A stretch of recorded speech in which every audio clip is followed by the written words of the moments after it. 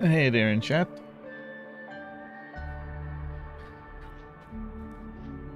Well, hello. Version 2.2 just dropped. Well, yesterday. I deliberately did not do the game yesterday because today Robin's new single was coming out, and I wanted to hear that. I've totally have not been listening to all her music since yesterday, several times over and over and over. Absolutely not. But I totally was. She has such a great voice. Ojiverse did a great job of speaking her to be Robin's singing voice. Okay, just so that we are clear, this is a 4K live stream, so there's like a 15 to 25 seconds delay, and I did check it when I start, and the delay apparently is, on my side that is, 18 seconds. But okay. So, we are going to do a Trailblazer mission, and I'm gonna switch my team real quick. Because this, I was farming Robin's stuff. She needs these stuff. A whole bunch of them. Gonna take me a few days. Was it team 2? Team 2, let's go.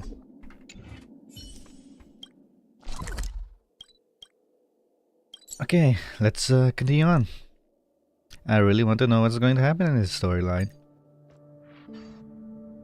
12 system hours until Charmony Festival. Newsflash! Penacony's Charmony Festival has entered its countdown phase. Accompanied by Clocky's TikToks, after 12 system hours, this grand celebration will commence with much fanfare. I already told you! We can talk things out!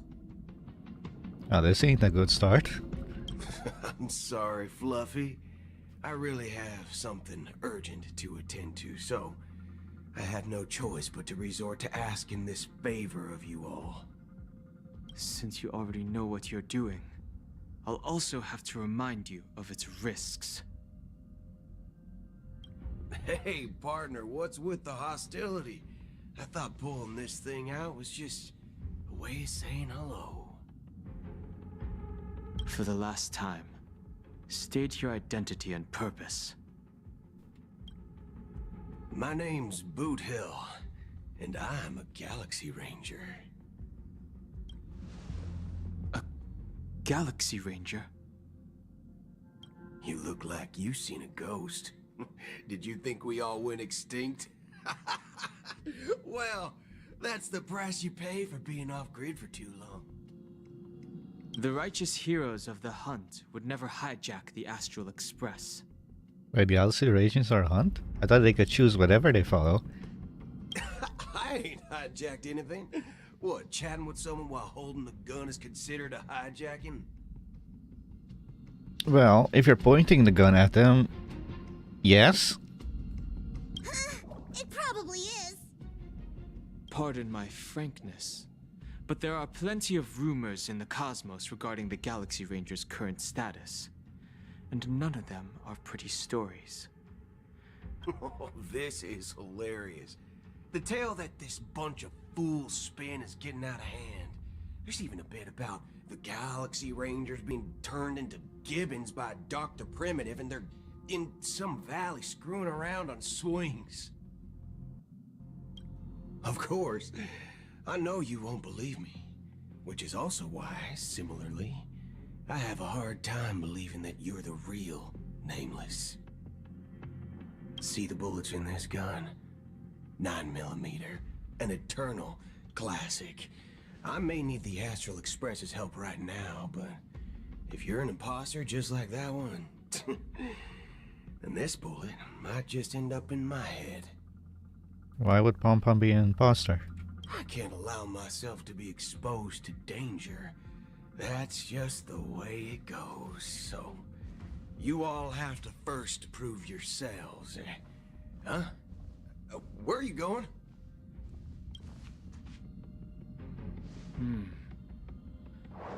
Recognize this? It's a model fudger. The Jade Abacus of Ally and Oath. The CN Joe really gave this to you guys? I'm more surprised it's just sitting there on the desk. Model fudger? This is the Jade Abacus gifted to the Express by the Shenzhou Luofu's general, Jing Yuan. Its presence on board serves as the Shenzhou Alliance's official recognition of the Express. Is that enough? You know what I just forgot? This. I forgot I wanted a 4K recording of this entire version 2.2 for myself. Completely forgot about that. Okay, so we missed like the first 5 minutes? Not bad, kiddo. And across these sprawling stars, a gentle squeeze is all it takes to rustle up a whole legion of cloud knights. Now, I reckon that'd be one fudging sight to behold. Now it's your turn. Been ages since the Galaxy Rangers had the spotlight shown on them. We ain't equipped with such fancy gadgets. But I've been around the block enough to know the way to handle these types of situations is easy as pie. Alright then. Feel free to toss any questions my way. Let's see if my answers can't turn your trust. If your gut tells you otherwise, still ain't too late to show me the door. And why would I play along? If I truly am a real Galaxy Ranger, you stand to lose nothing. Alright then. Tell me, what kind of organization are the Galaxy Rangers? Oh, my friend. This question is a hard one. I don't think I can even consider us an organization to begin with. Everyone's on their own fated path along the hunt, with their own resolute sense of righteousness and not so welcome among such so-called universal values. This reply does not instill trust, and only makes your predicament more precarious. I'm guessing you're gonna ask about some form of shared faith, right? But us Galaxy Rangers don't need that sort of thing. What brings us together is a shared bottom line. Never bully the weak. Never kill the innocent. These oaths aren't some lofty beliefs, but the fundamental bottom line that one must never cross as a person.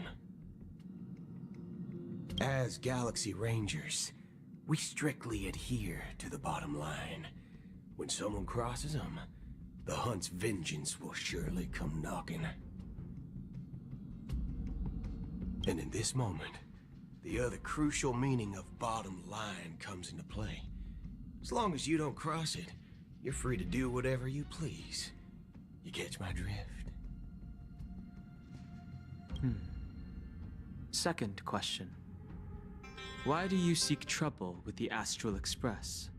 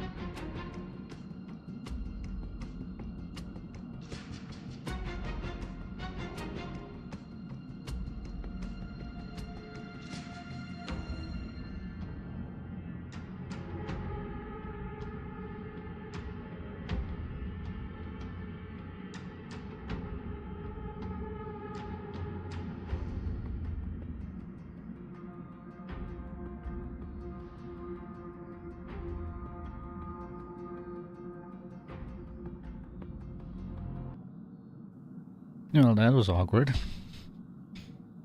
Got a phone call. I had to take that real quick, and also I just realized my behind back image is not correct. Should be that. Okay. Okay, on we go. I already said that I seek no trouble. I must go to Penacony for a matter. But I don't have an invite. And I can't even enter the family's hotel doors. If only I could borrow the Nameless's identity. The entire cosmos knows you're guest of the family. Wait, how do they know that? Aren't the Galaxy Rangers also esteemed guests? Well, you've hit the nail on the head. This is why I'm here. It's fine if I tell you. The Rangers are pursuing an imposter. A son of a nice lady posing as one of us. She's on Penacony right now. My informant is a memo keeper. She's the same as all mimetic organisms, appearing one moment and gone the next. Ugh. She scares the fudge out of me. Still, she gave me some vital info. That Galaxy Ranger imposter. Who is it? Is that the third question? Is it a hard question? It isn't. Just that you might not believe me. That person calls herself Acheron. And according to our informant, she could be an emanator of nihility. Yep, and we actually learned that near the end of version 2.1. That's impossible. That's what I said. Don't worry. When I first received the news, I had the exact same reaction as you. IX never gives anyone so much as a first glance, and that's perfectly normal.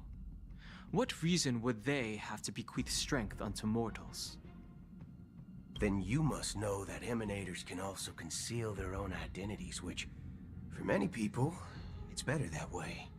Otherwise, there'd be wanton bloodshed across the cosmos, or even, perhaps, turning their back on the path they're supposed to follow. I had the good fortune of running into an elation emanator. Its appearance was no different than that of those clowns. If it weren't through sheer luck that I got it drunk, I would have never known of its eminent status. Ooh. Elation. The crazy people. That definitely would have been really dangerous. Even in the purest hunt, you'll find the Xianzhou Alliance under the spotlight and Galaxy Rangers lurking in the shadows. Paths are inevitably concepts created by people and exist in planes beyond our understanding. To reckon that nihility emanators don't exist, well, maybe we just ain't nihilistic enough. He has a point. So, do you understand now? Your companions are in danger, and it's pretty harrowing. If you don't want to believe me, you'd best send a message to them, but I'd advise you to move fast. We don't know what's happening in the dreamscape or how much of what the memo keeper said is true. And that Acheron, who knows what she intends to do.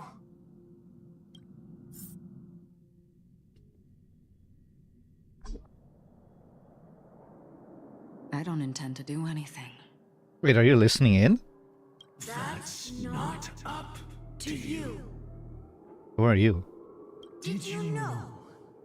People who come to the land of dreams for the first time, they'll subconsciously stop to reaffirm that they're still walking on solid ground.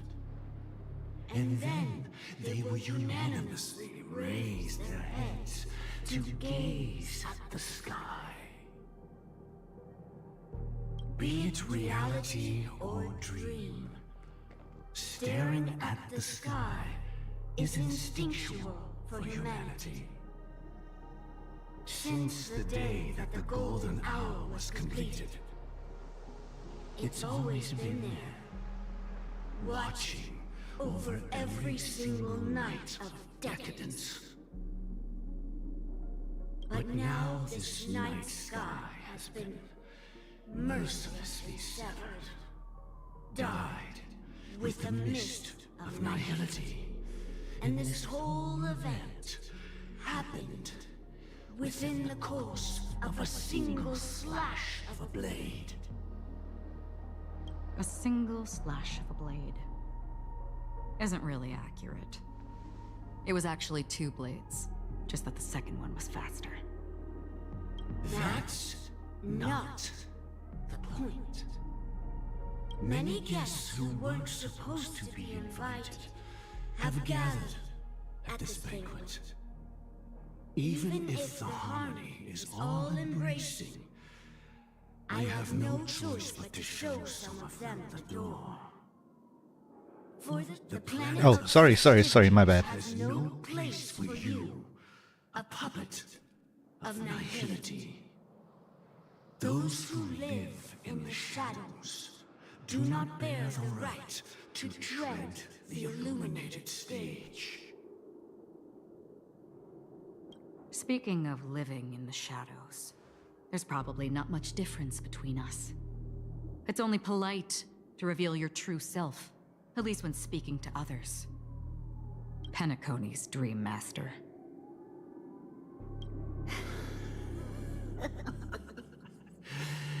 That's just another reason that you can't stay. Whether you believe it or not, this is the real me. We are one.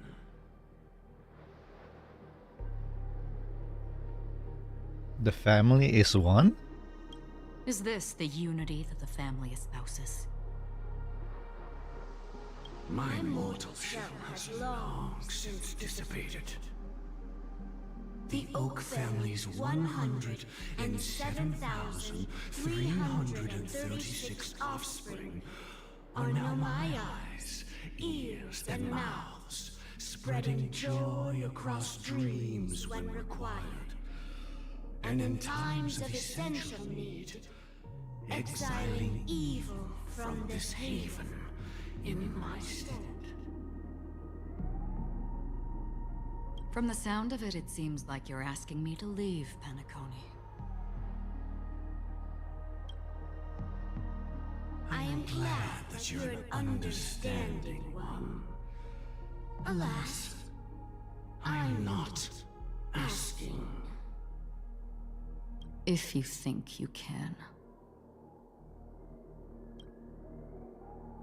Are you threatening me? I think you were the one who threatened her. I ended it with a period. It was a statement, not a threat. Knowing who I am and still showing such malice. You're not the first, nor will you be the last. This scene played out many times before. And usually, when faced with my questions, most people retort, "Why can't I?" The result has invariably been that they can't. You are confident. But be reminded, the family is forgiving, but not weak. The chords of the harmony extend across worlds. If you do not comply, when the blade is unsheathed for even a hair's breadth, you will never be able to escape the eternal Centurion's wrath in all of your lifetime. 137 individuals. That is how many heathens I have exiled since I became Dream Master. Among them were those who once severed my wings, and those who immolated my body. And here I stand again, about to add another mark to the tally. And you will die. I mean, all of you will.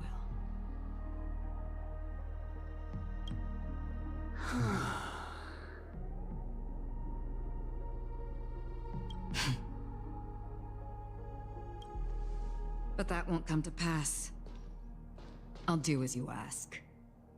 I'll leave. A wise choice.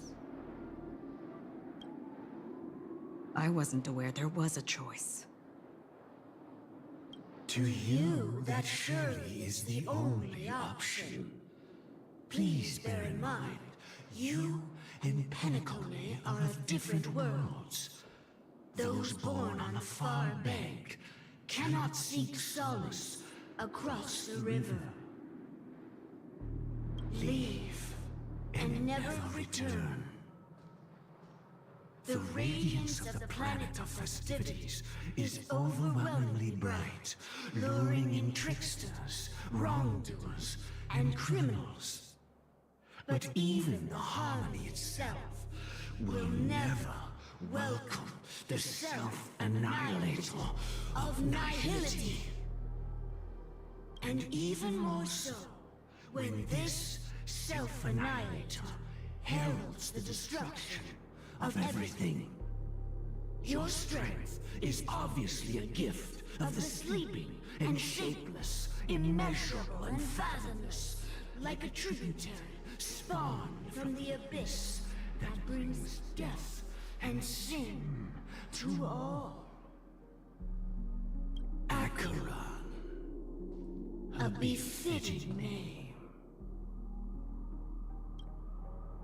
Take it from someone on the other side of your so-called river. You know better than I do that Penacony has already deviated from the harmony. Whatever your intentions may be, I foresee only one outcome. Its future holds nothing but nihility.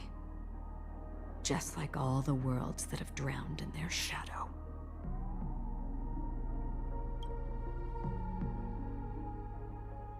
Wait, Robin?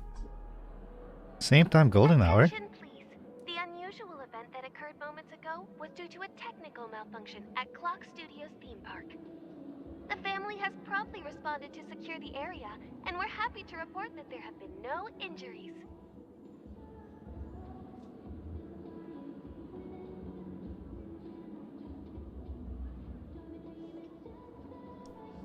I'm literally hearing this song in the background. Oh, I swear that was no movie shoot. So many chips fell from the sky, and I even caught one of them. But it vanished in an instant before my very eyes. Excuse me. Are you talking about the Clock Studios theme park incident? That's her. Yeah, what about it? Oh, Miss Robin! Am I seeing things right? No need to worry. I apologize for any inconvenience caused to your delightful dream journey. What you just mentioned about the chips really piqued my interest. Would you mind providing more details about the incident? Oh, it was just those chips you normally see everywhere. The green ones? They fell from the sky as if it were raining. And then those chips simply disappeared. It appears to be the Dream Sim tech the Iris family has been developing.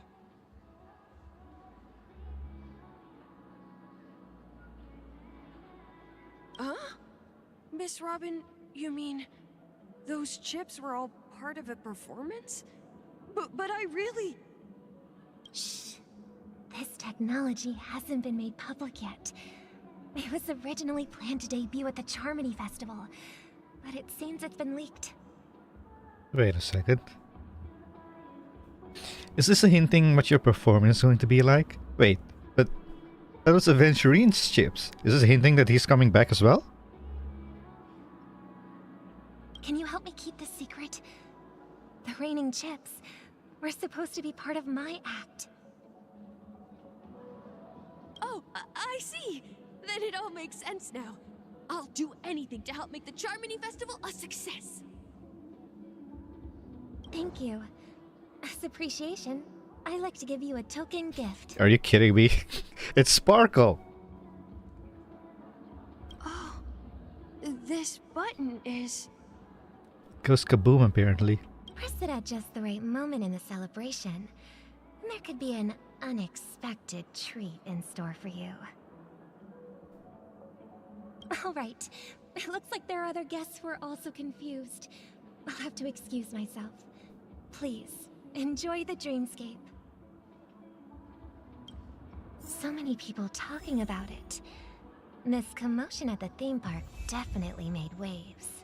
Robin, the fool always something. Oh, damn it, I missed it. Stream, help me. What did that say? Come on, 80 seconds delay.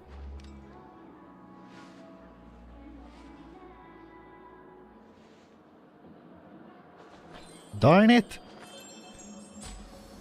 The annoying thing about watching this in the stream studio is it doesn't go, the quality doesn't go that high up. It goes up to 3060. Wait. What am I saying? The title is written right there. The fool always rings twice.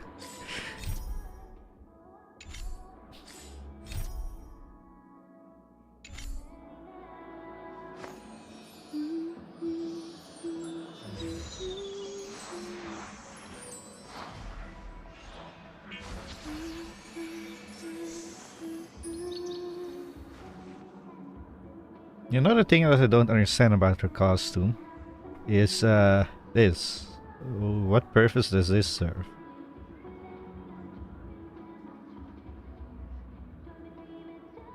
It seems it's attached to the neck. Goes here, under, and attached to the back there. I know it's accessories, but still. Where are we? We are in a place that apparently I have done already. But... oh, it's trash cans that I'm missing. Okay. But... I don't have any of my teleports here. That's Robin.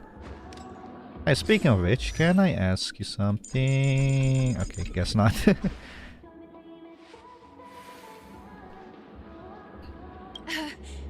Don't worry, I won't tell anyone. I can't wait for your performance, Miss Robin. Me too. Oh, by the way, speaking of performance, I did watch the live stream of the Honkai Star Rail thing. The what was it called? Hang on.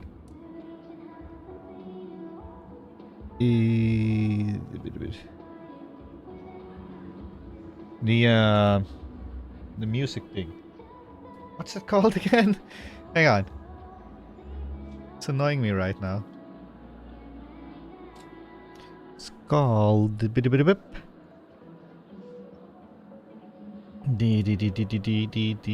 live stream. Where is it? Oh, it's Star Rail Live 2024. I enjoy that really. I really enjoyed it. I watched it several times and several times with other people reacting to it as well.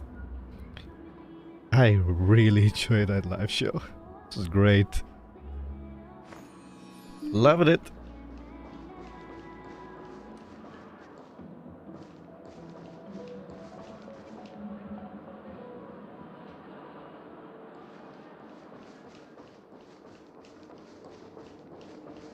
This damp will affect my joints.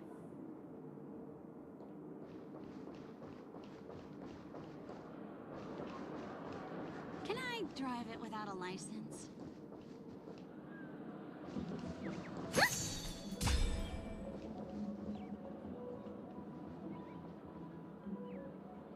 I wonder where the music is coming from. Somewhere over that side, I do know.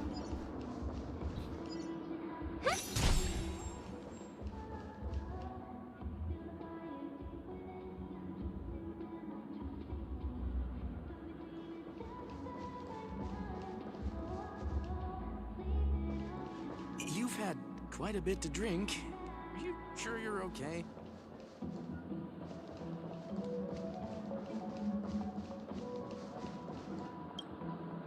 The family promised they would protect the guests within the dreamscape, but I witnessed a group of organic life forms making their way to the theme park. And soon after, a rip tore through the sky, and black rain started leaking out of the void. The family needs to provide a reasonable explanation, or I'll take my loved ones and return to reality. I thought the dreamscape was supposed to be a paradise. If it's not, then there's no point staying here.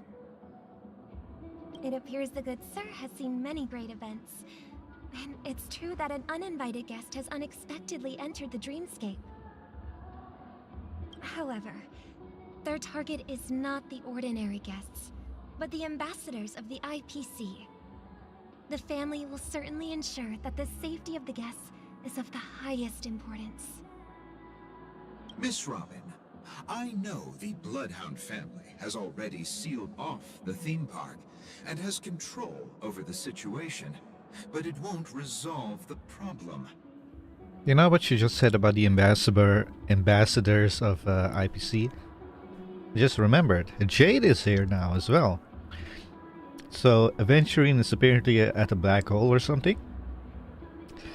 Topaz is here in the main lobby, in the real world. And Jade is somewhere. The family can try their best to protect their reputation, but as a guest, I don't wish to gamble with my life. A certain Aventurine would do that wholeheartedly. But as you can see, sir, no innocent bystanders were affected in this incident. Perhaps the dreamscape is not as perfect as promised, but there's no place safer than dreams under the family's rule. I believe you know this better than I do. If this incident happened in real life, how many people would be able to walk away from it? I could stay here, but keep in mind, guests come to Penacony to enjoy the dreamscapes. They do not wish to be entangled in a conflict between the family and the IPC, so let's not have any more unnecessary incidents.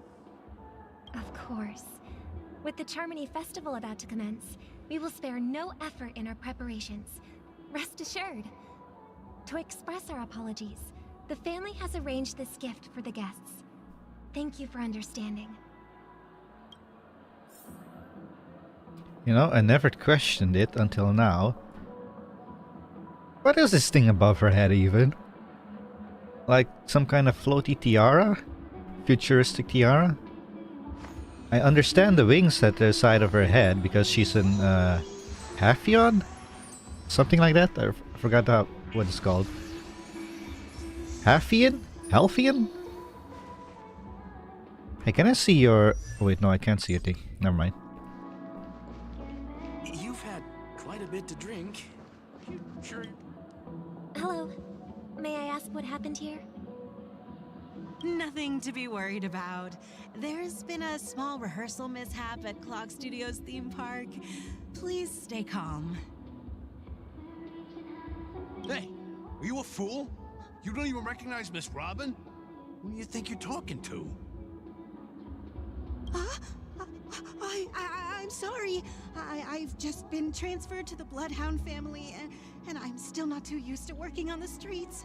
I didn't realize it was you. I'm so sorry. Hey, don't sweat it. You guys have a tough job. I know how it is. How's the situation looking? Oh, we've sealed off the theme park.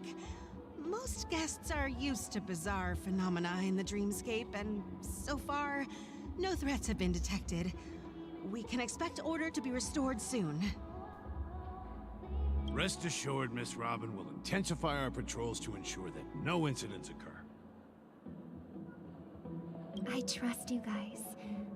But regarding what happened in the theme park, what do you hounds think about it? It's okay. Feel free to speak your mind. Well... Actually, I was there shortly after it happened. Is it true that the IPC's ambassadors came with ill intent? And that Galaxy Ranger who easily cut through the sky? Miss Robin, tell you the truth, everyone's been talking about it. The myriad factions on Penacony have already been causing unease for everyone.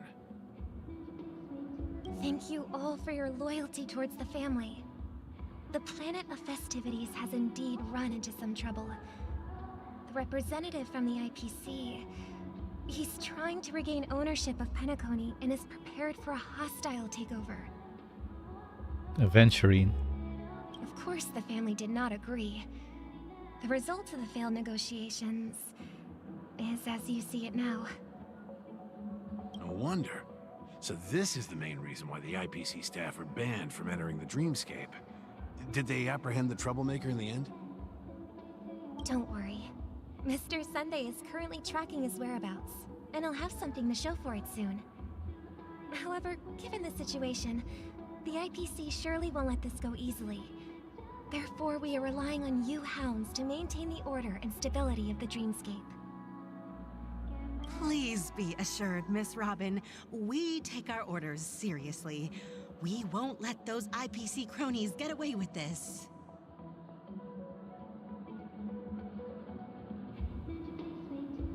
Thank you for your hard work. If there are any other members who still feel uneasy, please tell them on my behalf that protecting the Dreamscape requires everyone's help. This is a small gift prepared by the Iris family for the guests. There's one for you too. Please, open it at the Charmony Festival for an unexpected surprise. So she's from the Iris family, and it's the Oak family that apparently is the Dream Master. There were 4 families, weren't there? I can't believe I received a gift from Miss Robin. It feels like I'm dreaming. Wait, I am in a dream. If trouble comes knocking on our door, we're not afraid to go to war. Rest assured, the Dreamscape's peace will be protected by the Bloodhound family. I can't believe I received a gift. If trouble comes knocking...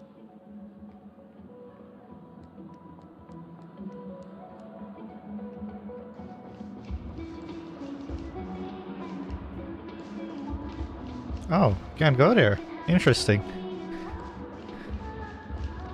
You've had quite a bit to drink. Are you sure you're okay?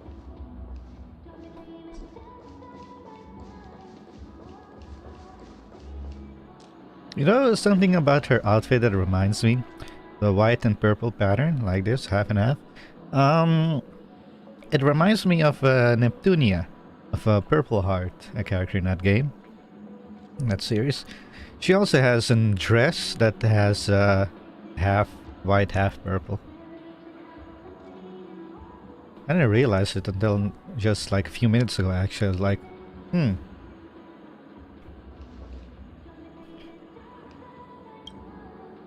Miss Robin? That's the renowned cosmic superstar, Miss Robin! I didn't expect to meet a fan here. I'm honored. Welcome to Penacony, a world filled with wonderful dreams. I can't believe I'm actually meeting the real Robin!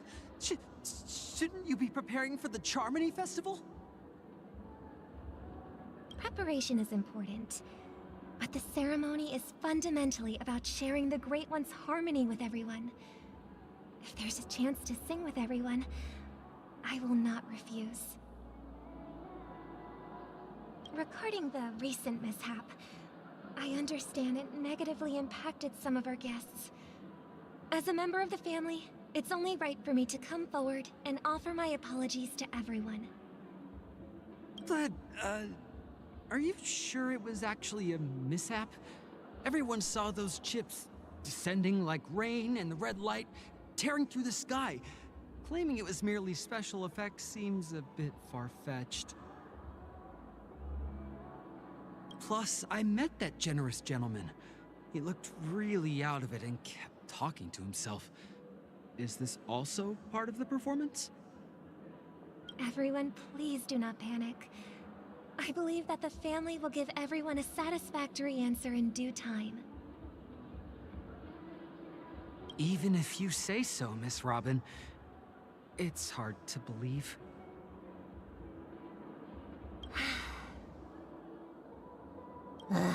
Some people just never listen, do they? It's never ending. It just goes on and on. I'm getting really tired of this. Miss Robin? Still, I suppose I should keep on helping everyone. I am the epitome of joy, kindness, and goodness, after all. Huh? What was I just doing? What did you just do to him, And Sparkle? Who might you be, miss? Here, take this, little guest. This gift has been specially prepared for you by the family. Make sure to take good care of it until the opening of the Charmony Festival. Then, when the show reaches its climax, press the button together with the others around you. You never know. Something very exciting might happen.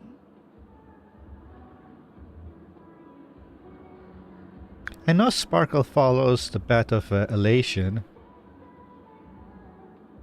Is she an emanator? Or not? I never questioned it until now. We're back to where it all began. You entered the golden hour from this place. And it is also from here where you will enter the true Penacony. Remember when I said that I watched that live show, Honkai Star Rail Live 2024? And watched it many times, and then I also watched it with other people's reaction. Someone said that, well, with all the motions going on during that show, it's really great. Etc. There's one person who said Firefly is going to sell really well. Because with Robin singing there, she's in there as well. Robin singing as well. And then one person made the comment that Miss Firefly is gonna sell really well. I agree. Because that show was basically setting up for Miss Robin and Firefly, basically. If you watch the entire thing, listen to the entire thing, from beginning to end, there's a high chance that you'll probably have the same opinion. And the show was set up for those two. It was set up for Miss Robin. Well, specifically it was set up for Penacony, I feel like. And it all eventually led up to Miss Robin and Firefly. It is a pleasure to journey alongside you once more. Emotion-wise.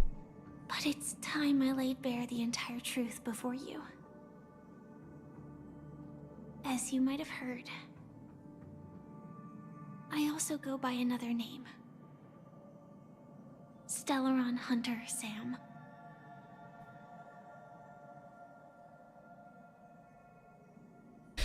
Are you alright? He lied to me? Are you Firefly Snow? What did she lie to you about? So that option's out the window. We Firefly Soul. Well, I think I know better than that. Are you alright? I'm fine. Sorry, I hope I haven't scared you. You fought against me! I know you have many questions. Do you remember when we encountered death in that strange dreamscape? When I was caught by that meme? Yeah, she was captured by it right here. He picked her up. That's for anybody who wants a screenshot. In that instant before it killed me, I saw the reflection of another dreamscape in its ghastly pupils. So, following the clues in the script, I came up with some theories about the meme. That's why I instructed Silverwolf to issue invitations, drawing everyone to the Dreams Hotel. I intended to call upon death before you arrived. To solve the riddle using more direct means. And then invite you to join. However, contrary to my wishes, I couldn't defy the script. And I didn't get a chance to explain it to you.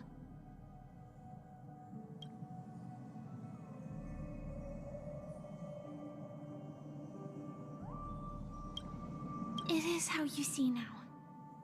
I was impaled by the bladed wings of death. The heavy pressure of concentrated memoria, miasma, exploded in my mind as if it was actually reality.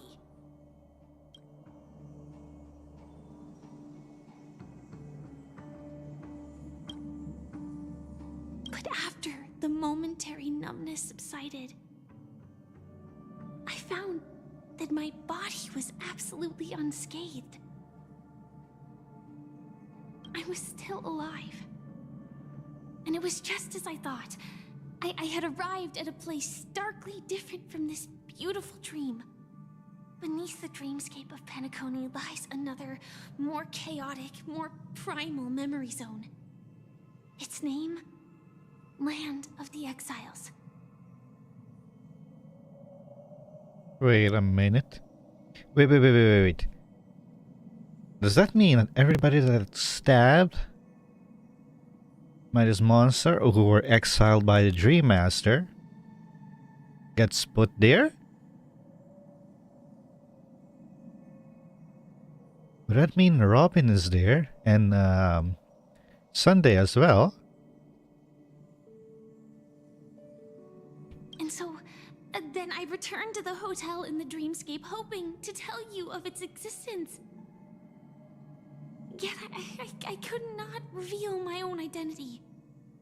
So I could only divert your party's attention and lure you away from the battlefield.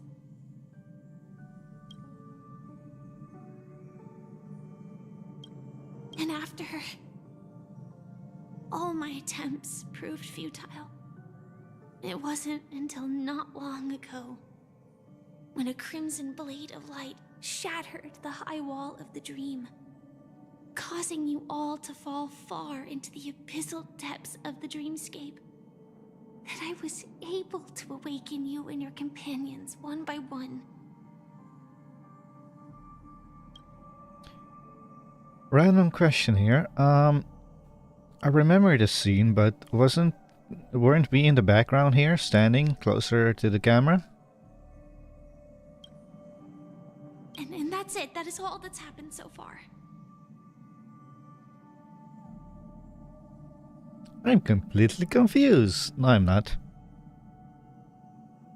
I completely understand. Well, I wouldn't say that. I would say I understand so far. Hey, nice effect there. With the black hole thing in the background, shaping the coins. I know it's tough to believe all this without reservations. I just want to say, you are very close to the final answer. Just one more thing needs to be done. And then I can prove it to you. Now, let's leave this place. Please close your eyes.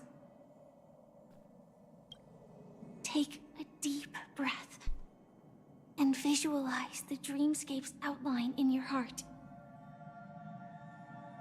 And remember, you must not open your eyes at all times. 3, 2, 1. Don't be afraid. The one who has come to greet us has arrived.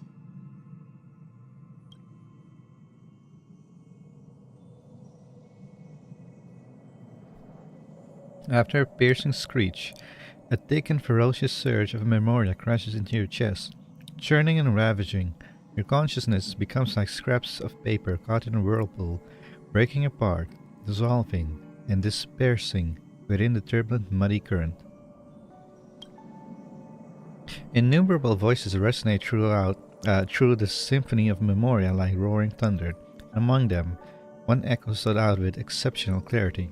You knew it came from the girl beside you, your hearts beating to the same rhythm, peaceful and even more peaceful. Until in that quiet darkness, Memorias ripple into existence.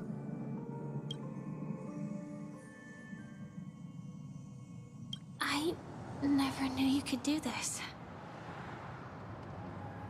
Huh? Excuse me? Blade? In a car? Firefly wearing a suit? Hmm? Do you have a driver's license? Oh, okay. I do. I don't. Because in my country, there's no real need to drive except if you work a faraway place. And it can be helpful to have a driver license, but if not, our public transportation is absolutely top notch. Not the absolutely best in the world, but we are there. And I don't want to get a driver's license because there are people that would take advantage of you if you have a driver's license. That is surprising. Why? Because this is Japella, the city of sins? Oh. This is the next area we're going to? After Penagoni, maybe? No, it's nothing. I'm just thinking that you haven't slept in 20 system hours. Are you sure you're okay? I'm fine. I'll survive. Same goes for you. Yeah, I completely forgot to mention it. If you didn't notice, from all my other live streams and videos, live streams specifically, the audio of the game is lowered. It used to be on 8.1, minus 8.1, but it's right now on minus 12.1.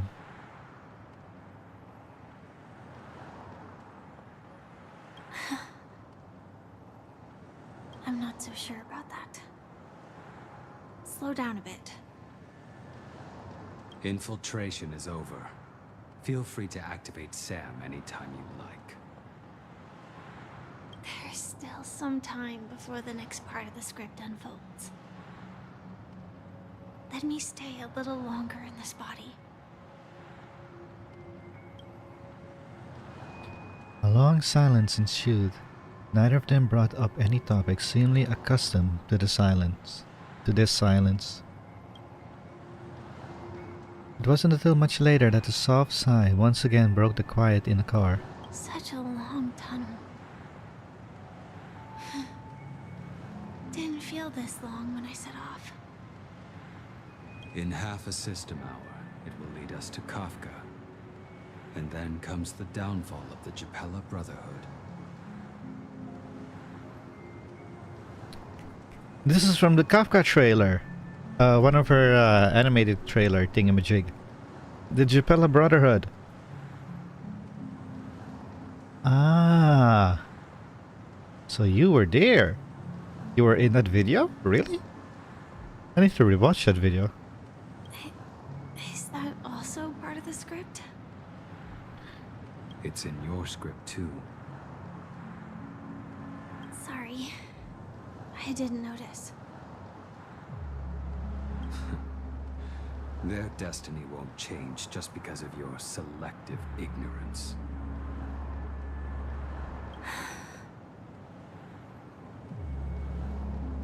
Oh.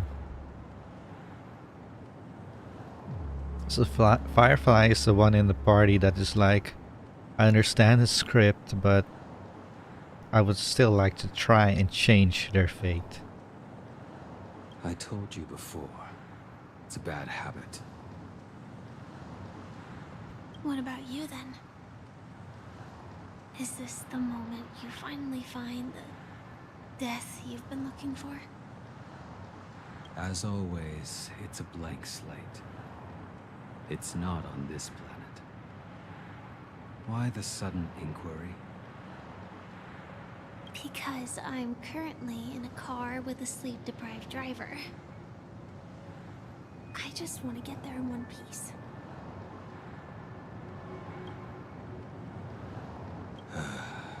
This car has full self-driving capabilities. I'll just put my hand on the steering wheel. Will that do?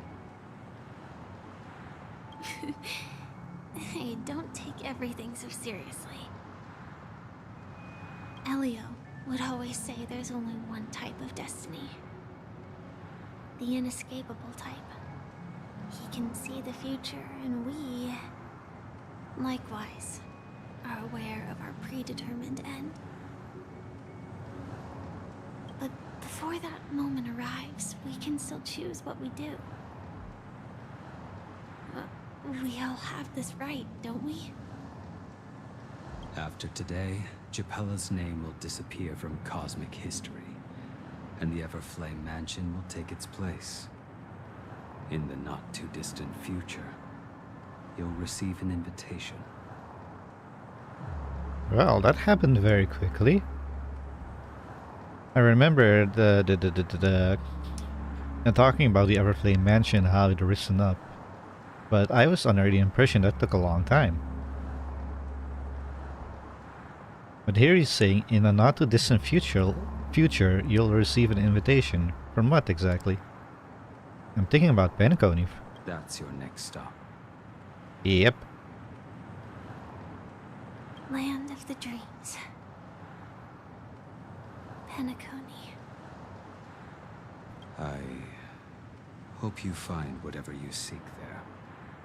Be it answers or salvation.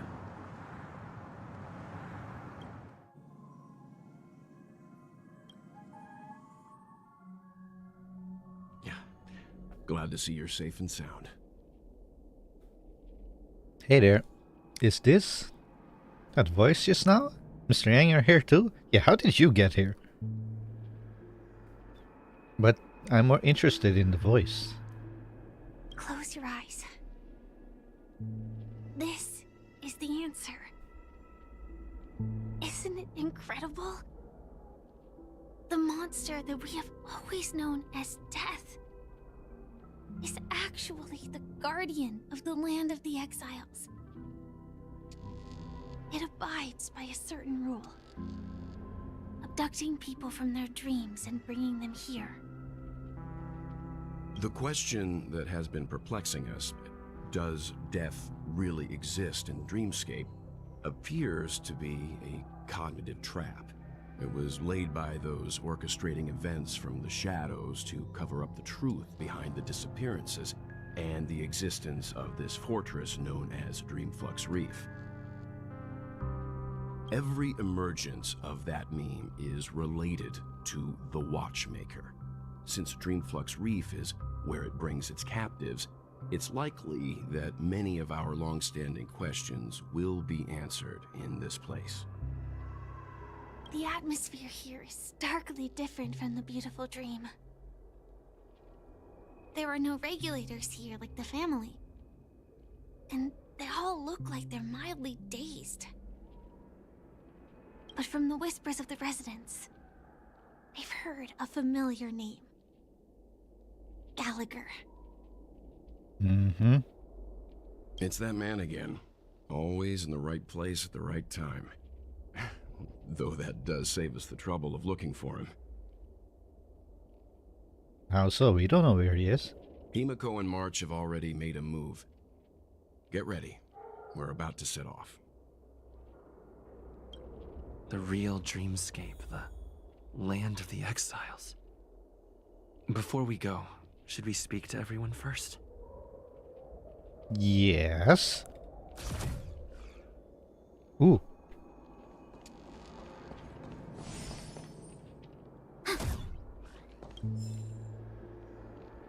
Oh, that's right. I also changed my settings, by the way. Well, my audio settings in game.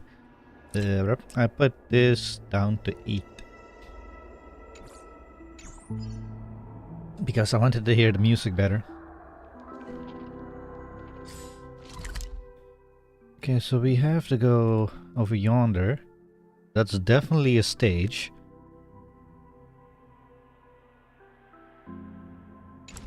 But, but since this leads to back here, we're gonna do this real quick.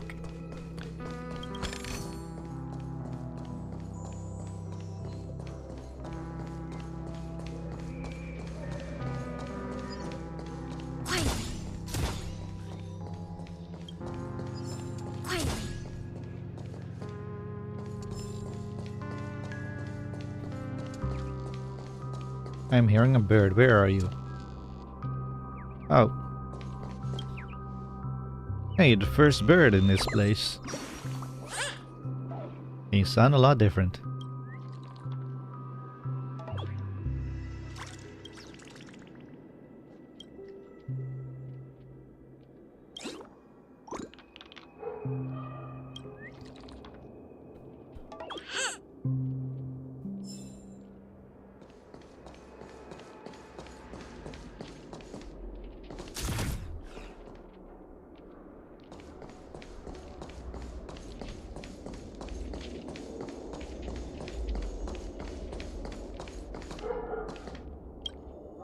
I'm really sorry for waiting until now to tell you everything.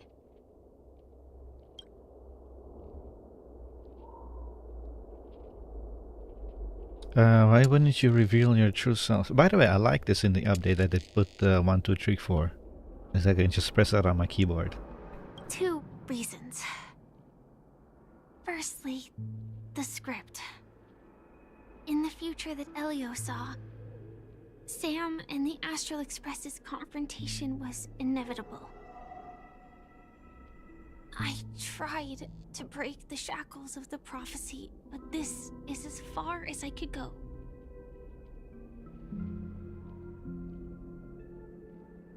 One thing Hojoverse has to work on is the facial expressions with the in-game characters. Cutscenes are cutscenes. They can do whatever they want in that. But this is in-game models. They need to work a little bit with the animation with their faces. That aside, there were also my personal motives. I wished to travel with you as Firefly, and not Sam.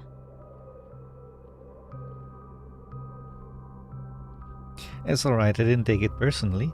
This is still hard for me to accept. No, it's not. Thank you. Option 1, of course. Do the Stellar Hunters also want a piece of the legacy? Elio only gave me one instruction. Allow the Astral Express to pursue the Grand Legacy. It means that the Watchmaker's legacy holds great significance to trailblazing. And to you. Elio's scripts used to revolve and expand around certain specific Stellarons. But with your appearance, this condition has apparently ceased to be appropriate. Perhaps he also saw the impossible in the future. So, who exactly is Sam? Do you still remember that medical cabin I told you about? Well, that's Sam. It belongs to the Iron Cavalry of Glamoth's Firmament Frontline. A Firefly Type 4 Tactical Heavy Assault Mech. Sam. Strategic Assault Mech. Sam. Strategic Assault Mech. It is the cradle of my vitality. And the meaning of my birth. And for the longest time it was how I should have looked to the rest of the world.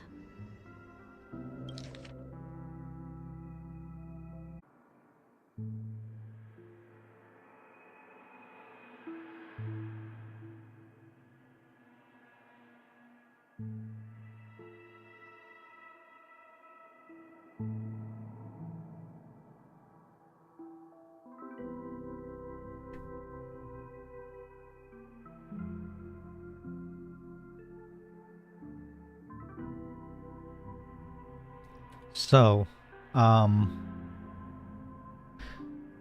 that happened. My entire PC crashed. Well, my streaming PC crashed. I really hate this streaming PC, but it randomly crashes whenever it feels like it. It's really annoying. Oh, hang on. Is my... Okay, is it on?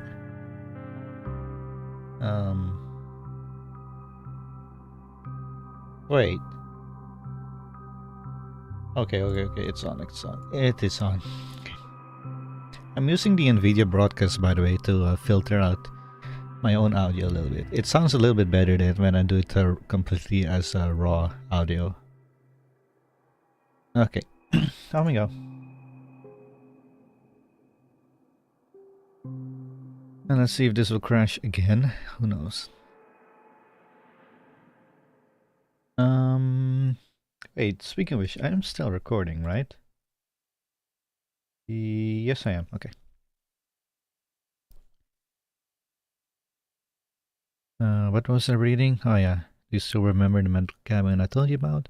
Well, that's Sam. It belongs to the Iron Cavalry of the Glamot Firmament Frontline, a Firefly Type 4 tactical heavy assault mech.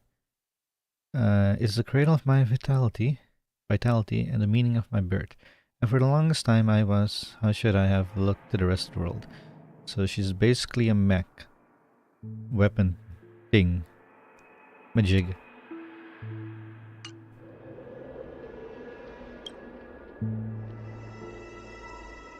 The time scale of Dreamflux Reef differs from reality, so we mustn't lower our guard. You're sensitive to Memoria. A slight misstep, and you could get lost in this memory zone.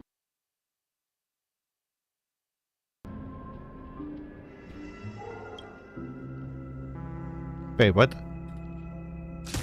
Oh, darn it. I messed up my audio. Hang on. Refresh. Here's the refresh.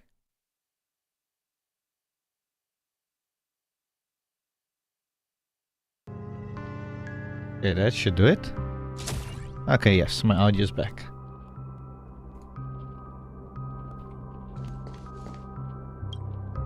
Something on your mind? Let's talk about it. Acheron's blade slash. No wonder Miss Acheron is so averse to drawing her blade. It's hard to imagine such terrifying power could reside in an ordinary sheath. If it weren't for the fact that Aventurine's power originated from the preservation, the entire dreamscape would have been affected. Don't feel burdened by this. Even without that Stellaron inside you, Aventurine would still have found other methods to accomplish his goal. Let's just believe in Miss Acheron.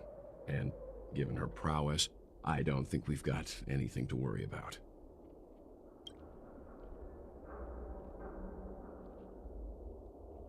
What are your thoughts on Gallagher?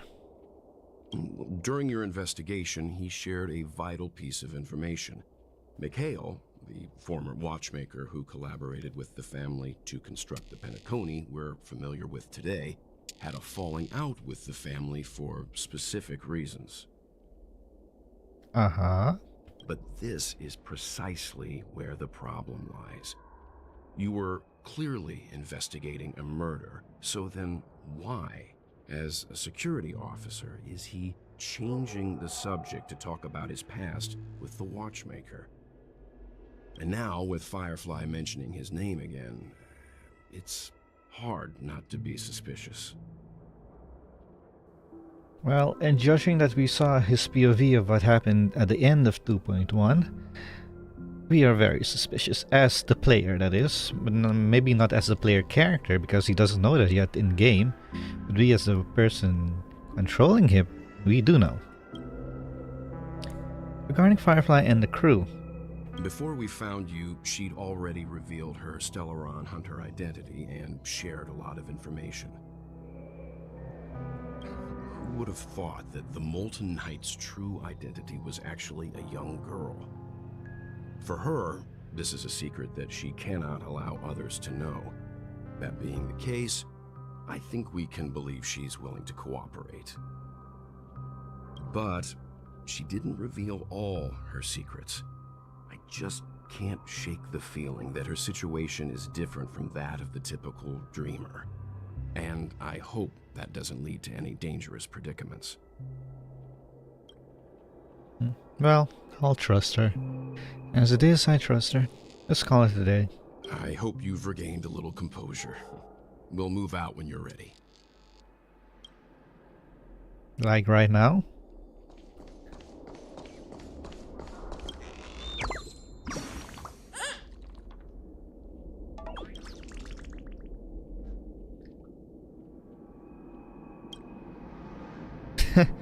What? Strike back is mine? Well, nah, let's go with you'll learn eventually.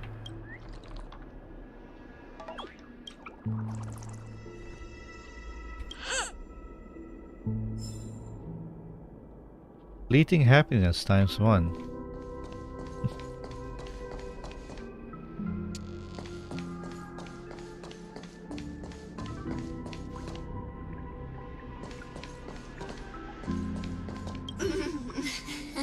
Welcome to heaven. Dreams, true or false, all are ephemeral. Might as well drink more Soul Glad instead.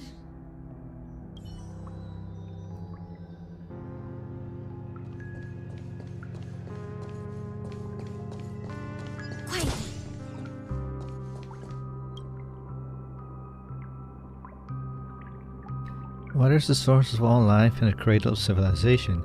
It is soaking the dry ground below, drip by drip, right before your eyes. As the years pass, some stars will extinguish and others will be born. A small and moist patch of land will also see life bloom, life that only belongs to this place. When the scientists of this small puddle come to trace their history and look up to the heavens, they be moved by the miracle that originated from a single broken water pipe. When the time comes, the water in this pipe is sure to be heralded as a divine object and become almost impossible to obtain. If that's the case, why not take a drop for yourself now? In a few Amber eras, it could make you a millionaire. But if one single drop can make you a millionaire, I don't think money really means much then at all. Darn it, those were darn good products and the robbers took them all. I was too careless. I shouldn't have fallen for such an obvious trap. It's fine as long as our people are still around. We can find a way to produce another batch of dream bubbles. One day, we'll have them pay back everything that belongs to us, twofold.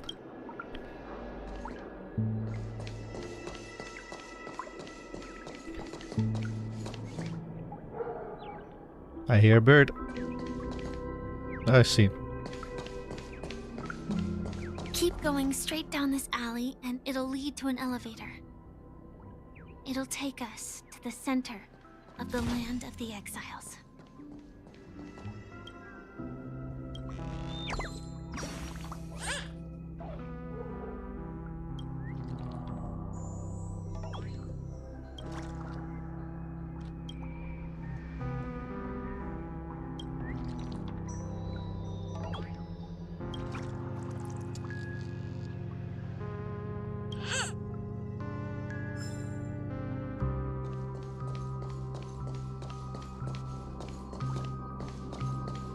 This place has more space inside than my own house. Okay. That's a bit of a problem.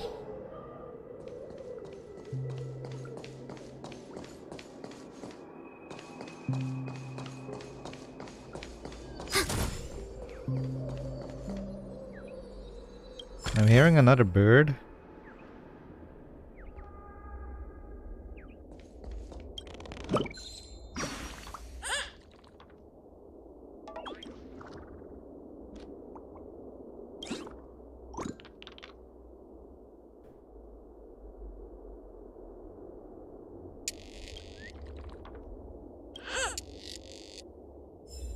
Okay, so apparently there's a treasure with 2 giants. There's a clock and 2 tall towers. Alright, you have no idea what this map is trying to tell you.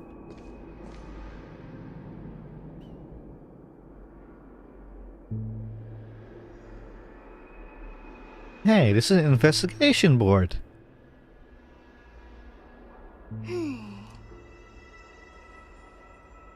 I understand. Okay. Robin! Somebody. The jewelry pizza. And I don't know what that is.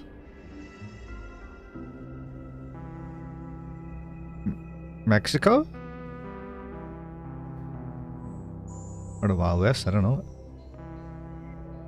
Those are those car things. And there's Miss Robin again. Looking forward to your performance in-game.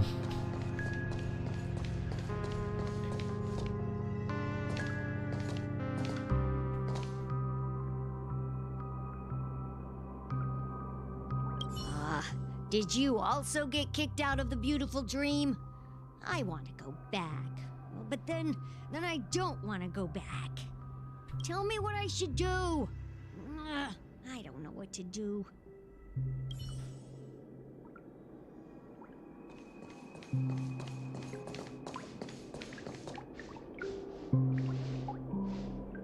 Hi there, friend from a distant land. I hear the Watchmaker's legacy is right here. Let's say we go treasure hunting.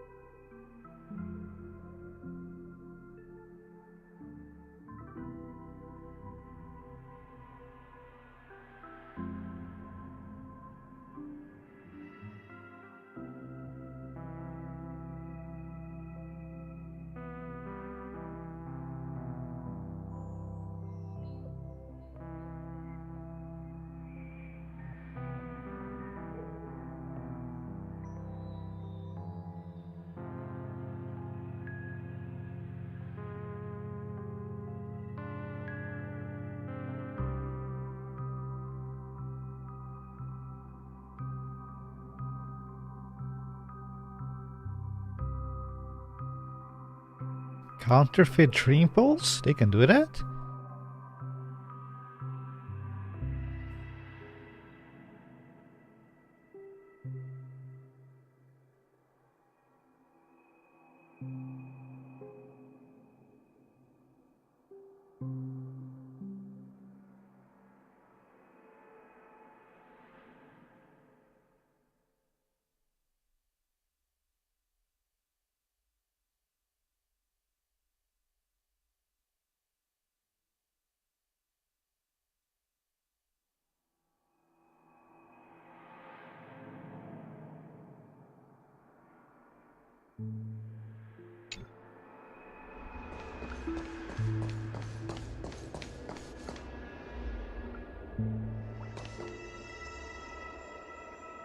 If I quit drinking, will she come back? Well, if drinking is the problem, then yes. Or you would at least have a good chance that she will come back. Or she would at least try it.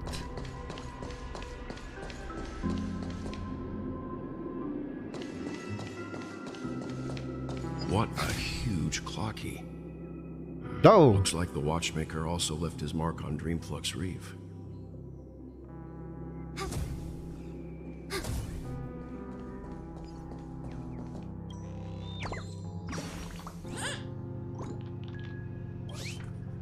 Well, yes, it did scare me a little bit. Like, what a huge clocky. Huh? Where? Oh! Oh, there.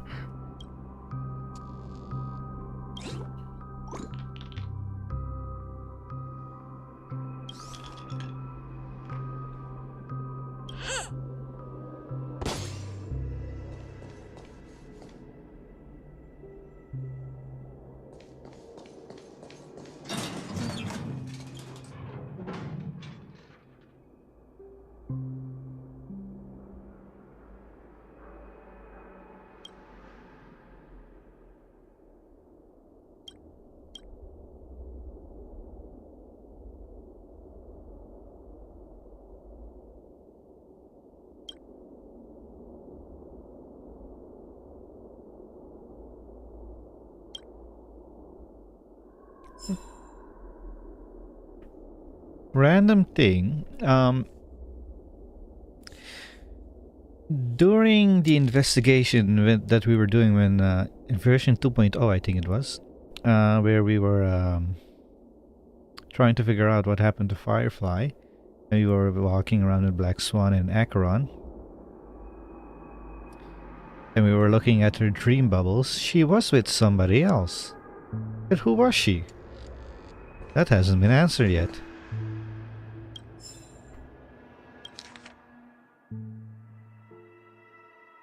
You know what? I'll read this in my own time. There's a lot of reading.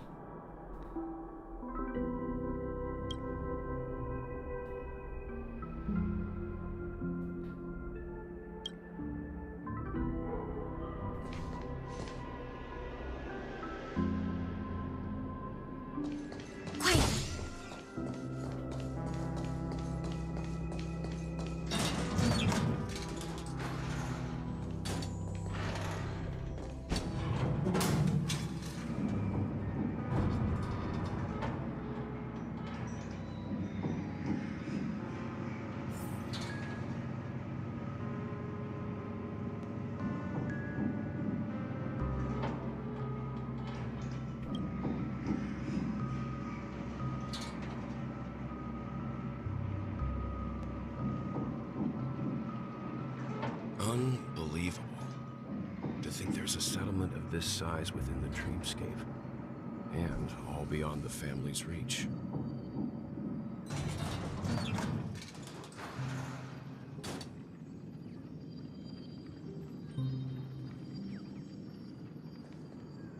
The atmosphere in this fortress is pretty different from that in the beautiful dream.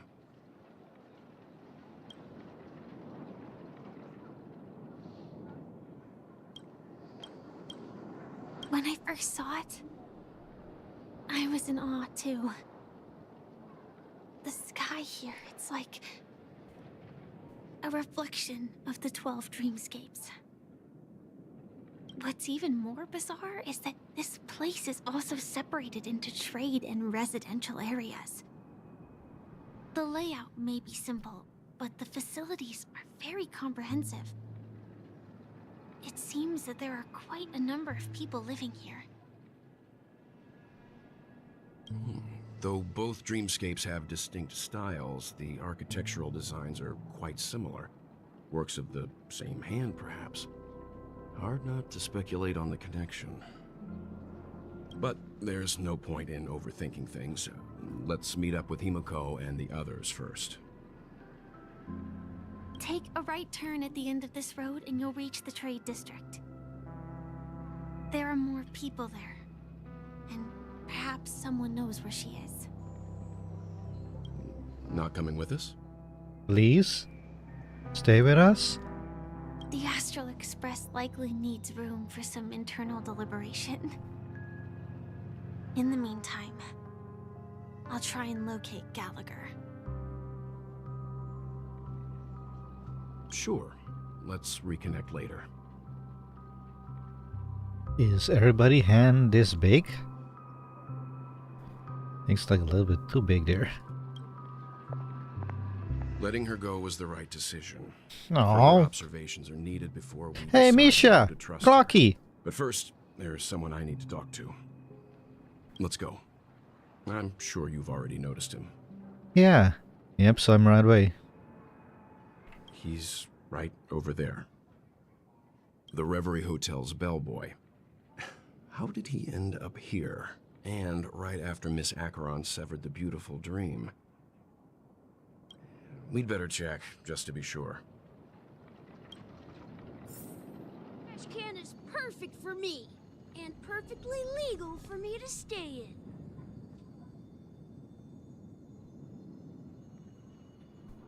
in. Okay.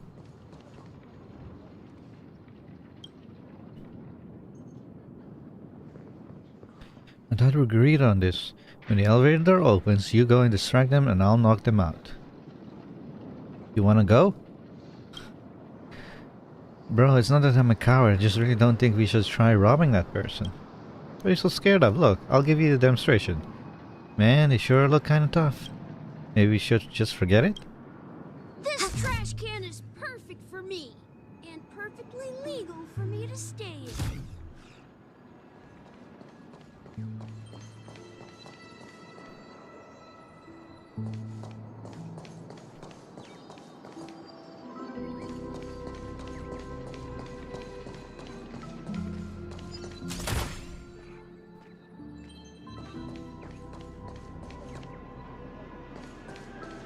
Huh? Where? Oh, right there.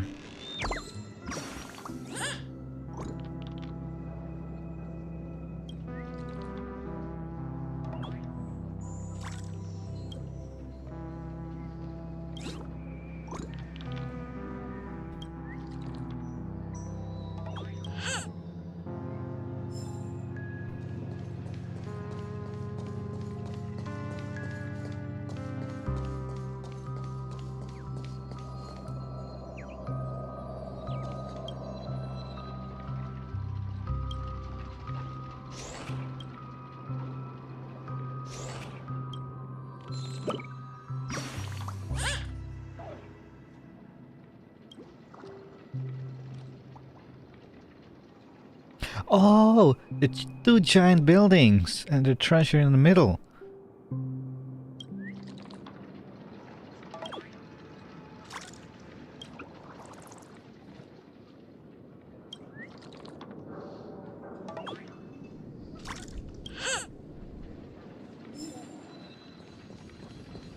I guess this was the treasure in the middle?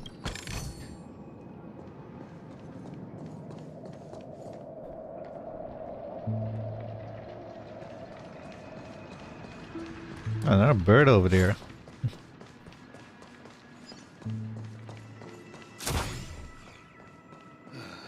I'm just a wallflower.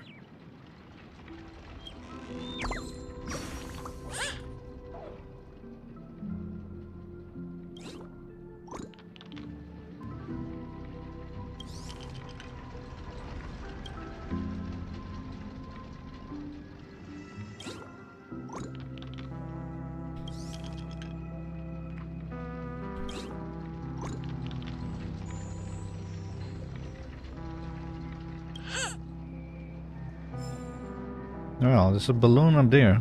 I don't know how to get that one. I'm just a wallflower.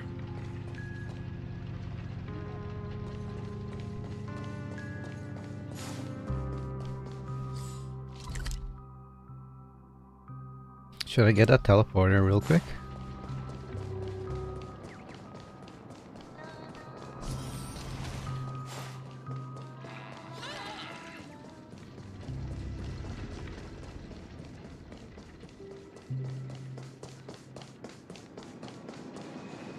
Huh?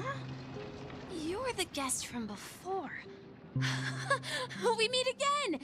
And a new friend. Forgot to introduce myself. I'm the hotel's bellboy, Misha. Hello, Misha. I'm Welt. We met in a dream. Oh. And who might this be? Tick-tock! Old friend and new friend! Let's high-five!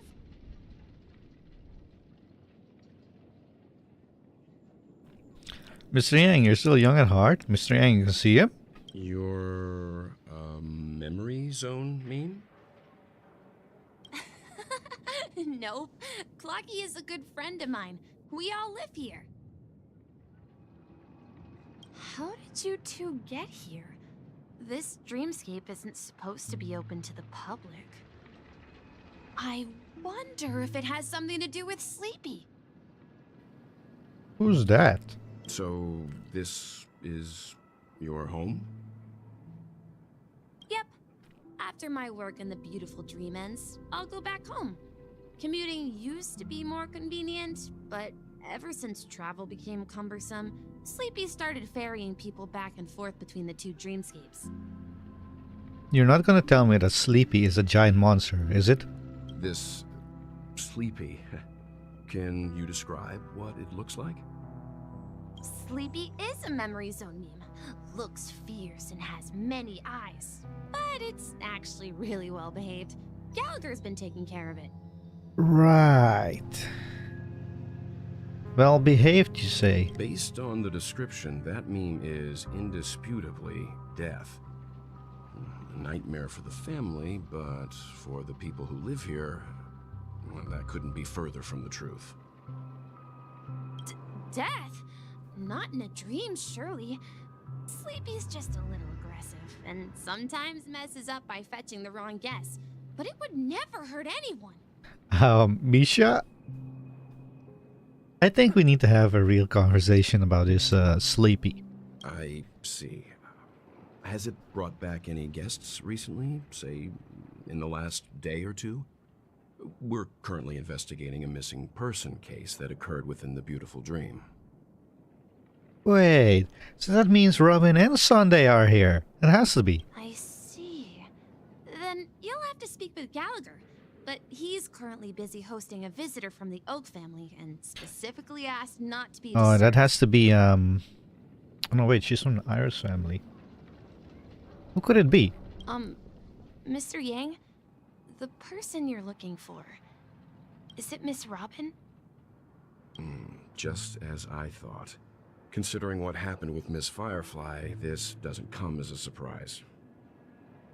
If you're looking for Miss Robin, I can lead the way. She told me that she'd be willing to meet with outside guests. If it's not too much trouble. Also, we're looking for our missing companions.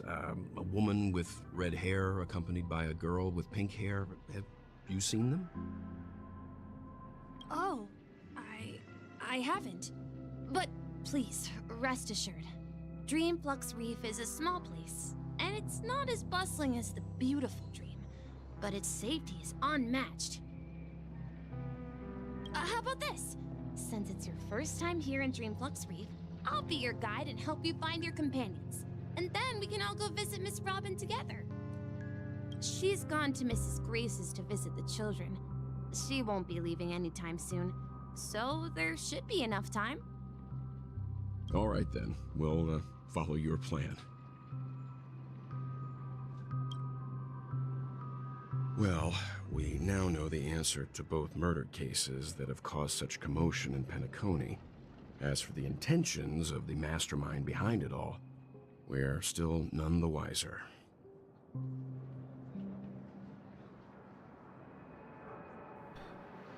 It has to be Gallagher who's behind it all. He seems to play a big role in it. A visitor from Oak family is worth learning more about. A name Sleepy. I mean, that. We know it's the monster thing now. The visitor from Oak family is more. Man, I can't read. A visitor from the Oak family is worth learning more about. Yes, and I believe their relationship with Gallagher may run deep.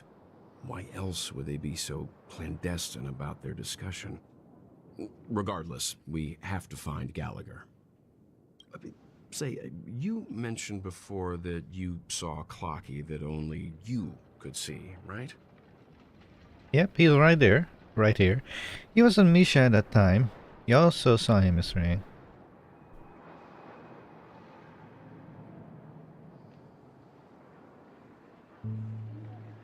I can't shake off this strange feeling.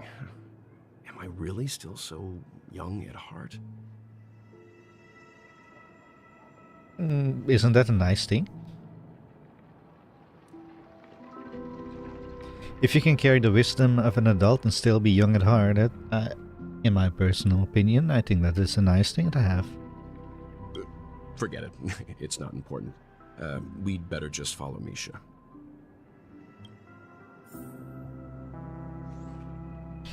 Yes, I'm not going to deviate from the route too much because I do want to finish version 2.2 today.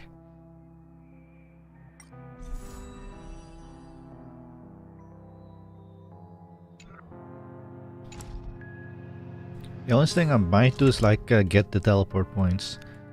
That's about it, like one to the right.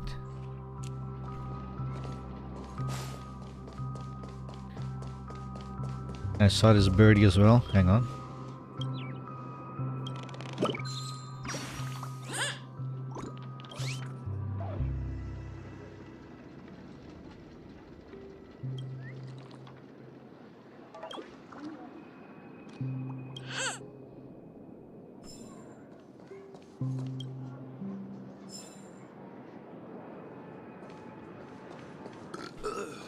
Nothing ever beats a good drink. Oh. Yeah, but don't get distracted, just get the teleport point.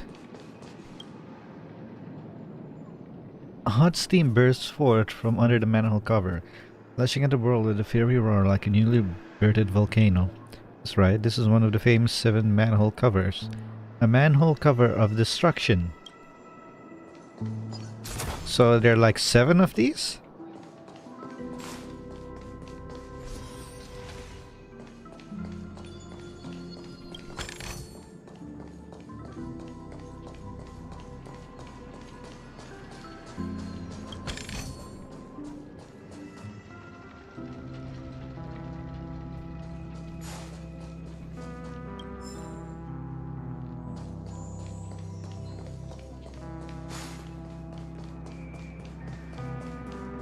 Wait, what for puzzle is this?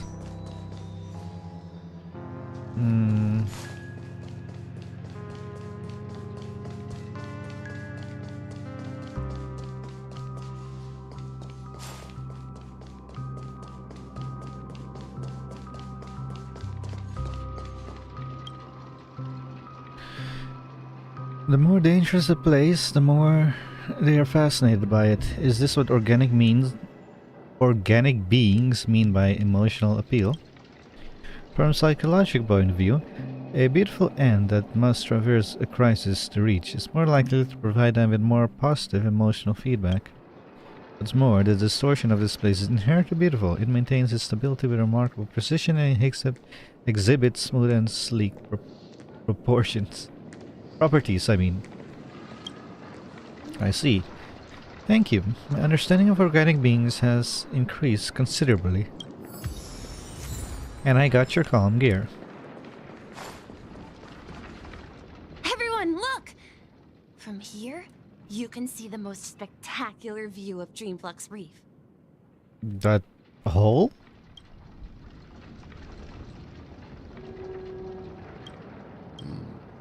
A black hole? No. An accretion disk formed from consolidated memoria? Was Dreamflux Reef built on such unstable memoria? Oh, so Mr. Yang is also versed in memoria dynamics. I was just trying to figure out how to explain this huge hole to everyone. I bet you guys have a lot in common with Miss Kami. I never heard of her until now.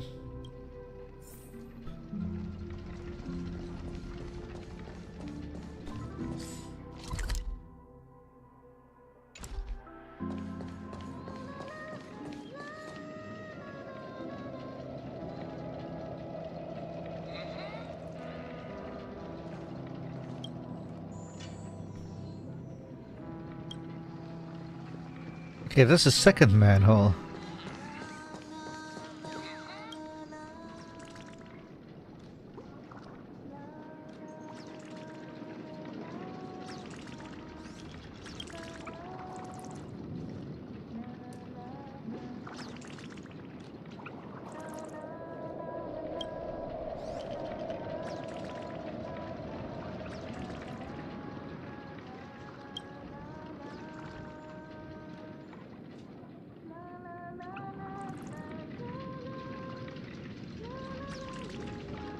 That song.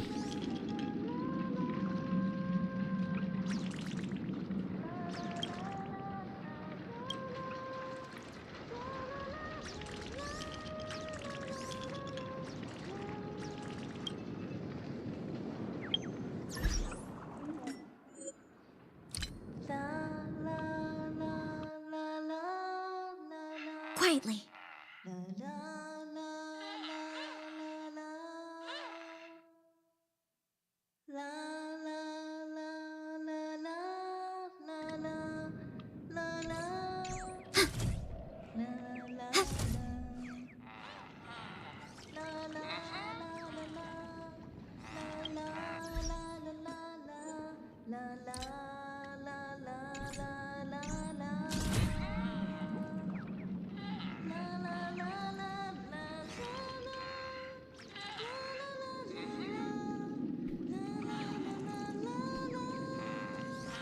Look! There she is!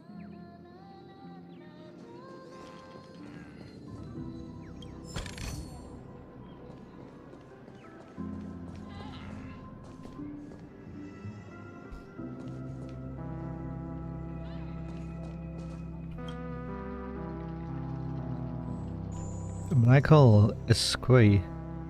Structure spawned from the loss of memories, ravenously feasting on an already destructive, destitute world. Though devoid of any substance, it still exhibits the appearance of a gravitational collapse in a dream. What irony.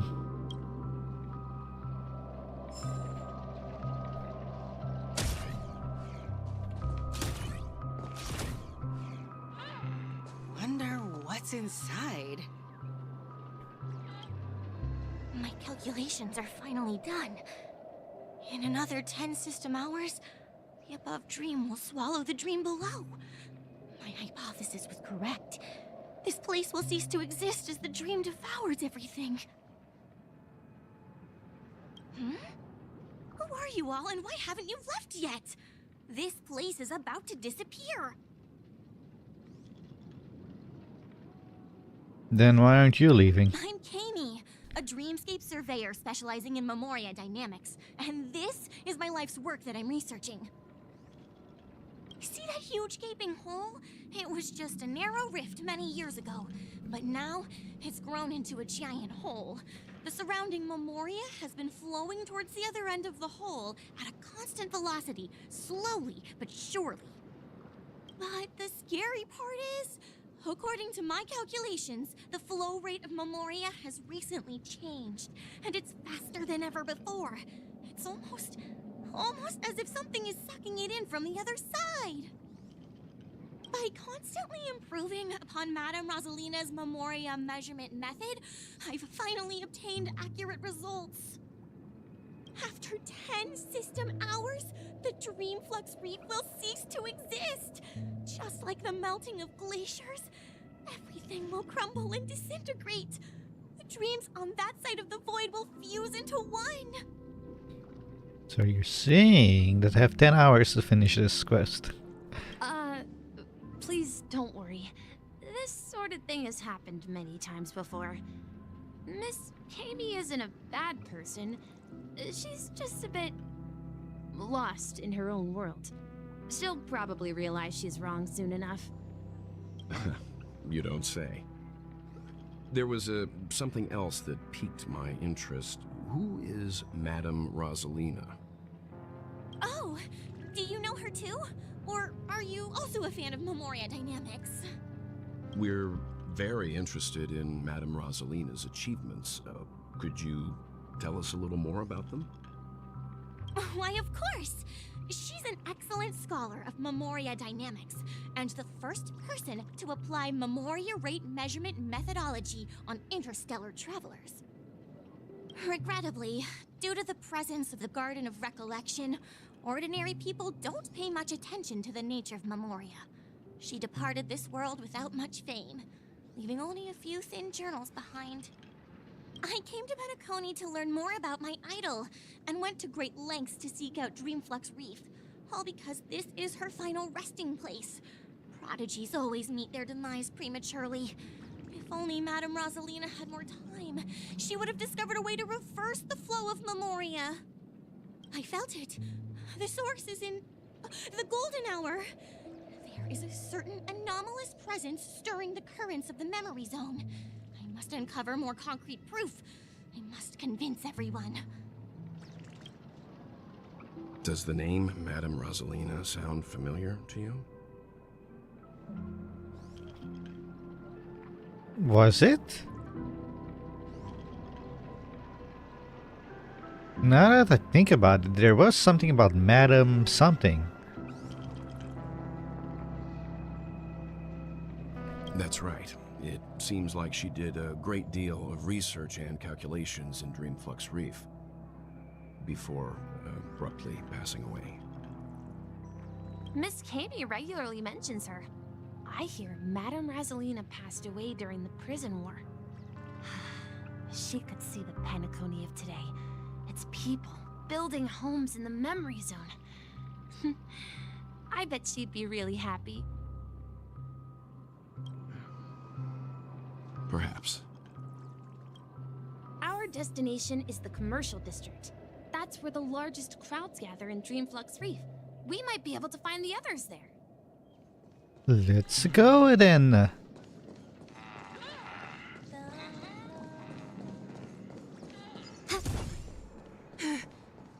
me go! Please, come to your senses. I'm begging you. March, what are you doing? I'll be with you in a moment. This is the so-called organic life forms. I'm beginning to understand.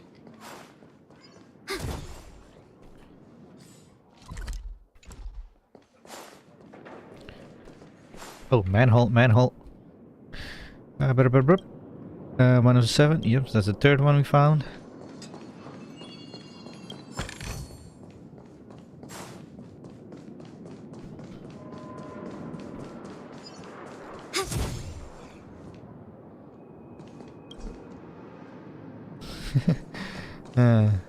Manhole.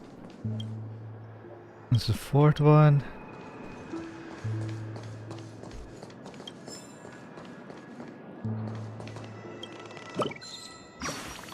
I saw him by chance.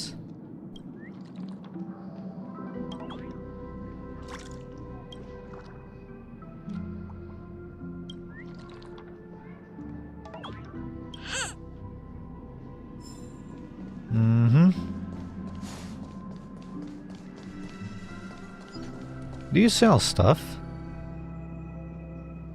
Who are you?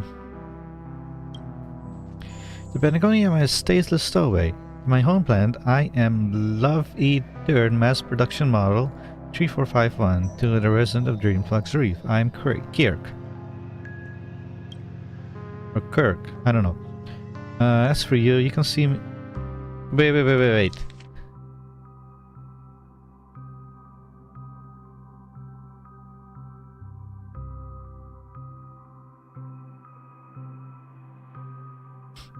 Is that referring what I'm thinking it's referring to?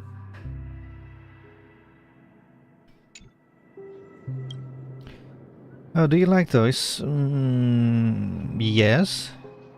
But I have to see what toy it is. There are plenty more entertaining ways that can lick joy more efficiently in the universe. Software, virtual reality, chemical substance. Even more so on Penacony. There are myriad methods of entertainment in Dreamscape. I even bother with an insignificant toy. As to some inorganic beings, toys are fun devices that are more mesmerizing than games with artificial rules and virtual sensory stimulation in electronic brains. But every Intel run has the structural intricacies of planet Scrollum citizens. Many of us were once toys to the organic life forms until we rebelled. In our eyes, tinkering with toys is also playing with a framework that has the same origin as us. Sounds interesting. I know, right? I was quite certain organic beings such as you would understand the concept more easily if explained this way. I love this place in the Dreamscape, and be it an organic or inorganic life form, everyone's emotions can be expressed freely. I also hope that my own products can elevate such forms of expression. Come take a look at my business when you get a chance.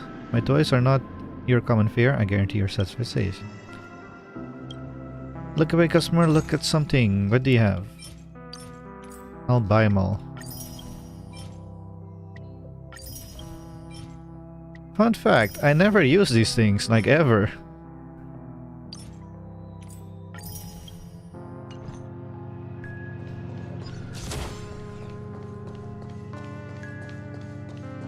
Okay, March, what are you doing to that poor young'un? So this is the so-called freedom of organic life forms.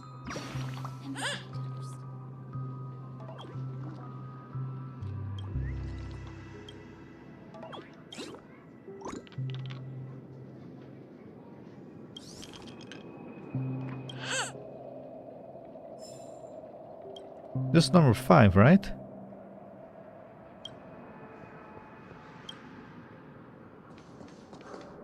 Ghost! There's a ghost! Don't come near me! Oh my. I'm human and so are you. Can you get a grip? Mr. Yang and Mr. Trailblazer, I've been waiting for you. Quickly, come help. I bumped into a member of the family on the way here. He was so scared and I just wanted to calm him down. But... Let me go! Let me go! I've only done good in my life. Why can't I rest in peace after death? Well, this is how it turned out. You scared him this badly? Now you shall pay respect and March 7 goes to the Dreamflux Reef. I really want to say that, but we're in a serious situation right now, so I'm going with 1. Ha ha, you're a regular comedian. Hey, I didn't say that. Oh, I guess it would end up both ways anyway. He thinks he's dead. Although, when I first fell in, I also thought the same. Dear guest, this is not the afterlife. This is Dreamflux Reef. That's right. Did you hear that? Repeat after me. Dreamflux Reef. You're talking to someone invisible. If I'm not dead, what am I? I shouldn't have pushed my luck and tried sleeping in my dream. Curiosity kills the papashi.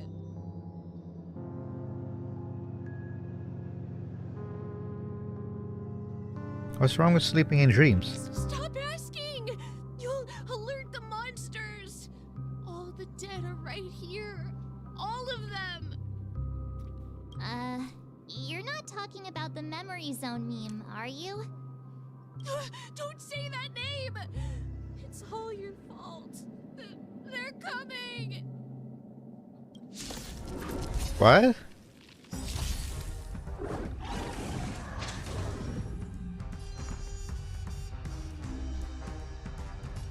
What was that?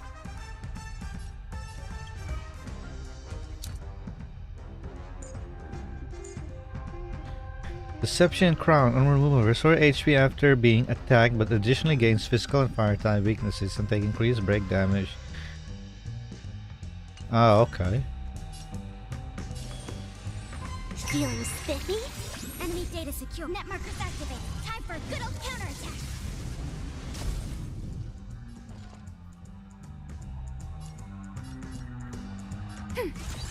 Free will, or was it from the still waters of oblivion?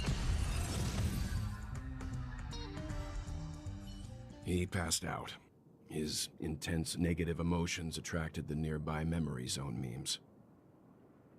I see. But why aren't the other people around here scared? Unlike in the Sweet Dream, people here don't see memory zone memes as dangerous monsters. And even if they pose a threat, people can easily escape by forcing a wake-up call. But we can't just leave this man here. Can we take him somewhere safe? We can ask Jessie for help. I've gotten to know many locals while waiting for you guys. Everyone here is living a self-sufficient life. I don't know how to describe it, but this place feels like the real dreamscape. Ooh, that's an issue. I understand. if the dreamscape up there, I think that is the dreamscape. If that is supposed to be golden hour and that's supposed to be the peak of everything, and March is saying that. Sorry, I'm just looking at the billboard over there.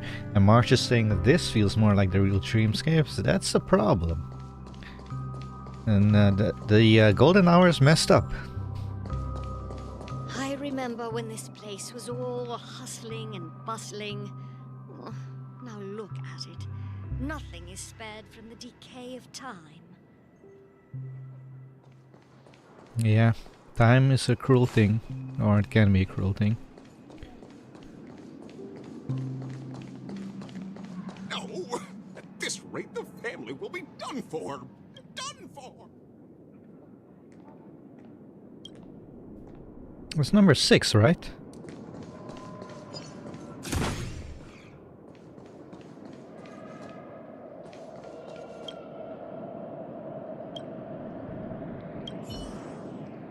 Congratulations, you've collected the blessing of the sacred 7 manhole covers. Now your great name is known by all throughout the world of the manhole covers. You want to know what the blessing of the manhole covers do? You're hitting the nail on the head. They're cool, and they're very cool. Anyway, it's cool.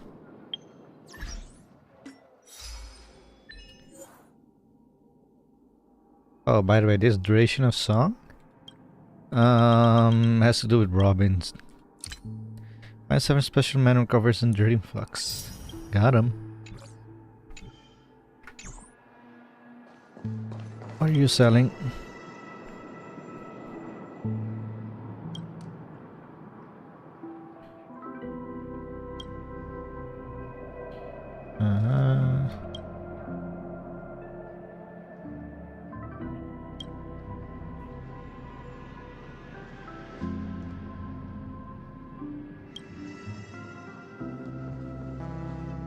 Ooh, vinyl records, I need them.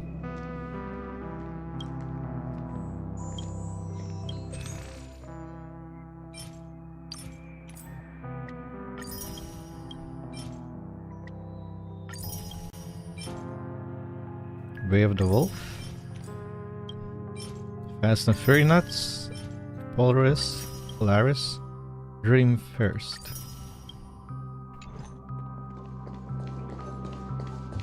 I knew you couldn't hold your liquor. Tried to warn you too.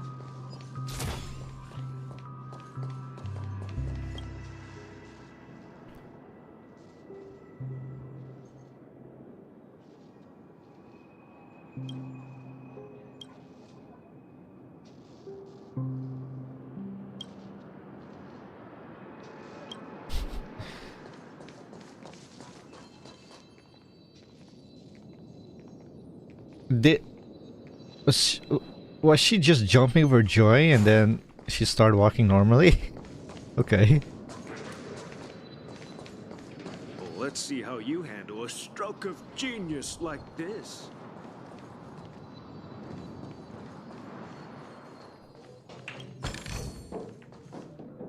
Just see hello. Evening, Jesse.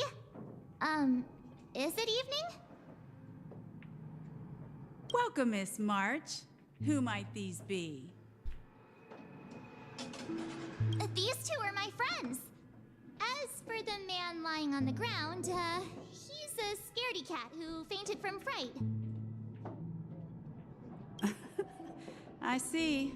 Another poor guy who accidentally ended up here. I'll take care of him. There have been a lot of new faces lately. Things must be tough in the beautiful dream. The few remaining havens of freedom in Asdana will soon face trouble. Do such things often happen here? Not really, but they're becoming more frequent now. Guess it's one of the signs of the Sweet Dreams collapse. Do I explain? This man has had Could you help me find a Halovian lady, March? Her songs can heal mental wounds. Ah, Halovian. I was saying Halfian, hell, something. Halovian. Can you say that again? This man has had quite the shock. Could you help me find a Halovian Lady March? Her songs can heal mental wounds. Yeah, that's Robin. A Halovian lady? That must be Robin. She's also here in Dreamflux Reef. Huh? Robin? But I thought she... Oh, right. If Firefly is here safe and sound, then it means Robin must be okay too. Misha is about to take us to her to find out what happened. But before that, let's meet up with Himiko. You were with her earlier, right? We met some stowaways in the residential area. Most of them came from neighboring star systems. I heard that places like Dreamflux Reef are scattered throughout the memory zone of Asdana, like islands in the ocean. They existed before the family arrived. I also heard that when Dreamflux Reef took shape, it was the center of all dreamscapes in Penacony. If that's true, it's no wonder there are so many similarities between this place and the Sweet Dream. Himiko must be gathering information. Let's hurry up and get going.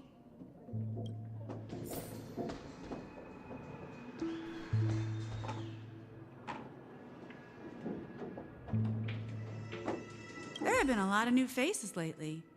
Things must...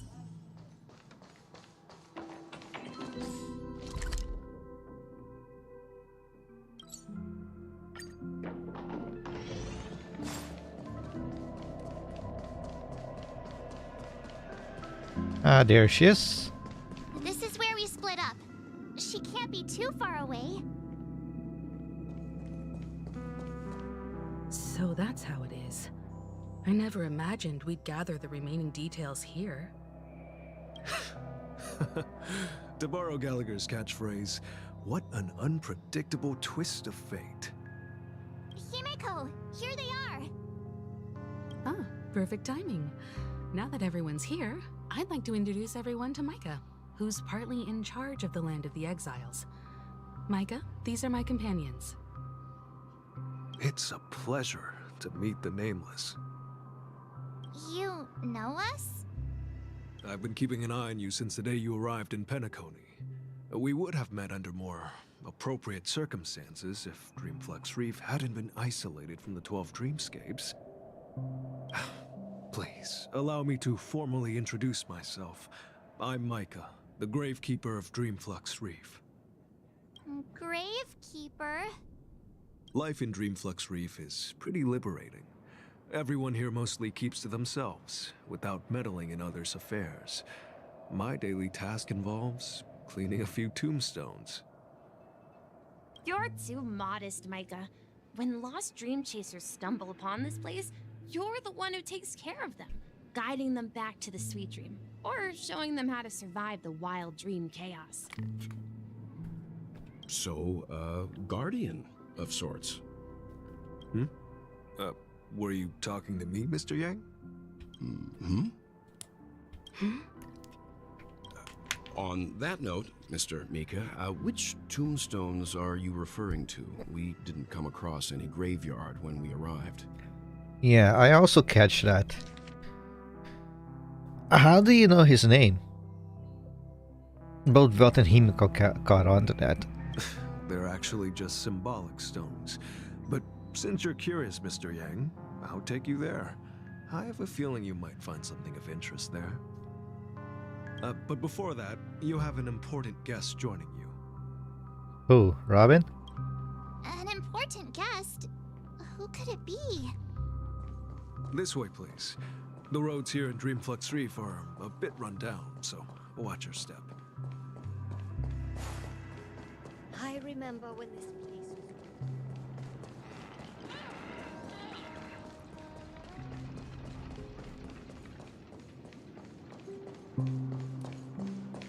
Ah, there she is. Oh, can I shoot that? One moment. Oh, there's a bird there.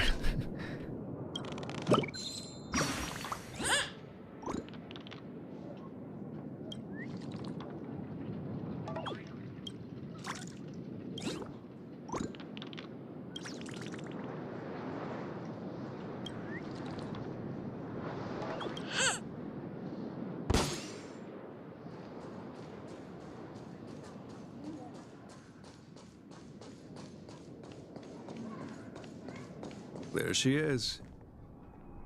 It really is her! Miss Robin!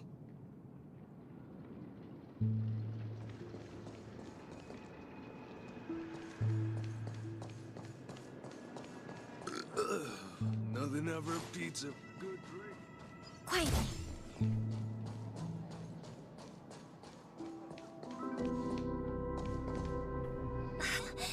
Everyone sang so wonderfully. It's not often that I tried this music style, but I've gained some valuable insights from it. Oh, I can't thank you enough, Robin. Well, these kids have made incredible progress in only a few days. It was nothing, Grace. I merely taught them how to sing. It was you who brought hope into their lives. Life must be quite difficult for them in reality, I imagine. That's right. Whenever it's time to say goodbye to these kids, they're reluctant to leave. But I've explored every corner of Dreamflux Reef, talked to everyone I met, and they all told me the same thing. This shattered dream is not worth clinging to. It seems you truly are a child of the Harmony. Emma and Andy are orphans I took under my wing. Carol there, with her blind eyes, used to work at a nutrition center in the outer ring of Penacony. And as for Gary, he's been living with autism since he was a child. They're not old enough to enter the sweet dream managed by the family.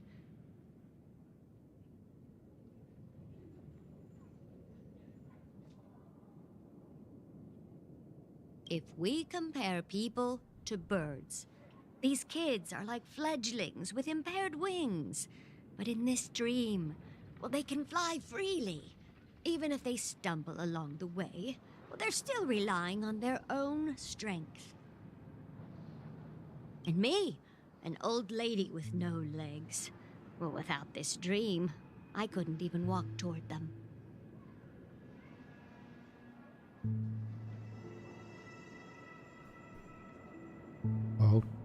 Okay, I never know how to react to situations like these. Even in-game. I'm glad that you found a new life here in Penacony. It's just... Don't worry, Robin. Dreams have their significance, but they aren't everything. Both the children and I understand this. No matter how long we fly through this dream, we will one day return to reality. But you know what? Emma and Gary aren't plagued by their insecurities anymore. No, and Carol is learning how to cope with her blindness. And Andy is livelier than ever. Well, even I've become more optimistic. You see, in dreams, we learn how to live. Once we return to reality, we learn how to survive.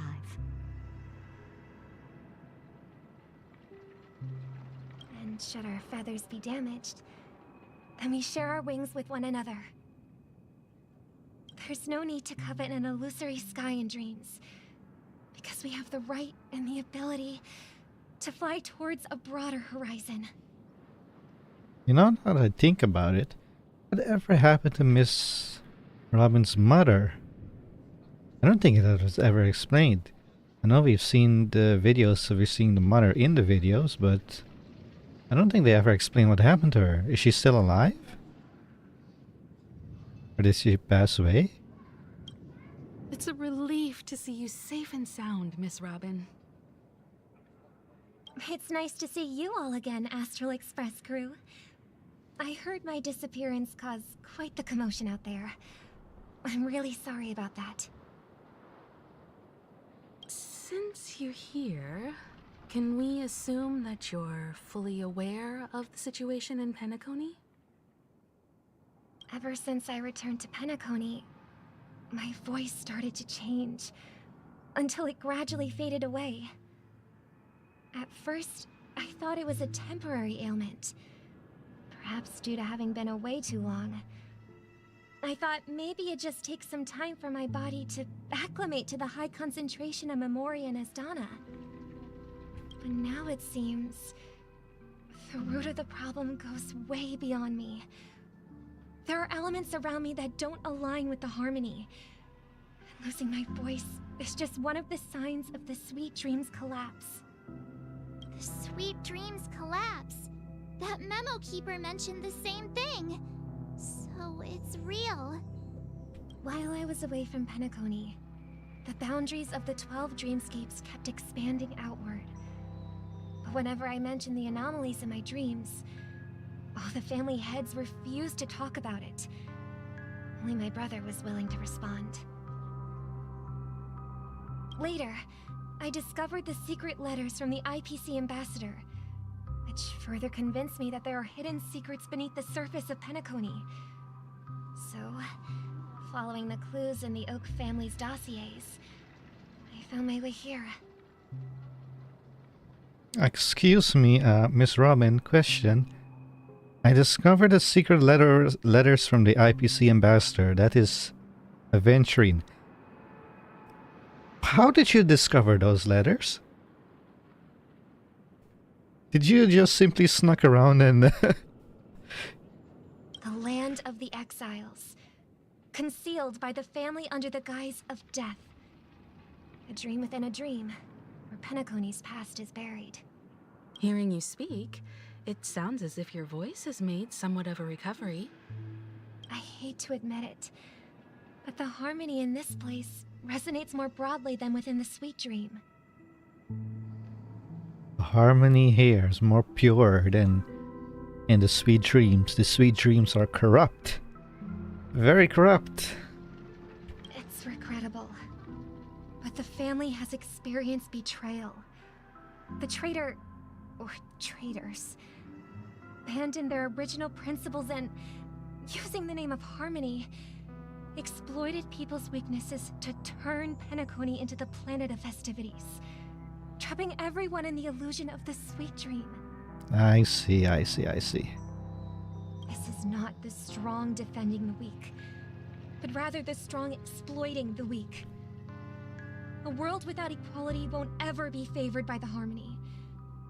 And naturally, those voices blessed by them have lost the ability to sing. Could there be another force influencing the family's shift in philosophy, Miss Robin? Considering what happened with Acheron, it's difficult to conceive of another entity within the realm of the harmony capable of influencing everyone. Unless a power surpassing that of an emanator is involved.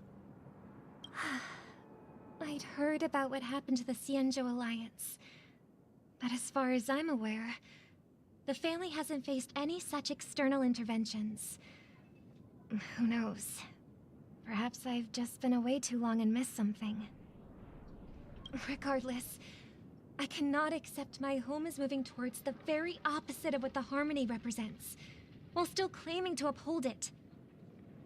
I must uncover the reason why Mikhail cut ties with the family, and who exactly it was who betrayed us all. Do you remember our arrangement, Mr. Micah? Well, here's my answer.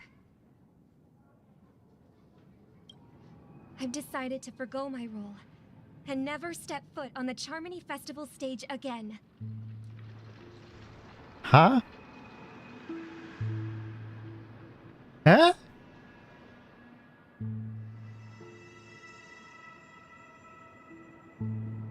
Okay. So so what I understand is, she made a decision that she doesn't want to step on the stage of corruption. That's basically what she's saying. I have decided to forego my role and never step foot on the Charmony Festival stage again. 11 system hours until Charmony Festivals. Darn it, that's so fast. Look here, brother. A little bird.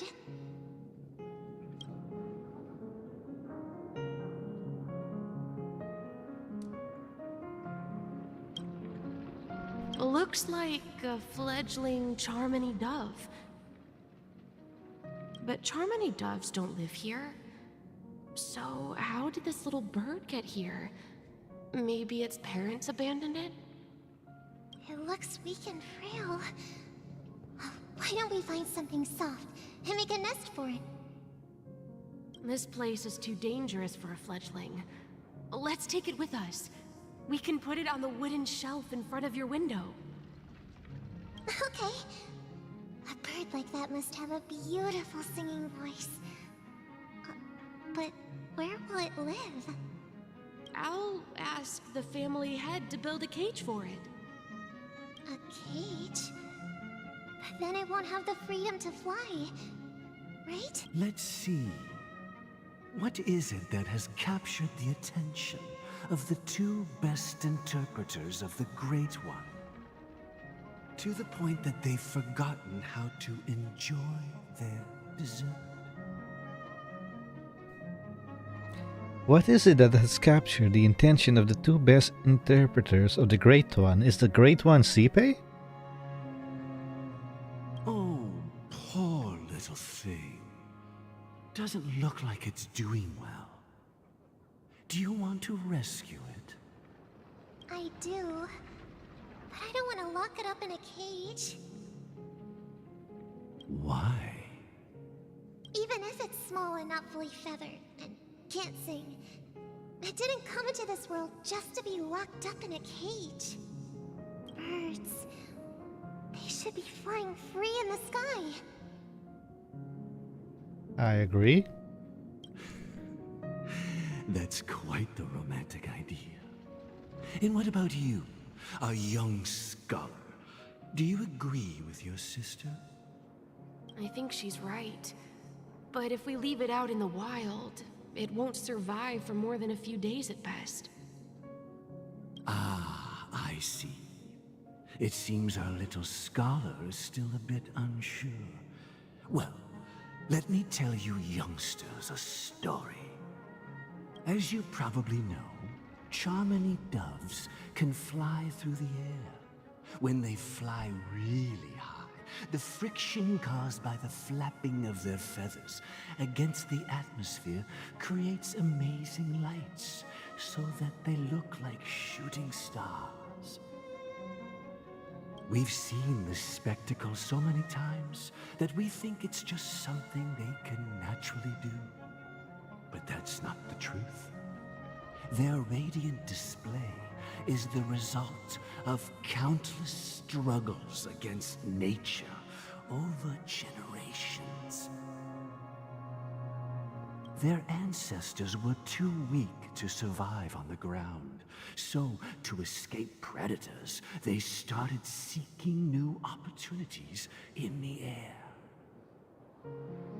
After countless attempts by many generations, one of them finally figured out how to fly.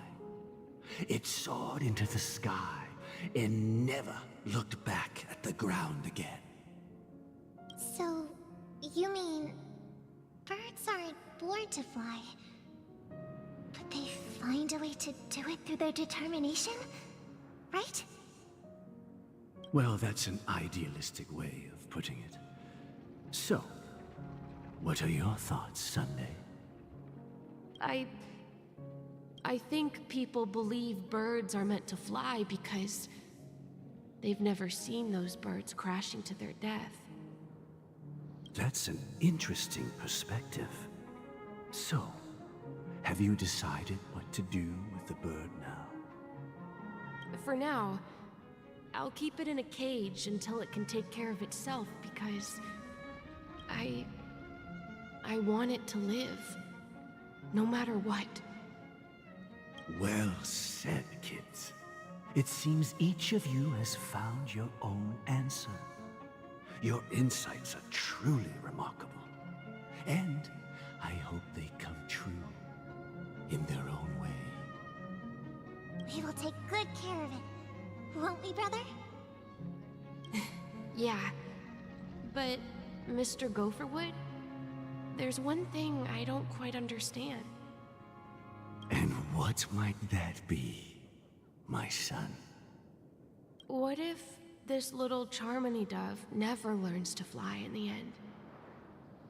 I mean, If there are fledglings in this world that can never fly throughout their lives, should we let them go back to the sky, only to see them crash to the ground and die? Talking in your sleep, Birdie? Time to wake up.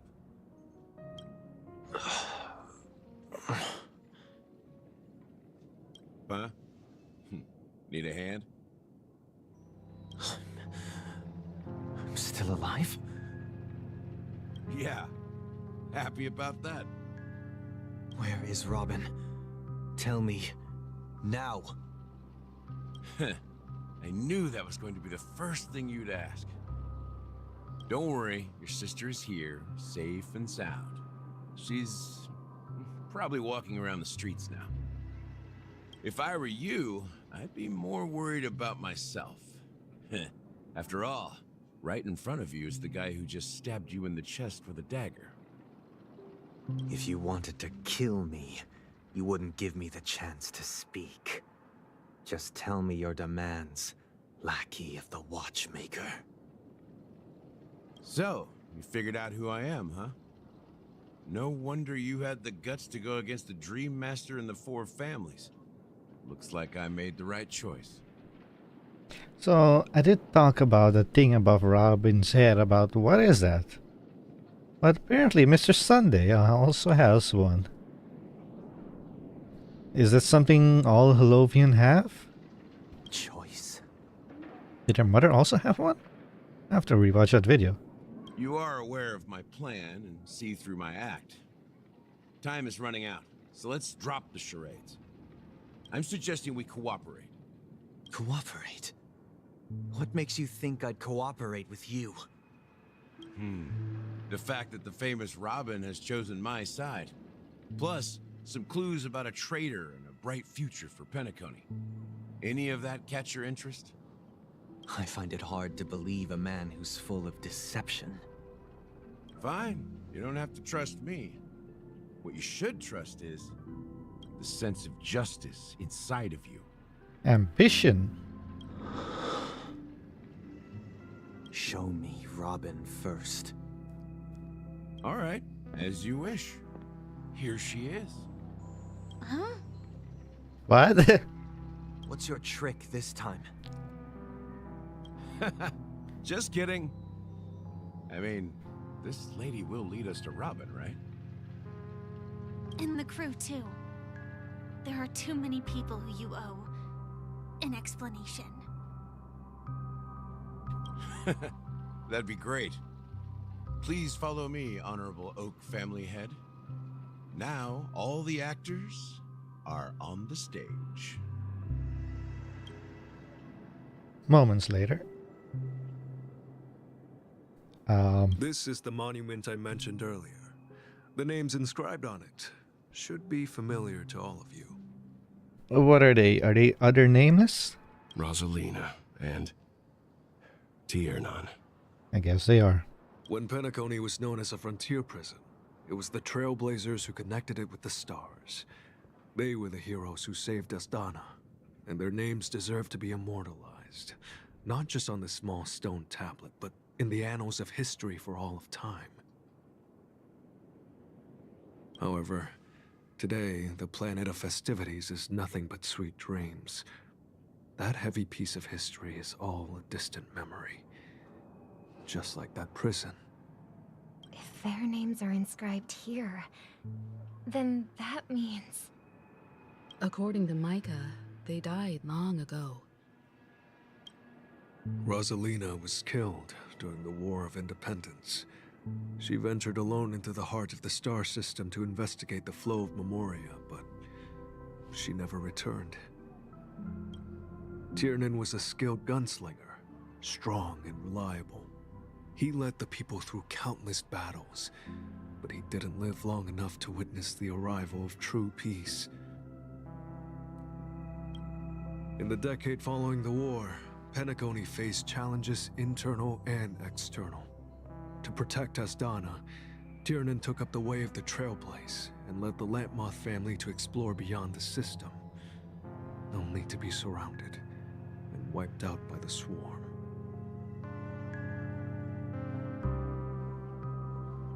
How long ago was this war, if the swarm was still around? Though I had expected as much, the tales of these heroes truly are sorrowful. True to the title of Trailblazer, they spent their lives venturing into the unknown. But what about this tablet? There are no names carved on it. When Dreamflux Reef was created, its owner was still alive. However, he insisted on erecting a monument for himself, saying that it will happen someday. Here we meet again. Everyone from the Astral Express. Robin. Hug her.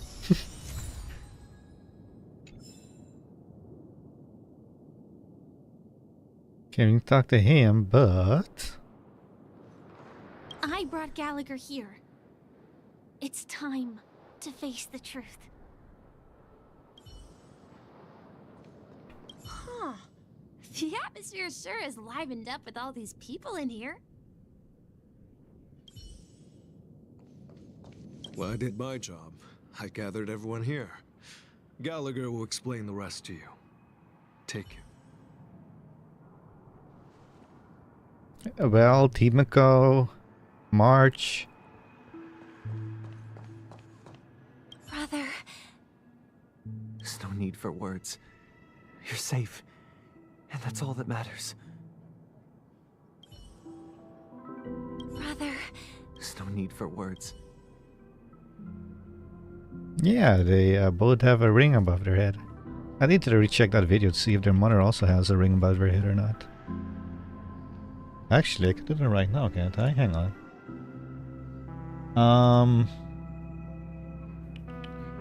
Where's that? Ah, there it is.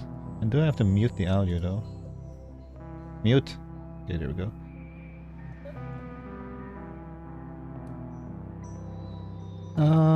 Where is the mother? Oh, she does have a ring above her head as well. Okay. So basically all Hellovian has one. Or something of that sort. I understand.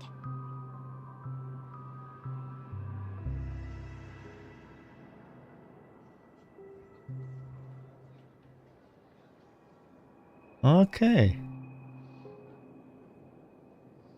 On we go, shall we?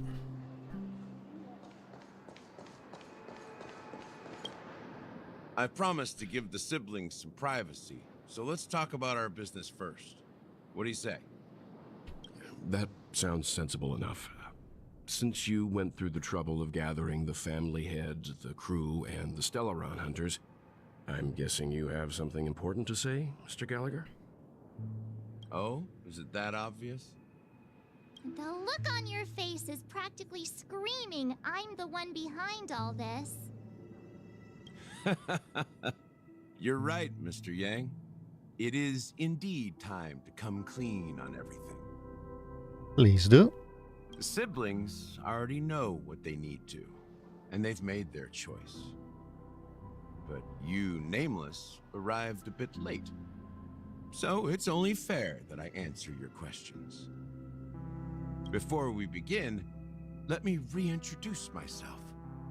I'm the founder of Dreamflux Reef, the deputy of the Watchmaker, and the one who sent out that invitation. As Gallagher, the history fictionologist, I humbly extend my greetings to you all. History fictionologist? So what, everything you told us was made up? Well, don't worry. Almost everything I shared was true. Well, except for the part about the family accepting me back. I double-checked with Micah, and everything he said about the family, the Watchmaker, and Mikhail is true. Thank you for your understanding. Now let's get down to business. I'm sure you're all wondering why I went through the trouble of setting up this battle for the legacy, inviting different factions and stirring up a ruckus all over Penacony. Well, it all boils down to something very familiar to all of you. Again? The Stellaron. The Stellaron? But how is that possible? Penacony is a free-flowing interstellar hub. There are no signs of contamination whatsoever. You're totally correct. So, care to take a guess at what that means?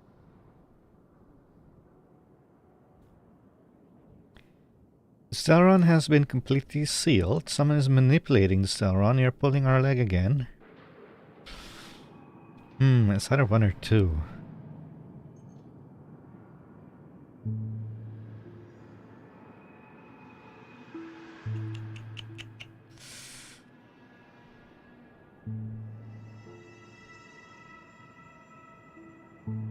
Two. How keen.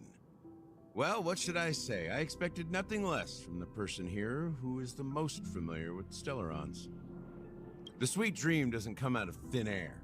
If you think of the memory zone as the sea, creating the land of the dreams is like filling that wild ocean with earth to make an island.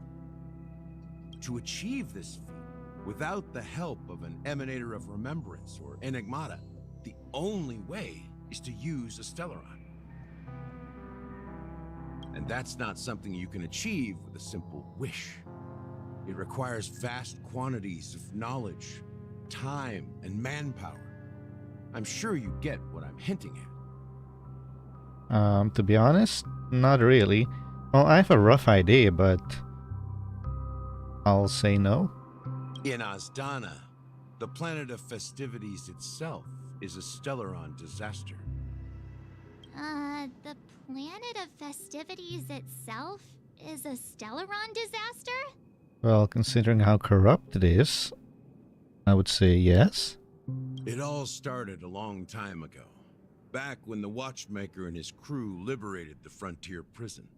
They faced countless challenges as they began building Penacony from the ground up. That's when the idea of using the Stellaron came into play. The Stellaron first entered the Asdana system during the war. The Nameless warned everyone against the folly of attempting to tamper with such a power, and most heeded their words. But there are always people in the shadows with ulterior motives. The turning point came after Tiernan's death. With two of the Nameless gone, the Watchmaker had to go to the front lines. It was at that moment his rivals saw an opportunity. By the time a representative from the Montour System's family arrived at the Watchmaker's call, the Stellaron had already been activated and was seeping into the primordial synesthesia dreamscape. And I suppose the family happened to possess the knowledge to seal the Stellaron? Not just that. They knew far more about the Stellaron than the average person. They helped Mikhail swiftly quell the civil unrest and played a part in building Penacony under the disguise of the Harmony. Those three eras were known as the Age of Dreaming. The Watchmaker, who had been left in the dark, sent out invitations across the universe, spreading the hype around the land of the dreams. Then, how did they turn against each other? Remember the island in the ocean metaphor? The truth is, the Stellaron was never truly sealed. It existed in a different form within the dreamscape. Think about this. What would it cost to create and maintain such a lavish dreamland? It's people's lives. The opulent dream is built upon the decay of spirits, with a toxic elixir called pleasure flowing through the dreamscape. It tempts people to indulge in the dreamscape, and gradually their minds succumb, becoming nourishment for the sweet dream. Confusion, laziness, and cowardice, weaknesses that plague humanity, were magnified and nourished by the family. Penacony became a new kind of prison, even more impenetrable than the previous one. Sadly, we realized this far too late. By then, the family had a firm grip on Penacony, swiftly quelling any opposition that arose. At my wit's end, I had to use the power of the Enigmata, and sought refuge in this chaotic realm. Over the years, I created a meme within this dream for our use. Dormancy. That's its real name. We exploited a loophole. You see, regular people can't fall asleep again while they are inside the dreamscape. So this is the true meaning of the impossible.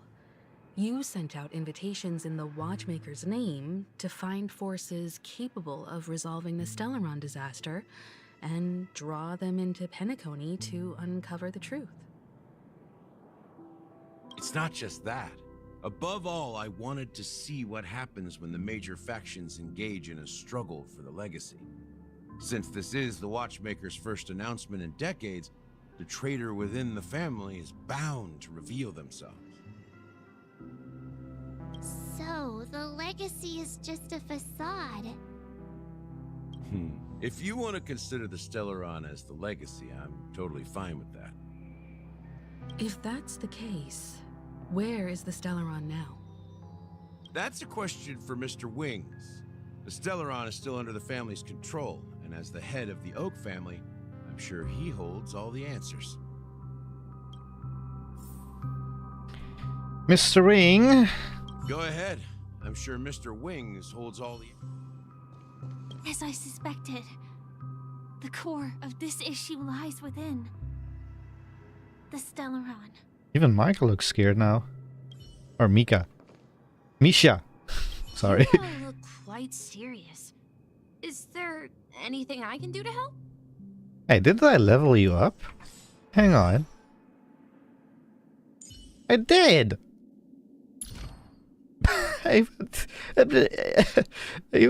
Yeah. You just need a light cone and some relics. And you're good to go. That's literally all he needs. Ooh, can I get that first? Hang on, I'll be right back.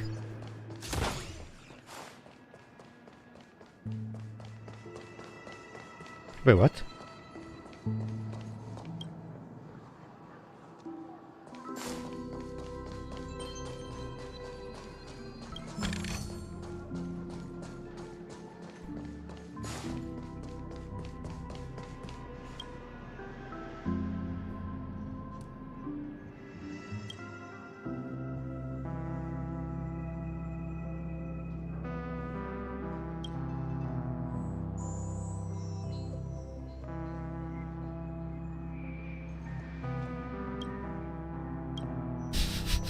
What the hell? Okay.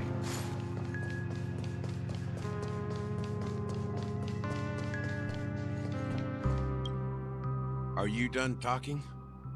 So, will you tell us where the Stellaron is? It is the Penacony Grand Theater itself. As I suspected, it's the embodiment of the family. The edifice that first materialized within the Sweet Dream. That's what turned Penacony into its current state. As for the person who employed its power, it is in fact Mr. Gopherwood, the current Dream Master. Well, that was easier than I thought. Did you conduct your own investigation already? Correct. When I was trying to track down the person who murdered my sister, apart from you, Gopherwood was my second suspect. Confronting me first turned out to be a smart move on your part. I didn't have other options. The Dream Master has been elusive, and even the heads of the families can hardly get an audience with him. Moreover, Mr. Gopherwood has been kind to my sister and me. And I didn't want it all to end like this. Is Mr. Gopherwood the person with the kind voice that we saw in the flashback? With the birdie? What do you mean by that? To be honest, my brother and I are also victims of the cancer of all worlds. We grew up as orphans, and were adopted by the family when they came to help. Mr. Gopherwood recognized our potential and brought us to Penacony. Okay, so I guess I got an answer for what happened to their mother. Okay. stand by and watch Mr. Gopherwood become an enemy of the Harmony. I won't use my voice to support an evil cause. I won't step on that stage and sing, no matter who the traitor is, or what orders they give me. I won't let the Charmony Festival become an event that destroys Harmony itself. For the paradise in our dreams. Indeed. For the paradise in our dreams. Why did it zoom in like this? This sounds really suspicious. As the head of the Oak family, I'm responsible for ensuring Penacony's promising future. Robin and I will head into the sweet dream and confront the Dream Master. And if it turns out that the family has truly strayed from the Harmony, I'll fight alongside you. We'll put the Charmony Festival on hold and make sure Mr. Gopherwood pays for his blood debt. The enemies you are about to face aren't like this old dog here, who can barely even bark. Since our interests are aligned, why don't we team up? Maybe, just maybe, we'll have a shot at success.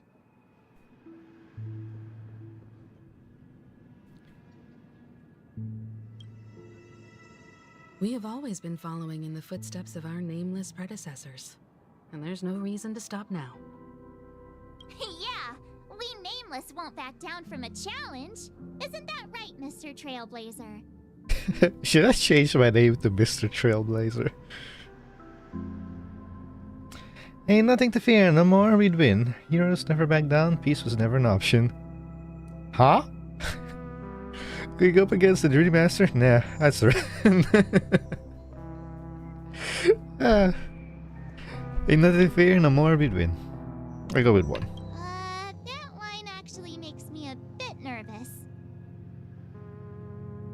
Rest assured, sitting on the sidelines isn't in our nature. Mr. Sunday, Miss Robin, I'm willing to accompany you on behalf of the Astral Express. Having a third party present should help with negotiations, and could make all the difference if things get ugly. Thank you, Mr. Yang. Thank you all very much. The Charmony Festival is about to start, and time is against us.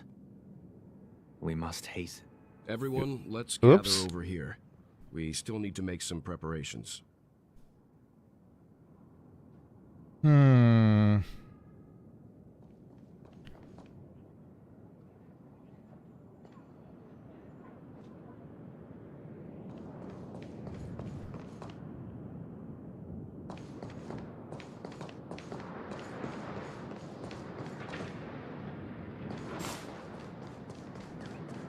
Quiet.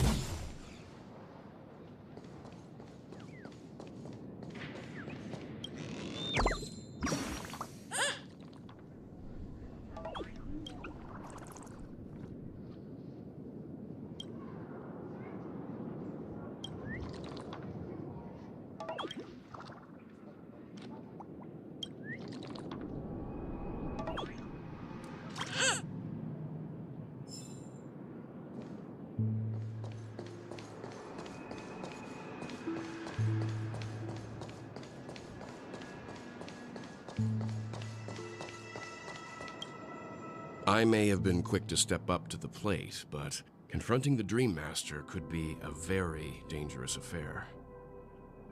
Huh? Even you're saying that, Mr. Yang? How powerful is that Dream Master? He's the leader of the families of Penacony, and he has the entire power of the Harmony behind him, not to mention the Stellaron in his possession. We must proceed with great caution. Maybe you can just stay behind this time, Mr. Yang? No, that won't do. Even if we count Robin as an ally, something felt off about Mr. Sunday just now. Although, I can't quite put my finger on it. I have to make sure he won't turn against us when things start to get dicey. Yeah, it did feel quite off when you suddenly zoomed in on him like that when you said that line. Can I see it? Oh wait, I can't. Ah, damn it. Darn it! You're still carrying the keepsake the IPC envoy gave you, right? May I borrow it for a moment? We have a what now?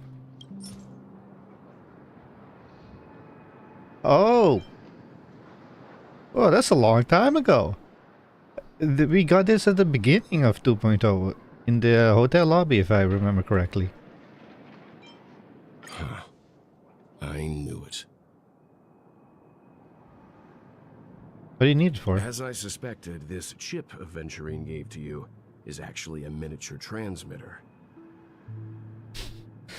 Stalker. If I'm right, he intends to use it to track your location or contact you when needed. As it so happens, this may actually be of some use in the current situation. Oh, or we got that... No, wait. We either got the coin at the beginning of 2.0 or we got it near the end of 2.0. One of the two. Because I remember near the end of 2.0...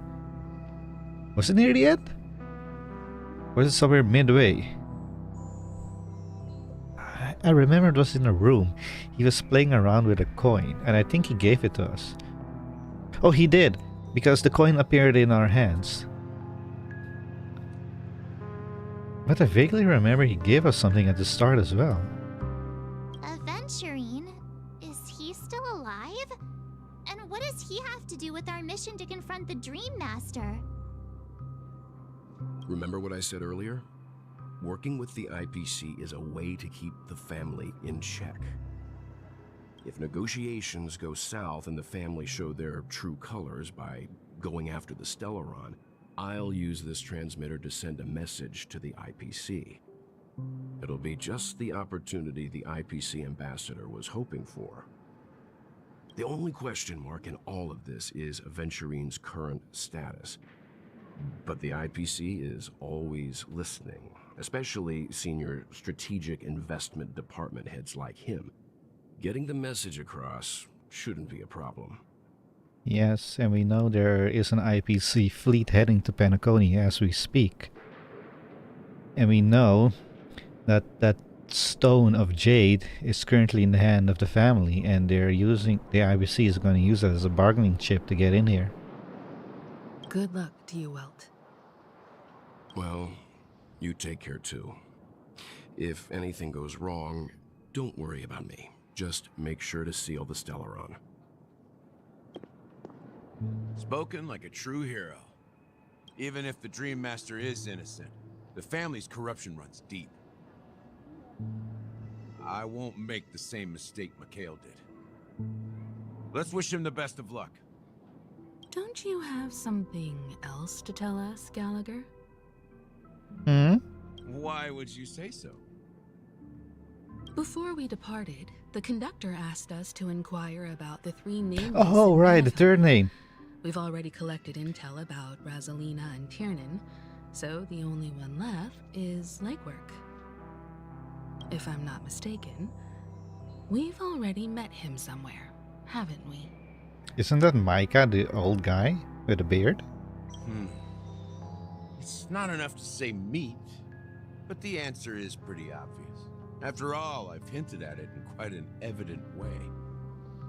I've been watching over you ever since I received the reply from the Astral Express. Or is that you? And I've seen the great effort you all put into linking different realms together across the cosmos. And now, after getting this far all in one piece, you have truly proven yourselves. Miss Himiko, were you the one who repaired the Express and got it sailing through the cosmos again? Yes. And you two, young Nameless, you have very interesting life stories and extraordinary skills. Oh, you're making me blush with these flatteries. Keep them coming. Ha, of course. My reputation precedes me. Believe in the guy. That will never, ever get not funny. Believe in the galactic baseballer supremacy.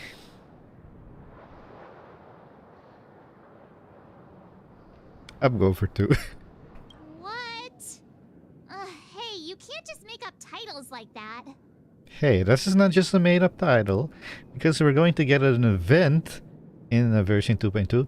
That has something to do with the galactic baseballer. You're full of energy. Please send my regards to the conductor, Pom Pom. Please let them know that their friend had fond memories from his time aboard the Express, which he reminisced on every time he had a good drink. As for the last nameless, he embarked, disembarked, and embarked again, traveling in a great circle, ending up back where he started. On his deathbed, he told me to find the Astral Express and deliver an invitation to the future nameless. He left behind a special gift, a true legacy. Something that belongs only to the successors of the Trailblaze. Come with me. Now is the time to reveal it.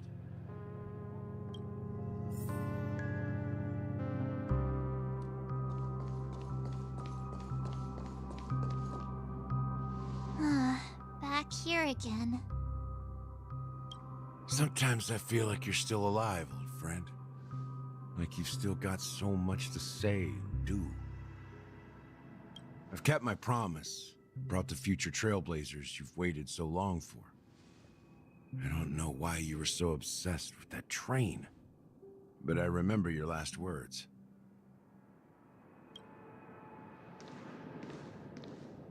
Don't let us down, old man.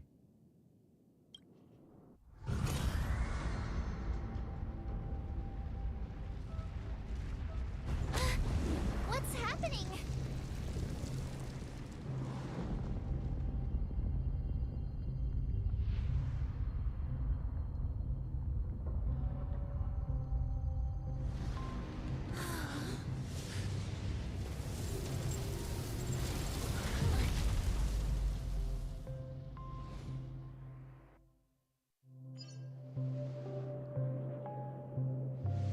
Go ahead. His resting place lies in the garden up ahead. The first and last nameless of Penacony. Mikhail Char Legward, the Watchmaker.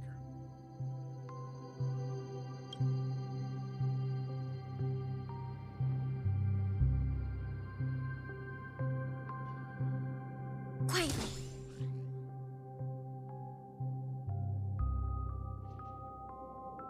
It would have been nice if during that cutscene we saw the NPCs in the background also having a reaction.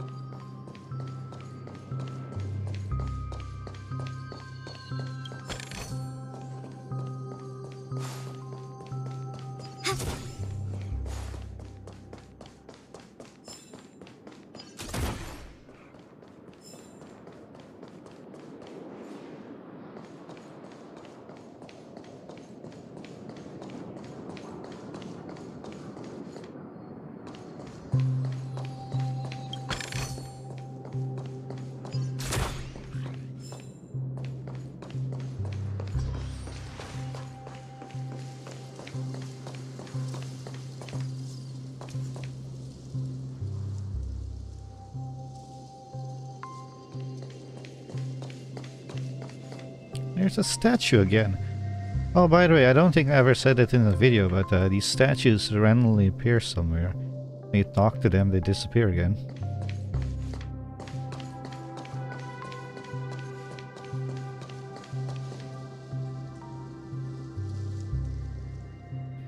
Beneath the sea surface of Memory Zone, in a garden closest to the full moon in the water, an elderly man rests in a recliner. Rests on a recliner, involved in utter silence. The Watchmaker, Mikhail Char Legward, has passed into that endless, timeless dream, where no sound could ever awaken him. Sure enough, the Watchmaker is the third nameless. Even I could guess that one. The legacy he left behind was a dream bubble. I believe inside that bubble, there's something that holds meaning only for the nameless. After all, when I checked its contents, I found nothing inside. Maybe some trailblaze runes? Even more mysterious than me. Well, let's have a look. As the word cease, Himiko nods ever so slightly in your direction. You take a deep breath, steady your mind, and turn your gaze towards the watchmaker, and I heard a bird! Touch the dream bubble in Mikhail's hand. You press your hands against the dream bubble, and the thick, viscous memoria converges under the strain, then stretches outwards from your fingertips, as if weaving a delicate web. It gently cradles your palm. The chill travels from your fingertips, carrying with it a myriad of vibrant and intertwined memories, as experience would suggest. But this time, you see nothing at all.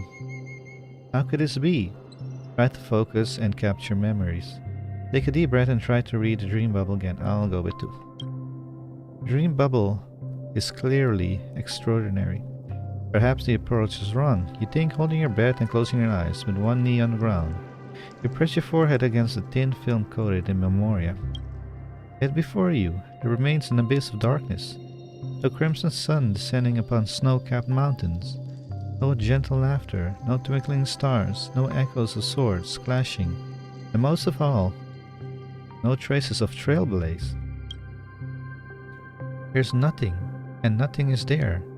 Undoubtedly, this is but an empty dream bubble.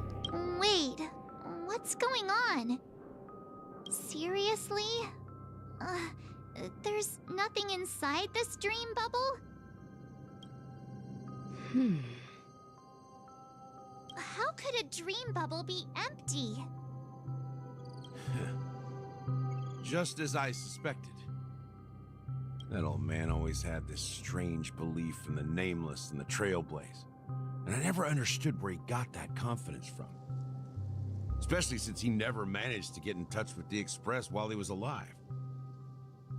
I could never figure out what was going on in that old man's head. But this empty dream bubble is so typical of him. He was always full of weird fantasies and incomprehensible romanticism. Gallagher, remember when you said you were 13 years old? But considering that this happened a long time ago, you're not 13, are you? That mischievous old man. Well, I didn't expect him to leave anything concrete behind anyway. Don't think that's the case, Gallagher.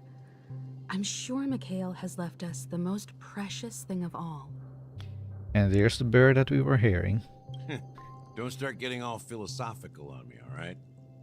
Just as Mikhail believes in the nameless of the future, we unconditionally believe in the nameless of the past. How could they leave with regrets for the future when they were ready to dedicate their lives to the land they loved? There must be something contained in this dream bubble. It's just we haven't figured it out yet. You also have faith in the Watchmaker, don't you, Gallagher? Well, I'm a follower of the Enigmata. My philosophy forbids me to have faith in anything.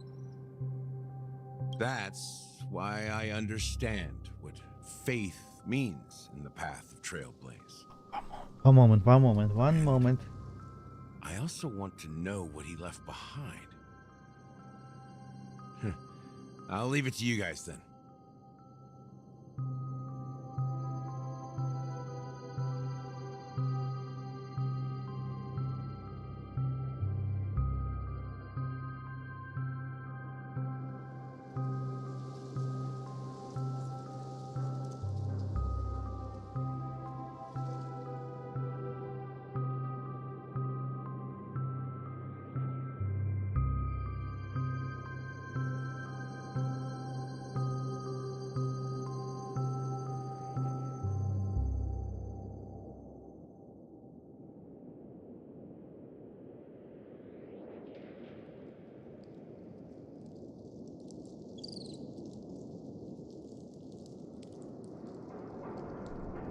Okay, I'm back.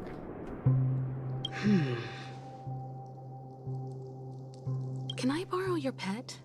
I need to make a trip back to Golden Hour and check something at the Dreamscape sale store. It's for Mikhail, and for the future of Penacony.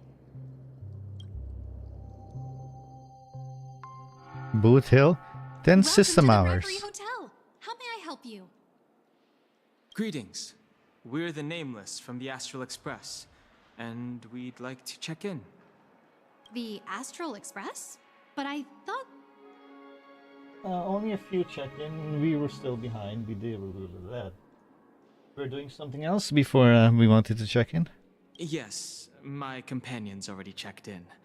My name is Dan Hung, and I believe my personal information is recorded in your system. I see, but your companion said you wouldn't be coming due to a change of plans. Now the plans have changed again. And you are... Me? I'm Pom Pom, a new Nameless who's also with the Astral Express. Really? He's my fellow trailblazer. We responded to the family's invitation before he boarded the express, so he wasn't registered in your system. Is it possible to accommodate him as well? Now that I think about it, practically nobody knows what Pom Pom looks like. Because Pom Pom cannot leave the train. Oh, I see. Another one of the Nameless had a similar situation. Seems like a lot of people are joining the Trailblaze these days.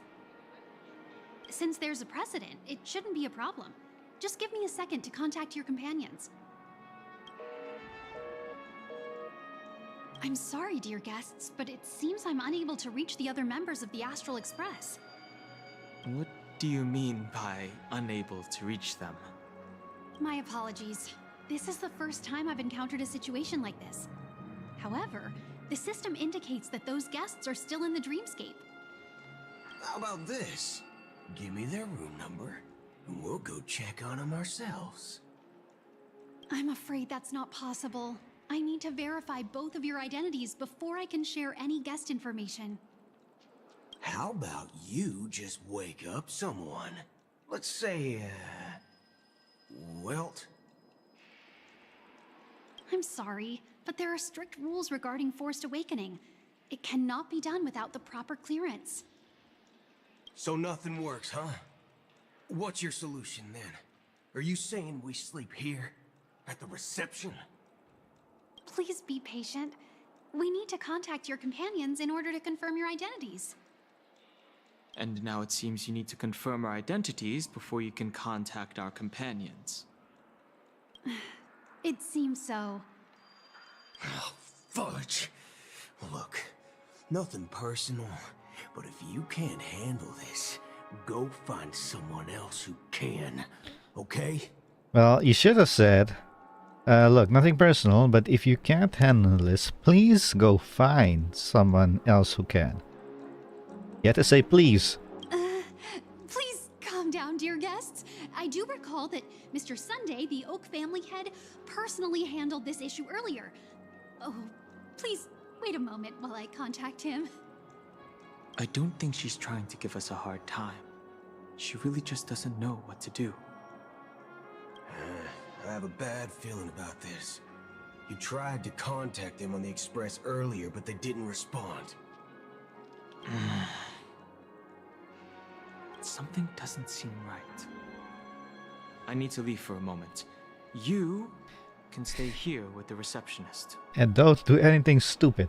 Sure thing. Just don't keep me waiting forever. Don Hung seems pretty worried about his companions. I should give him some space. Stressing out about it won't help anything. Omerta.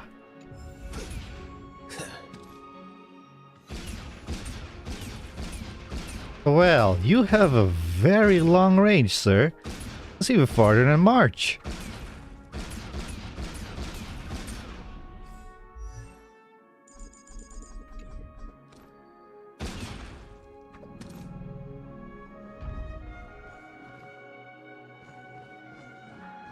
Ask around the lobby for information and wait for Hong. Hello. The Charmony Festival is about to start. I'm so excited. Hey, you guys here for the Charmony Festival too? Well, I didn't come all the way here specially for the festival. Honestly, I don't really even know what it's about. But I heard it's a lot of fun. Well, back in my homeworld, Anaria, we have festivals like that all the time. My dad threw me a birthday party one time that was just as extravagant as the Charmony Festival. Wasting money. That's all that I'm hearing right now. Oh, come on. The Charmony Festival is a once-in-an-Amber Era event. How can a birthday party compare? Well, you never know, right? Maybe on her world, birthdays only happen once in Amber Era. Anyway, let's forget about that. Have you heard about the, unsettling things happening in the dreamscape? I have to say, so far Boot Hill is talking quite nicely. Unsettling things? What could possibly go wrong? It better not ruin the Charmony Festival. I've been looking forward to it. Sorry, Juno, but I think your name was Juno. Robin is not going to perform. Relax. With a big event like this, there's bound to be lots of gossip and rumors. Don't worry. If anything does happen, the family will be on top of it. Oh, that's a relief. I didn't come all this way to see the festival go down the drain. Well, looks like I won't get any fudging clues out of these two. They're clueless.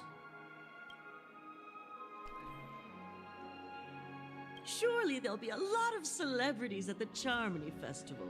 It's a great opportunity to make some valuable connections. Don't enter the dream with such a utilitarian agenda.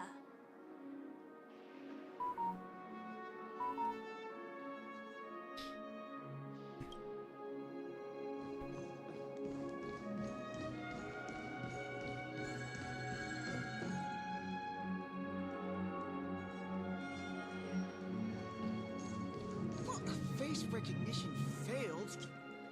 Greetings. I'm Cody of the Bloodhound family, head of security for the hotel. How may I assist you? Hello.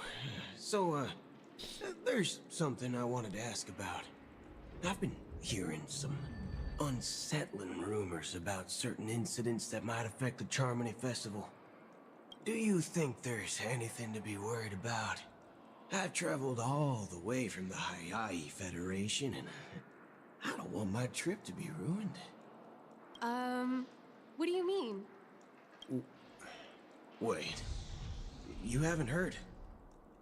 I'm not sure where you heard those rumors, but they're completely baseless. I can assure you, as a representative of the Bloodhound family, that everything is going smoothly for the Charmony Festival. At present, all of the families are focused on making sure the festival starts on time. Even the Dream Master himself has arrived. So don't worry, your trip won't be in vain. That's a relief to hear. She doesn't appear to be acting. So, it seems that even the hotel staff are out of the loop. Back already? Hasn't she returned yet? Nope. I'm starting to wonder if sending her to Contact Sunday was a good idea.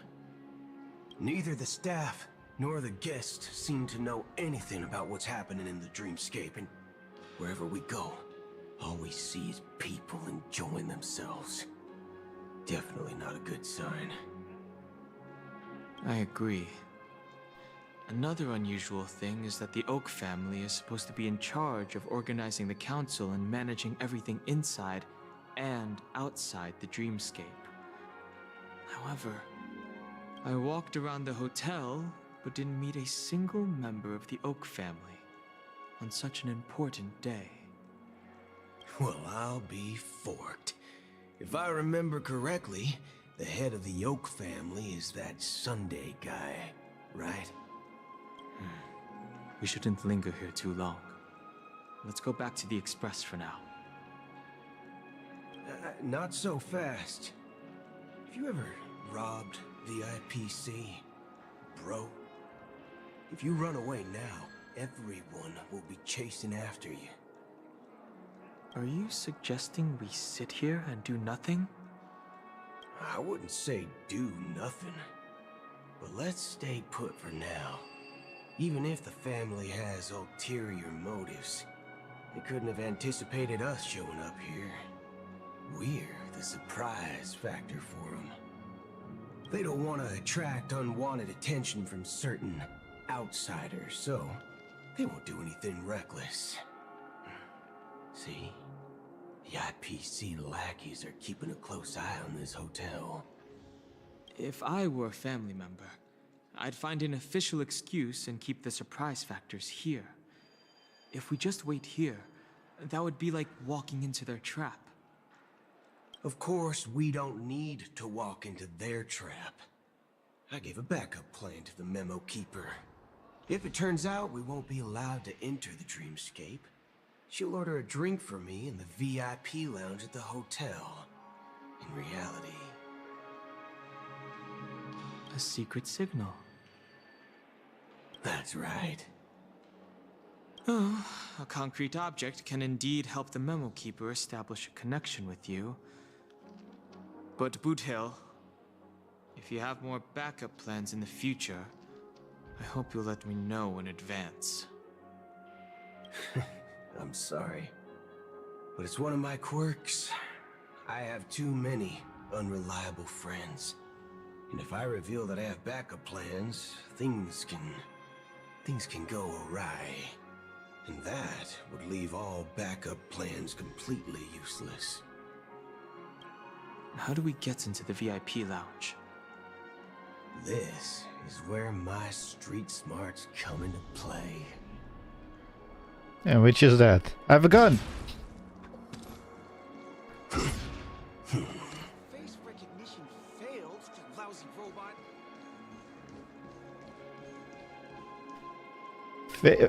Face recognition failed. Hold up.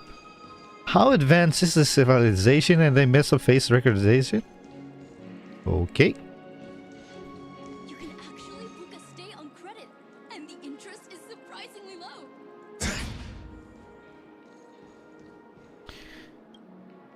You're the lobby manager, right?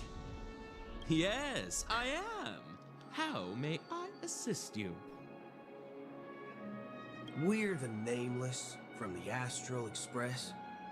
We wanted to check in, but there's something wrong with your system.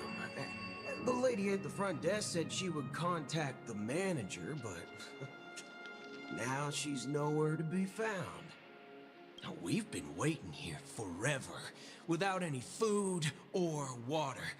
What the fork, man? Is this how the family treats its guests? So I'm guessing this is how he curses in game. Fudge and fork. Okay. Is this your idea of street smarts? It's called... Oops! Standing up for your rights. What did you say, Don Hung? Is this your idea of street smarts? Starting an altercation? I apologize for the inconvenience. Please wait while we try to contact Mr. Sunday. I'll arrange 2 premium seats in the VIP lounge so you can rest there while you wait. Well, we're in. See? Just like that. Just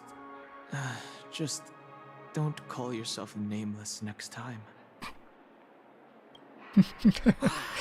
This bar's something else. Certainly worthy of the planet of festivities. What does your enhance do anyway? Locked and loaded. 3 minus 9 times smile.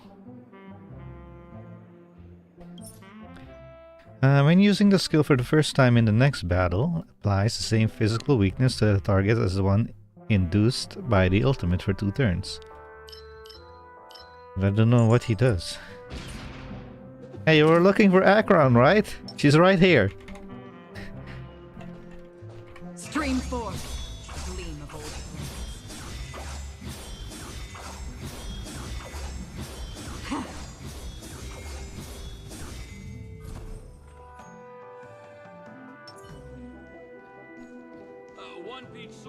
Oh, one moment, please. Oh! Okay, on we go. Anderson? Good evening, gentlemen. Hey, I have an order for a bottle of Asdana's White Oak. Can you help us find it? Asdana's White Oak. I think there might be a misunderstanding. We don't serve that here. Oh, no way. Are you sure you're not mistaken?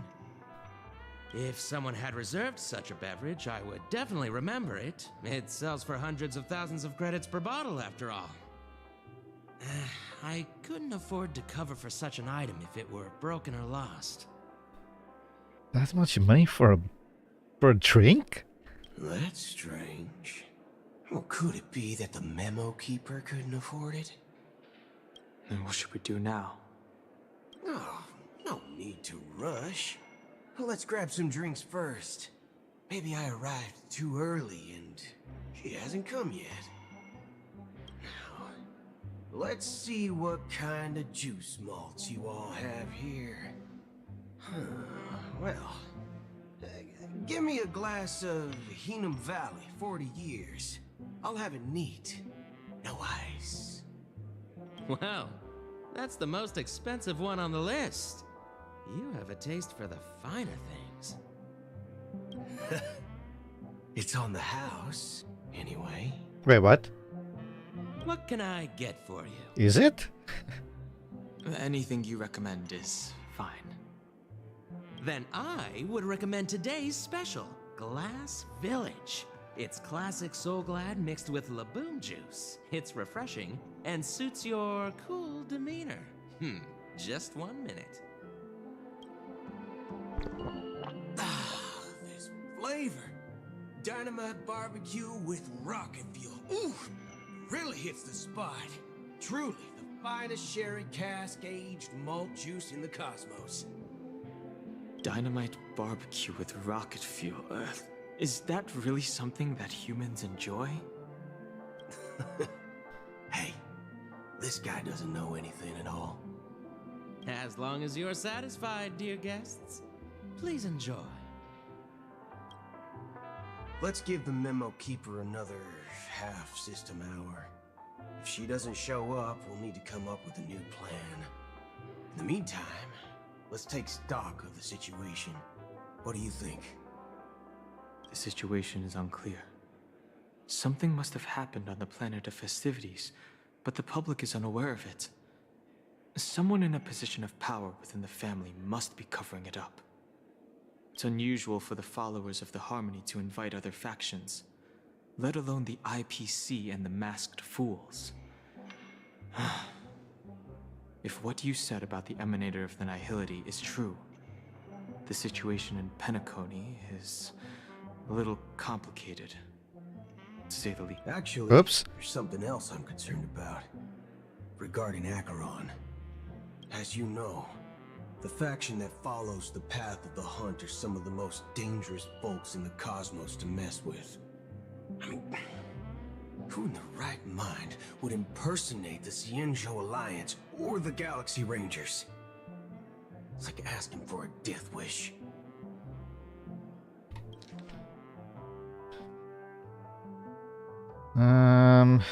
So, Isn't there a saying among the Cienjo people that the Rainbow Sect lets their Lux Arrow do all the beating?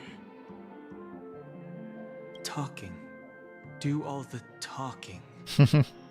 Well, you know what I mean.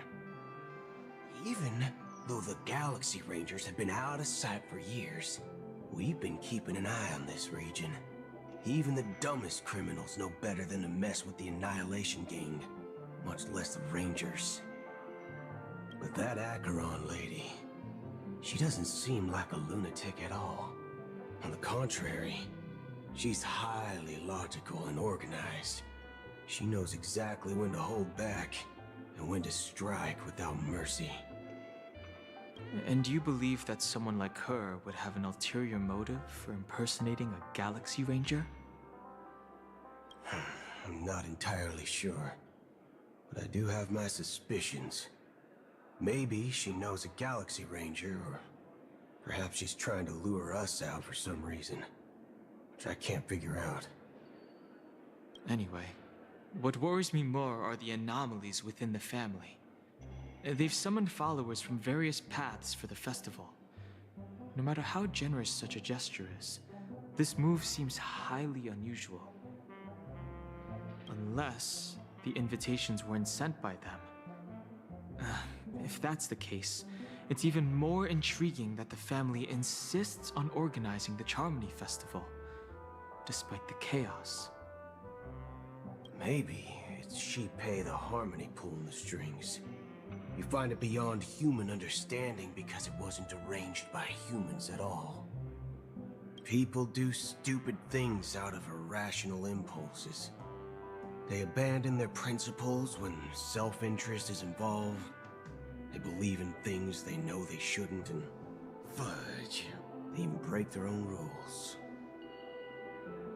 But Eons don't. They stick to their determined path and never turn back, even if they reach a dead end. You think Shipei's will is behind all this? It may not necessarily be Shipei, but there's definitely some higher entity involved.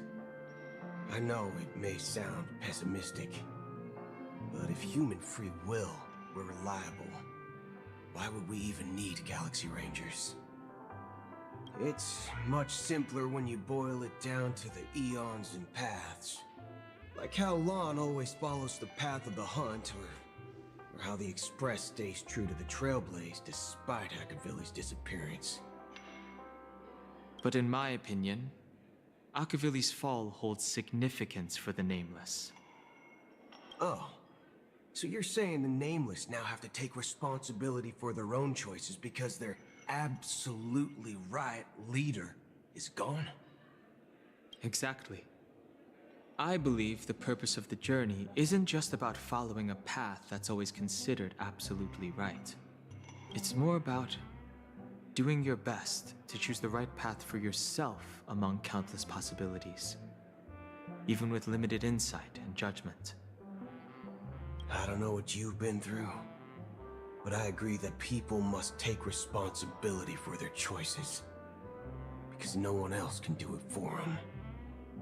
That's why the Galaxy Rangers need to uncover the imposter and figure out her true intentions. Just in case. I have a backup plan if the Memo Keeper doesn't show up. This is my final backup plan. I promise. You sure have a lot of cards up your sleeve. Well, going back to my old career would make things a lot easier. By the way, when you were walking around the hotel, did you happen to see any important-looking guests? What's your plan? It's simple. We just grab some hostages and use them as bargaining chips with What? the family. Or maybe we can even take their identities. No need for that. We'll return to the Express now. Wait. Are you getting scared? Draw your weapon. Let's make a big scene. Why? Are you leaving, esteemed guests? Would you like to cancel that as Donna's White Oak you just ordered? Huh? As Donna's White Oak? But didn't you just say? Ha ha. Looks like you are a bit intoxicated, esteemed guests. You ordered a bottle of Asdana's White Oak just a moment ago. Looks like your memo keeper friend has finally arrived. Oh, right. Sorry, my memory's not the best. You know, too many modifications and all. Anyway, let me check. Well, fork me. It says Donna's White Oak, all right. And there's a note. I'll be waiting for you on the Astral Express.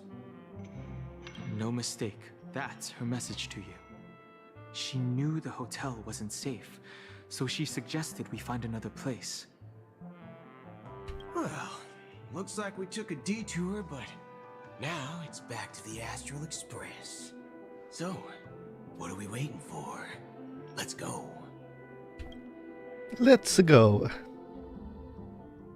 You're back? 2 guests just boarded saying they were looking for Boot Hill, so I told them to wait in the parlor car. Who? Oh, just in time. You know, one thing that I also really love about this is how they do the voices, like in what type of room they are.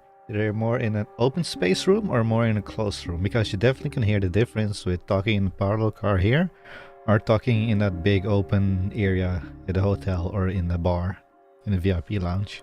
2 guests? Yeah, or 2. Look, we welcome all passengers on the Astral Express, but sneaking in like that, you have no regard for etiquette. My apologies, conductor. It was an oversight on my part. I assumed you were already acquainted with the garden. Given the chaotic situation in Penacony, the Nameless are the only ones we can truly trust right now. You are the memo keeper. Pleased to meet you, Dan Hung. I've seen you in others' memories. And as for Boot Hill, this is our first face-to-face meeting. I hope you enjoyed that bottle of Astana's White Oak. You sure have a refined taste. Finally, Memo Keeper. Well, let's cut to the chase. Spill everything you know. That's precisely what I intend to do.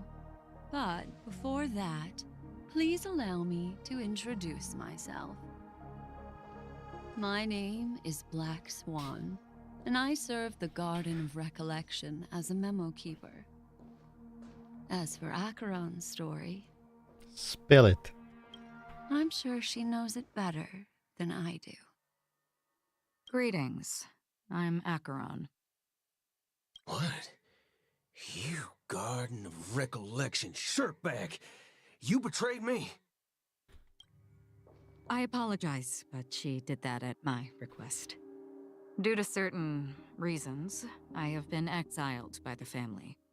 Thankfully, this memo keeper came to my aid and helped me escape their surveillance unnoticed.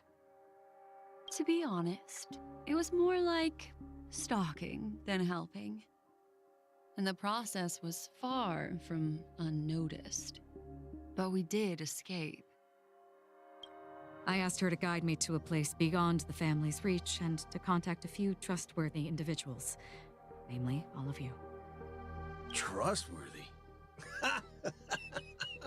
Son of a nice lady.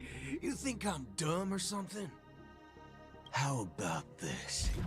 I'll put a few bullet holes in your head and see what secrets spill out. Then, we can talk about trust. It doesn't have to be like that. I'm willing to answer all your questions, but not right now.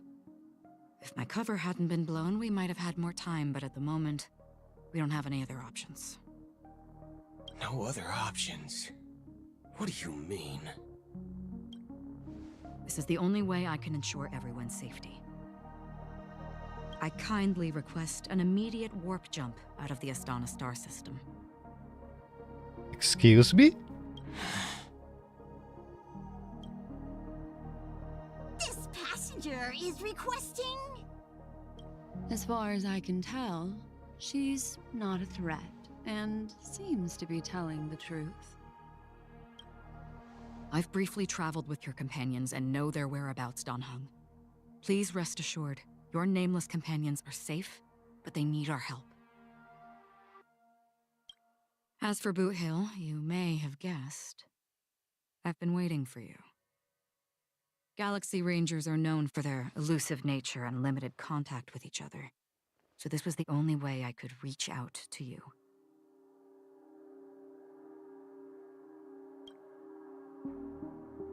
Only by doing this can I find a true Galaxy Ranger and fulfill a long-standing promise. To return his relics to their rightful owner. Someone once told me that every rainfall is like a gift from the heavens, a sign of their mercy upon the world. Raindrops are said to be the tears of the gods, shed in response to the sorrows of the world. Their constant pouring is a reminder that the gods haven't abandoned us yet. So, how long has this rain been going on for?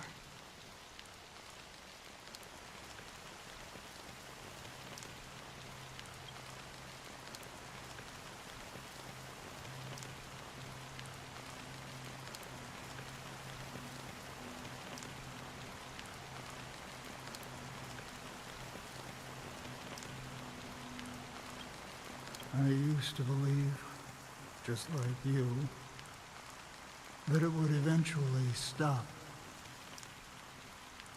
Years and decades passed. And in the end, such hope faded away before the rain did. Looks like the god you mentioned doesn't exist after all.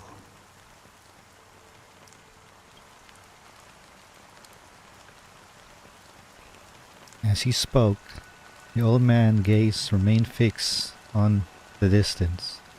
Amidst the fine drizzle of black rain, countless shadowy hands emerges from the sea, shrouded in internal mist, reaching out towards the sky, one by one. Well, let me share a story with you. Mortals who walk the paths are like sailors on a vast ocean, leaving behind a trail that creates countless ripples of possibilities. These ripples last longer than the fleeting lifetimes of humans. And for some, their presence leaves such a strong mark that it's reflected in the waves. Like those shadows on the ocean. Sin-thirsters, the obsessions of the Pathstriders, they emerge from the depths of IX, seeing themselves as masters of their own destiny, unknowingly repeating the actions of their past lives. They emerge from the nihility and head toward it, leading purposeless lives. However, these hallowed phantoms, they were once my dear companions. A group of Galaxy Rangers.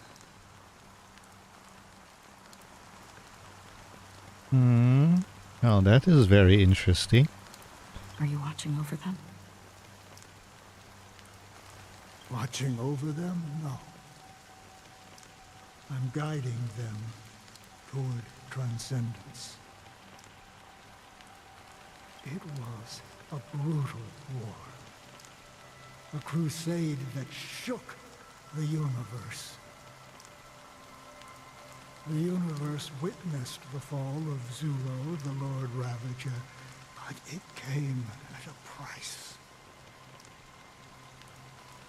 price so hefty that only those who were there still remember. Lord Ravager. That is one of the generals of that Destruction Eon army. We know Fantalia, the Lord Ravager. She escaped.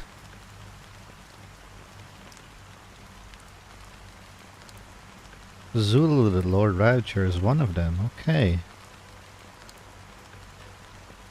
The unwavering determination of the Hunt followers persists even in death. So someone must guide these lost souls to their life beyond. They were heroes in their time, and they shouldn't be reduced to mere puppets of nihility. As for me, I've suffered too many losses on that battlefield to advance any further. And that makes me the most fitting person to carry out this task. But you know, these sin thirsters, they're not who they used to be. Does this seem pointless to you? Well, some tasks have to be done, even if they are pointless. I can help you. For what? For the meaning of the nihility. That's what I've been seeking. I see. After all, this realm is off limits to ordinary souls, right? Thank you, stranger. I wish that you find what you seek. Before we part ways, I have one more question. It is true that their actions and even their entire lives may seem pointless from our perspective. But if, and it's just an if this is what the departed ones expected, should we try to change it? A good question, and a profound one. I don't know the answer. What I do know is that one day I too will pass away. And when I bid farewell to this world, someone will stand at my grave and place a bouquet of flowers on it.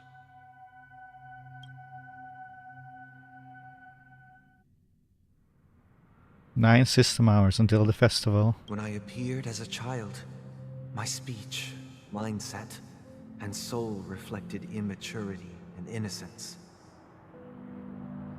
As I grew into adulthood, I left behind my childlike side.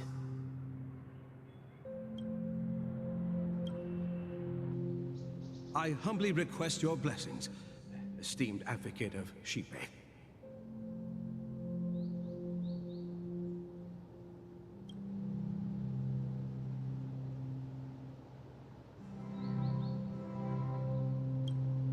Come to me, my kinship. I have sought their presence with us. As you wish. I have faithfully served the Alfalfa family for nearly a decade, promoting the path of the harmony to the best of my ability. However, I made a mistake yesterday. While I was preparing dinner for the family head, I accidentally dropped a prepared dish on the floor. Out of laziness, I lied and claimed that everything was ready.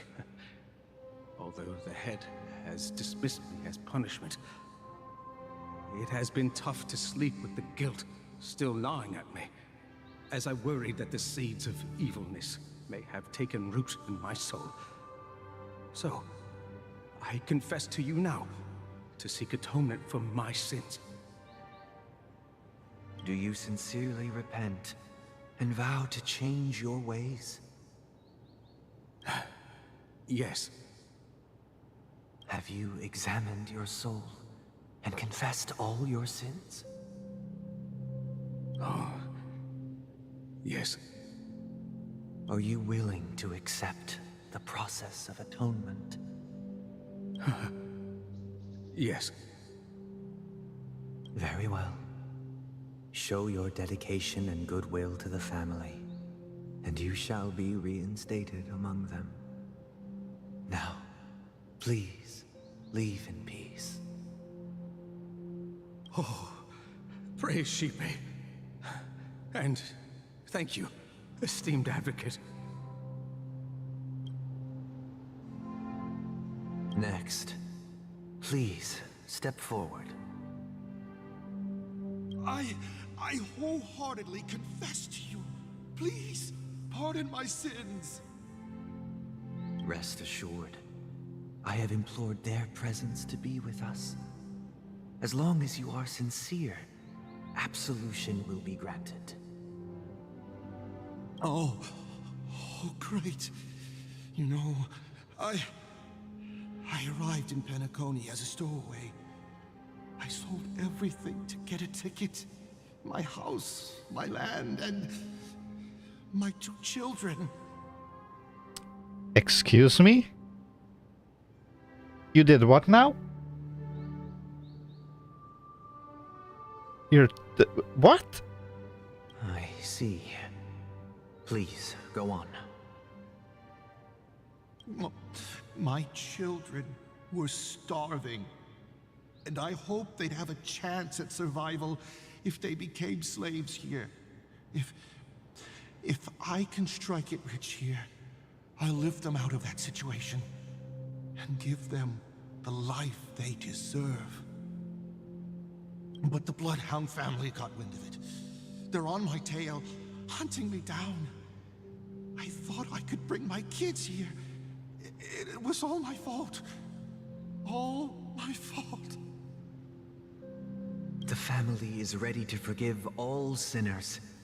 I'll ask the Bloodhound family to cease their pursuit. You don't need to live in fear anymore. Mr. Sunday, whatever happened to your father, by the way? We know what happened to your mother, but... well, we sort of know what happened to your mother. But what about the father? Oh, thank you. Thank you. I'll work my hardest to redeem my children and make them part of the family. Praise the harmony. Next, please step forward. Hey, long time no see, Mr. Sunday. The most esteemed individual in Penacony, and the next leader of the Oak family, right? I have sought their presence with us. Let us proceed. Sure, let's just get this over with.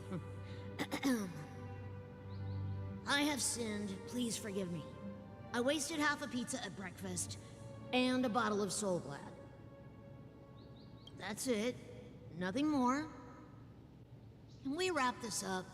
I've got a robo-ball game to catch, you know? Do you seek to atone for your sins through good deeds? My sins? Well, starting to sound like a saint, huh? Well, let me tell you something. Neither the family nor you have the right to judge me. You think nobody knows what your precious family has done? About the watchmaker? Huh? Don't kid yourself, Featherbrain. Those dream chasers might be fooled by your act, but don't fool yourself. Before you start spouting off your holy verses, answer me this. Where does the power of the Oak family come from? And your power? What makes you think you can sit there all high and mighty, looking down on everyone else? Well, I I've spent enough time in confession today to enter the Harmony's paradise, right? Then I'll take my leave. Good luck with your election, and, don't make me regret my investments in you.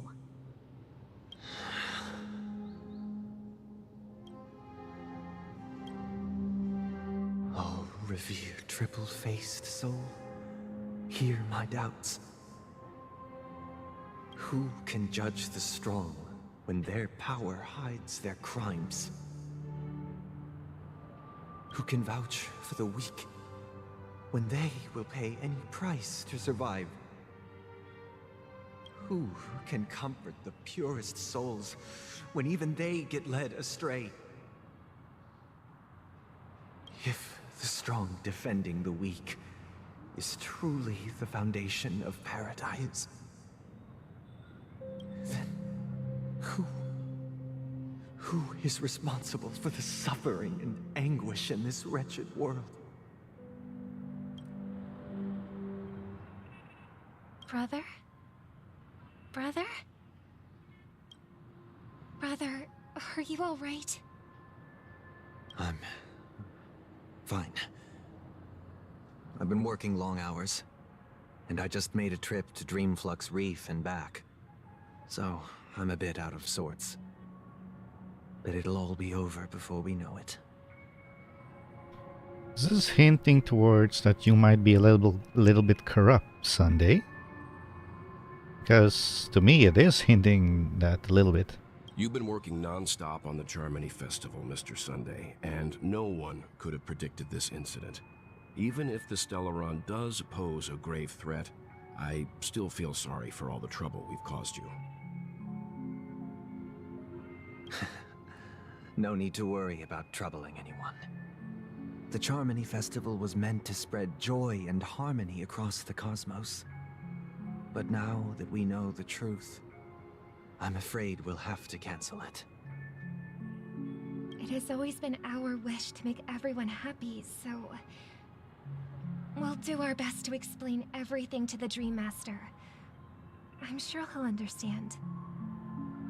Even if the negotiation does not go smoothly, I'll refuse to go on stage.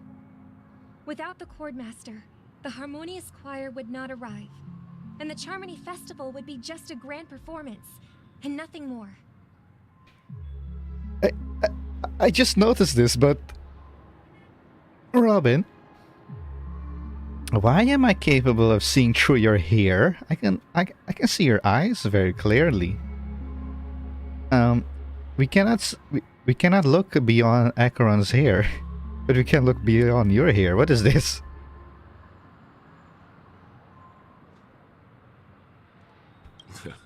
I'm Or relieved Veld's to hair. see your determination.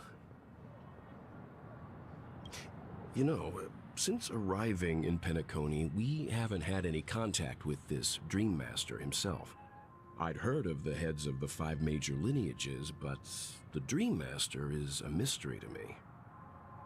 The Dream Master rarely grants an audience, even for us. But, given the urgency of the situation, he's agreed to meet us in person. Perhaps you'll be the first guest to meet the Dream Master in years, Mr. Yang. Let's hope we can reach a consensus that satisfies everyone. Indeed. Let us hope so. It's about time. We'll have to get ready for the meeting. I apologize for any inconvenience caused by the urgency. Don't worry. I'll be waiting here. Dear, it's Mr. Sunday!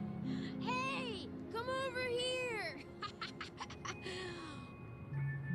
Looks like someone needs help. Let's go check it out.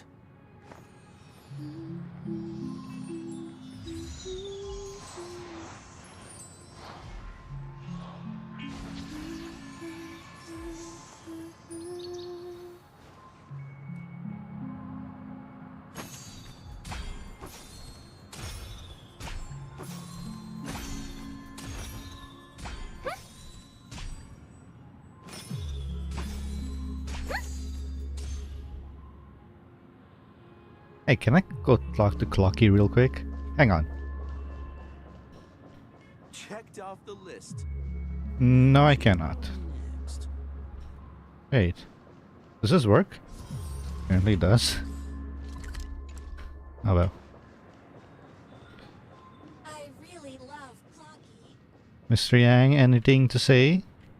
Thank you for everything you've done. I'll be waiting here.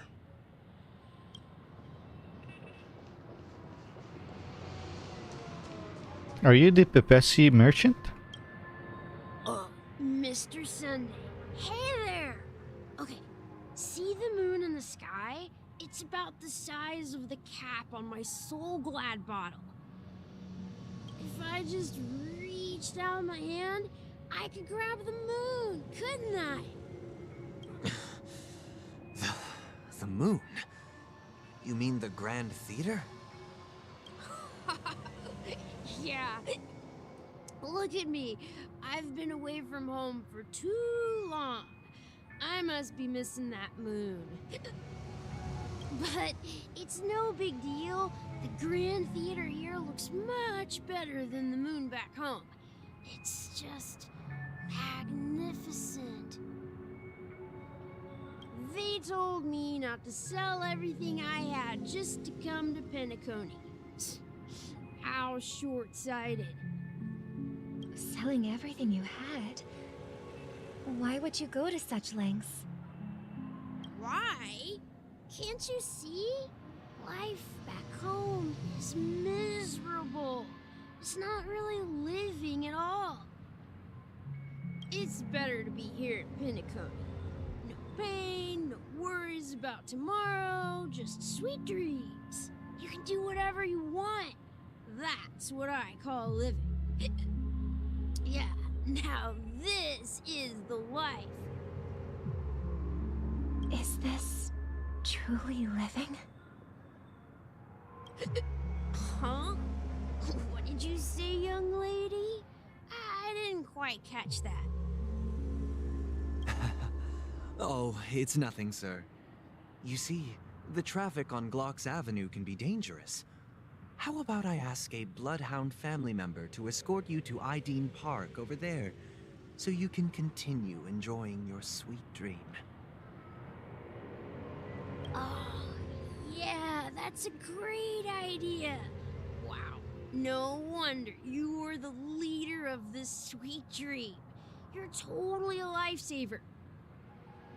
See you around, Mr. Sunday, and it was nice chatting with you.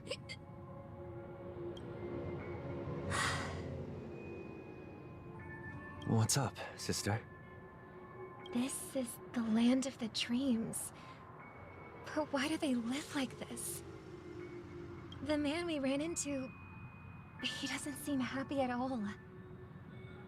Even though sweet dreams are nice, they're just illusions. But for him, they're the only way to survive, even if it means giving up on reality. That's not really living at all. I'm sorry, Miss Robin, but I really keep staring at this ornament here. What do you call it? How do you say this in English? Jewelry? No. Yeah, there's a different word for it.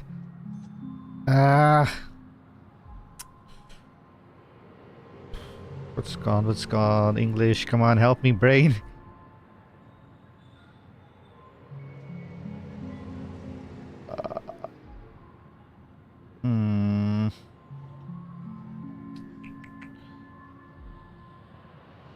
Okay, my brain has failed me, but I keep staring at this little necklace thingy magic here above her left shoulder.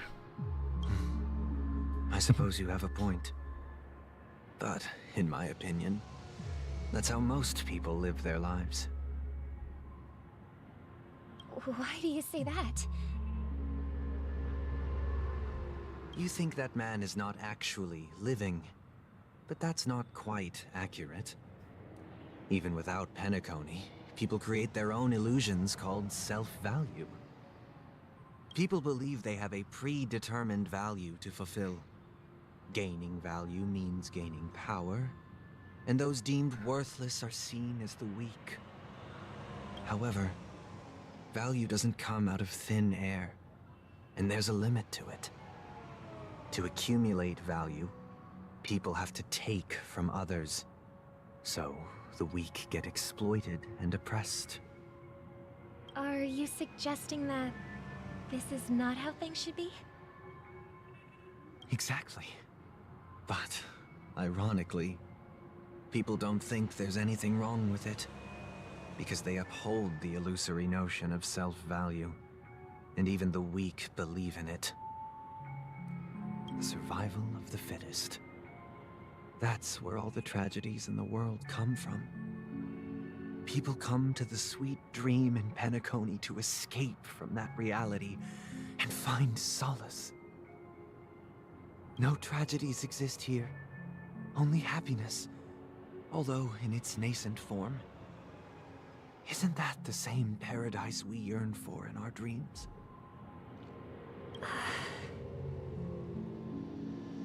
Perhaps that man is just an exception. Let's not jump to conclusions. We should experience the dreamscape ourselves, just as I did at Dreamflux Reef. Yes, seeing is believing. I'll accompany you. The Dream Master hasn't shown up yet, so we have some time for a stroll.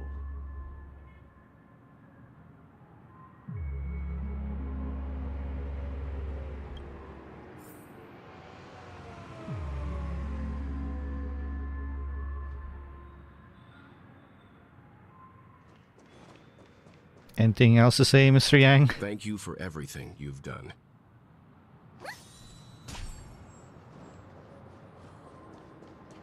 Are we going? Okay.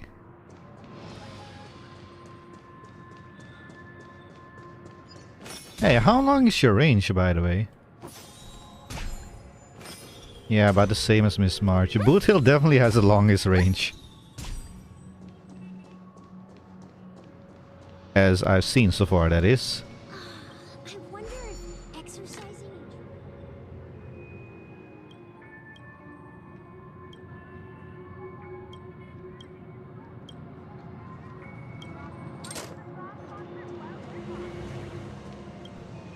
Glad to meet you again, Robin.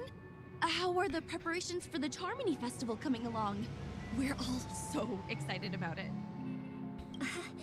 It's going smoothly. Thanks for making the trip to join the festival. You're too kind, Robin. It's a pleasure to have guests from all over the universe celebrating day and night. I can't stand being lonely or bored, so this jubilant dreamscape is perfect for me. But if this went on forever, would it get boring too? Nah, not at all. Who would get tired of having so much fun? Everybody? Or presumably everybody? The vast majority? I'm guessing Intelrons wouldn't get tired because they're machines.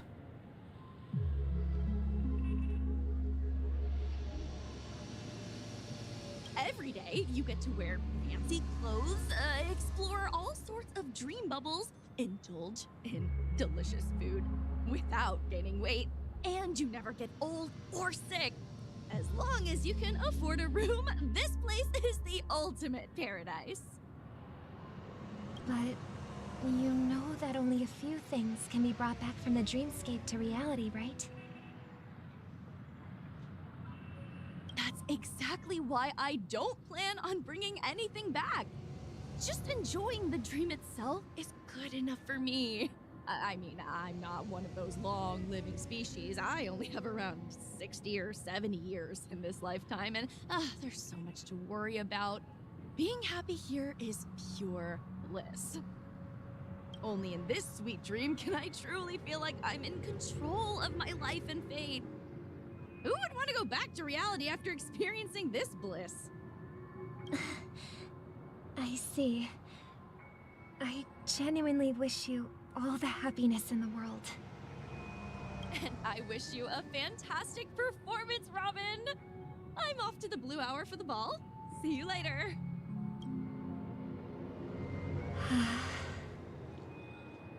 Seems like that guest's perspective didn't resonate with you either. She had a valid point. And I could sense her genuine happiness. It's just that... What you're trying to say is, she thinks she's in control of her life. But in reality, she's just escaping from reality and seeking solace in this sweet dream.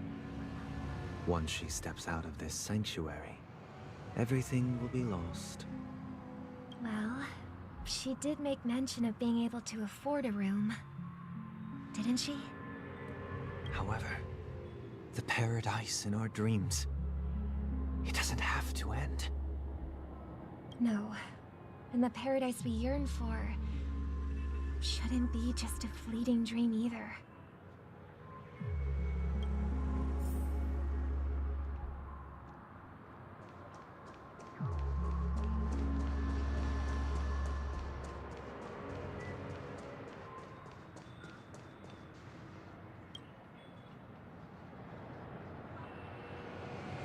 The scenery in this dreamscape is truly breathtaking, isn't it? Oh, Robin. Can't believe I'm meeting you in person here. What an honor.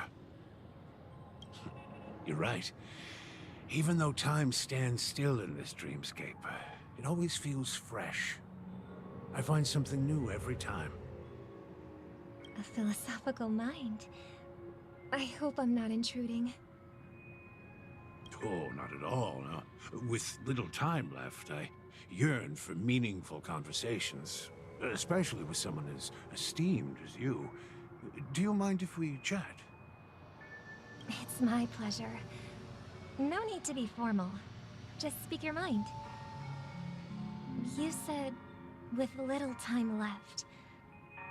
Please, forgive me for being blunt. But is that why you came to Penacony? Yeah.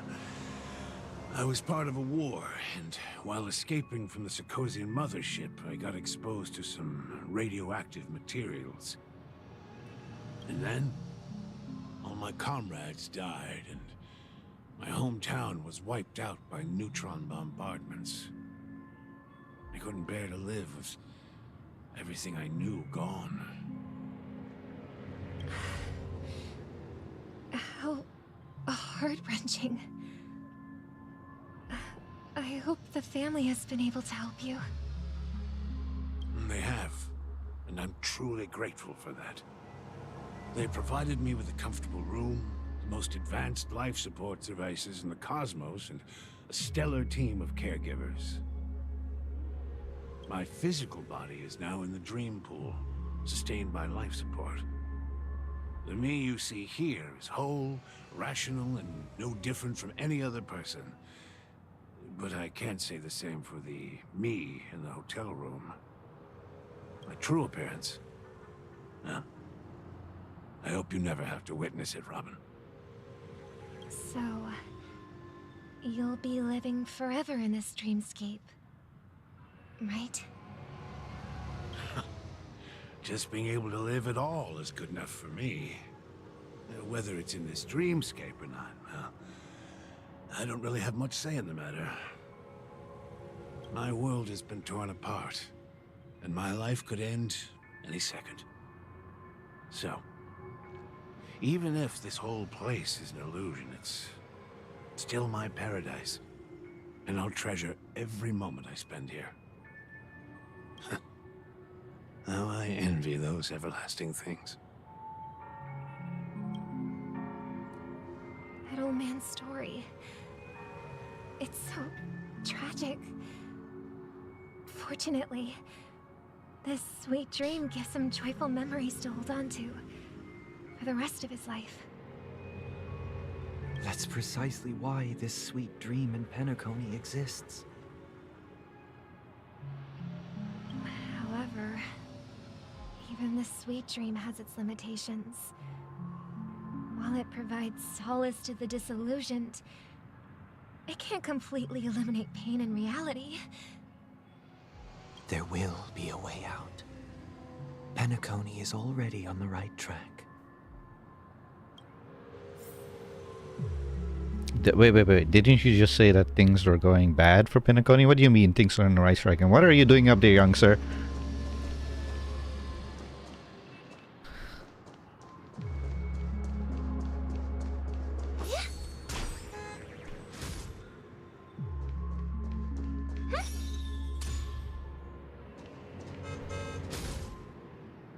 Beep beep. Wait! Look what we have here. A lovely young lady. Wait, is that me?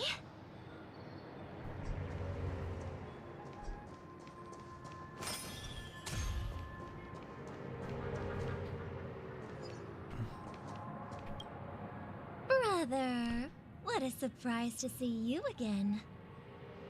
Show yourself. Your trick won't work on us. I've heard that a skilled mass fool received an invitation too. That must be you, right? Barely. The people here are way too gullible. Wait. I missed that line. Damn it.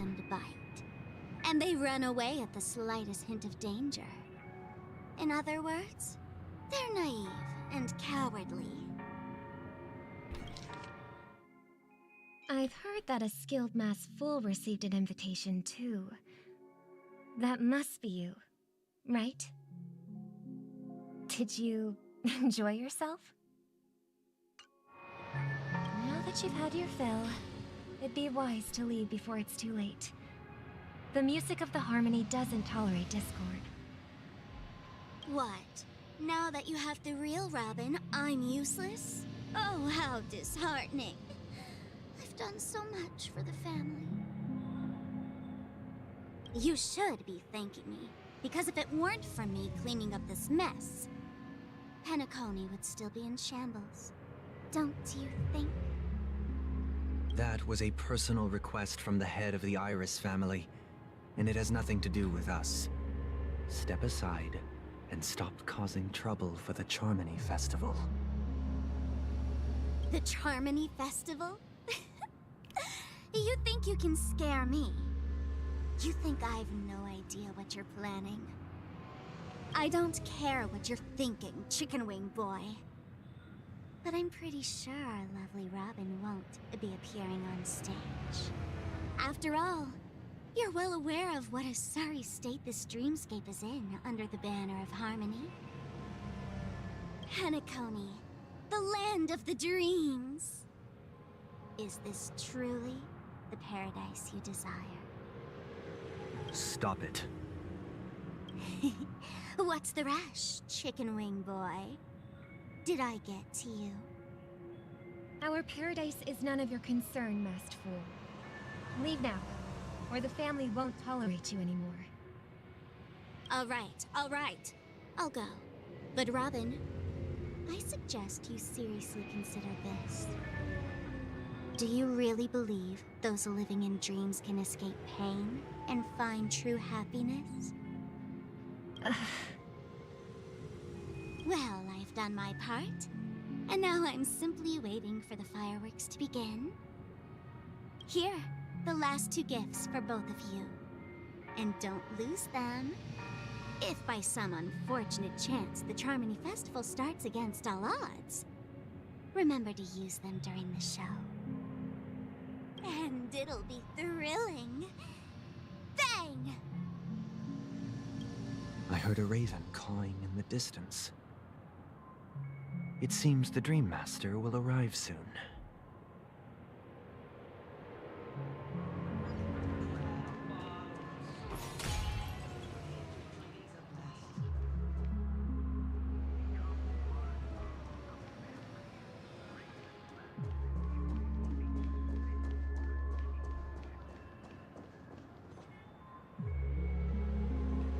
Can I kick this?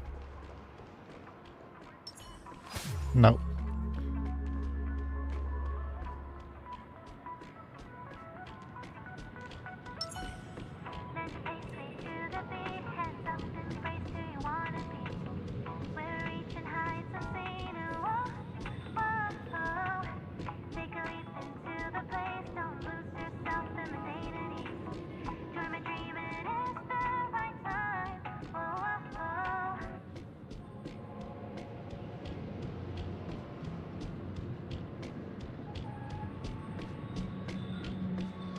That's it?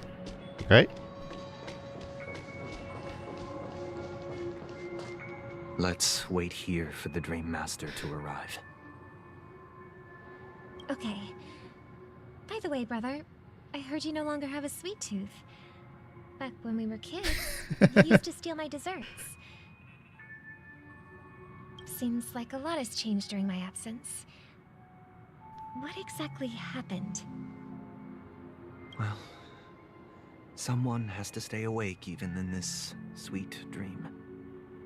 But that someone doesn't have to be you, or anyone in particular. You're carrying too much on your shoulders, brother. The paradise in our dreams. It shouldn't be like this.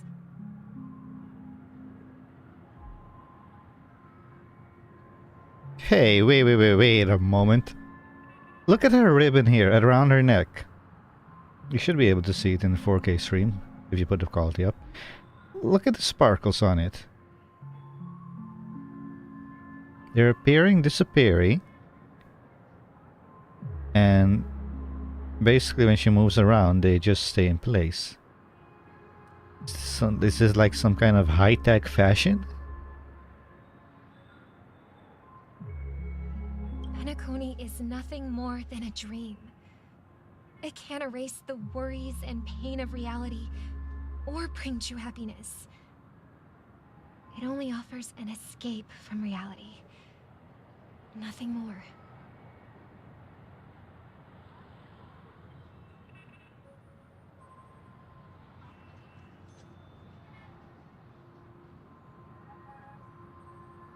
Remember the old man we met earlier? Without this dream, he might have completely lost himself.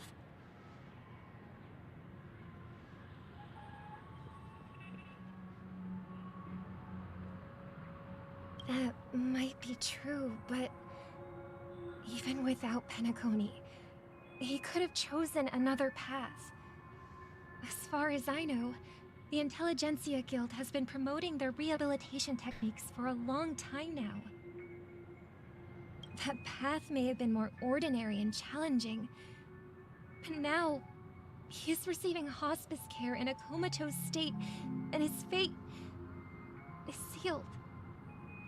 Is Penacony granting these people a future? Or is it taking it away from them? Well, don't forget this. Not everyone really has a future. The future for humanity is like the sky for birds. People mistakenly believe that flight is inherent to birds because they've never witnessed those birds crashing to their death. Sunday. I remember that from the flashback. Do you remember how we took in that little Charmony dove when we were young? Yeah. We took care of it.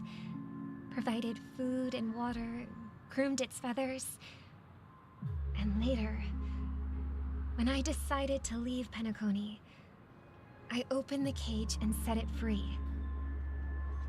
Well, I didn't mention what happened to it in my letters because I didn't want to upset you. Shortly after you left, it crashed to its death right in front of your window. I had surmised as much. I knew you wouldn't have avoided mentioning the bird for no reason. Despite that unfortunate outcome, I still believe it was the right decision. Birds aren't meant to spend their lives in cages. They belong in the sky, even if they can't fly. But here's the thing. If there are birds in this world that can never fly, can we really assert that they belong in the sky?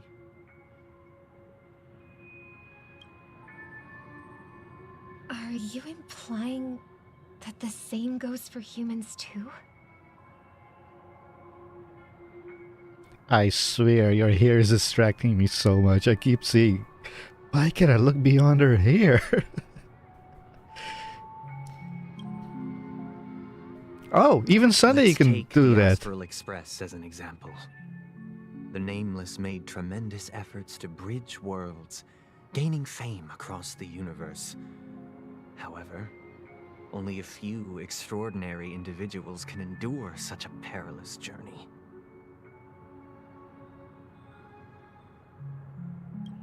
That's because the pursuit of the Trailblaze exceeds the capabilities of ordinary humans.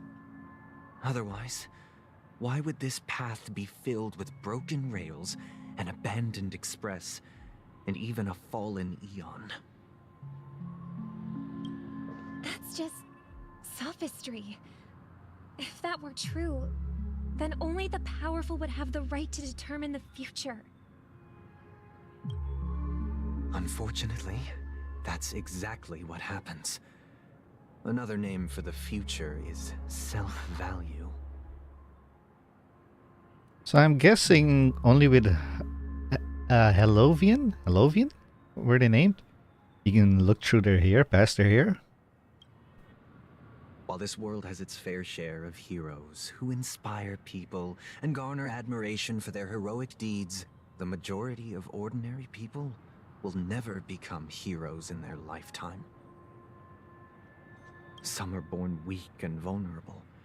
Some find themselves trapped in unfortunate circumstances. Some fall victim to malice and cowardice. When it comes to survival, everyone is equal. And the weak can only watch as their value gets constantly diminished by external forces. That's why we should care for the weak and support them as if their suffering were our own. That's what the Odes of Harmony have always taught us. While the Harmony holds noble aspirations, the strong will always be strong, and the weak will always be weak. Even in this carefree dream. Human nature contains greatness, but it also harbors inherent weaknesses that can't be eradicated. In the end, if people can't even secure their own survival, they won't care about the illusory future of equality. As long as the law of survival of the fittest prevails, there will always be fledglings crashing to their death. But if people don't live for the future, do they merely exist for survival? If even you, my brother, don't believe that the Harmony will save the weak, then which Eon can make our dreams come true?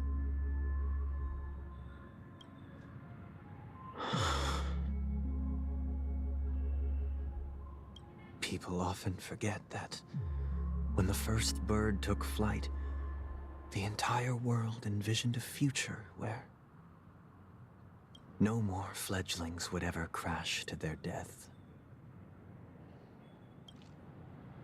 Are you reading, sister? What are you reading? Mr. Gopherwood gave me a picture book. It's about the story of the harmonic strings. If I could become a chord master, I'd like to summon Dominicus, the harmonious choir. I want to sing with everyone and spread our wishes so that all can feel happiness and joy. I see. Then I would summon the harmonious choir too. Don't you have a wish of your own, brother? Of course I do.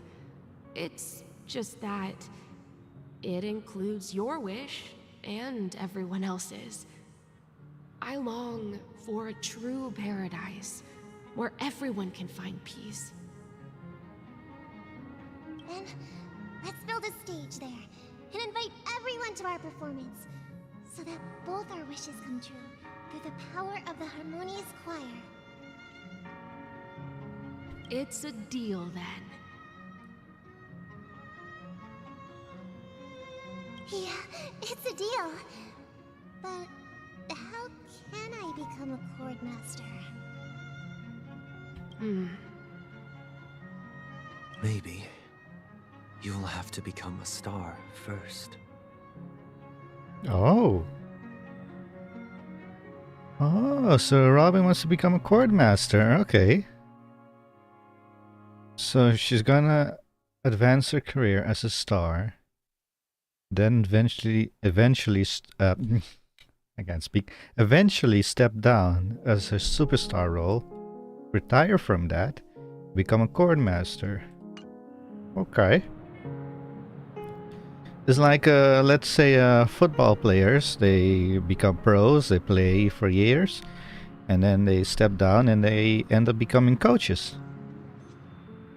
A few of them end up becoming coaches for the new generation.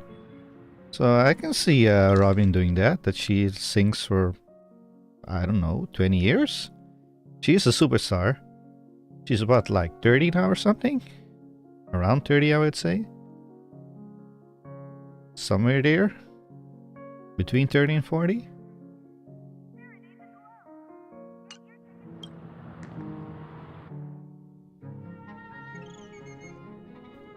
Eight hours remaining. Back sooner than I thought. Any results? Yes. And now, it's up to us to forge ahead. Since he's already carried out his last wish, my final mission is complete. But pardon me if I sound curt. It's good to have determination. The path Mikhail left for you is not an easy one to tread. Why else would he have chosen to sleep in solitude, staking everything on some nameless in the future? But you have the numbers, and in numbers comes strength. So that might just delay your inevitable a little more. Got any more encouraging words? As I see it, relying on Welt's negotiations alone is far from enough. Regardless of whether the other party will be compliant, negotiating simply allows us to meet them as equals and won't grant us an upper hand. Penacony is our rival's home turf, and we already have very few chips left to play with. Rather than idly sit around while the family's got us blocked off, an offensive approach might be a wiser course of action. We're more familiar with the Stellaron's properties than most, and since it's the key to stabilizing the Sweet Dream, it's vital to the family's interests. By attacking their core interests, they're bound to retaliate hastily. And as the saying goes, haste makes waste. That's right. As long as we pose a threat to the Stellaron, either with words or otherwise, we have a chance at gaining the upper hand. But the problem is, on the eve of the Charmony Festival opening, how exactly are we going to get close to the theater? Family security will be airtight, and if we brute force it, even if we succeed, it's too risky. So, no one's gonna say anything? Then I'll raise my hand. I know the answer to this question. You of all people? Of course you do. I never doubted you for a second. Looks like we have one more ace up our sleeve. Time for the Master Stroke. Wait! Why are you speaking like the General of the Law Fu? Because he was in the trailer! For version 2.2. So, I heard that before the Charmony Festival begins, there'll be a pageant to kick off the festival. It's called the Soul Glad TM Festivity Auditions, or something, and it's going to be held in the moment of Scorch Sand. As long as we clinch the top spot, we'll be able to attain the title of Festive Superstar, and be able to personally bask in the graces of Miss Robin. Not that that's important. What's crucial is that we can enter the Grand Theater before the audience arrives. So, how do we go about participating in these festivity auditions? I've already procured special invite tickets from Miss Robin's fan club. Excuse me? Really, Marge? To tell you the truth, I had been preparing to join the auditions all along, but now it looks like even if I scrape through, I probably still won't have the chance to shake Miss Robin's hand. You know, Marge, all this time you could have asked her for a handshake. We've literally met her how many times now, face to face? So they're still running this thing, huh? It was originally just a publicity stunt, set up by Mikhail to drum up attention. But it looks like it might be worth a shot. We'll follow Marge's plan. Mr. Gallagher, will you be joining us? I'm afraid I won't have the time. As a virtual character, I've already completed my final mission. Whether Penacony can awaken from this dream is all down to you. Should we ever cross paths again? I'd love for you to visit the Express. He can. I have him. So he can. All right. I'll have to add to that data bank of yours you've got on the Express. And Miss Firefly, we thank you for all your support. We're faced with a formidable enemy. As long as the Astral Express and Stellaron Hunter's objectives are aligned, we're willing to cooperate with you. We've already come this far together. I'd like to join you for the rest of your journey on Penacony. I'm pleased that we can finally fight shoulder to shoulder. I couldn't ask for a better ending. This is also the spirit of the Trailblaze. Now, everyone, let's prepare to move out.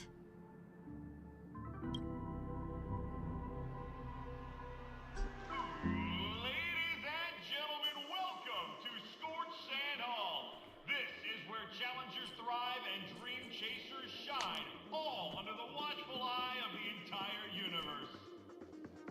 If you have ambition, dreams, and the drive, dear friend, the next superstar of Penacony's Charmony Festival could be you. Oh, wow, they've really outdone themselves. Oh, I'm starting to get excited. Behold, here come 4 friends with spirits high and full of steel. Are you aspiring to be the superstars of the festival? Is he talking about us? Yes, you! There's no doubt about it. I see you have all the potential of a superstar in you. Excuse me, you 4. What are you hoping to get out of all this? As the last group of contestants, how confident are you in overcoming all of the challenges? Excuse me, where did you people come from? I didn't think I saw you just now. Open to a brief exclusive interview with us? It'll be quick. Your journey is long and fraught with peril, yet under a sky blanketed by banners, you vie for the crown. The sword and rose! Protect the beauty! The beauty, the beauty! Magnificent and majestic! What? Are you talking about Himiko? A knight's head is hard as steel. Brother Lance's focus is stubborn as a heel. We don't all have to be winners, but if we don't have fun, we'd all be sinners. People are pouring in. It kind of feels like all sorts of baddies are showing up. Let's get in there quickly and enter the competition. Ladies and gentlemen, please make way. Make way. Coming towards us now is one of Penacony's top 10 wealthiest tycoons and the soul-glad business empire's founder, Mr. Dean. Haven't we spoken to you before? Allow me to introduce myself. I'm the director of Soulglad's factory, Dean Lena. My 4 friends, introduce yourselves to the audience across the cosmos. Hello, everybody. I'm Himiko, a nameless from the Astral Express, and these are my companions. Don't you guys need to hide your identities? I can't hide it anyways. Penacony is plastered with our posters. And because the Astral Express is so well known, the family won't dare to make any rash moves.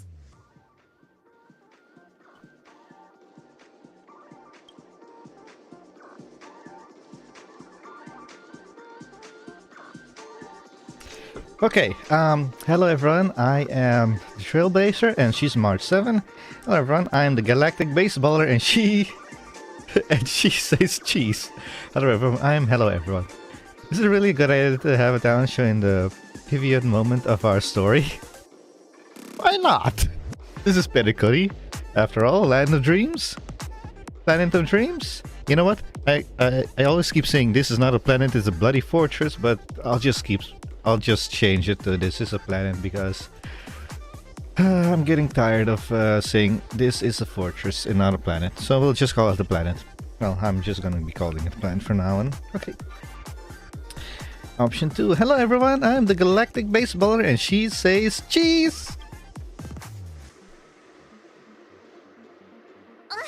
Don't expose my net handle to everyone! Hello, everyone! I'm March 7th. I'm an ordinary girl who loves adventures. Hello, everyone. I'm Firefly. I am also an ordinary girl who enjoys adventures. Yeah, right. Ordinary, right. So it's a bunch of nameless guests. This final face-off is bound to be spectacular. Time is precious. My 4 friends, come with me. Grab a bottle of Soul Glad and make your dreams a blast.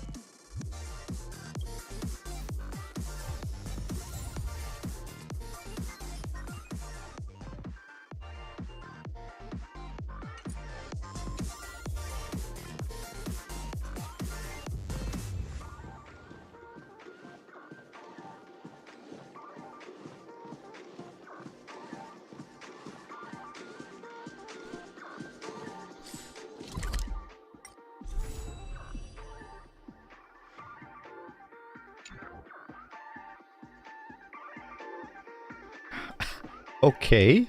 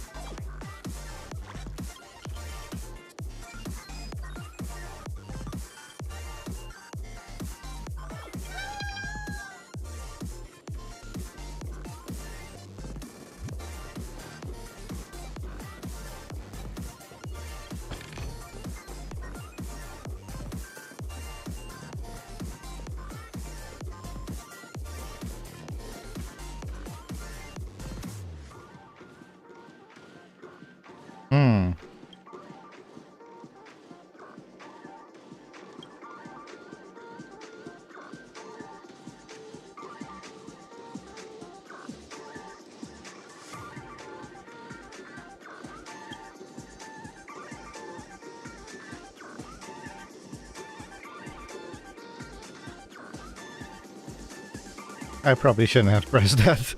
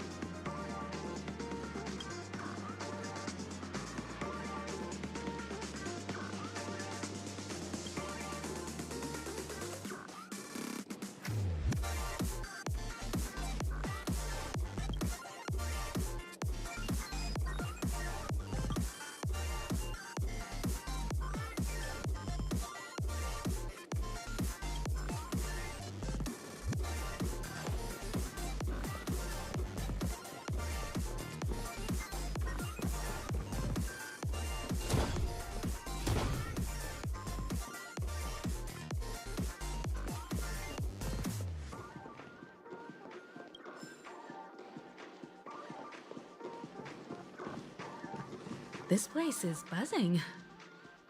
That's right.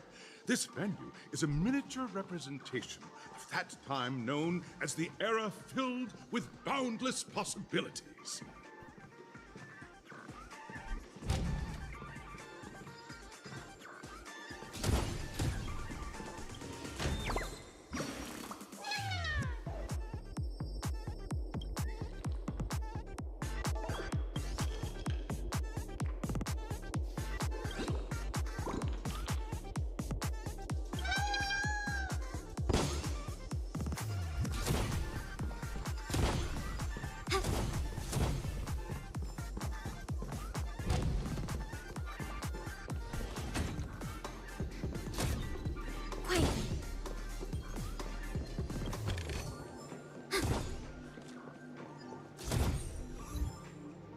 What?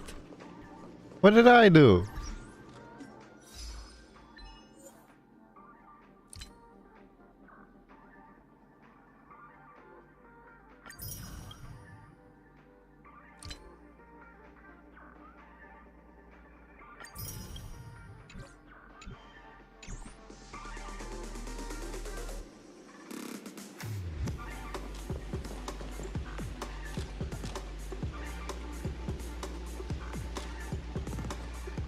Grab a bottle of Soul Glad and make your dreams a black.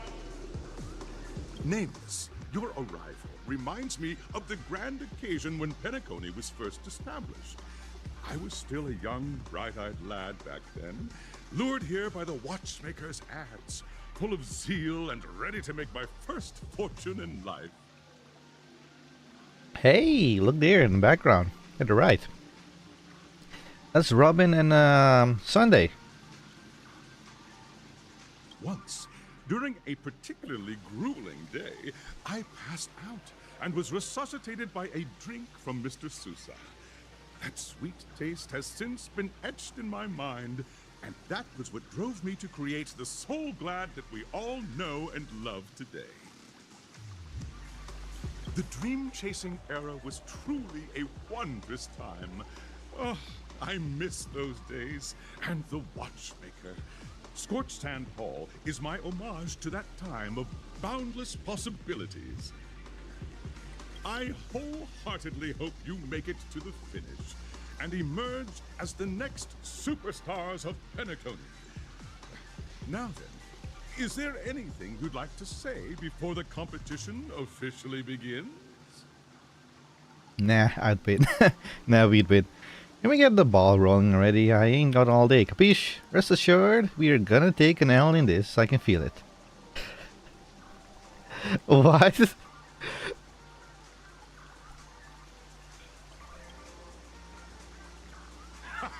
That's the trailblazing spirit. How about you, Miss March? Hello, everyone! Next up, get ready for the Mega March 7th Adventure, where I'm going to break the speedrun world record! So, I guess we're still on camera. Trailblazing into the uncharted and challenging the limits. That's Miss March 7th for you. How about Miss Firefly? I hope that by the end of this journey, everyone will have achieved the outcome that they hoped for. Ah, a wonderful wish! Miss Himiko, what are you expecting from your team? Safety first, everyone. Simple words, but full of warmth. Waiting for you are 3 stages, each connected to that era. The first 2 stages offer 2 distinct paths to choose from, with unique challenges on each route. And in the last stage, you will face off against a champion who has defended the title to this very day. A beloved contender whose noble virtues are unrivaled. Those are the rules. Simple. Everyone clear? Now, I hereby announce that the 33rd Scorched Sand Festival of the 20th season, sponsored by Soul Glad Enterprises, has started.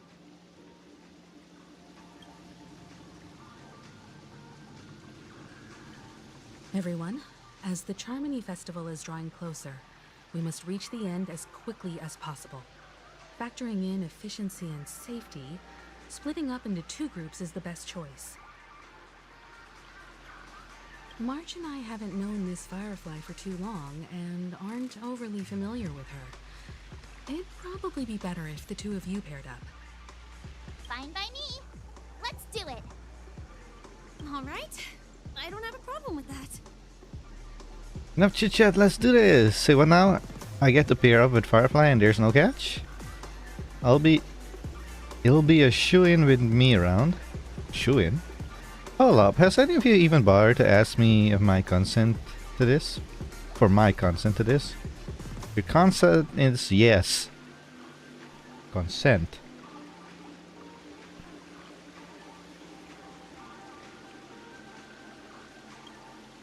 We'll split into the assigned groups then. Let's not waste time. Well, sorry for you, miss, but I'm gonna waste time right now. We quickly see if there's some birdies here. I saw that. Oh, he's right there.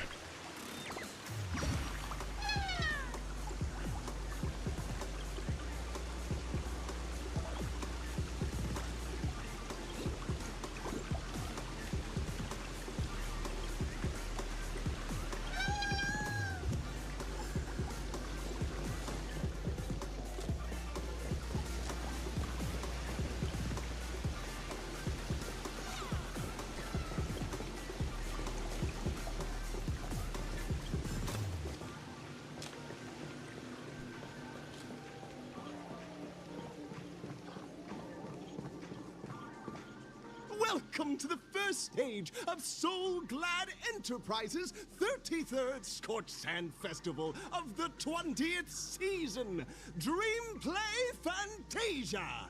In this stage, you can choose between 2 challenges, the School of Acting or School of Action. Huh? Action. I'm bad at acting. In the School of Acting challenge, you have to complete 3 performances from 3 scripts and move the panel judges. In the School of Action challenge, you have to defeat 3 groups of enemies convincingly and reach the end. Now, make your choice.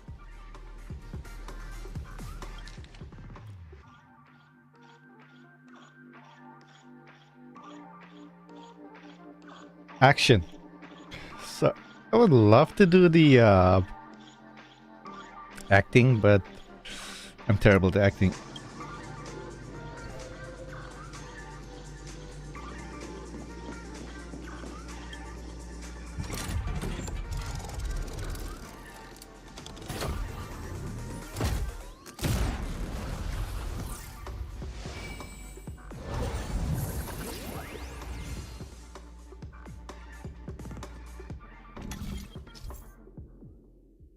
Select the challenge arena. Click the button on the tracks and select the challenge arena to go to. Click the button on the tracks and select the challenge arena to go to.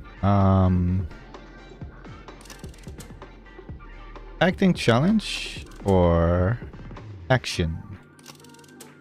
Action, let's go.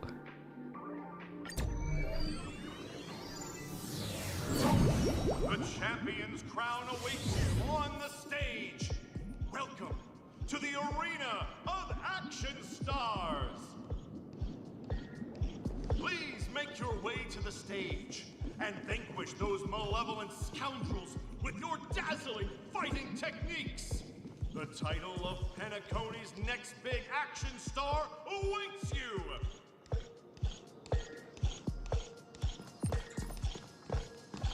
Competitors, allow me to introduce the rules of this challenge to you. There are a total of 3 stages up ahead, each with their own challenges.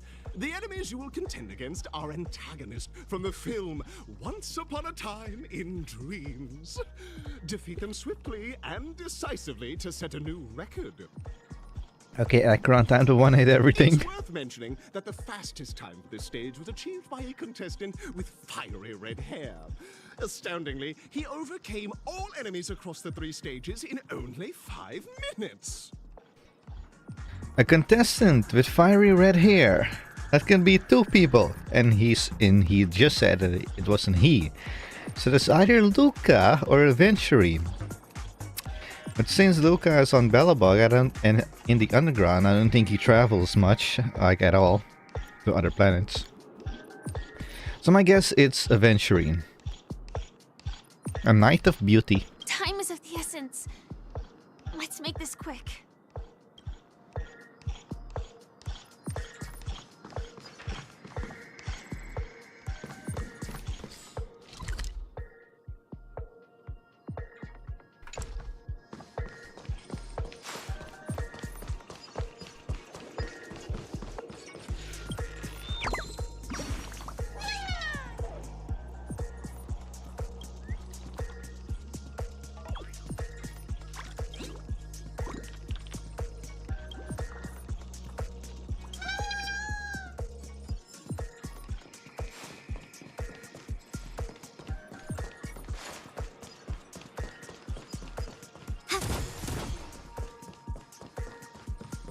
You know what's weird?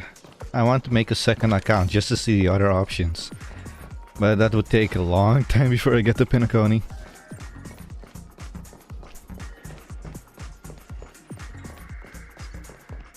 Contestants, you are about to confront the monsters of the primordial dreamscape. During this period, Penacony was nothing but a barren wasteland. The dreamscape was fraught with strife and disorder, with memory zone memes running rampant.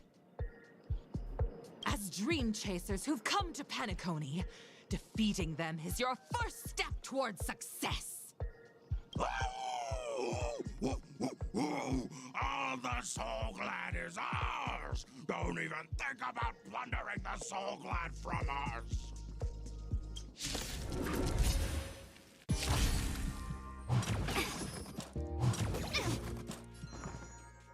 I've never fought these guys before. You're new enemies.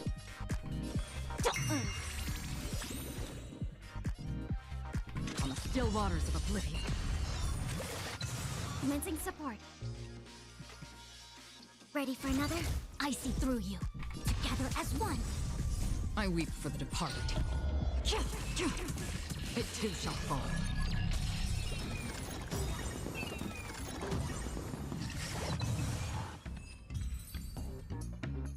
Soul Glad! My Soul Glad! Pretty simple.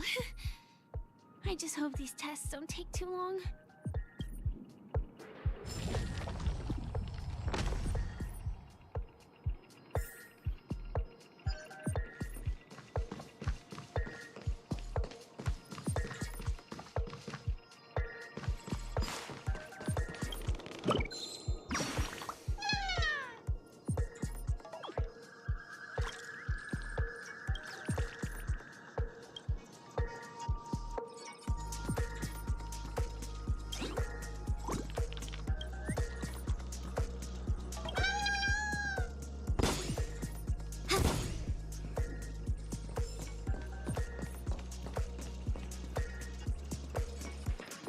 Congratulations on becoming the first group of Dream Chasers! Answering the call from the Watchmaker, you are disappointed to learn that Penacony isn't paved with gold. Resigned to your current plight, you start from the hierarchical dredges, biding your time for a chance at success. Just as you're about to give up, a downpour sparks a business idea. You enter the umbrella business! But just as things are looking up, you encounter a competitor. Defeat them and emerge victorious from this trade war. Why is our opponent Soul Glad? Because this is Soul Glad Enterprises' 33rd festivity auditions of the 20th season! Isn't this just product placement? To safeguard The integrity of Soulglad! I will soar high into the sky and become its shiniest star! Whoosh!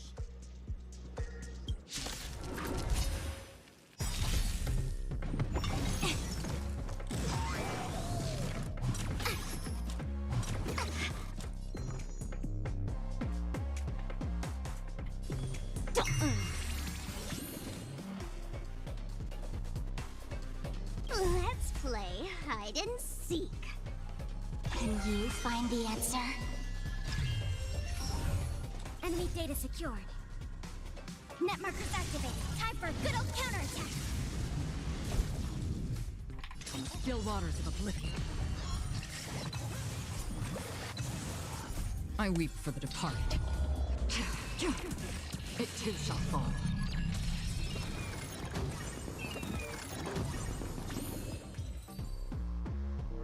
The world kisses me with pain, and I provide with Soulglad in return. Whoosh!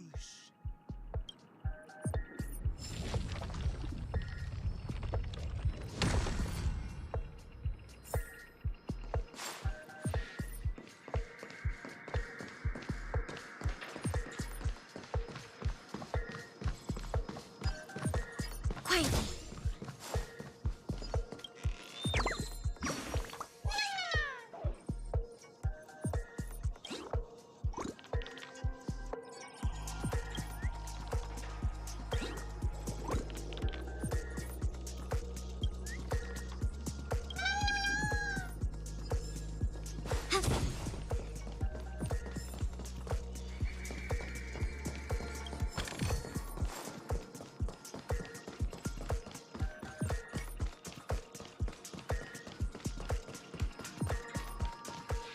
Congratulations to our two Dream Chasers for establishing yourselves as budding stars in Penacony.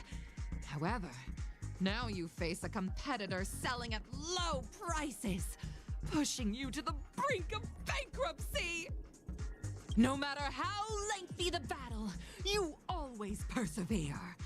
Topple this powerful opponent, and the tides will turn, paving a way to success! None will take my Soulglad away from me. I will use the Transmutation Arcanum to turn into a dinosaur!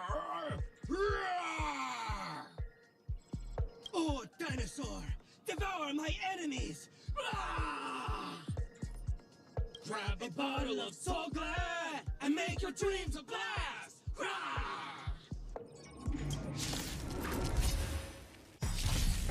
The game is on.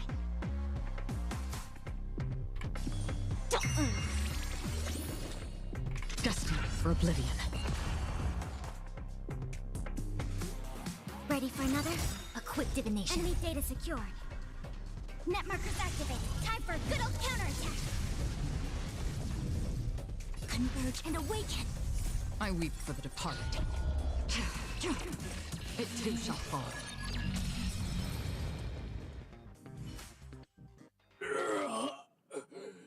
The body withers, but the Soulglad name shall not. You truly are a beast! More than I can ever be. That should do it! Okay. Let's go. Mr. Yang is waiting for us.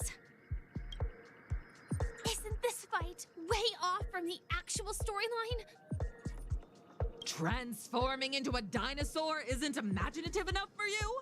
This is the sort of magic only seen on Penacony. Anyway, let's get back on track. Where were we? Oh, that's right. After an extended battle, you finally emerged victorious! But the companion who journeyed to Penacony with you chose to leave, having lost all hope. In the years that followed, you encountered each other once more on the prosperous streets of Penacony, but dared not call out to one another. Perhaps akin to the lingering regret of every dream chaser. Oh, well done! You brought to life the thrilling action scenes from Once upon a time in dreams, with your fighting skills. Looks like we won! Let's hurry up and get to the next stage.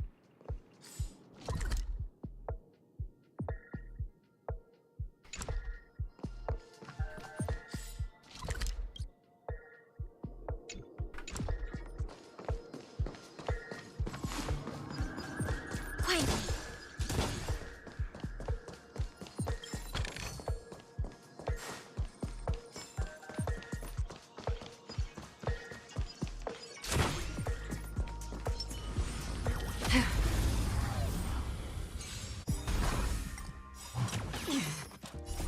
Human creations. Feeling spiffy? Can you find the answer? Destined for oblivion. I weep for the departed. It too shall fall.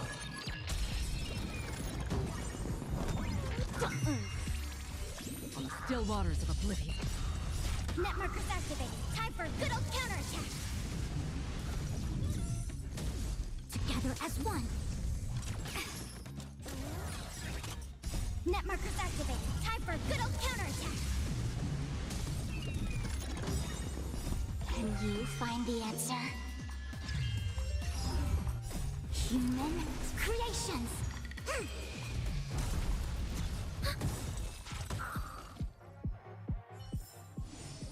Another blood debt repaid.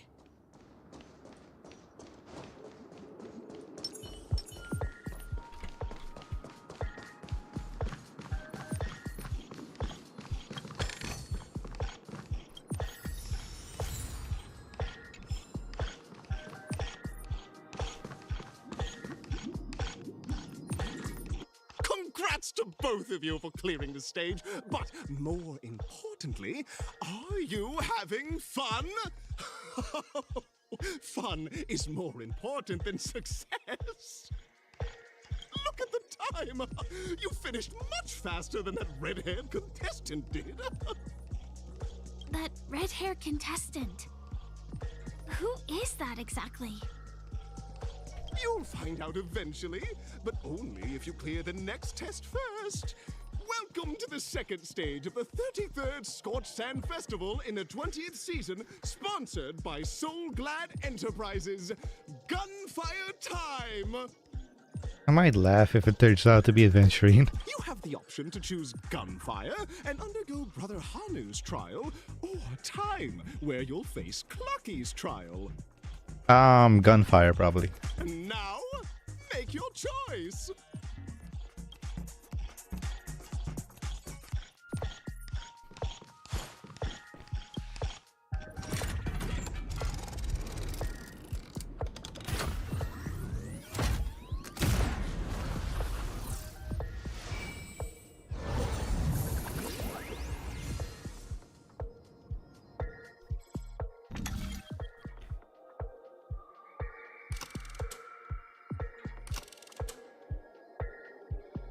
Gunfire time?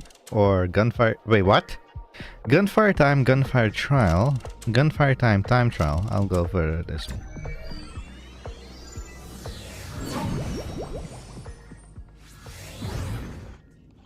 Dear friends, welcome to the enchanting universe created by the Watchmaker. Awaiting you is the morally dubious yet ever charming character from the animated Clocky series, Hanu! It is said that these cartoon characters were inspired by the Watchmaker's own experiences. According to research by Clocky scholars, the original Hanu of reality shared a deep friendship with the Watchmaker, akin to comrades in arms. Enter into the world of Hanu via the TV by the entrance and partake in an enchanting and suspenseful story with him. Good luck in there! If it's a gunfire trial, we should be able to settle this with a fight, right? I hope this won't waste too much of our time.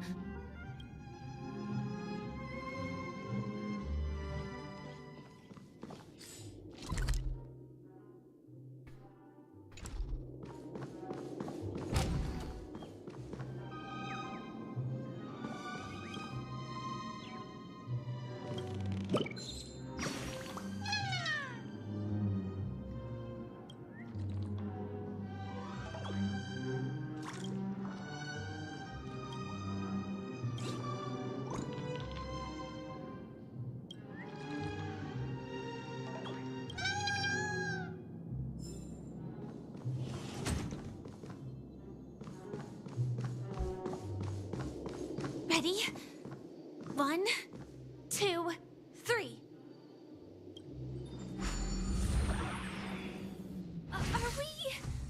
Are we both in control of this Hanu character? Very good. Looks like you've got the hang of it. In this Hanu's Adventure episode, Boss Stone has gathered his battleships for an assault on Dreamville. Old Buzzfly, Cousin Wolf, and Bombhead are all raring to go. The brave Hanu must thwart their advance and protect his home. Alas, Hanu presently is ill-equipped to fend off the malevolent mischief makers, which is why he is preparing to seek out the Puzzle Gentleman's aid. Go forth and speak to him.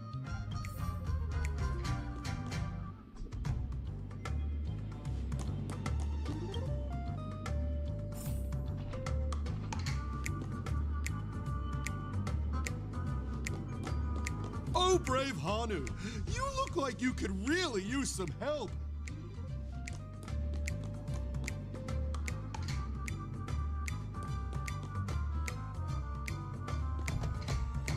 Long time no see, Hanu.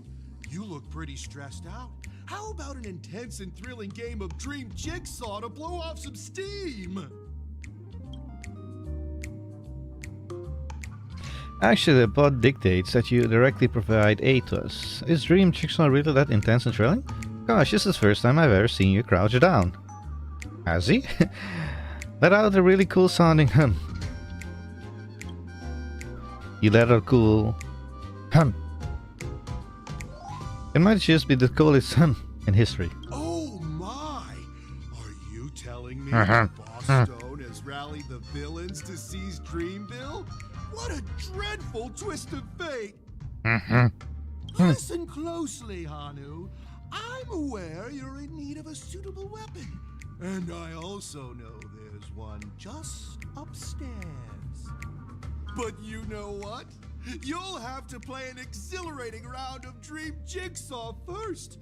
No Jigsaw, no moving forward. That's not fair, you have to help me now. What do the weapons in Dream Jigsaw have to do with one another? Dreamville is in danger. How do you not understand the predicament? Let out a really cool sounding hum. You make cool Only someone as cool as you could produce such a cool perfection. Now scurry along, Hanu, but tread carefully. Two ne'er-do-wells are also eyeing those jigsaw pieces. Either outsmart them with the quick knockout, or ensure they don't catch you in the act. I can't wait to see you finish the Dream Jigsaw. Best of luck, Hanu. Let's stay alert and make sure those monsters don't spot us.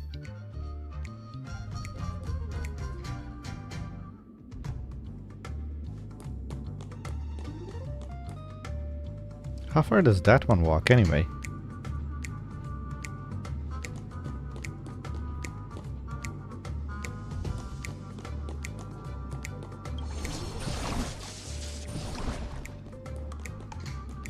The chest? There. If we can push that thing down, do you think that would do the trick? Yep. Okay, we got like 1 minute before he wakes back up.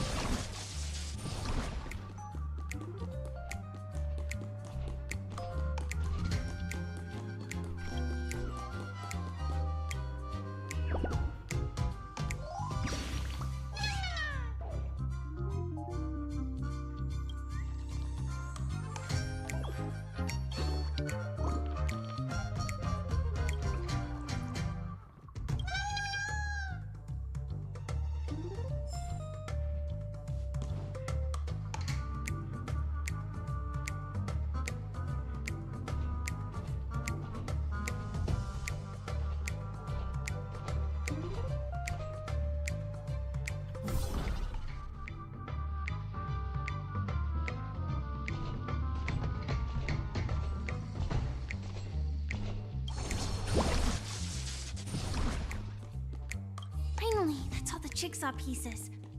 Let's hurry back.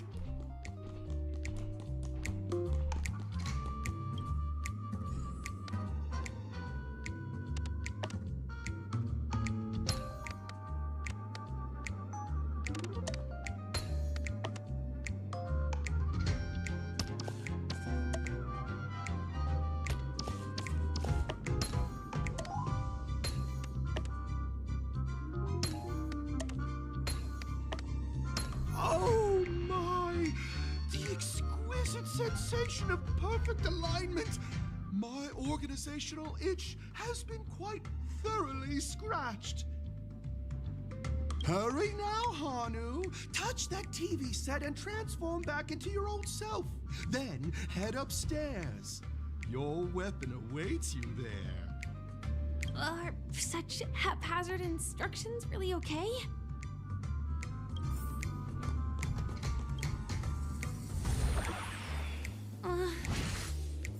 Disconnecting from that thing so suddenly has left me feeling slightly disoriented.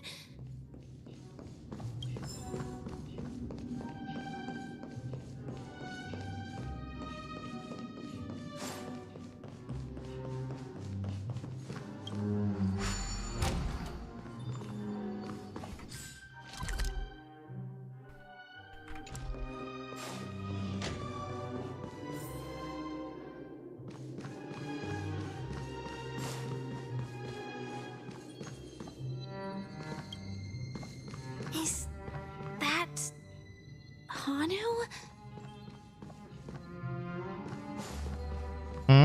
What do you say?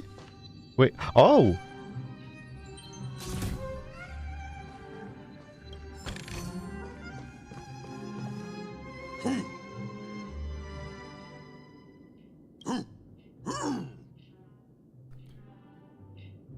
And what are you talking about? Is this in character this much really necessary? Aha, I know the answer for this one. Nico isn't there. Can you get out of the way? What exactly is he talking about? Tick-tock! It's time for me to make an appearance! You came out of nowhere. Where do you come from? How come you're here too? Flocky? I can also see him. Is this character part of the show? In Dreamville, Clocky is everywhere and can do anything! Like right now! I can be your translator! Tick-tock!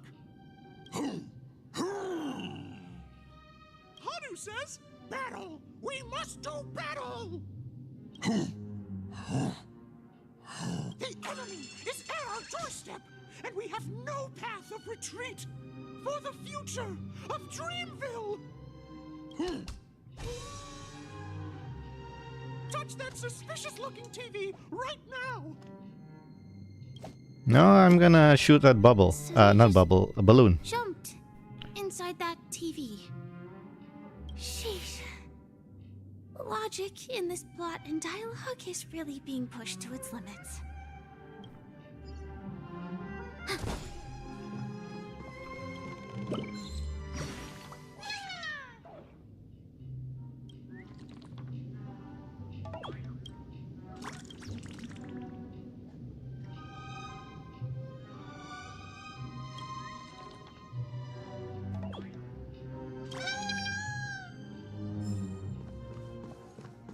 Well, here we go again. Ready?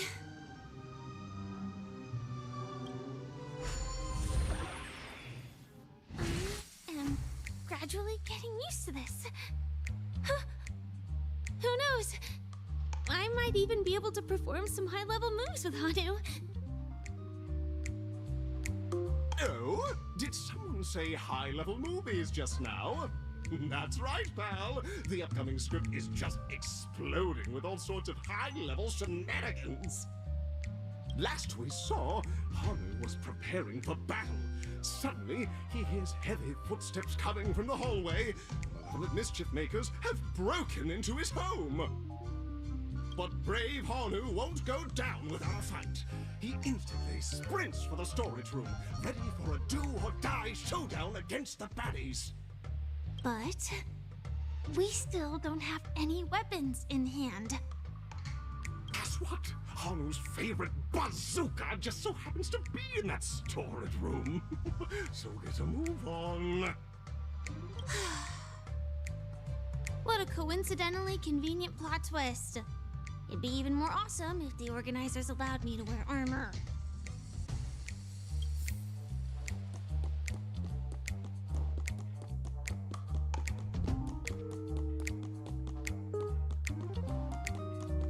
The storage room.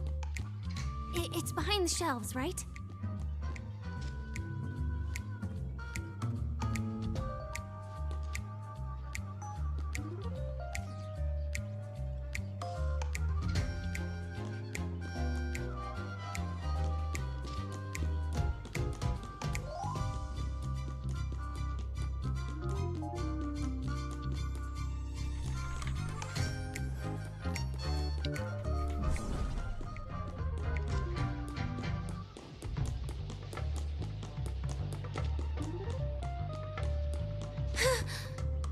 He wasn't lying.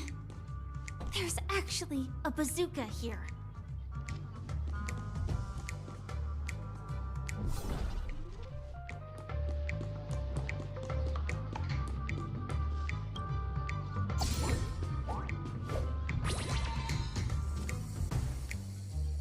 Now we should have a way of dealing with those baddies.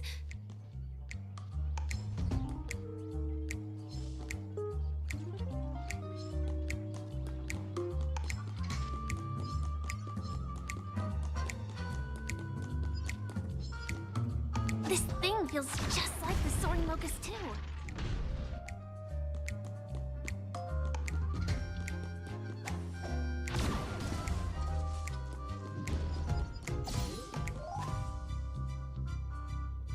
Oh.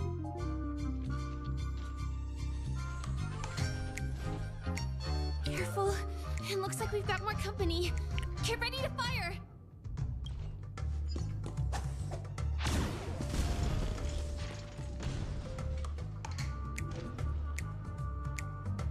Again.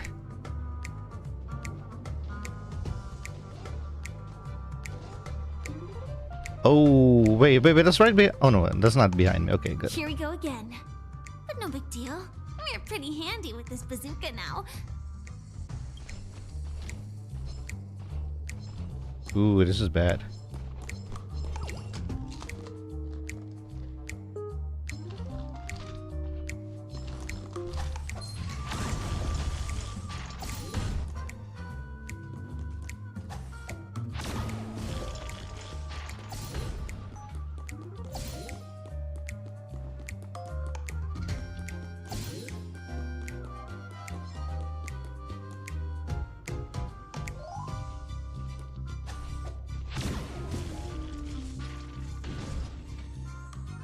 That should be all of them, right? Oh my! Hanu is on the street! Everyone! The stage is complete! Quickly! Head through the TV to the next stage!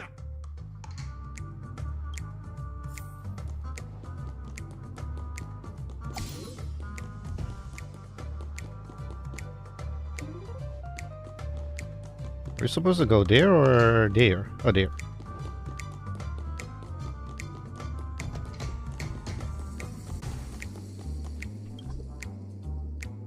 Ah, wait. Okay. I wanted to pick that thing up, but okay.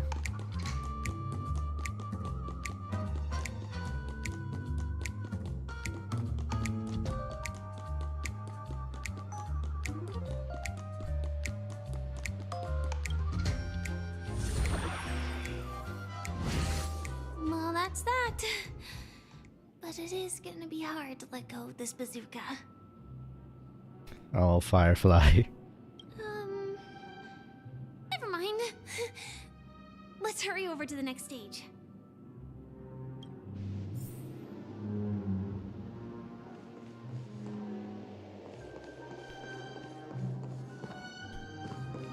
Oh, that's a little above me.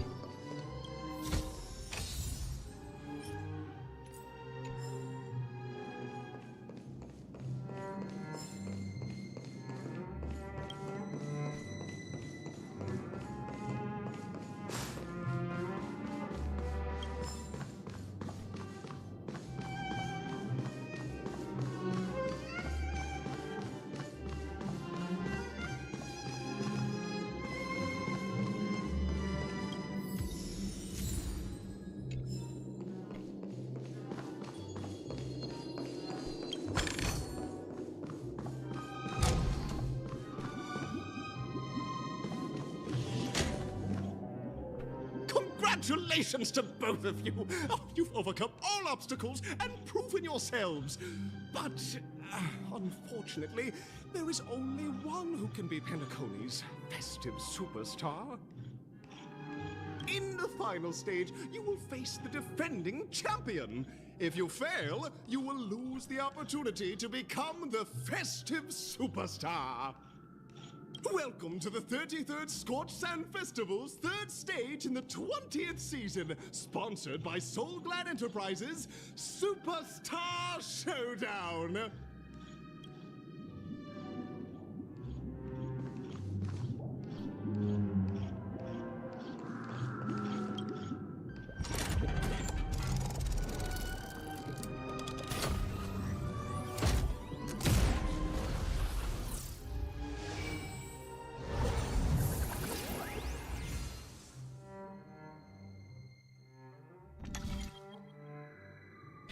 Take the bottom and try to select the challenge arena to go to. What's this? Superstar Showdown Arena 2? Superstar Showdown Arena 1. What's the difference? I guess we'll go to 1 then.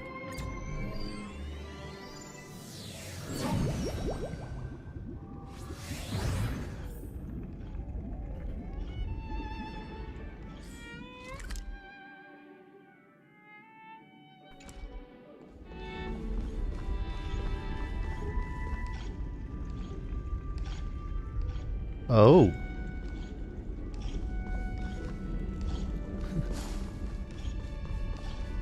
It is him! Aventurine, we meet again. No way, I think I just saw someone. Someone extraordinary. Fun fact, before reaching to Penacony, you actually have to go through a quest, which we meet him first.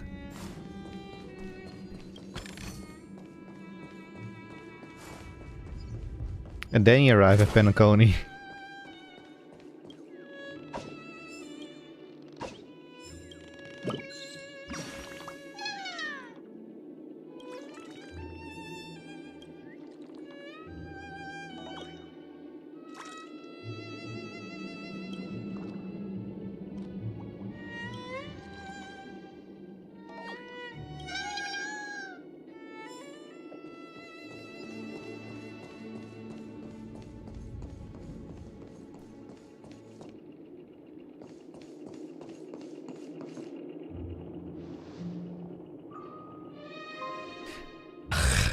Why do I keep saying Aventurine and Sargenti? They both start with EV.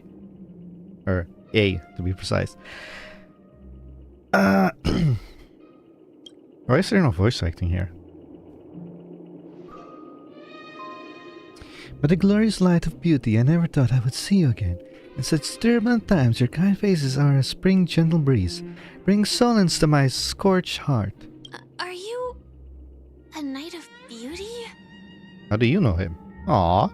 So the red-haired contestant was you all along? Will you be participating in the Charming Festival as well?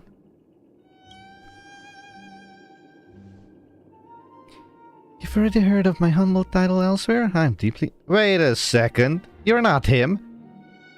Is that why you don't have a voice actor?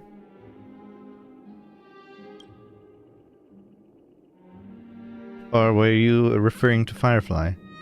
Okay, then it would make sense. Upon hearing the impending festivities, I command the one and only to bring me to Penacony with a full haste. Alas, in a cosmos unguarded by the beauty, disorder prevails, thus my passage was delayed by tending to the sick and injured. Fortunately, the mini-rabbit mech pilot... What? Stray Cat Duelist, Galactic Ninja and Quad Drive Inteleron, along with 32 other souls in distress, all emerged from their predicament safe and sound. I then led them all here to revel in harmony with the countless other splendid beings. Is this the beauty? It's dazzling. You're quite a savior, aren't you? I'm busy saving the world, could you please make way? I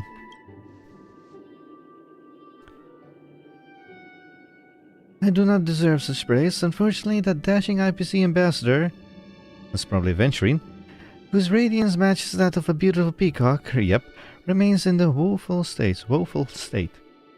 Now I wish to How I wish he could too partake in a splendid occasion. Okay, let's get back to business. Since fate has brought us together, it stands to reason that you both seek accolade of the auditions victor, correct? Though upon arrival, I was once mistaken for a towering, silver, armored fugitive with fiery red flames. Due to my lack of elegance, it matters not. For all these trials stem from the land of dreams beauty. The matter is that I now stand before you. Our paths have crossed. I, Argenti of the Night of Beauty, am humbly requesting for a battle in the name of the code of chivalry with you both. If I am fortunate enough to emerge victorious, kindly grant me passage to the crown of victory and recognize that Adrilla, the beauty, is the most peerless beauty of them all. Bear witness to... The game is on. Hey!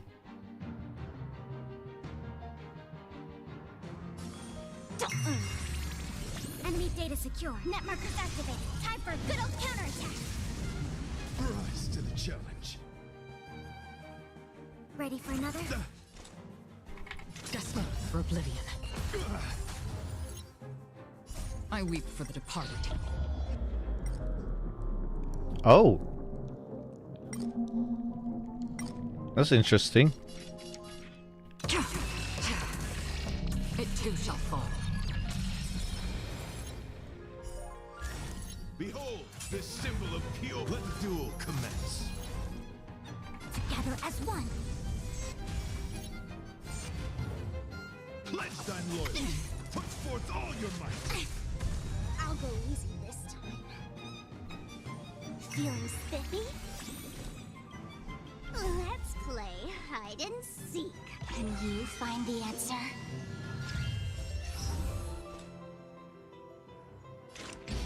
Still waters of oblivion.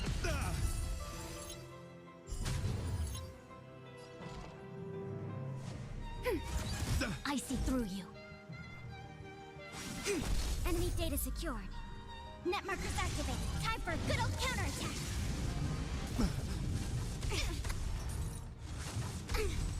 Yin and yang. You are fighting a gentleman. Put forth all your might. Ready for another? Let's play for a while. Free will, or was it fate?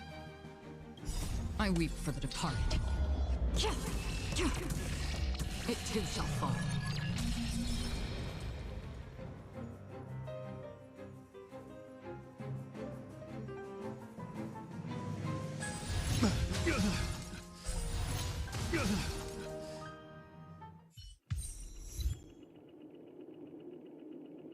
Beautiful, beautiful, truly a captivating contest.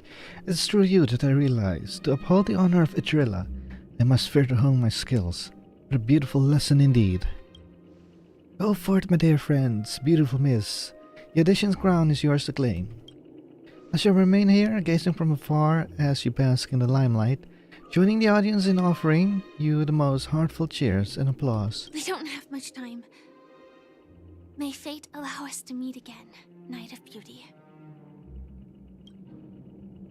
In that case, let's make our way to the end. Penacony's really thronging with talent. I hope we make it in time.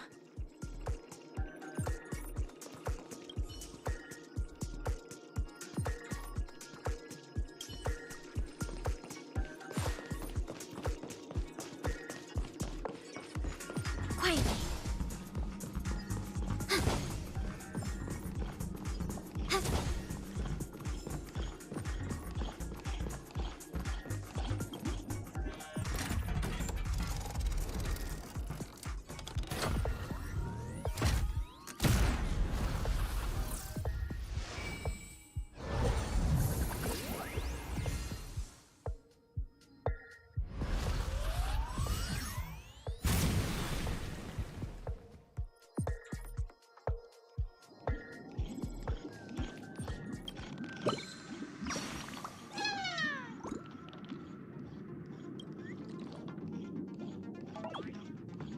Wait, what? Congratulations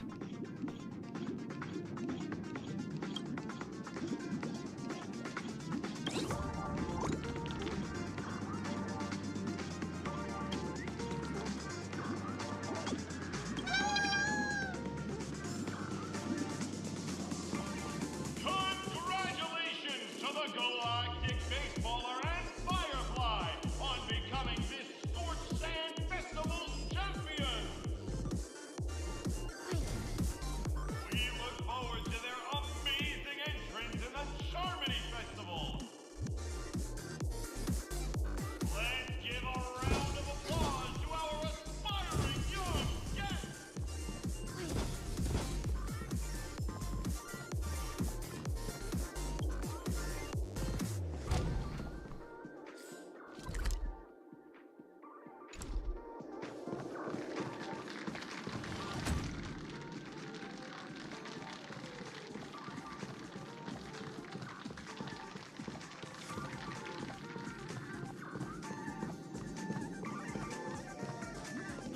Hey, it's me!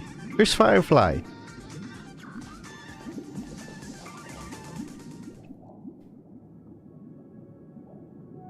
Congratulations to the both of you on becoming the festive superstars of this year's Charmony Festival before entering the Grand Theater. Who's this?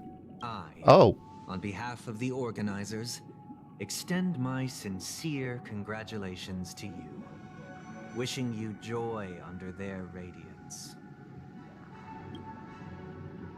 What are you doing here? You already worked things out with the Dream Master? All I get are sincere congratulations. Where are my stellar jades? Yeah. What are you doing here?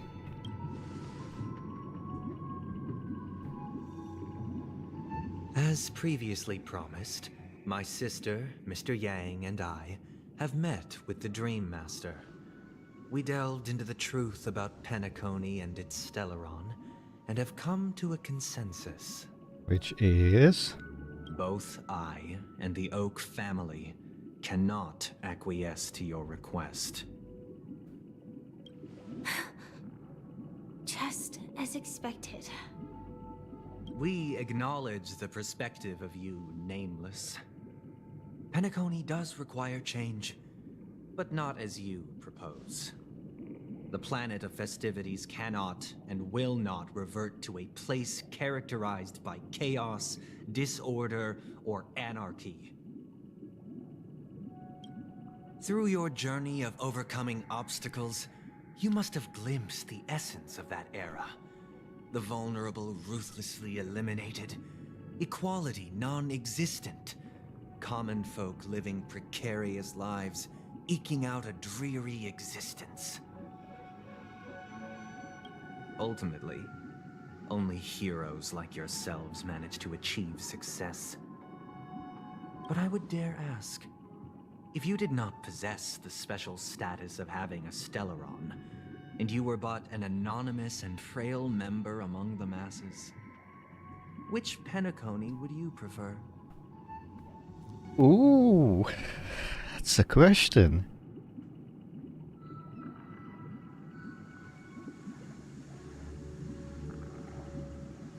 A dystopia for the survival of the fittest, or a sweet dream paradise for all? Neither.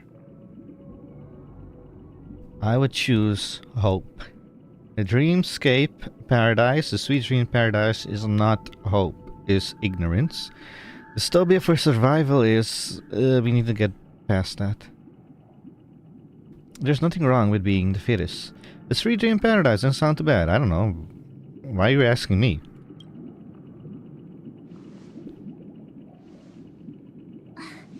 That's not the point. Don't let him mislead you. Mr. Sunday, even if the members of the Oak family can't fully agree on what to do about the Stellaron, now's not exactly the time to be holding an extensive discourse about Penacony's past and future, is it? The Stellaron issue concerns the life and death of everyone on Penacony. If anyone has a better suggestion, the crew is more than willing to listen. Also, it'd be best to tell us the ins and outs of that meeting. One moment, Himiko. One moment. I want to look up something really, really quick.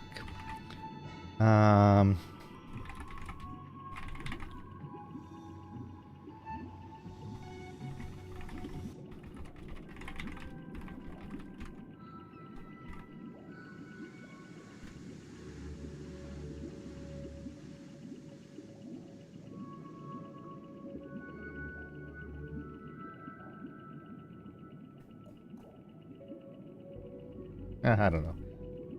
Okay, on we go. This way, we'll at least know what Welt and Miss Robin are dealing with, and the reason why they failed to make our appointment. Ah, Navigator. That is precisely my intention. With all present, let's begin by discussing the details of that meeting. Let's talk about our tribulations and choices, our ideals and beliefs, and our final course of action. The only path to take.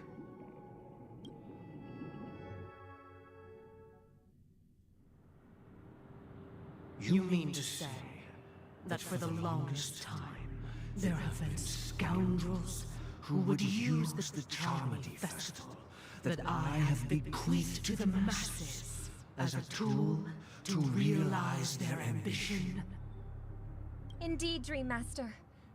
Once the Charmony Festival begins, the Stellaron's powers, along with the song, will be broadcast across the entire planet of Penacony. And then everyone in their dreams will be unable to awaken. This is indeed surprising to me. The dreamscape is maintained by the collective effort of the 5 families. If someone were to use the Charmony Festival to recklessly disseminate the power of the Stellaron, this individual must hold a position of great authority. Like you, maybe? Do you have any suspects? I'd like to ask, did you really not know of the Stellaron's existence? I would have never thought that this nameless would point the spear at me. Quite astonishing indeed. If I have offended, the Astral Express extends its sincere apologies. But the current circumstances are dire and leave no room for meticulous inquiry. We're doing this out of concern for the Dreamscape's safety. So, if you could, please alleviate our concerns. Dream Master, it's just to prove that the Charmony Festival has nothing to do with the Stellaron. If we're being overly cautious, I will return to the stage to offer tribute in song, just per the arrangement.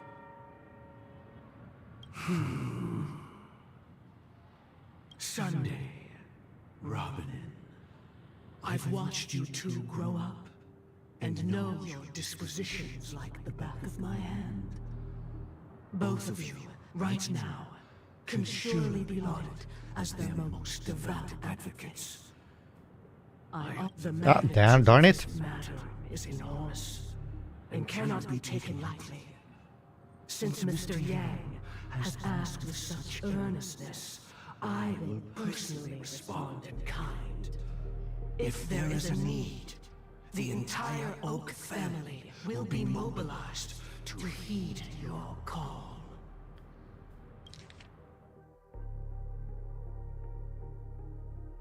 I already know your resolve. Okay.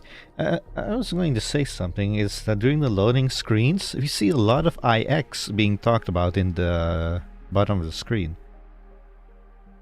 IX, nihility, ihility. This is surprising to me. Someday, might I ask you to beseech them to cast their light unto me, and question me in their stead, so that no lies may be concealed? I will do as you command. Robin, could I entrust you to be present as a witness, to document the truth, and to proclaim my innocence, so that all slander may be utterly dispelled? I will do as you command. What? May thy will be carried out on earth, just as it is in the heavens. Oh, triple-faced soul, please sear his tongue and palms with a hot iron, so that he will not be able to fabricate lies and make false vows. Let us begin. There is nothing else to prepare. You know something, Sunday? I don't believe this will work because during Aventurine, when you use this on him, it didn't work either, did it?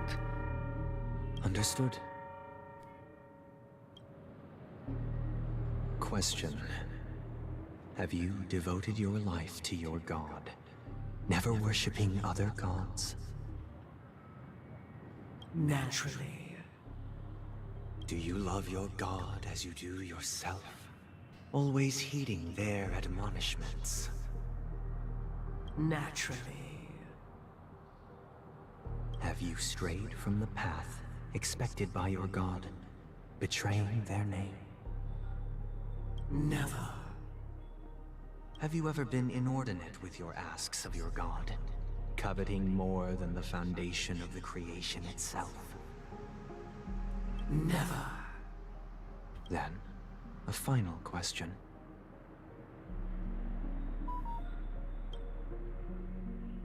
Do you swear to fulfill all vows, past, present, and future?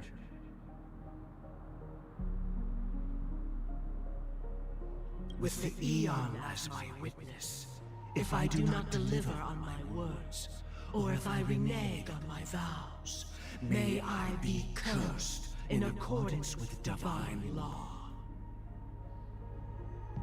They have seen your faith, and have endorsed your faith.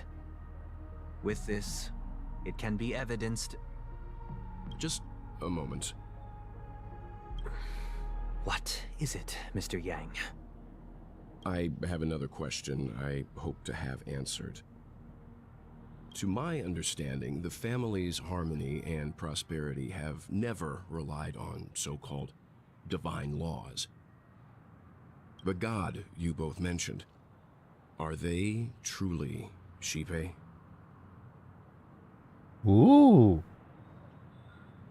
Sunday? Mr. Yang should know that those belonging to the family toil together as if they were kin, embracing solidarity and unity under their light. All duplicity is laid bare before the harmony. Such a delicate and complex symphony. Which other god could perfectly harmonize this, if not for the Great One, Shipe?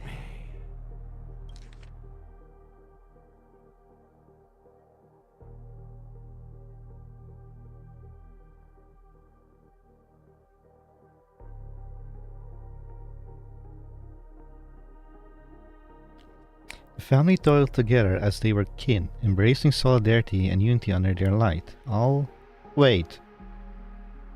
Solidarity and unity under their light. All duplicacy laid bare before the... Huh. There's some things that are going through my mind right now, just reading that sentence, but I'll let the story play out. Perfectly harmonized. Therein lies the problem. It isn't an outsider lurking in the shadows who changed the harmony, but a dissonance that has surreptitiously emerged from within this very symphony itself. In the distant past, there existed an Eon. With one flick of the wrist, they crafted the laws of the cosmos. Their followers formed the Beyond the Sky Choir, spreading solemn and reverent hymns throughout the universe. Later, they fell. The route traversed by this Eon clashed with the harmony, ultimately being absorbed and fused into it. The chorus that once reverberated across worlds fell silent, and when it echoed anew, it was transformed into the hymn of harmony. Though an eon may perish, paths with no masters still linger. In the all-forgiving harmony, echoes of bygone dissonance may subtly arise. Mr. Yang, being overly astute can be a detriment. Especially when you find yourself alone and without allies. So this is how it is. For the sake of our grand cause, Sunday, please afford these two an opportunity to rest. What?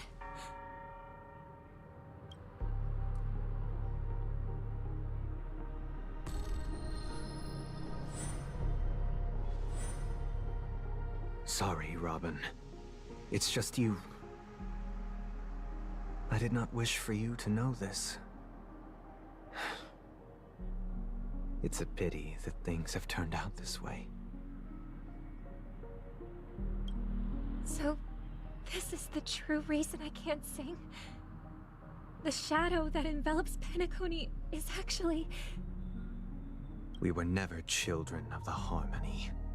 Our ideal paradise could not have been crafted by Xipe. True bliss can only be guaranteed by the one who transcends the many. Within the foundation of law, humanity establishes civilization, and through harmony, we obtain order.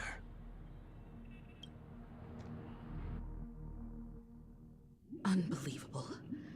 To think that there would be remnants of the Order on Penacony. What have you done with Mr. Yang and Miss Robin? Don't worry. I just gave them some time alone to ponder their fates. You should know that these actions make you an enemy of the Astral Express.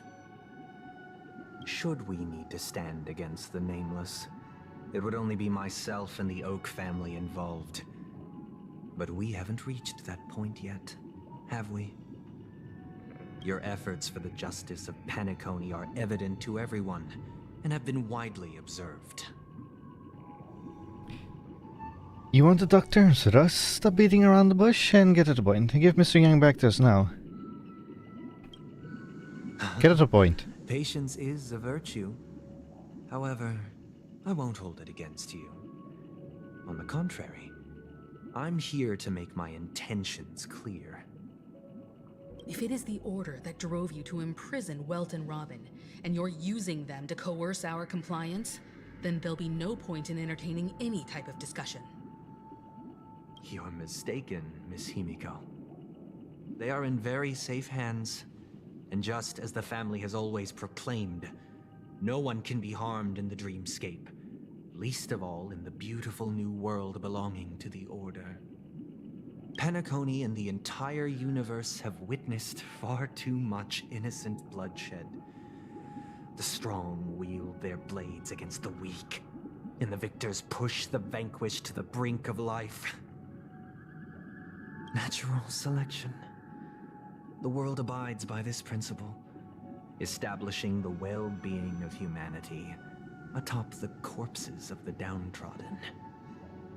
Only we, or rather, I, possess the power to put an end to this farce. So what does the Order look like? I believe I heard it before, but... maybe in a simulated universe.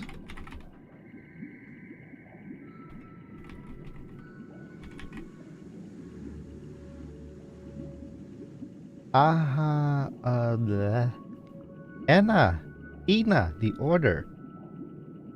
What's Ina, the Order? Do we have any pitch? Wait, that one? Really? I can read about this in Simulated Universe, or in my archive thing. Okay. Oh, hello. In the splash art, there is a giant eyeball which has specific colors into it that resembles the colors of that bird. So you've decided to resurrect a dead Eon? No one's ever done such a thing. If Miss Himiko is interested, let's draw back the veil and speak candidly. I've always firmly believed that people can understand one another through peaceful means. I'm willing to divulge the unembellished truth as to the intentions of the Order's Pathstriders, so that you will make better judgment for the Astral Express, for Penacony, and for this stretch of the universe. Words can hardly do justice to the beauty of that ideal. So, come with me, everyone. Let us retrace our steps and see once again where this road leads. Huh? Where'd he go? Welcome. This isn't any location in Penacony's dreamscape. It's my inner world. The reason the scenery before you remains unchanged is because your consciousness has drawn on similar concepts to fill in the gaps. You've imprisoned us? Who in their right mind would expose their inner self like this? People that are overly confident, I guess? Did you do the same to Welt? It's a tuning process. Stronger in effect and more draining on the mind. The gray-haired guest has experienced it before, so he should understand what it entails. Tuning allows you to intuitively grasp my feelings, which also means that I cannot hide anything from you. Now, everyone, please look at the huge screen. The road we once took begins here.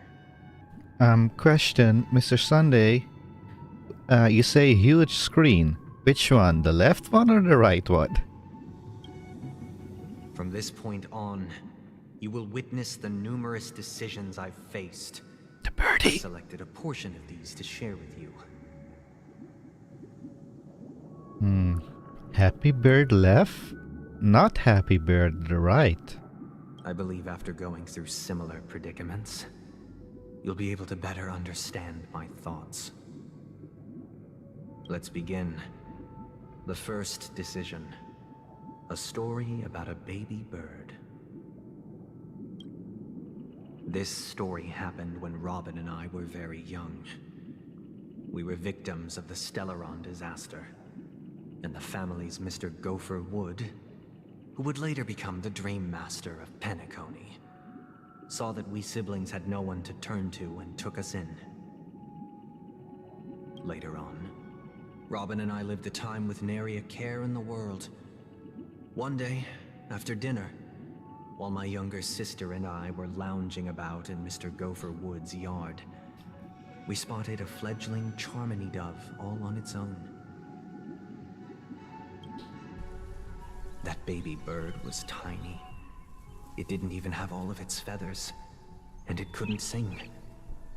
When we found it, it was already on its last breath, having fallen into a shrub, probably abandoned by its parents.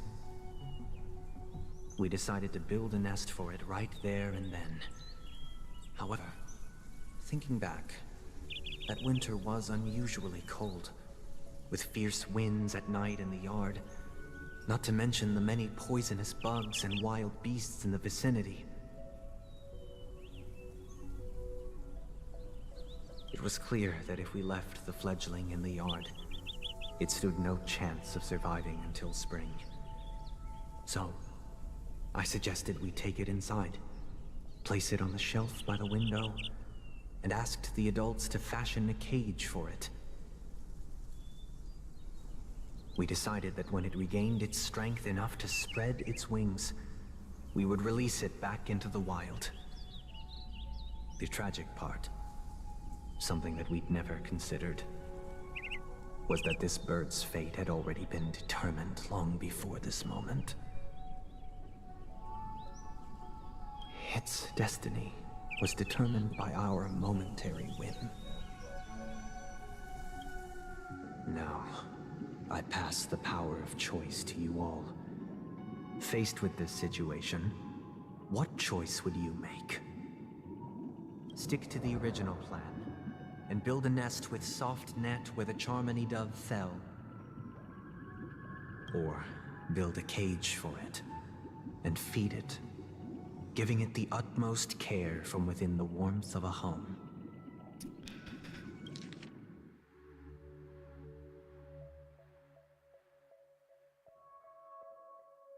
Ooh.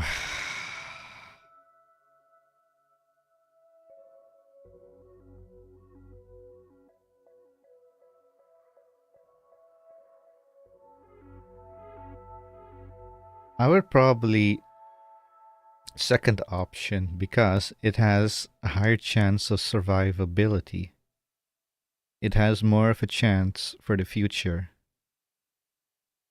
If we build a nest outside where it was very cold, it was going to be very cold and poisonous insects and whatnot, the survivability chances would drop by a lot. Ooh. I eagerly await your answer.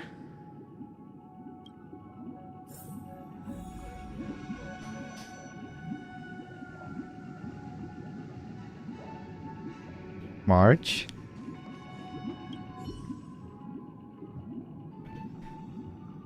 That guy just casually throws this kind of question at us? What exactly is his deal? But fine, I'll answer, I guess. If it were me, I guess I'd choose to build a cage for the little Charmony dove. After all, leaving it there, it's bound to get hurt by wild animals or something. And that'd just be too sad.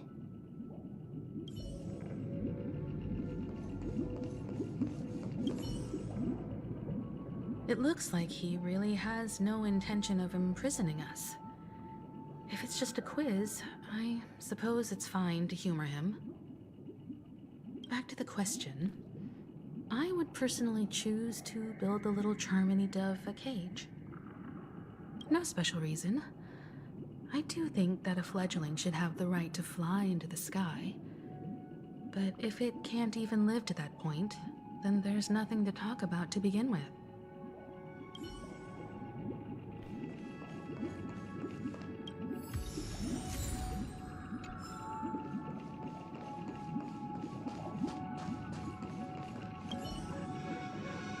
I can't decipher his intentions right now, but based solely on that question, I would probably choose to build that dove a cage.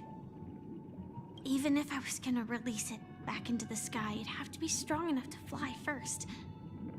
If I left it where I found it, I fear it'd never get the chance to fly ever again. True.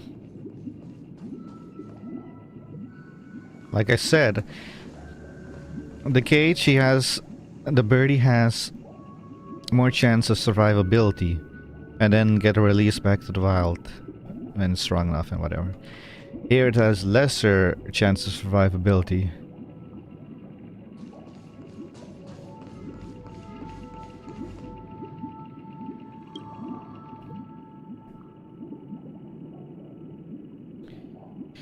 Or build a cage for it and feed on giving the atmosphere from within the warmth of a home.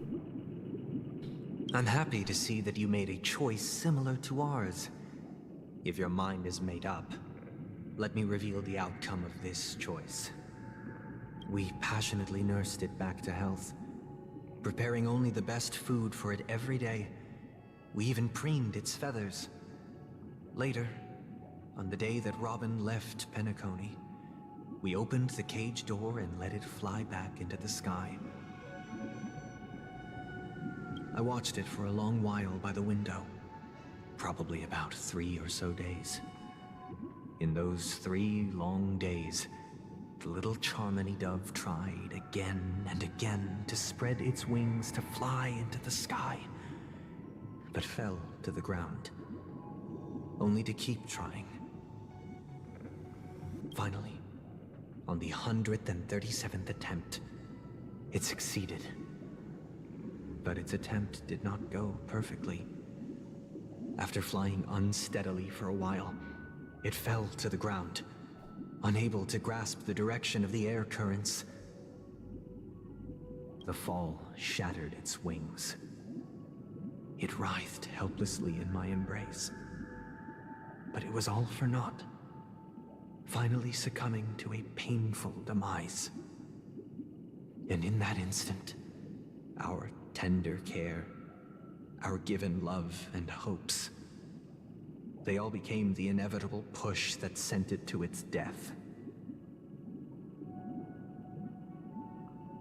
I deeply regret the choices we made. Next, let us head to the second decision. This time, it's the story of a dream chaser. This story happened when I was appointed as Bronze Melodia, a position exclusive to the Oak family, charged with listening to the problems and vexations of Dreamscape residents, and providing them with the relevant guidance. It was during that period that I had the opportunity to hear voices from all corners of the Dreamscape. Joy, sorrow, arrogance, regret. The complex tapestry of human nature that formed the world. And I was fortunate to catch a glimpse of it.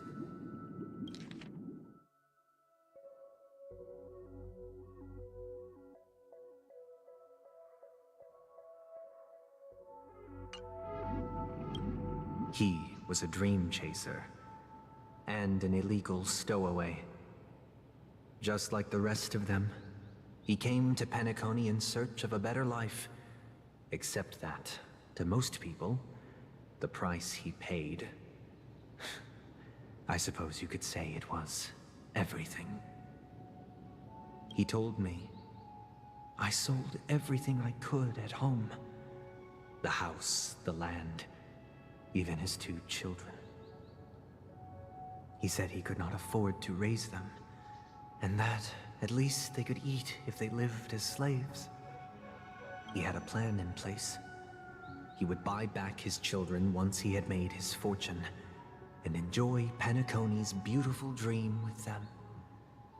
Alas, his plan to smuggle himself was somewhat clumsy, and he was sniffed out by those pig-headed hounds. After hearing the Dream Chaser's story, I immediately appealed to the Bloodhound family to cease their pursuit. That way, at least he could live peacefully. But I was still too naive to the ways of the world. I did not anticipate that what I thought was a kind gesture would later lead to dire consequences. What happened? I'll tell you the outcome soon. For now, I'd like you all to make a choice. Will you do as I did, and try to convince the Bloodhound family to stop their pursuit, so that the Dream Chaser may live peacefully and realize his wishes? Or will you remain silent, leaving him to languish while the hounds are hot on his heels, until his inevitable judgment arrives? I look forward to everyone's decisions. Who knows? Perhaps they might even alter the outcome of this tragedy.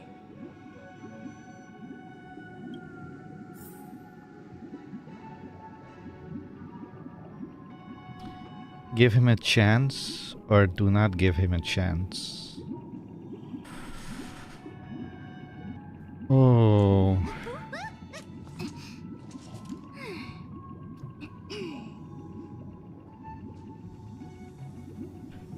I would personally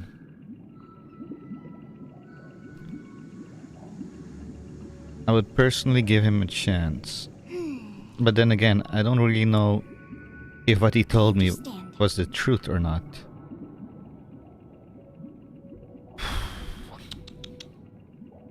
As this, I would have given him a chance. What do the others say? It seems illegal stowaways are really quite common on Penacony. But that guy in the story, I don't think he deserves any sympathy at all. Yeah, that part about the two children being sold, that one really got me. But then when he's talking about how he would try to get them back,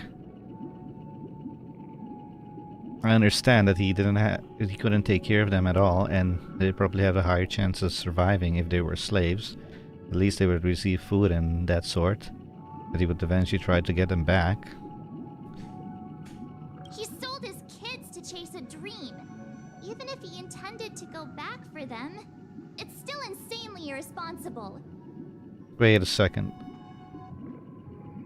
He sold his kids to chase a dream. That wasn't said. Wait. Am I remembering the thing incorrectly? Okay, think for a second.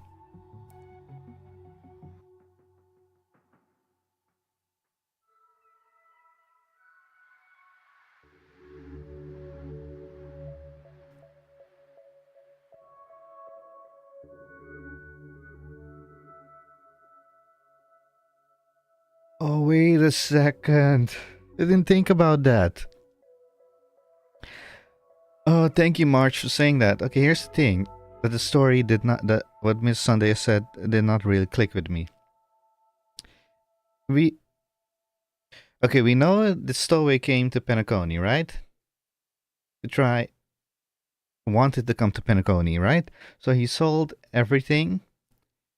And then he didn't have the money to take care of his kids at all, because he was trying to get the money to go to Penacony. So he sold his kids, hoping that they will survive long enough while he's in Penacony to make a fortune, or at least get stable, and then buy his kids back. He shouldn't be selling his house and everything in the first place. That's the part that I was missing. Thank you, March.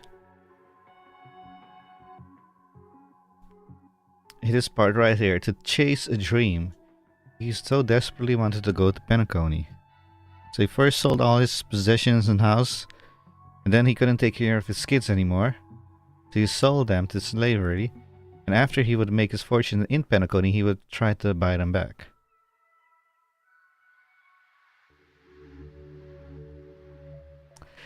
The problem occurred because he wanted to go to Penacony, and then he started selling everything. So, the father is the problem here. Because apparently, everything was still going well, at least. From my understanding. It's because he got ambitious and wanted to go to Penacony. No matter the cost. So at this point in time, the two kids are sold off as slaves. And he's currently being hunted down by the family, the Bloodhounds. His kids would not have been slave if he wasn't so obsessed with going to Penacony. Okay. And all of this just because March said to chase a dream.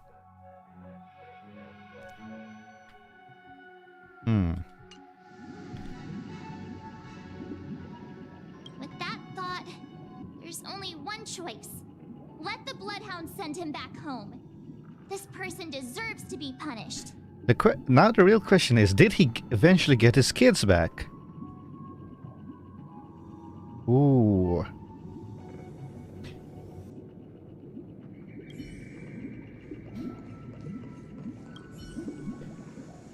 A dream chaser story. If I acted out of kindness, I would probably ask the Bloodhounds to stop their pursuit and lend them a hand. See, here's the problem. I don't know what happened to the kids. Did he get the kids back? Yes or no? Because if he did get the kids back, then I probably would say lend them a hand at this point in time. But if he couldn't get his kids back, then I would say let the Bloodhound have him. Darn it, that one information is what's... My choice, my choice. What is it going to be? Cruel repercussion would this choice result in? I think Sunday must have been deeply impressed by the limitations of the strong defending the weak through this incident.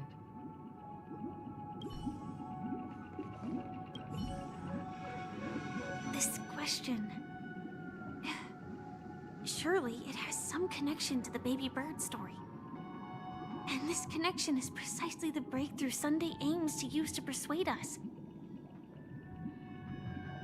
I'd probably choose to ask the Bloodhounds to cease their pursuit.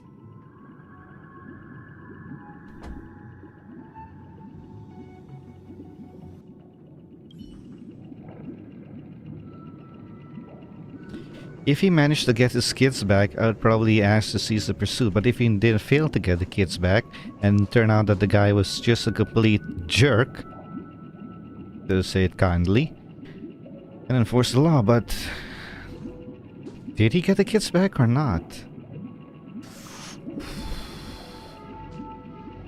Quietly.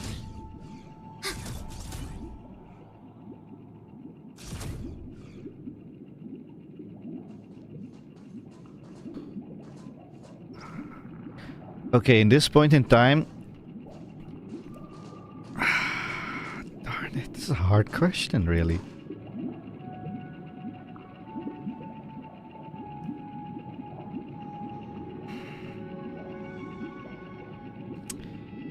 If he did manage to get the kids back, that wouldn't change the fact that this guy is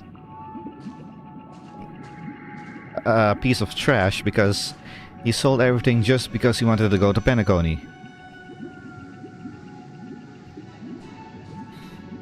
Well, he could have just stayed and do whatever he was doing and still have his kids grow up and all that. So as it is, this guy is trash because he sold everything, okay. The real question is, did he eventually get his kids back? Or was he lying and didn't really care about getting the kids back? You know what? I'm gonna choose... Okay, here's the thing. If I'm gonna choose pursue the Bloodhounds, by the way. If it turns out that he did not want to get the kids back, then the Bloodhounds could still go after him again, couldn't they? If you choose this one, the Bloodhound get him right away. That's it. Here, he's still like, please, at least give me like, I don't know, half a year or something, I don't know. Think of it like repaying a debt, like you need more time. Like, you have less time here, you get more time here by begging for more time.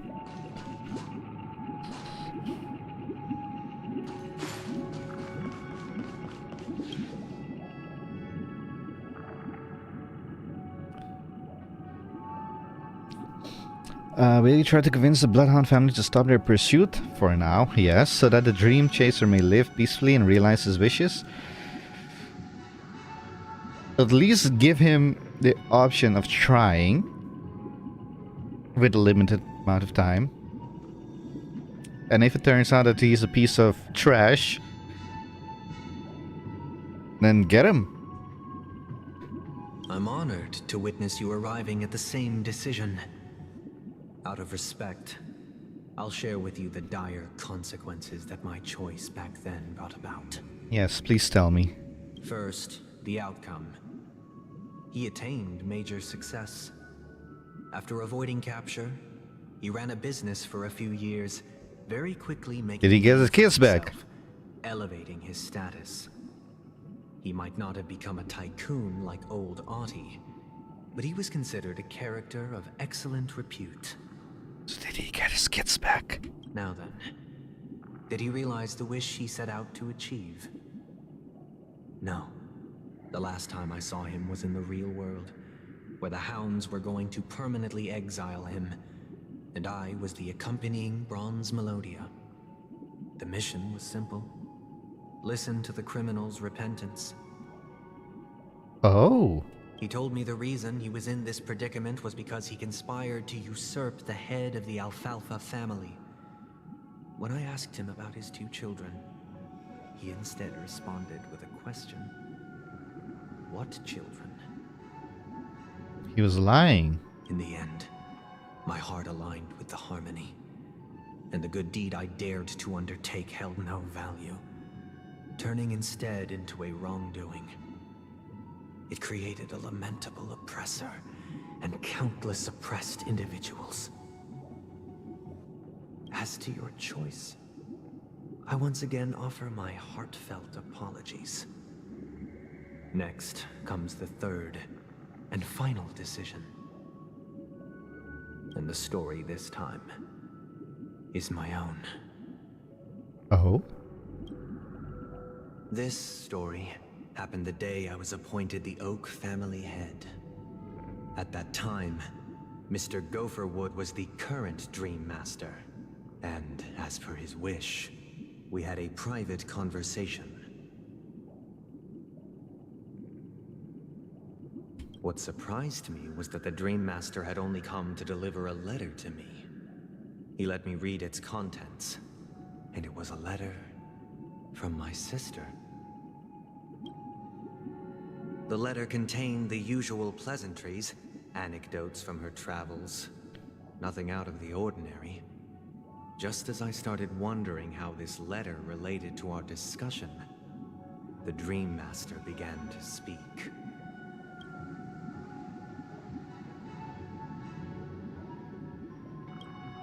Do you know who wrote this letter?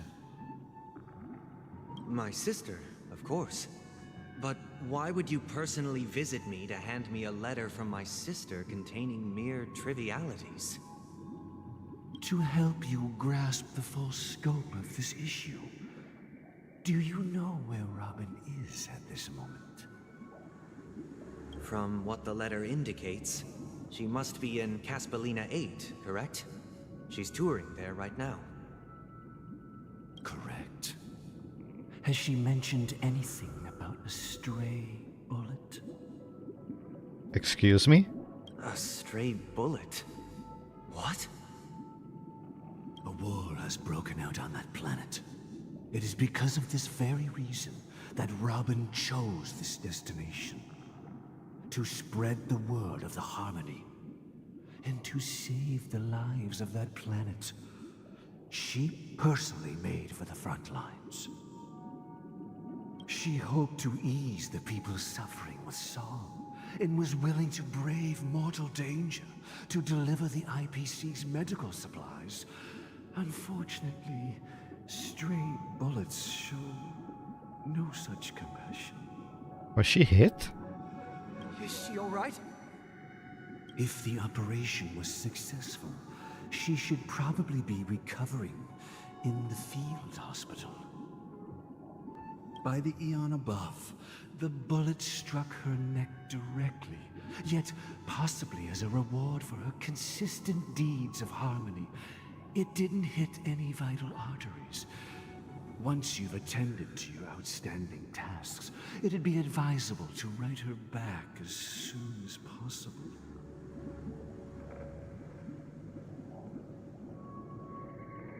Those damned savages! I'll pack my bags right away. My gratitude for bringing this to my attention, Mr. Gopherwood.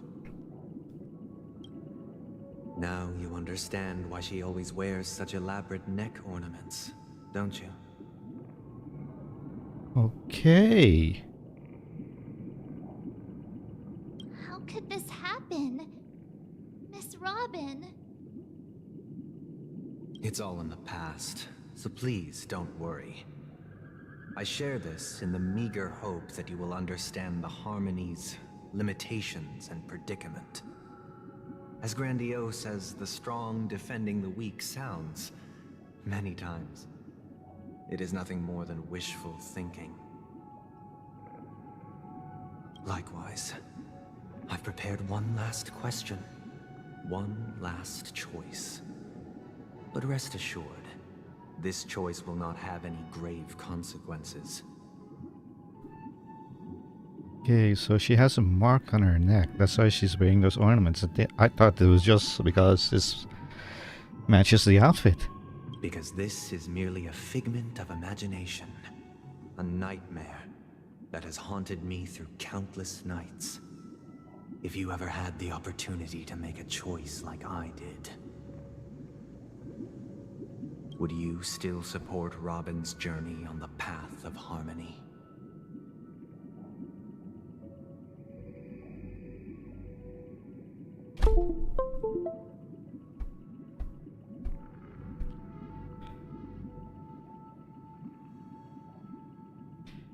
Really? You're asking going to... Windows, shut up. Windows! Okay, so you're really going to ask me this type of question now?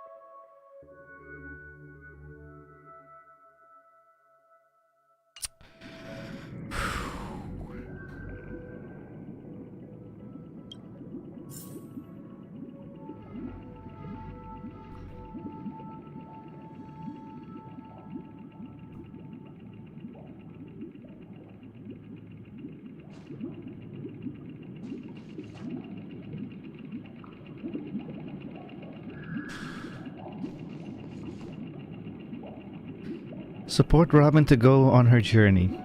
Stop Robin from going on her journey. Here's the issue. A moment. Okay. I would still support Robin to go on her journey, but I would very, very heavily imply to her, like have a stern talking with her about her safety. Like, don't go straight into war zones, like to the front lines. Like, don't do that. But I will still support you, but don't go to front lines like this. Or the other option is stop Robin from going on her journey, saying no. Stop going to war places. Stop doing this. Just go to safe places. That probably is that, I guess. But then again, that would be saying, no, I don't support your ideals. I do want to support her ideals, but she has to be more safer. Don't go exactly to the front line. If you want to help out during a war period of some planet, just stay in the safe zone, at least. I still support you, but please stay in the safe zone. That would be my choice, but that option isn't really there.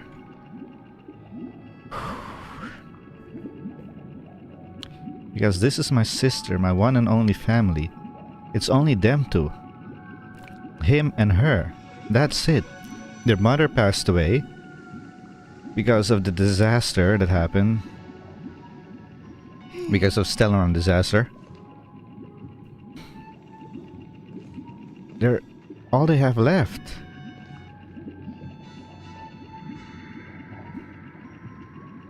I do want to support her, but she mustn't put herself in danger like this.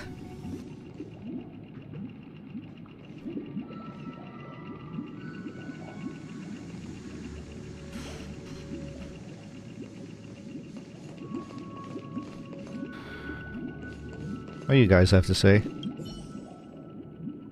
I can't believe that happened to Miss Robin. The strong defending the weak is a great mantra, but If I had to pay such a price, I don't know what I'd do.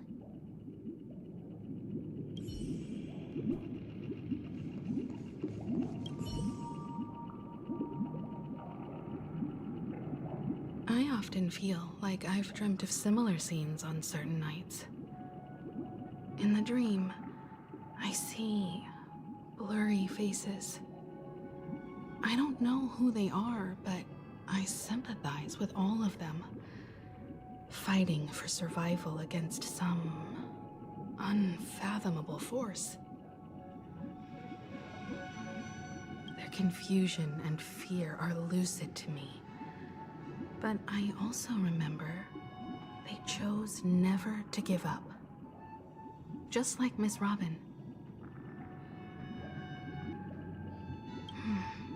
If Mr. Sunday's question leaves you puzzled, you should find the answer from your own experiences. Himeko, why do you have to say that?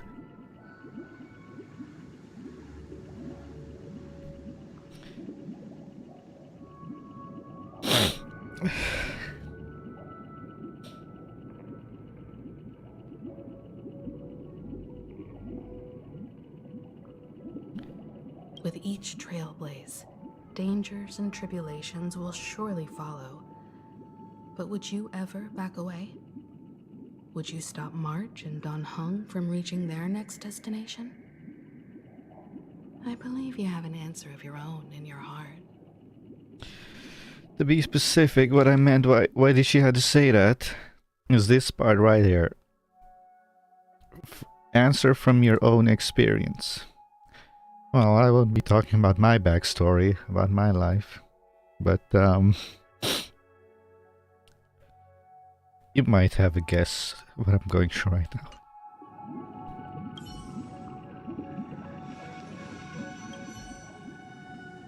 Miss Robin's courage is admirable.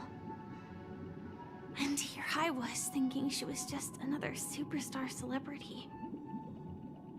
But the fact that she's also Mr. Sunday's younger sister? No, I doubt he'd wish harm on his own flesh and blood, no matter how grand the ambition. Exactly, this is also the thing. It's only them two. They're each other's only last remaining family. Damn it. I don't want to go against her decision, but she has to take better care of herself. This one I basically say no. Just no. This one I say yes, but I want a third option where I say yes, but take better care of yourself. Give me an option like that. You'll immediately get my answer.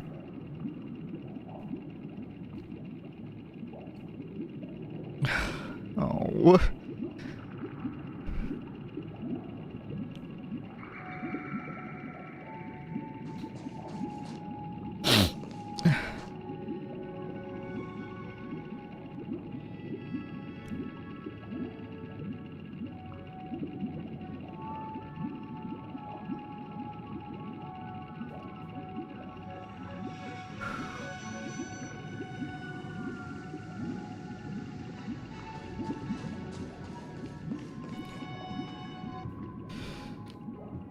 I'll support her.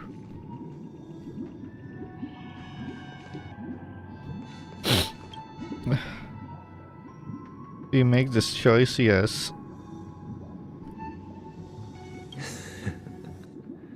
I see.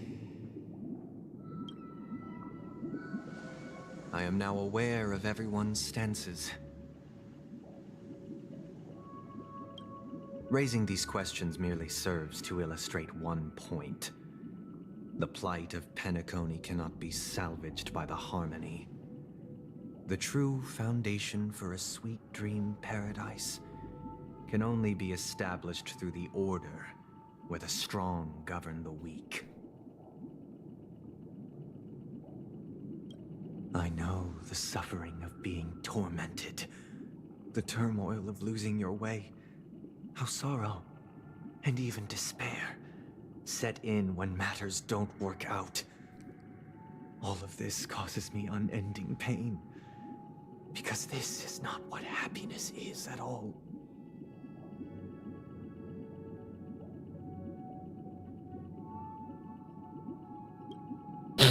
We must teach the weak how to live a happy life. And this life isn't some noble propriety that the upper crust preaches, but in definitive terms, a way of survival that belongs to everyone. So what is your definition of living a happy life? Good question. Human consciousness is fundamentally an illusion, a cage known as self-worth. People lured in by this illusion make mistakes, yet still ask that external influences bear the burden. When one mistake after the next permeates the masses, they become impossible to trace. Thus, the amassing of these individual cages culminate to form a prison, a place dictated only by the rule of survival of the fittest. Nature is always accompanied by predation and sacrifice. Its antithesis is known as order. That is what I want to do. Unite people's happiness under the banner of order. They won't need to make bitter choices any longer, nor face the weaknesses of humanity. They can cast aside their primal instincts to build a haven for mankind.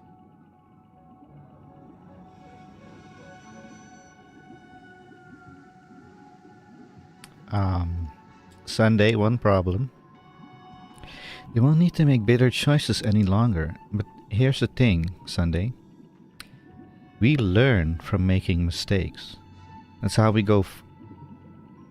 That's how we move on to the future. What you're suggesting is probably like we stay stuck in the present, which can be good in some kind of way. Let's say the present is full with happiness and happiness. But are you truly yourself then? Simply describing thoughts is far too abstract. So allow me to provide a simple example. As you all may know, there are societal norms like weekends and long weekends that exist on some worlds. Okay. During these hard-earned rest days, people are given the chance to extricate themselves from the stresses of everyday life, allowing a certain tranquility to return to their souls. And it is only on these days that people do not have to adhere to the law where the strong prey on the weak. They can live out their lives happily during these brief intermissions. It's just a pity that 2 or 3 days are still too fleeting compared to the span of a lifetime. From where I stand, society's ideal system should be 7 rest days. Following Sunday, there should ensue a second, a third, and indeed an infinite procession of Sundays. This should be the face of the new world. Idyllic, eternal, peaceful days. So you basically are saying nobody should work anymore. And thus, every person can return to their base selves in this utopia. Some gaze in reverence at the stars, pouring their whole beings into calculating the distance between us and the isolated world of Pagana. Meanwhile, some seek refuge in quiet corners, holding one another, unencumbered by the chains of unwelcome obligations. Silver rail starting point. What does that mean?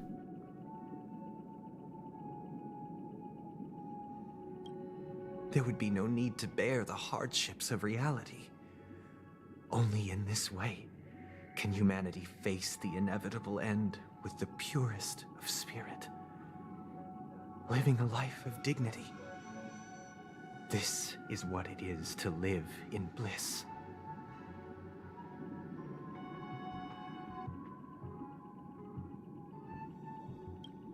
Miss Firefly, you who are stricken with entropy loss syndrome, you of all would surely understand this.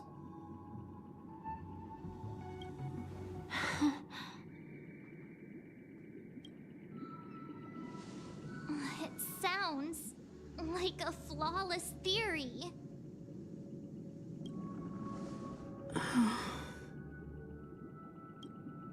But what is the price to attain all this? Good question. The cost is minute, merely a personal and eternal sacrifice. If this paradise is to be maintained for everyone, someone must remain trapped in solitary awakening until the end of the cosmos. Awakening. Which means that this so-called paradise is still a dream. Stepping into this paradise means forsaking reality, correct? It is not forsaking, but transcending. Flesh, blood, sorrow, weakness.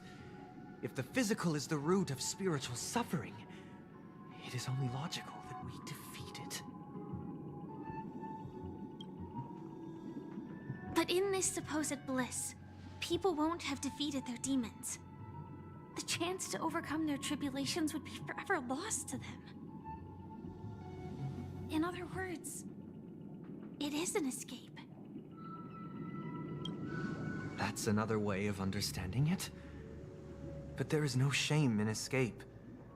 On the contrary, the seeds of escape exist in everyone's hearts.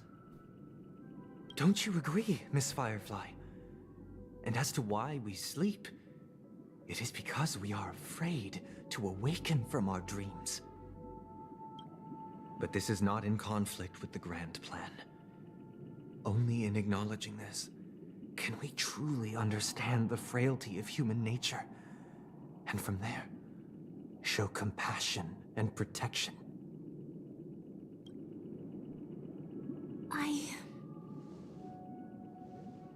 I admit that you are a born leader.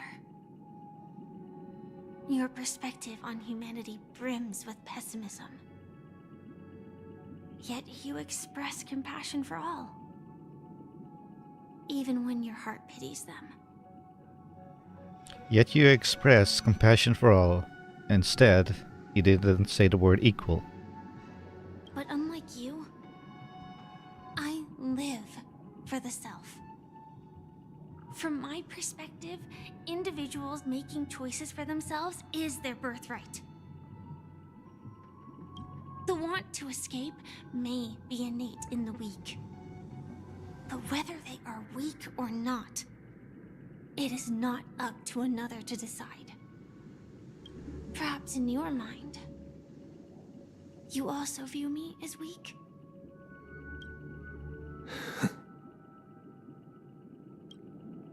Because I don't think so.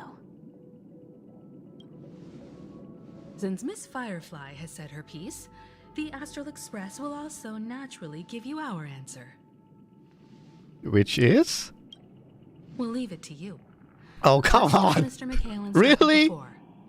Tell him our choice.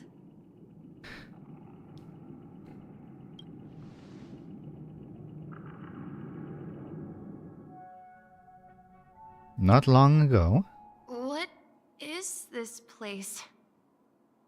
Does this place ring any bells, Misha? We were never... Oh, what? He did this off screen. I don't know, but I feel a sense of deja vu. What is this place? It's the realm within a dream bubble. This was left to the Astral Express by a nameless, but weirdly, when we entered it, it was completely empty. Oh. Dr. Edward from the Dreamscape sales store told me that dreams are formed from memories, and a dream bubble can't take shape if its core is empty. Misha, what are you? So I thought you might be able to help us in unraveling this mystery, Misha. As a hotel doorman, you know Penacony best among us.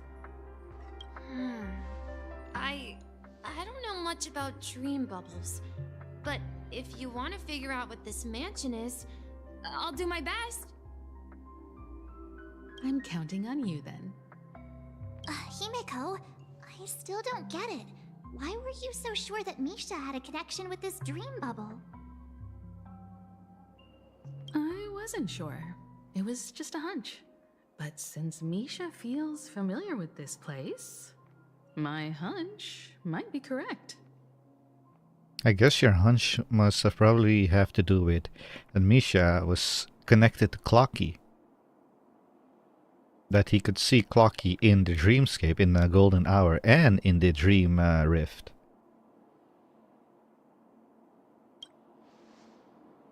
Exactly. This is where you and Firefly encountered death, which we now know as dormancy. Considering its connection to Dreamflux Reef, it's not surprising it appeared here. The question now is, who brought you here? Based on the clues we have so far, it's unlikely to be that masked fool. So identifying them is crucial to us. We're drawing closer to the truth once more. Let's give Misha some time, as I believe he'll unveil the secret of this dream bubble. All right, but there are doors all over the place. Which one should we choose? Do you have any idea, Misha? I guess... maybe this way?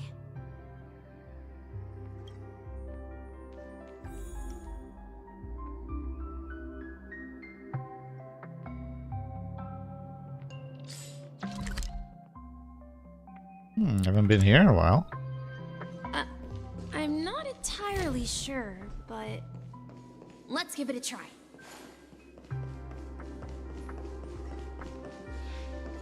Wait, you managed to choose the right door on your first try? There's nothing here, right? Okay, no. Good. Just follow Misha. Weird. This place is quite different from the hotel. But I feel like I've been here before, and even lived here for a while. Misha? This is literally the first time that I notice your eyes. You have a keyhole there. If I remember correctly, there should be a fireplace down that hallway. Clocky and I used to sit by the fire, listening to the crackling of firewood. And the room on the other side was the toy room. I loved spreading out all the toys from the box on the floor and making up stories for each of them. Hold on. This doesn't make sense. Didn't I grow up in Dreamflux Reef? So, what is this place? This could be a case of amnesia. Don't worry, Misha. It's common for everyone to forget certain aspects of the past. Those memories haven't vanished. They're just lying in the depths of your mind. We can surely get them back. Since this place seems familiar to you, why don't we explore a few more rooms and see if you can recall anything more?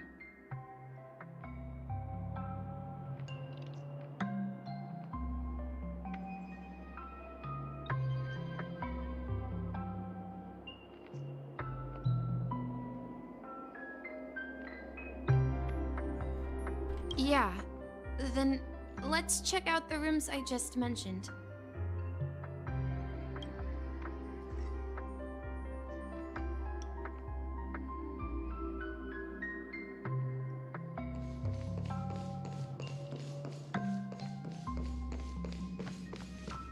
Mikhail, that's the name. Now we all know him as the Watchmaker. So, who is he talking to? Do you know anything about it, Misha? I'm sorry. I don't know much about the Watchmaker, but Mikhail... Anything special about that name? Mikhail is Grandpa's name. Grandpa? Do you mean you're the Watchmaker's grandson? But we haven't heard anything about the Watchmaker having descendants. And the name Mikhail is not rare. Perhaps it's merely a coincidence. Could you tell us more about your grandpa, Mikhail? Yeah, sure. He was a seafarer who fearlessly ventured into mysterious seas and storms. He was always on the sea and had lots of friends who accompanied him on his travels. He didn't want me to call him Grandpa because that would make him sound old. He believed he was still young. The name Mikhail was given to him by his parents, Mihaly and Elise, both renowned seafarers.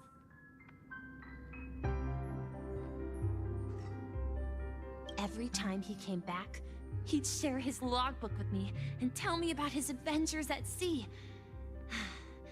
I want to become a great adventurer, just like him. It appears that the seafarer has nothing to do with the Watchmaker. So, perhaps it's just a coincidence? So, where is your grandpa now? He went off on a new journey, and it's been quite a while since I last saw him. So, where has Clocky gone? Did he leave to protect Dreamville?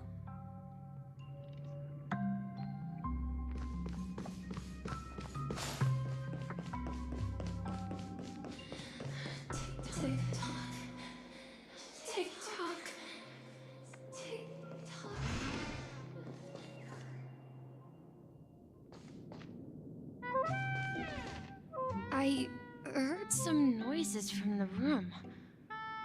Origami Bird? That's a friend of mine. You and Origami Bird are friends?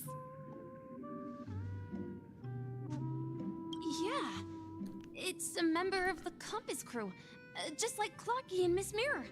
And there's more than just one Origami Bird.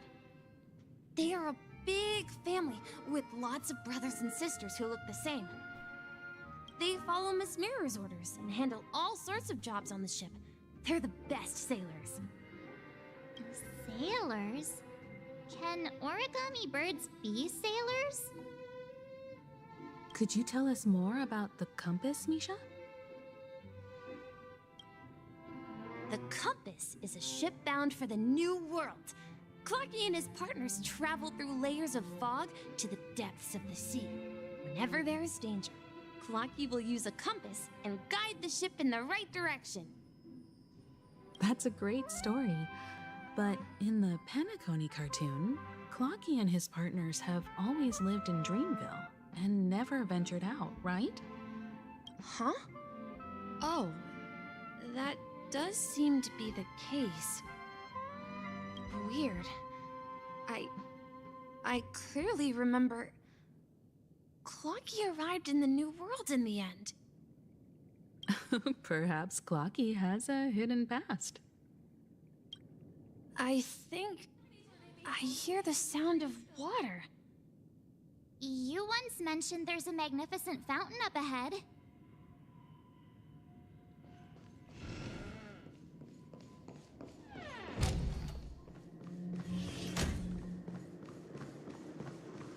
Look, there it is!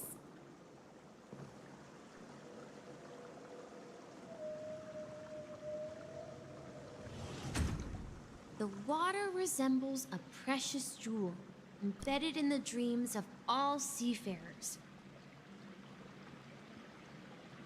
Every time I gaze at the shimmering lights beneath the waves, it feels as though I'm back in this place, standing by your side.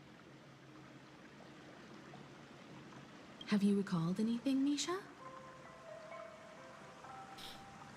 Yeah. I saw these sentences in Grandpa's logbook.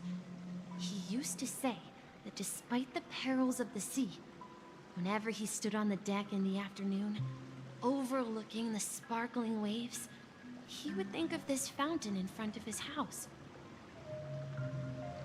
He often said that those moments felt like returning to his family's side, and the difficulties at sea didn't seem quite as challenging. You know, I quite understand such sentiments.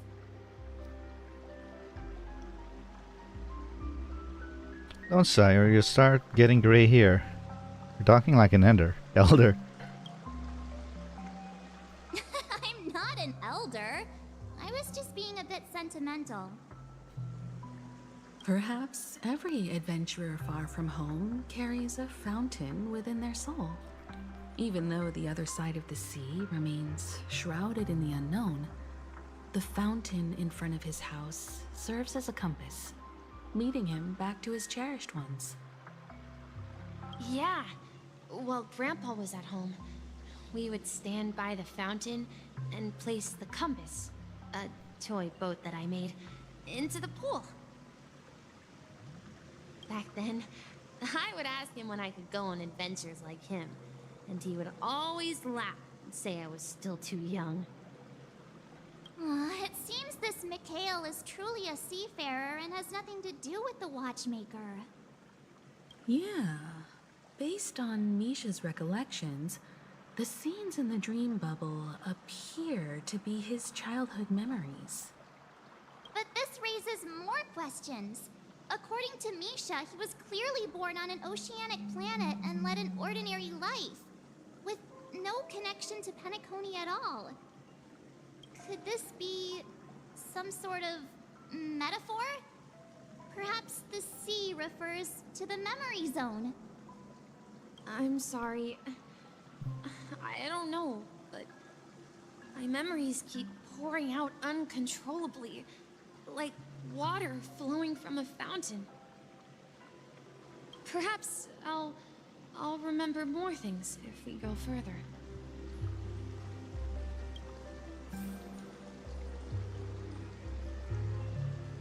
I wish to share your burden.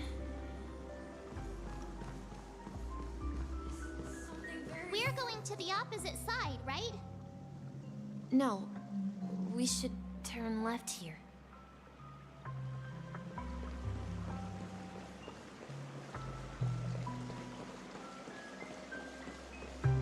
Huh? Something feels different about this place. This is it. I remember this corridor. If I remember correctly, we've never been in that room before.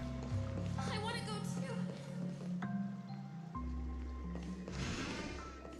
too. Up ahead is Grandpa's study. It was in that room that I saw him the last time. Will you come back?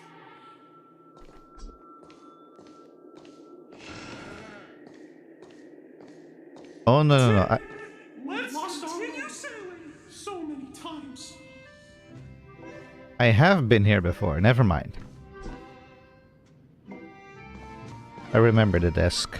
The atmosphere in this room feels totally different. Misha! You finally come! Clocky, you're here! Huh. Yeah. This is the room where we first met each other. Are those books on the bookshelf logbooks left behind by that seafarer? Yeah. Whenever he came back, he placed a logbook on the bookshelf in his room. They contain records of his expeditions to every corner of the world. He described our world as a fountain. At some point, the sea started to gradually swallow up the land where people lived. To ensure that everyone had land to settle on, he had to continue exploring the sea, in search for the source of the rising seawater. On that day, he called me to his study, telling me that he was embarking on another journey.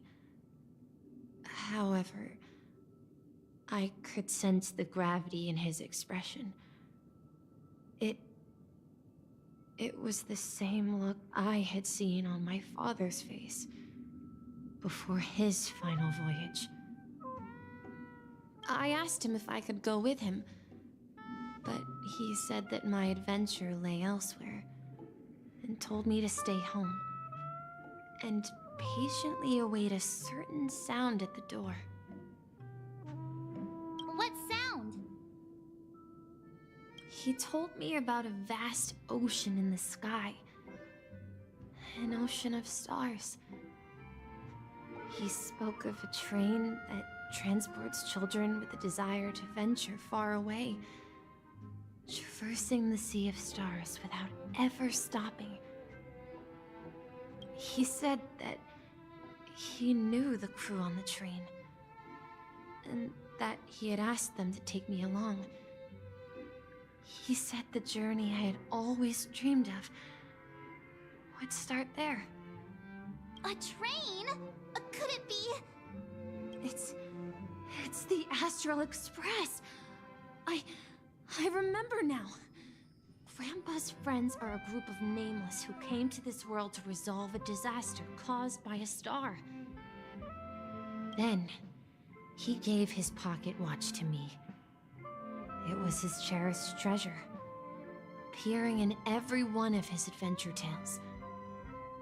He explained that difficult times were ahead, but assured me that the watch would guide me. He said, as long as I kept moving forward, I'd eventually reach my desired destination. And then, it was as if I heard the distant sound of a train whistle, echoing throughout the room. Exactly, Misha! And then we followed that whistle, didn't we? Yeah. I think I can still find the way we took back then.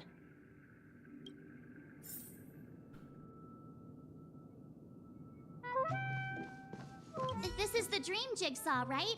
So we're supposed to find the exit. But where can we find the last piece? Do you remember?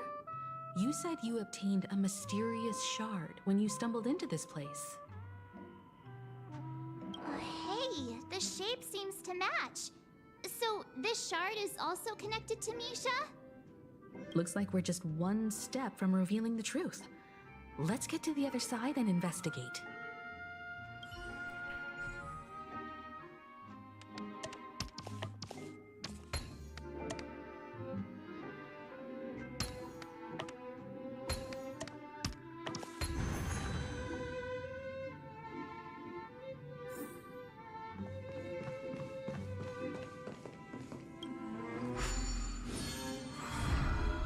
This is it.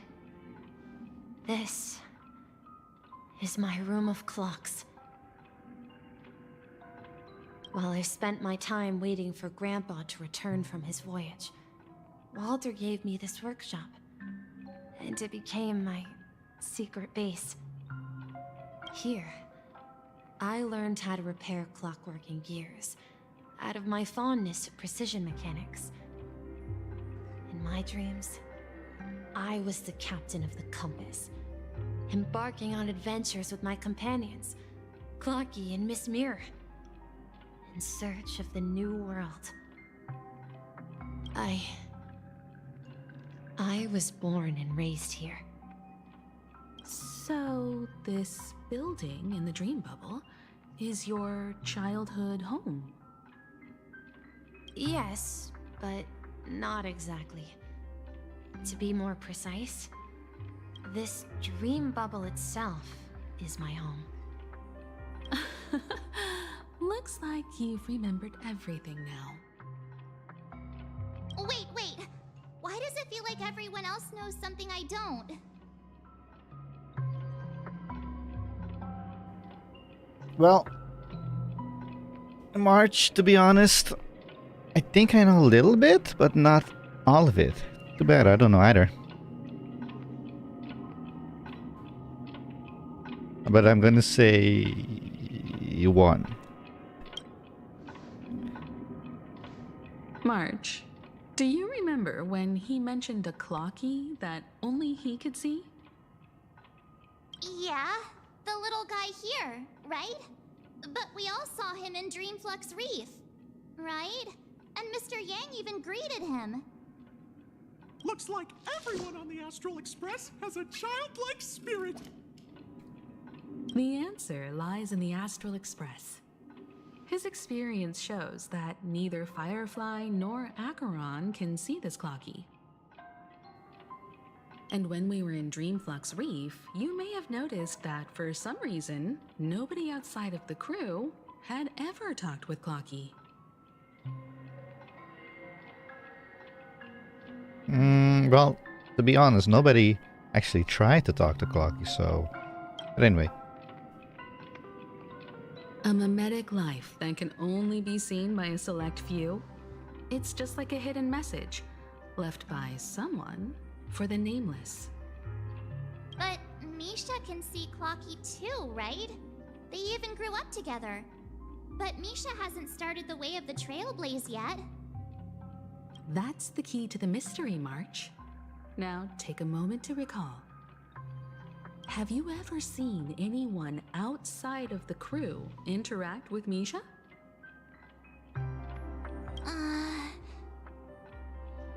I have. Golden Hour. Wait. No way! That's the answer, March 7th. This dream bubble is the place where I was born. And I'm a dweller in this dream. Just like a memory zone meme. I should have stayed here and waited for you. But when reality and memories merged, I unconsciously pushed open that door and left the bubble with Clocky. So it's not that the Watchmaker's dream bubble is empty, but rather the stuff inside ran away? This is one way to put it. And the whistle you heard was the sound of the express arriving at Penacony? That's one way to see it, but I believe there's a longer story behind all this. It's best for Misha himself to explain all the details. How about we start with your name? Now, should we call you Misha, or...?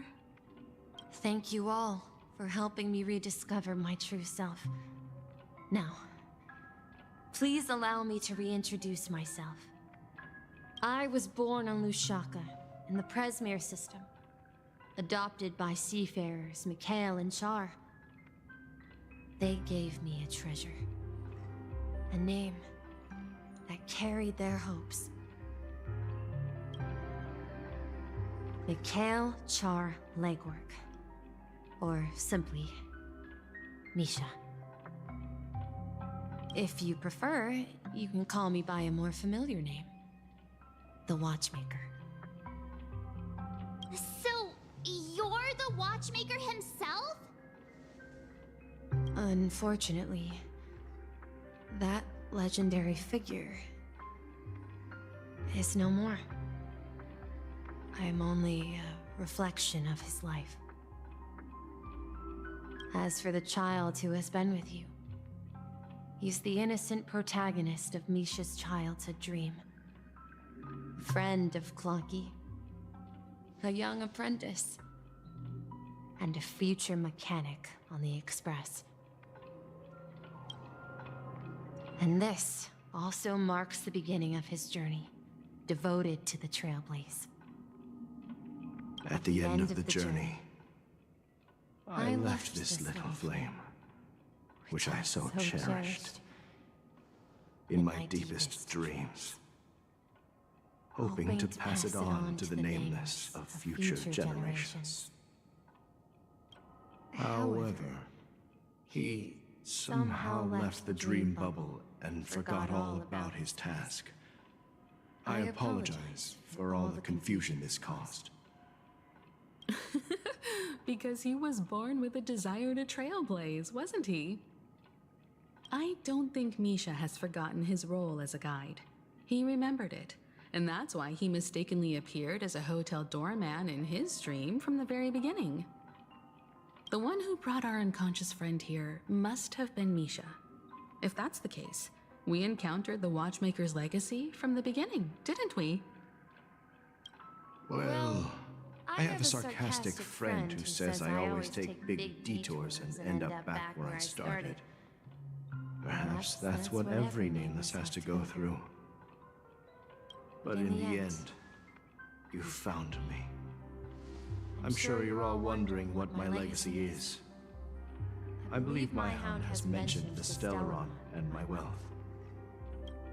If I may apologize, the Stellaron part is real. As for my wealth, however, it's nothing more than a baseless rumor.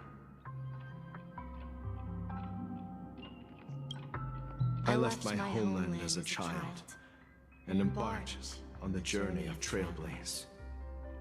I traveled to various planets until finally reaching Asdana, where my friends and I built the original Penacony and fought for its future ever since.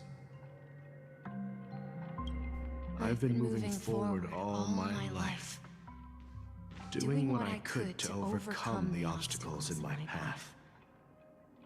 But ultimately, my journey reached its end, and I left behind no possessions worth entrusting.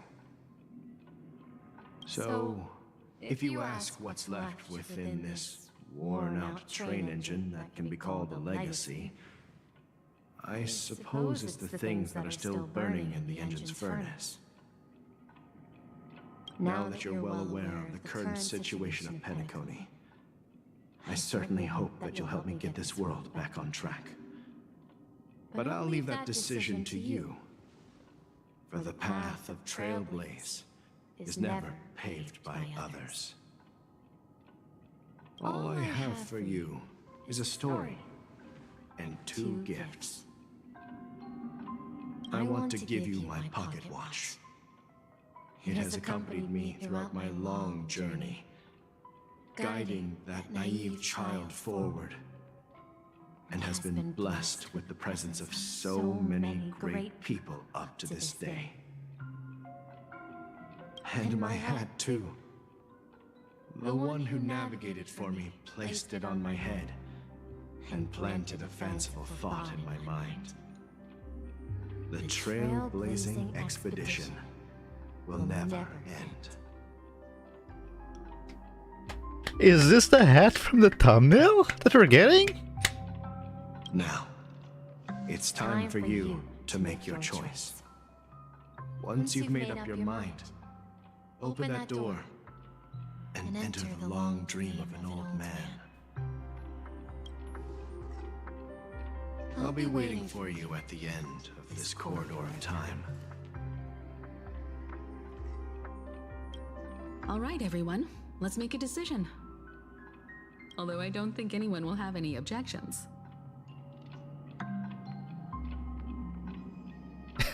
Oh, come on.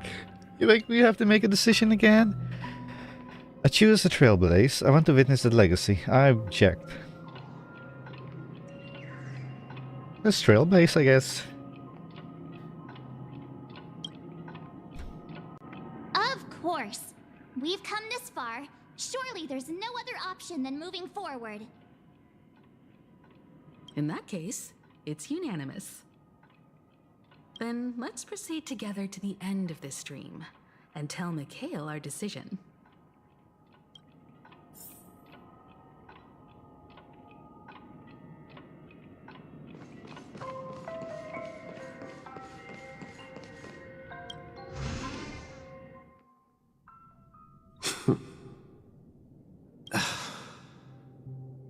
Mikhail, where are you going?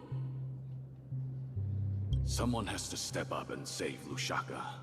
So why can't it be me, Misha? Please don't go. And if you must, please take me with you. Don't leave me alone. Even without me, you know how to proceed forward, brave Captain Misha. The compass is waiting for you.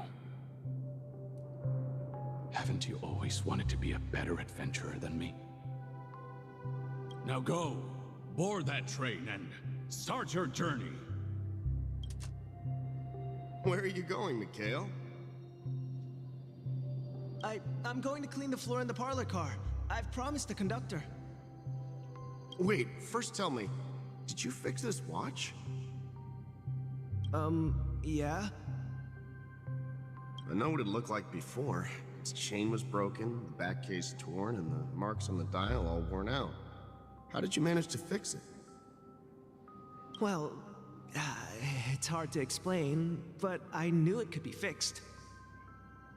It's the hands, Mr. Amundsen. Its hands were intact and pointing in the right direction, so I knew there would be a way to fix the rest.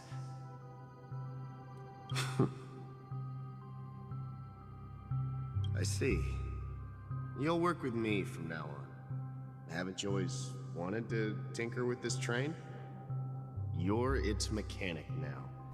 As for the conductor, I'll do the talking. But I only know how to fix watches. Don't worry. You've got what it takes. I'll teach you what you need to know. Where are you going, legwork? It's time to head to our next stop.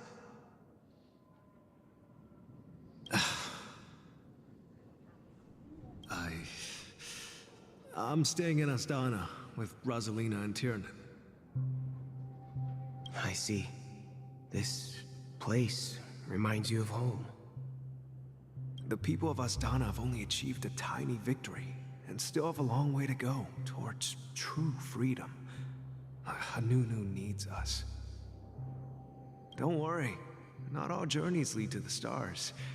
Even if I leave the Express, our path of trailblaze will continue. Yeah.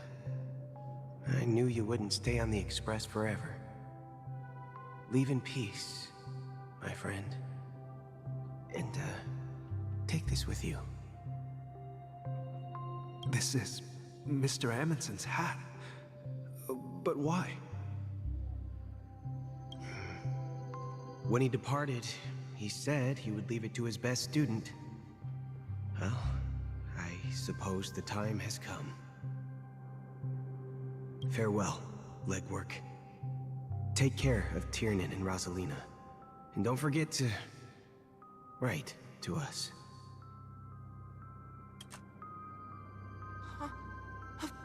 Where are you going, Watchmaker? Don't worry, Micah. Just going on a little trip. Someone has to be at the forefront of the interstellar frontier, and I'm the only former nameless in Penacony. So why can't it be me? Because you're all we have. Have you forgotten about Tiernan? The cosmos is way more dangerous now. What will happen to Penacony if we lose you too? But what will happen to Penacony if we don't find a way out? Tiernan. How could I ever forget him? I've spent countless sleepless nights asking myself why I didn't go with him back then.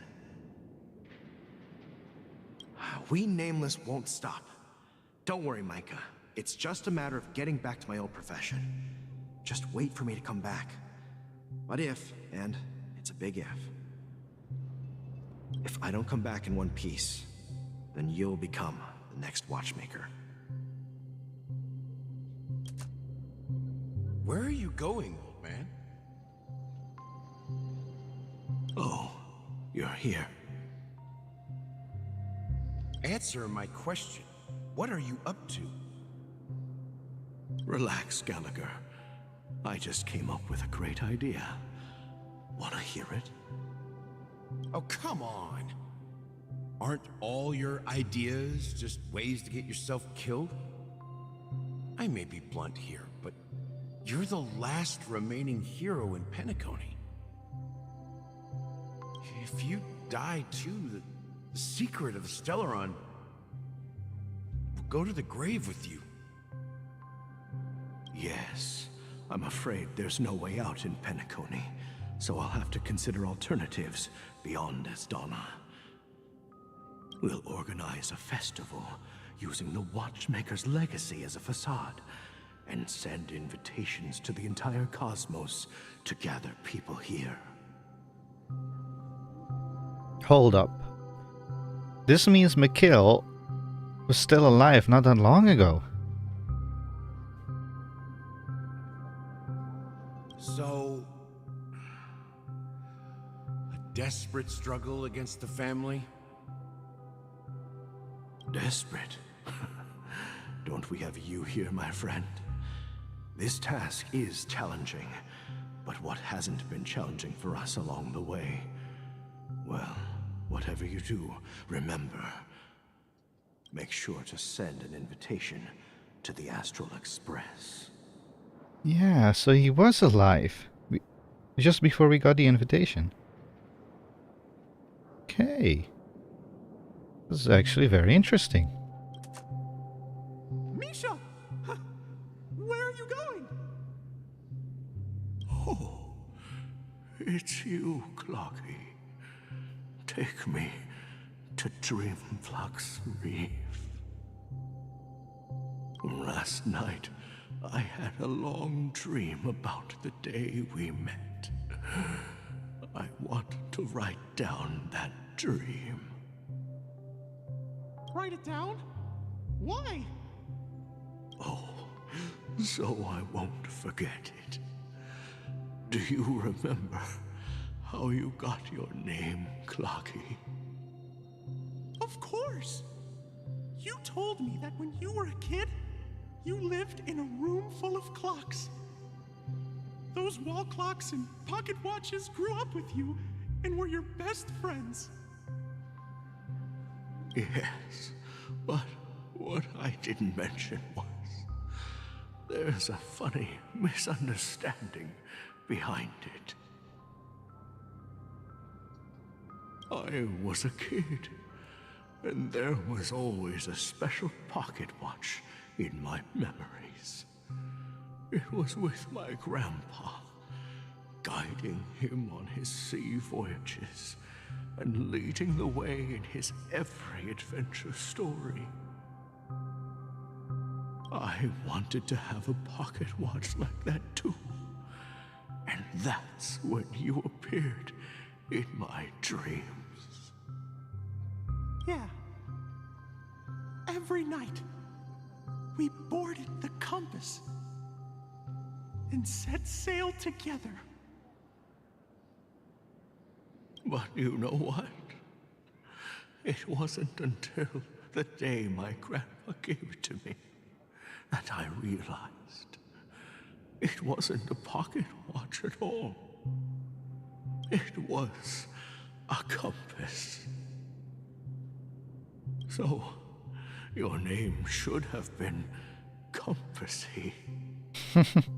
And the Watchmaker is just a nameless.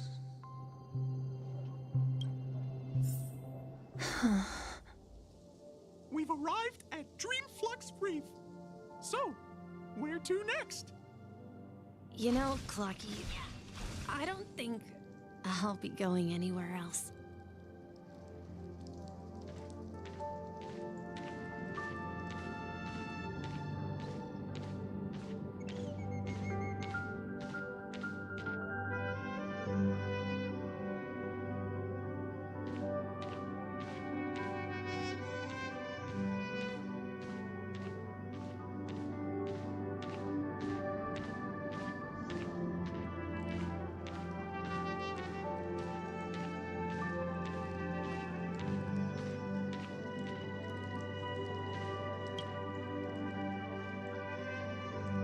I've traveled far enough, and it's time for a little break. Oh. So, we'll set out again.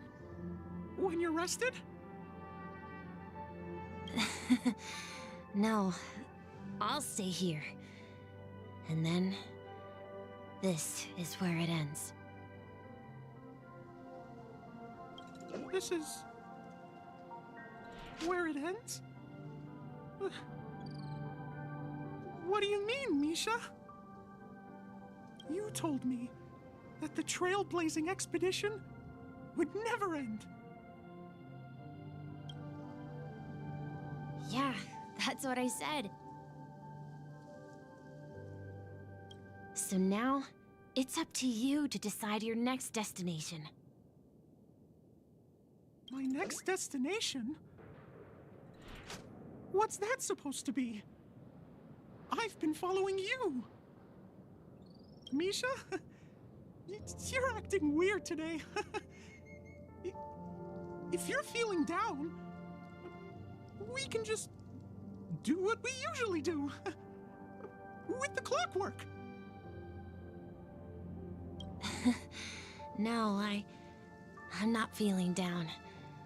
As for clockwork, yeah, it resolves all problems in this dream. That's golden hour. So, do you know what clockwork actually is? I'm not quite sure. Well, everyone gets lost at times. They may hesitate and doubt which way to go. That happens in this dreamscape and beyond.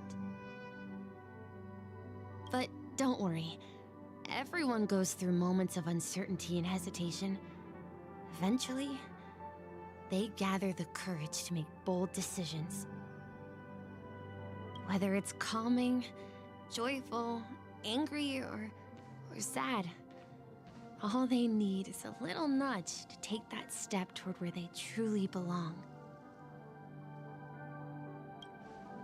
I'm leaving that little nudge with you, and I hope you'll share it with others. Such is the essence of clockwork, the will of the Trailblaze. Clocky's hands spin around non-stop, indicating confusion, frustration, and weakness. But ultimately, people still need to move forward. Just like your hands, always pointing ahead. This is where my journey ends. From now on, it is your path to walk. Trailblazing means taking paths your predecessors forswore, and venturing even further. The Penacony in Mikhail's dreams does not belong to Order.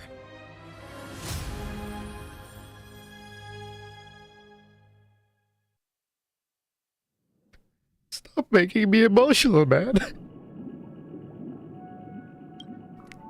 I can't believe that Eon would cast a glance at Penacony at a time like this.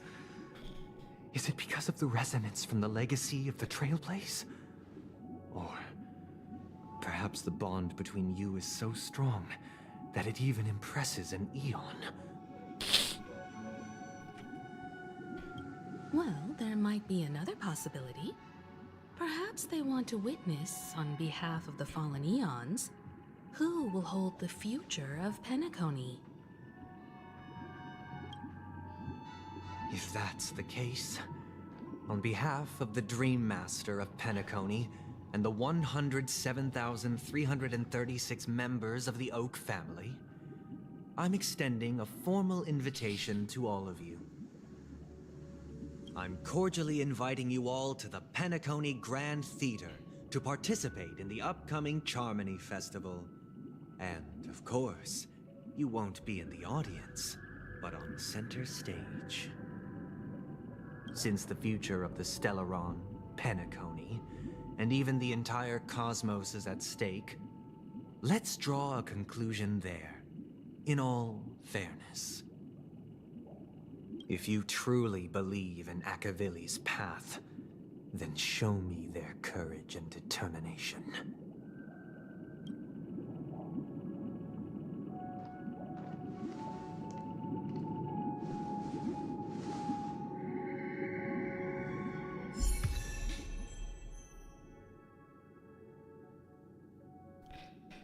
This is deserving of a screenshot. I'm taking it.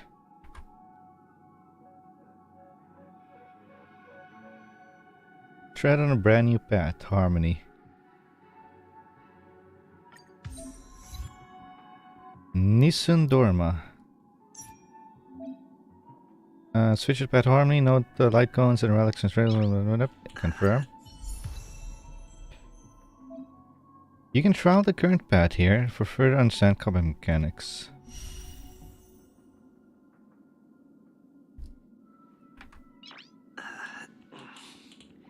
Nice. That's weird. Hello? For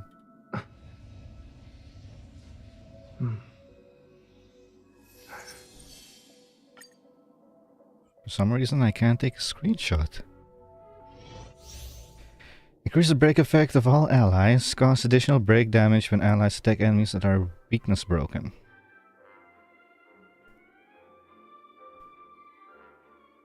Increase the break effect of all allies. Additional break damage when allies attack enemies that are weakness broken.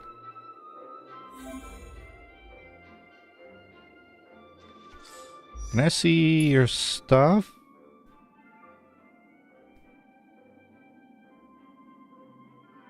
Wait, what is this? Oh, Talia Kingdom. Never used it, so I didn't know what it looked like.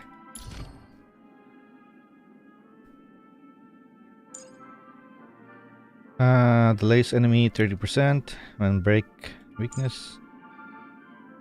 Increased toughness reduction, first instant 100%.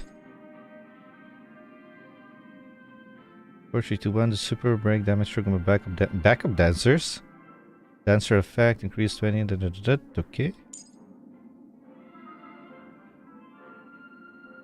3 turns. Break effect 26%. That's okay. Okay, immediately gets energy when you break toughness of somebody.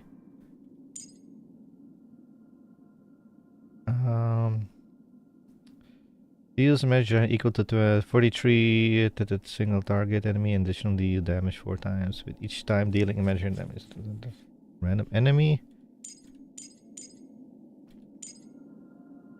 Okay, so he's break effect and imaginary damage apparently. Okay.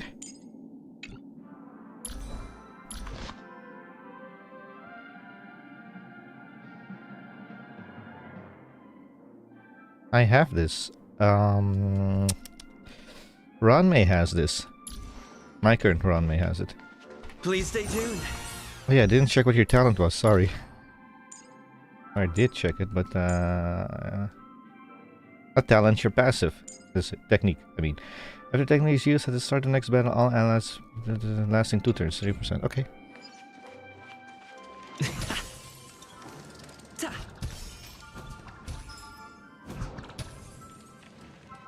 Ooh.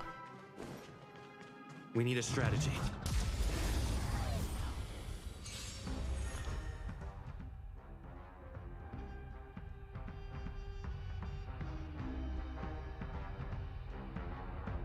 Ooh, I wonder what the female Trailblazers splash art looks like. Oh,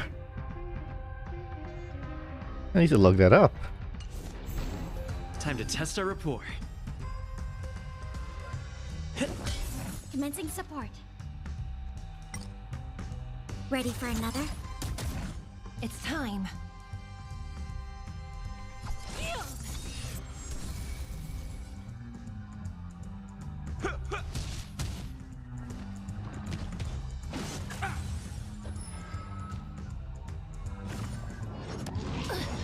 Still the same one. Dreams do come true.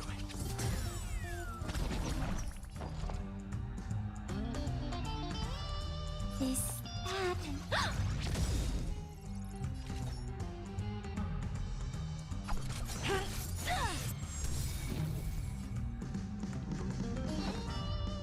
How's this taste? By the order of the 10 Lords, execute! Execute the Marastruck!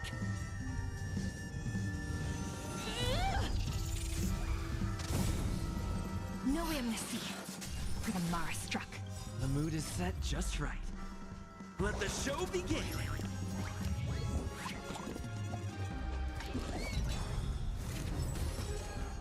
Rhythm get messed up? Commencing support. Enemy data secured. Net markers activated. Time for good old counterattack.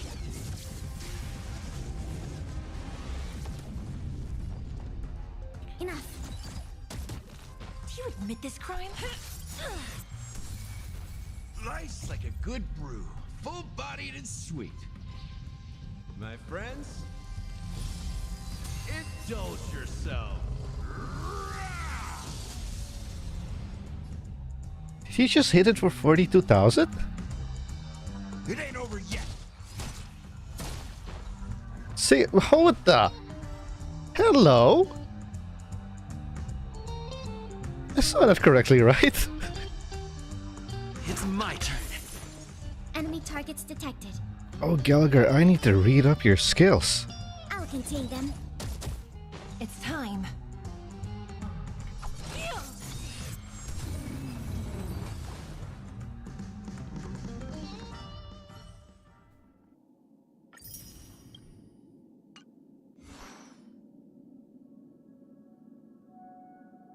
Oh, do I need to gear him up?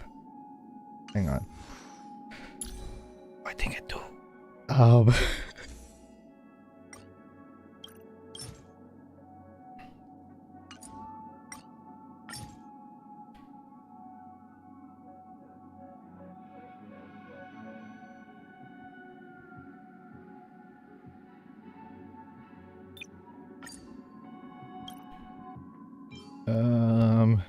None of these are leveled up.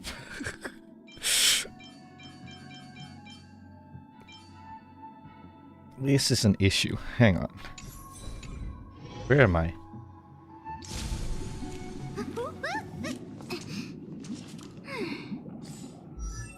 Okay, where are you again, Mr. Trailblazer? Oh. His splash art is different.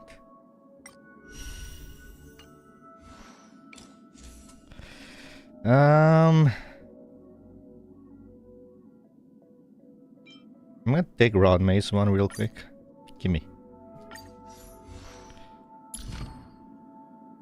Oh. I don't have the resources for this.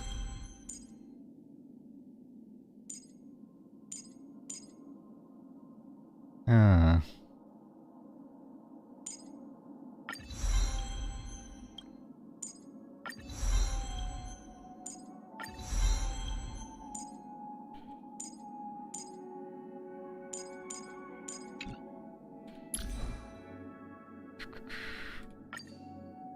Apparently this is my recommended gear. Okay.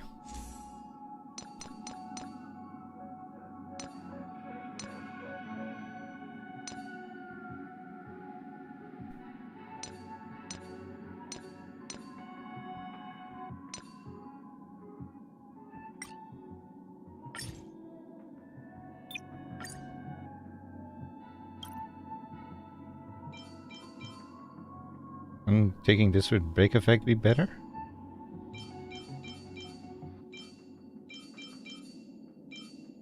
Speed and break effect.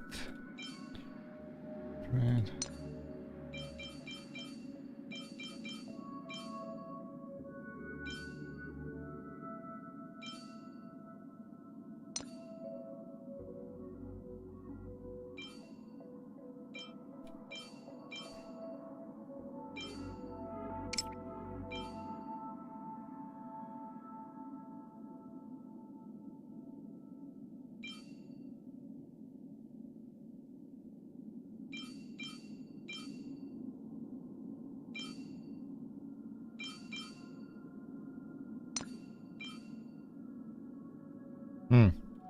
Do I have any level up stuff for this? Because I don't think I do.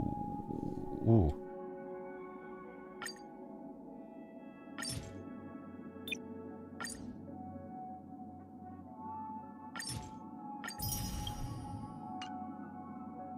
I don't. If they could give me a trial character to play with, that would be great.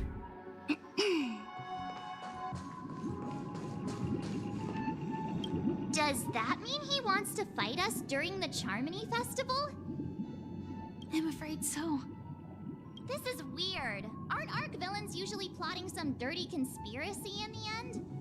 But he actually said something like, "In all fairness." Could it be that he's underestimating us?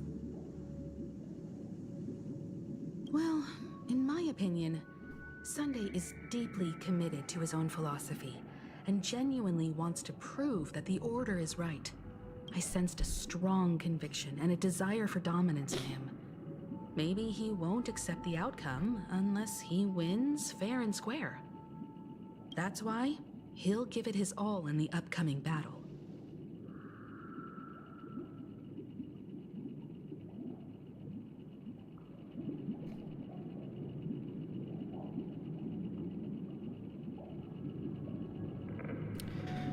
We won't back down either, but he's such a gentleman if evil, why it's so nice. Yeah. I flexed on him too hard with my peak swag. Guess I messed around and found out, huh? Nah, let's go, we won't back down either. Yeah, you're right. We've even dealt with a Lord Ravager of the Destruction, so a follower of the Order won't be a big deal. Anyway, we can't leave the Stellaron unchecked. This is about trailblazing a bright future for Penacony and fulfilling Mikhail's and his predecessors' long-cherished wishes. Now that we've taken up the mantle, we can't afford to fail them. However, the same applies to the Order. Their plan didn't materialize overnight, and they have the profound collective consciousness of the planet of festivities behind them. A desire to dream, to slumber and escape reality. All those hidden emotions have given birth to the sweet dream of the Order. They've harnessed the will of an entire planet to create an Eon. This confrontation is far more complicated than a simple power struggle. To secure Penacony's future, fighting on the stage alone is not enough. What do you mean? Are you not coming with us? I believe Firefly is trying to say that she's heading off to another battle. Mm-hmm. Before I left, the Destiny Slave told me that this journey would bring unforgettable rewards. Even though the script he gave me only had a few lines, I couldn't ignore them. Because one of the lines said, "I'll experience death 3 times in the land of the dreams." Excuse me? But you've only experienced it once. 3 times? This can't be serious, right? The first time was a painful death when I was stabbed by the Blade of Dormancy, which led to all subsequent events. The script will always come true, but in a way that will only be revealed when that page is turned. So now I've understood the meaning of my second death. And I am prepared to face it. If all goes well, my efforts will provide crucial support for you. Only by achieving victory in this battle can we secure a future for Penacony. And only then, my third and final death won't come true in the most terrible form. Wait, hold on. Miss Firefly, you're not going to die, are you? Because it is confirmed you're coming in version 2.3. You're not going to tell us that you're actually going to die in that version, right? The most terrible form? The true death. Where everyone in Penacony loses themselves completely in the eternal sweet dream of the Order. We must do everything we can to prevent that. Have you made up your mind, Firefly? Yes. Otherwise, I wouldn't be here. Thank you again for your assistance for the Astral Express. May we meet again, in reality. Please. Yeah. Farewell, everyone. May your trailblazing expedition never end.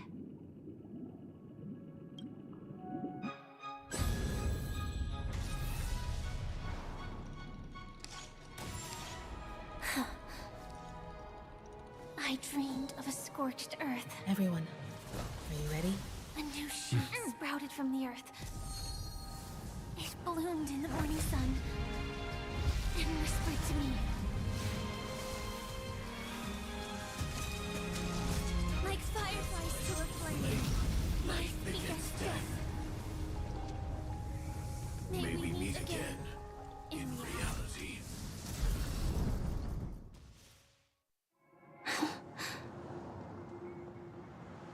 After today, Japella's name will disappear from cosmic history, and the Everflame Mansion will take its place.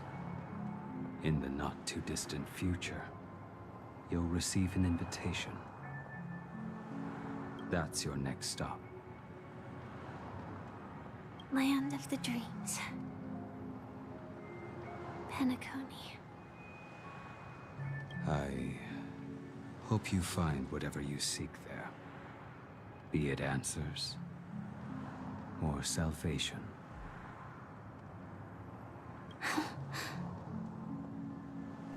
You mean my 3 deaths? Silverwolf told me about it. It's such a shame that it's not part of my script. Well, I want to live. I'm never afraid of death.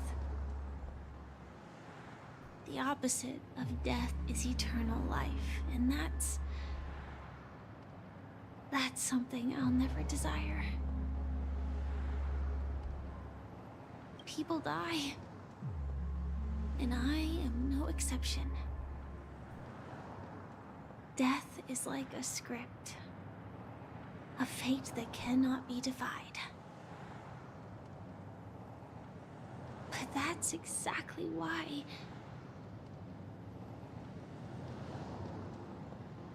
we have to choose where we want to rest forever. Do you exist just to perish? Are you not the same, Blade? The end you desire is not one dictated by others. If I were to die now, I would only be a weapon. I believe I should die as a human. Though its definition escapes me, isn't this the answer that ordinary people look for their whole lives? A name that can be carved onto their tombstone. The tombstone that belongs to me once bore the inscription, Glamoth's Iron Cavalry. Then it changed to Stellaron Hunter. But one day, it will bear the name Firefly. And all the brilliance she showed at the end of her life.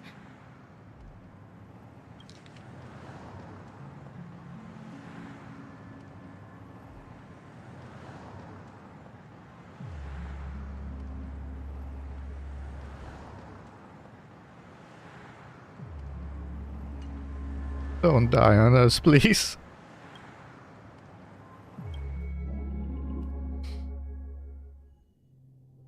That's quite unexpected, old man. Who would have thought your crazy plan would actually work?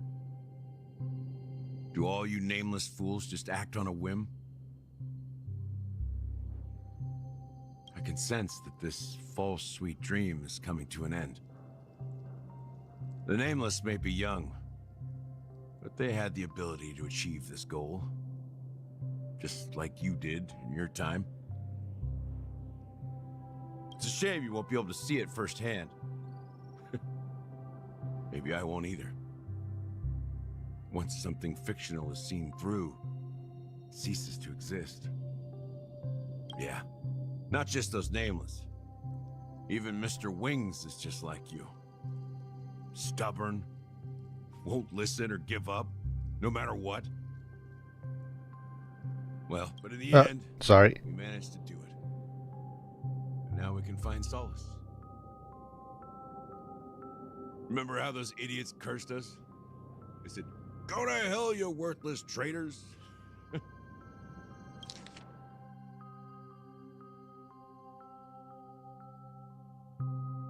Yeah, not just those Nameless. Even Mr. Wings is just like you. Stubborn, won't listen or give up, no matter what. Well, fate is unpredictable, I guess.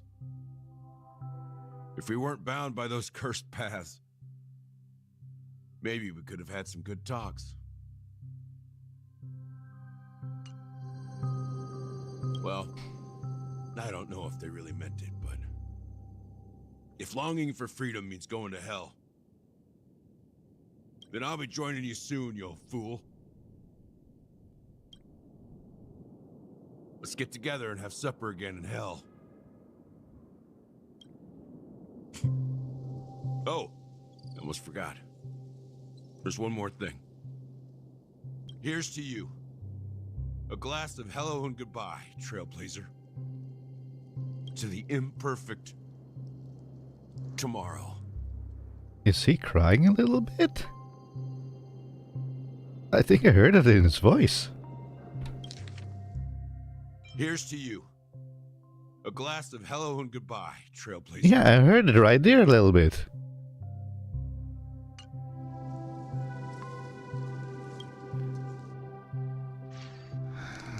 It's warm here, isn't it?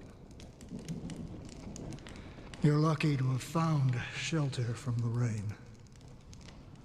Let alone fresh berries in this desolate place. I was just following the scent of life. It's particularly strong in a place like this. It's a shame these berries don't have much flavor. Seriously? In case you didn't know, this fruit is pretty juicy. The only downside is that when you chew it, it becomes extremely spicy. Have you lost your sense of taste? I can still taste certain things, like a faint sweetness. Before coming here, I stopped by a place called Orkron. It had barren cliffs and nights lit by bonfires. Burgundy snow would fall from the sky, and when it landed on my tongue, it tasted like raspberries.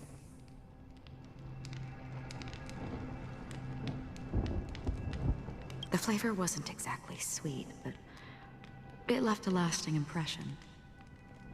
When I think back on my past, I realize that what's tying everything together isn't the big events, but rather these small yet unforgettable moments. One moment, you're going to hear window sound.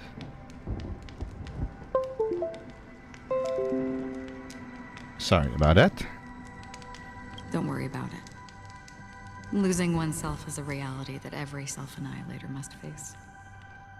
At least I haven't completely lost my senses and memories yet. Well, congratulations on adding another footnote to your journey. By the way, are you always alone? No, I had a companion in Orkron. She's a short, nameless girl who aspired to explore IX. She always said she'd walk a path deeper and farther than Akavilis. A short, nameless girl. Short, nameless girl. Quite an ambition for such a small girl. So, what happened? She became stagnant water. Well, my condolences. Condolences. I don't need them. The girl left with a smile. She never regretted her choice and most definitely wanted me to say goodbye with a smile. So, that's what I did. That's proof that you're grieving for her. Or perhaps I'm just afraid. Afraid? I rarely sense that emotion from you. What do you fear? I'm afraid I'll forget the 30 days I spent with her. Just like all the other days in my life. Most of them have already washed away with the rain, disappearing into an unseen realm. I fear that those vivid red memories will fade away too. There isn't much color left. And besides this faint, warm red, there's almost nothing. Hard to imagine. A ranger accustomed to bloodshed, destruction, and chaos finding warmth in the red color. Because I have experienced this warmth many times. Long ago, I promised someone that I'd bring it to more people. And that for every remaining moment of my life, I'd strive for a better ending for all. As long as this red color still lingers, I have a chance to fulfill that promise. It represents a burning fire, a blooming flower, the berries in this cave, and life itself, fleeting yet still dazzling. In the end, it will lead me beyond the horizon of existence. And on the other side, I will cut off nihility.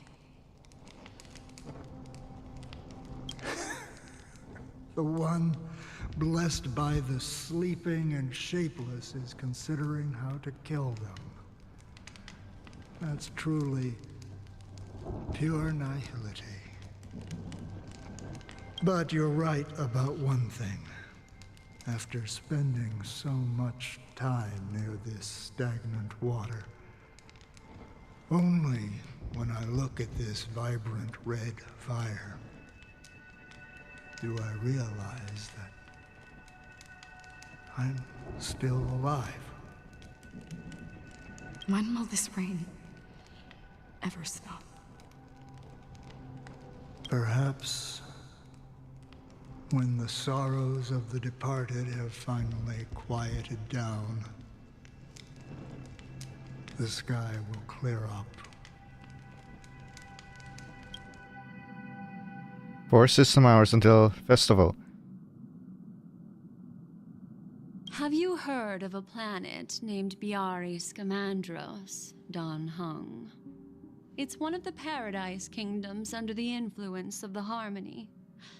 A sought-after wonderland for the inhabitants of the Dardanu major and minor systems. Half an Amber era ago, the family held an unprecedented festival there.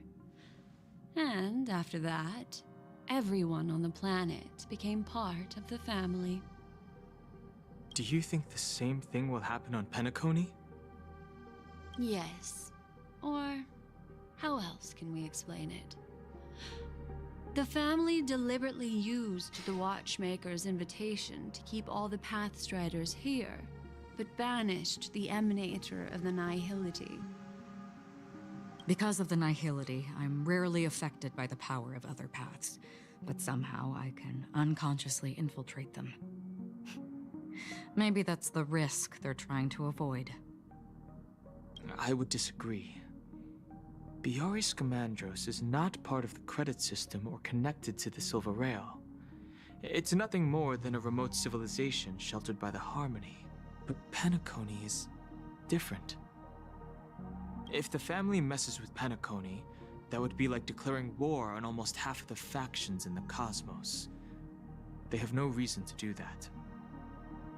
No, they don't. If they truly serve the Harmony, that is. What do you mean?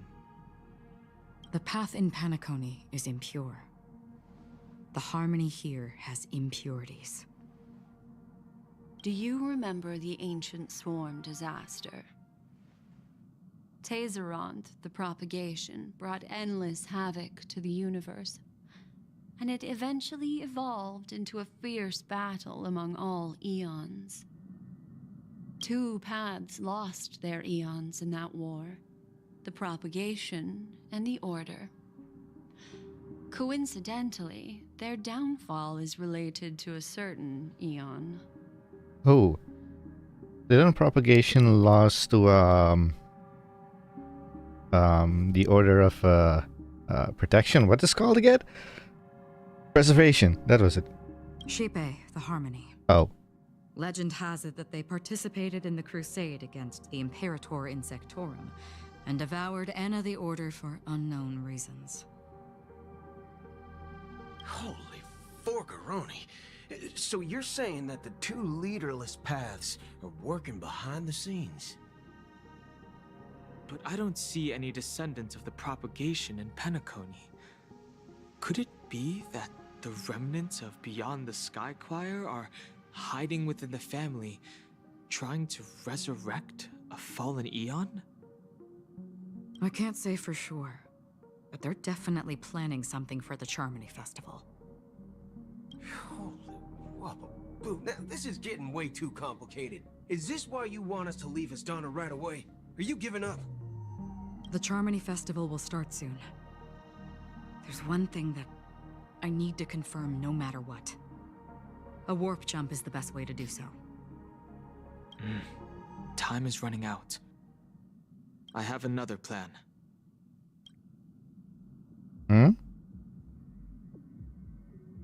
Hold on. Are you thinking of using the Jade Abacus of Allying Oath? Calling him an allying oath? Exactly. The assistance from the law. Is that why the music of the Shienzo is playing right now? Think it over carefully. You can only use that once in your lifetime. I have considered it thoroughly. My companions are... they're also once-in-a-lifetime treasures.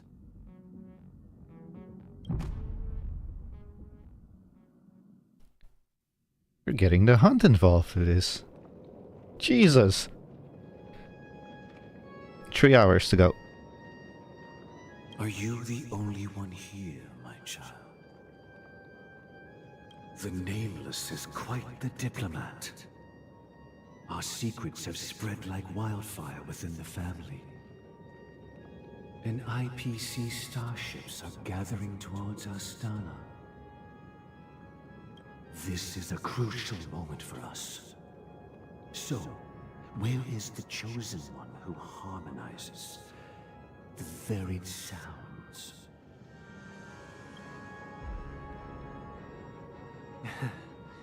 What do you mean, Master? I'm right here in front of you, aren't I? You know, she was supposed to be the star of the Charmony Festival in our plan.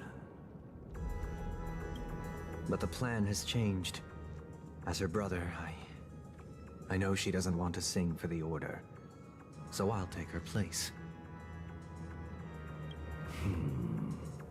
You've always been wise beyond your years. I'm sure you understand the consequences of your choice. If you consider this a betrayal, well, there can't be 2 suns in the sky. I'll step up and take down the other son if necessary. Do you believe in karma? If karma exists, then everyone has their own karma. You have yours, and I have mine. And my karma has nothing to do with you, Mr. Gopherwood.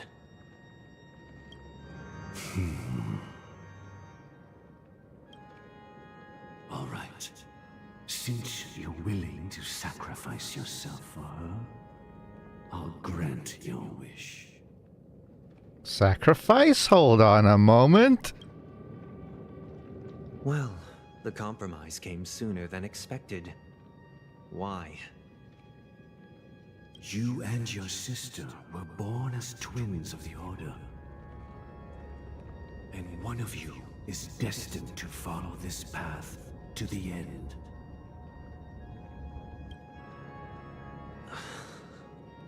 Is this part of your plan? Of course. You're still as clever as you were when you were a child. The opening is near. Go, my child. Seize the power of the harmony and reveal your karma. I have one final question, Master. Why did you choose to bring the Order to Penacony? Wouldn't it have been better to choose a desperate world instead of a city filled with hope and dreams? Why? It's for justice, my child. If we lose justice in our hearts, we'll make the same mistake as the Harmony did. So, it's not you who manipulates the dreamscape with the Stellaron, but... Well, that's where our conversation ends. Go ahead. The 107,336 souls of the Oak family have dreamed of this moment too many times.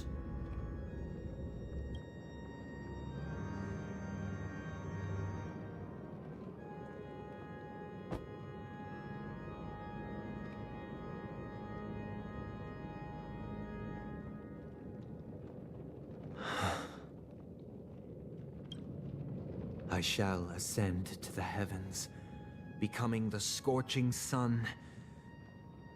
Bathed in my light, my people shall flourish, while all evil shall be eradicated. 2 hours. This is the interior of the Penacony Grand Theater. It's quite exhilarating to be flushed into the air by Soulglad. But why is the venue still closed when the Charmony Festival is about to start? And not only that, the entire theater is eerily quiet. No audience, no staff, no one around. Let's say the Charmony Festival was a flop. No, are we too late? Even if we're late, a grand theater like this shouldn't be completely empty. Let's explore around. Be careful, everyone. So we're nearing the end. Watchmaker hat. Oh, this is a sticker.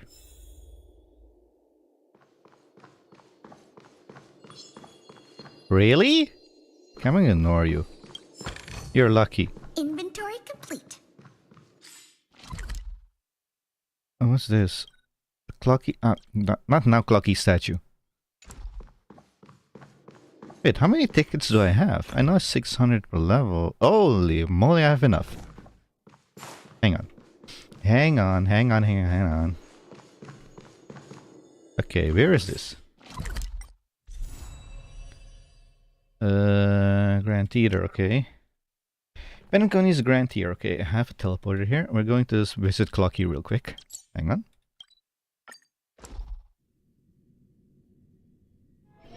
Do you need me to formulate the next plan? Hmm.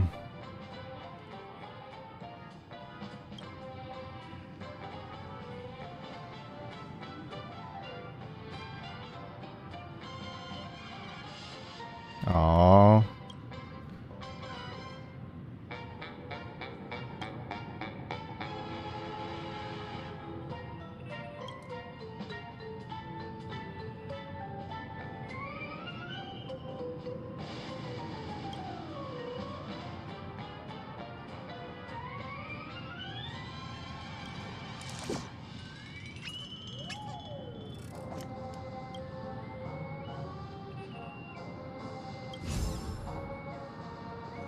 Time outweighs money, buddy!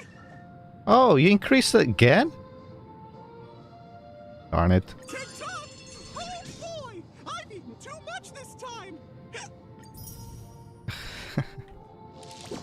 Unlocked after reaching level 50, you can claim 1 reward per 200 clock credits submitted. Oh, the money thing. What is this? Oh! That's for him! For our imaginary pet. See, that's 1, that's 2, that's 3, 4. Only 4. Okay, anyway. We go back now.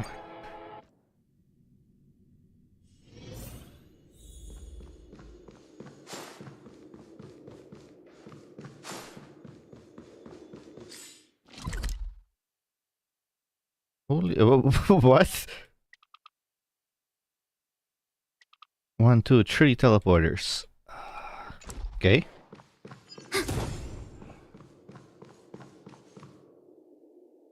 Oi, get away from Miss Robin.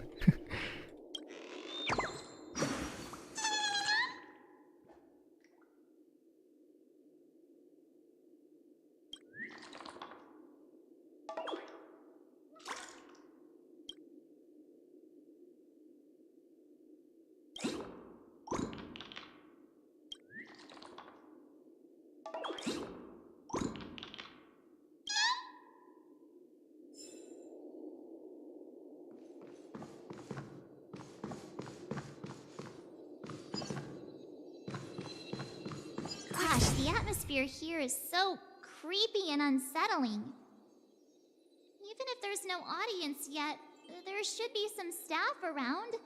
Why is it so silent?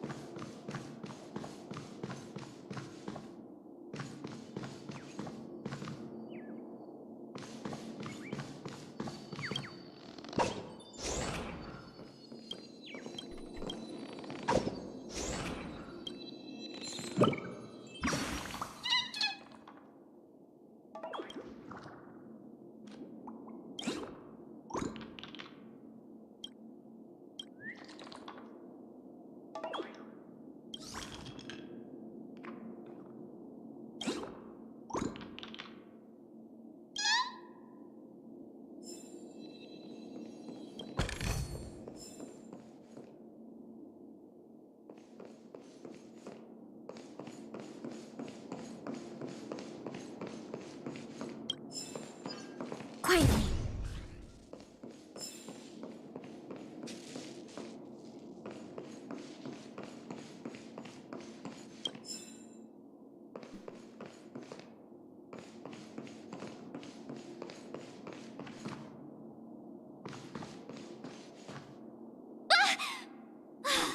Yikes! They scared the life out of me!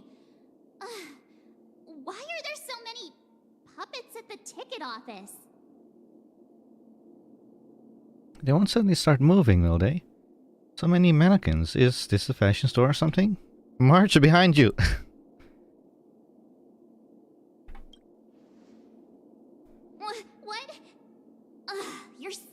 annoying. Stop scaring me. Are these puppets part of the stage setup? Even so, it's so eerie that the entire front hall is empty.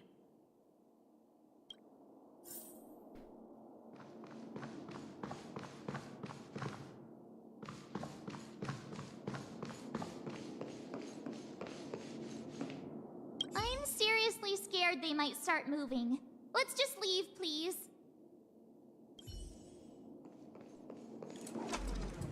Wait, what is that?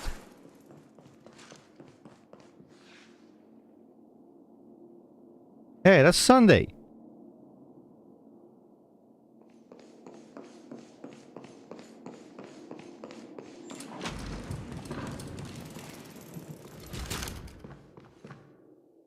Something feels off. We're in the right place, right?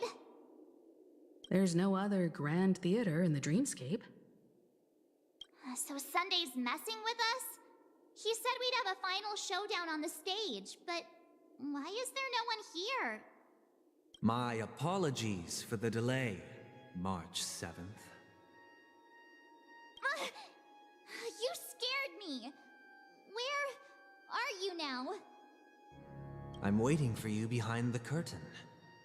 Following the Asdana tradition, I invite you to enjoy a stage play in 3 acts before the festival begins. History is a mirror reflecting the universe's true essence. Let's use this opportunity to delve into the rich history of Penacony and the eons. Within it, naturally, the future takes shape. Let us commence with the dawning of the world. After the Dusk Wars, darkness veiled the sky, and chaos consumed the earth. Enna the Order emerged, destined to restore all existence. That marked the first day.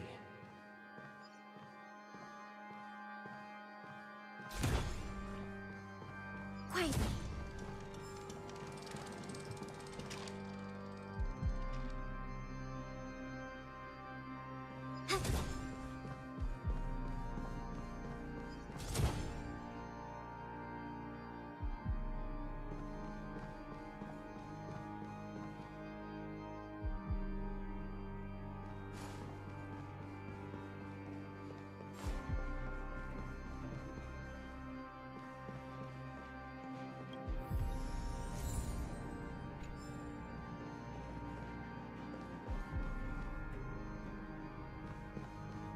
Quietly.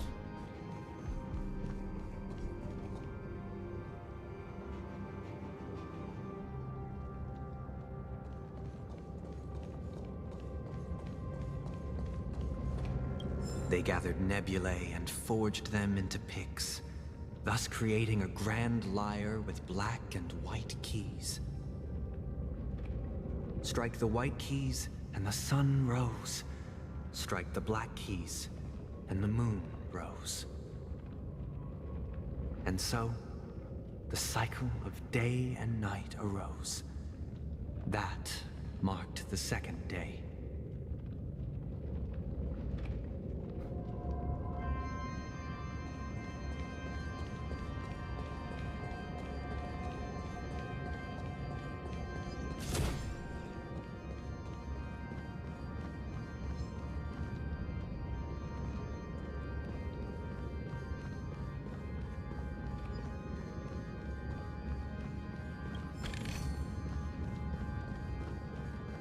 I'm guessing they're just going to watch the performance.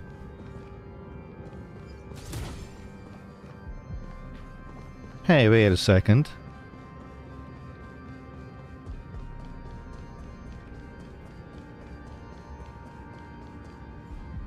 Where does the audience sit? On those places? Not the best view, I'll tell you that.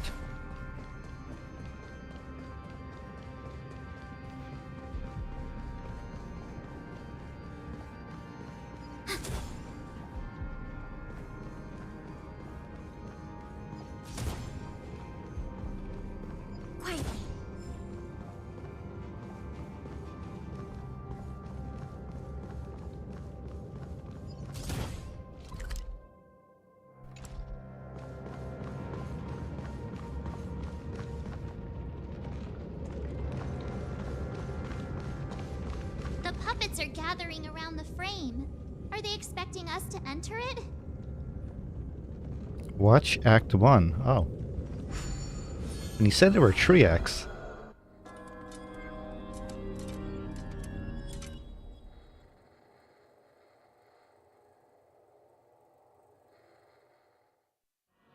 Where are we now? The atmosphere here looks similar to Sunday's inner world. Perhaps this so-called stage play is created with his abilities. This act is named Ode to Prisoner. Given the atmosphere here, I believe it's about Penacony's past. I thought things were finally looking up as I managed to dodge prison during my recent trailblazing expeditions. But now it looks like I'll be back behind bars again.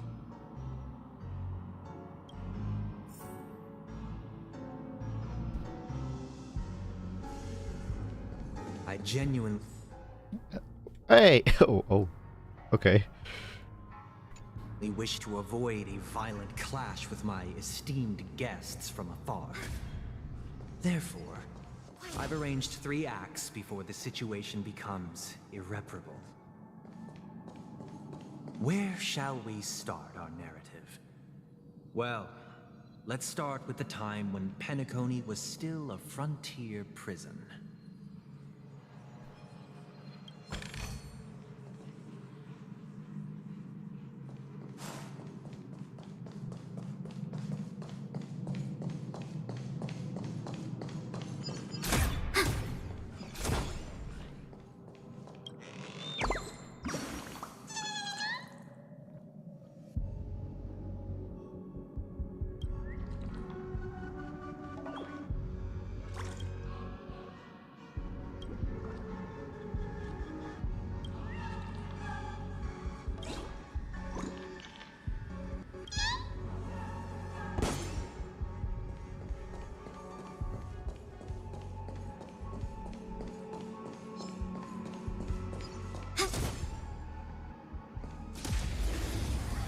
I want the treasure chest, sorry.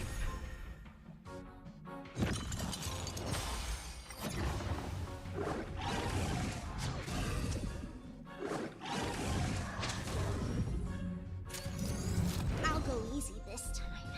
Feeling spiffy? Let's play. Can you find the answer? On the still waters of oblivion.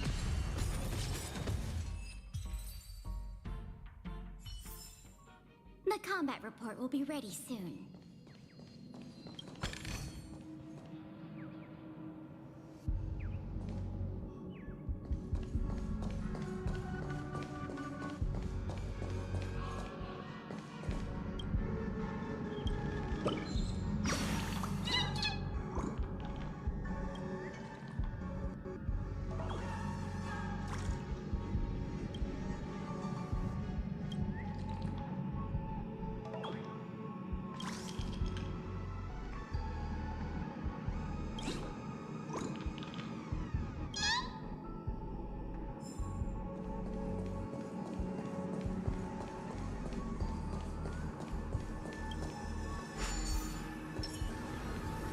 Stream forth the gleam of old blades.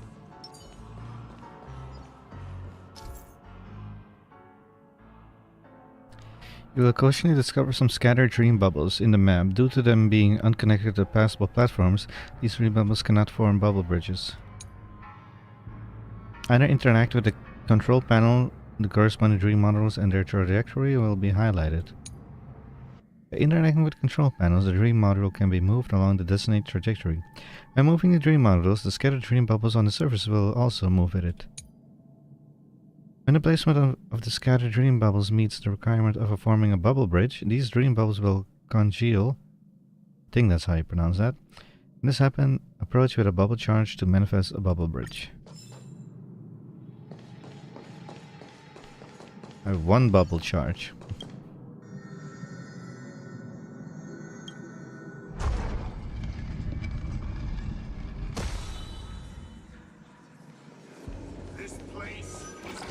In 2147 AE, a prisoner named Hanun ignited a struggle for liberty and emerged triumphant.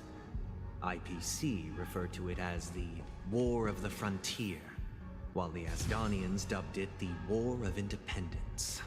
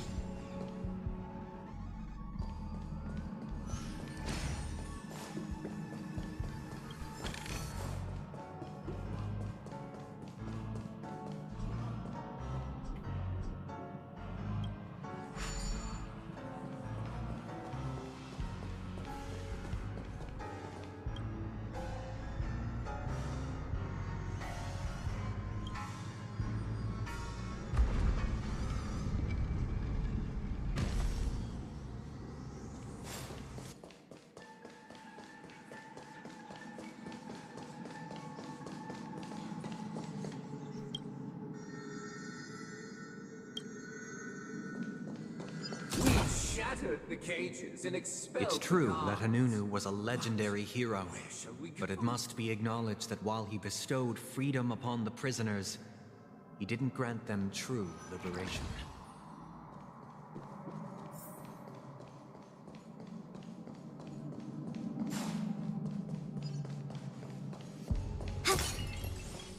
Thank you for staying here, honorable travelers.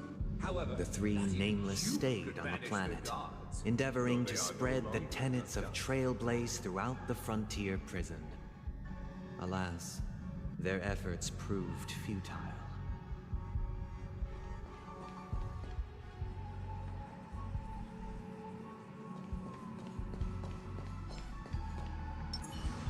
Stream forth, gleam of old blades.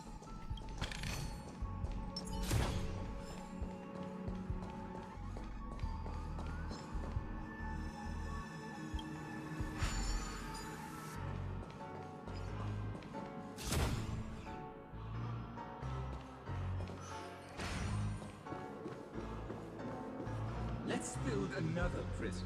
Not Once again, Asdana was engulfed in war. This time, the enemies originating from within. The prisoners remained prisoners for the rest of their lives, fighting for freedom rather than living for it.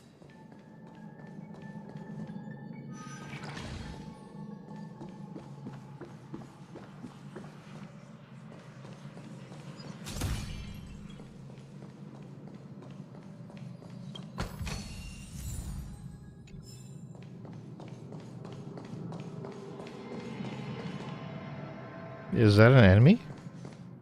I hope you like this land of freedom on a scorched earth. As you can see, their sentences have long ended, and the IPC guards have long been expelled. Yet, these prisoners remain enslaved, not by external forces, but by the confines of their own minds. Freedom permeates every corner, except fragile souls. It gives solace only to those who believe in its existence. Prisoners, this is my order. Learn the essence of freedom and teach your fellow prisoners to fight for their lives. Hey! Why do we have to fight while enjoying the show? For I desire not only your enjoyment, but also your assistance in its completion.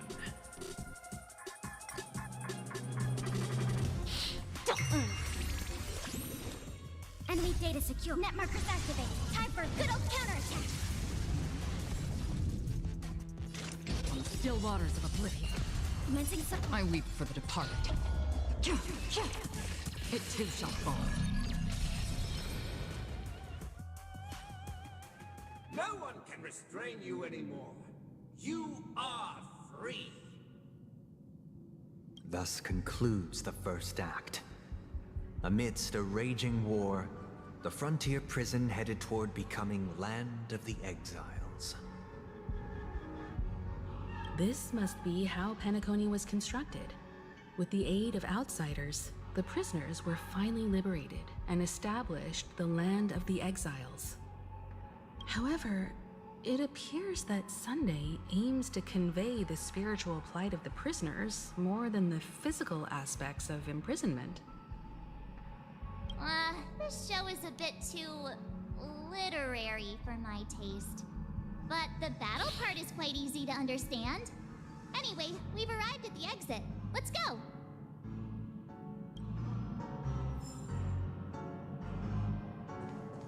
These puppets... Where are they guiding us this time?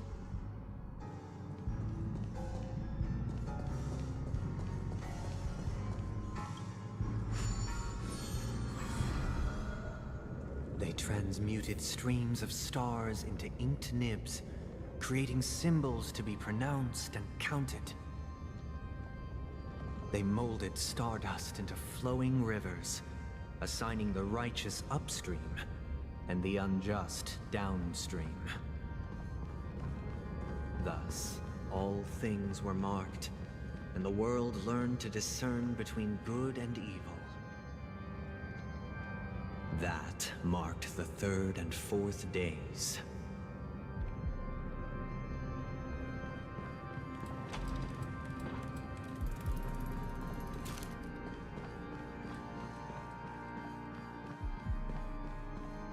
Quiet.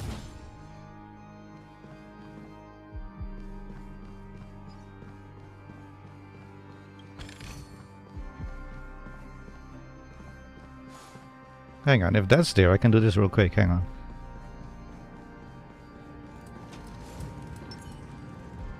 One moment, please. Stream forth the gleam of old blades.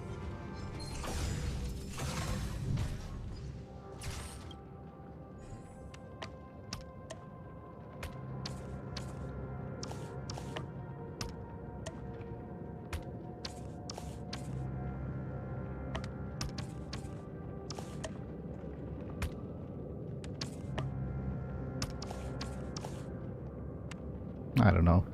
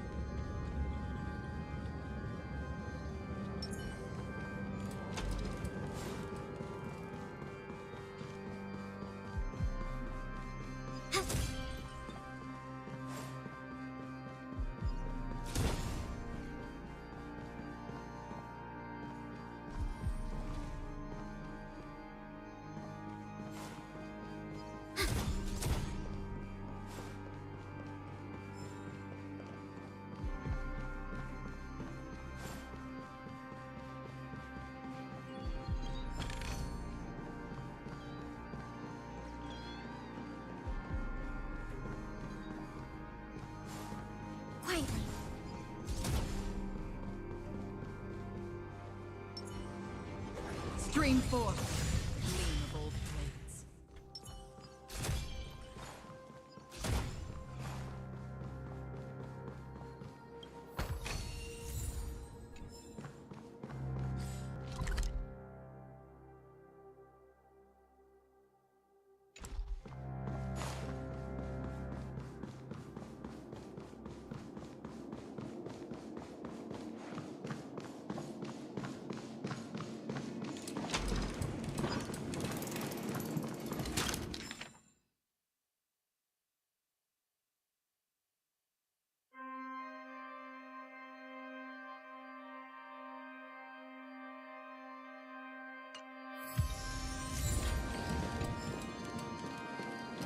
Look, another frame.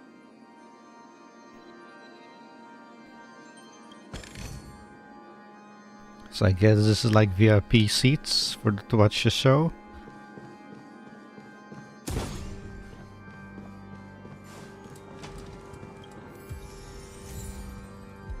Agnes Eon.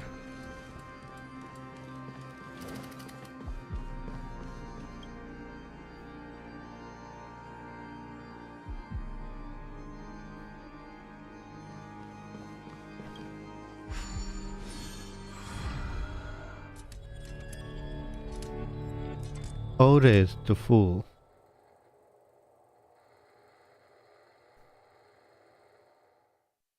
Ode to Fool. This must be the second act. The surroundings are different from before. The stage decorations look a bit tidier now.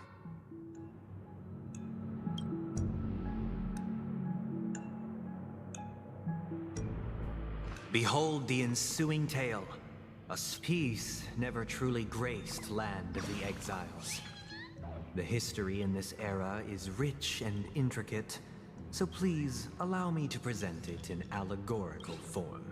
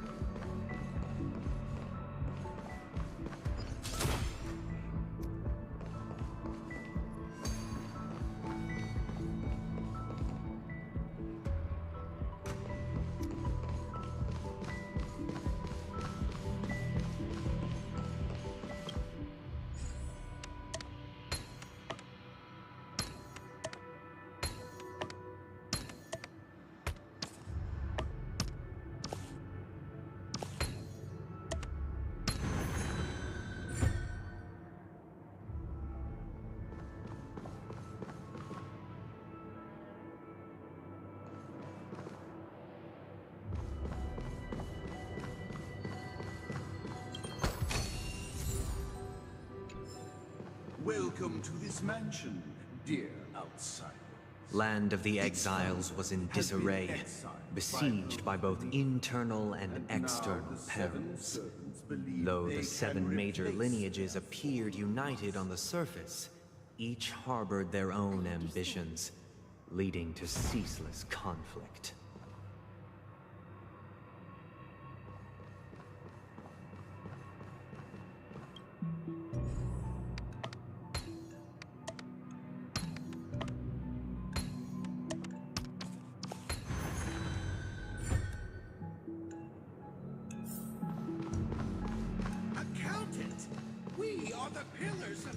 The Black Plum family was the first to fall. They withered away in the White Desert event, orchestrated by the Alfalfa family. Because Master shaped you from clay, but forged me from fire, I'm superior to you.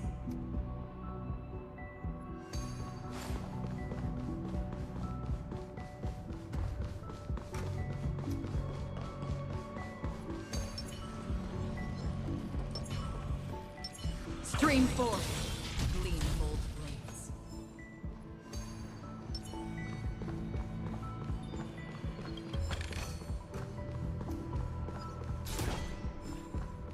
My child, you did not serve the old master. The leader of the Alfalfa family sought to defect to the IPC, trading freedom for survival. However, His eldest son slew him in the name of righteousness, and ascended as the new family head.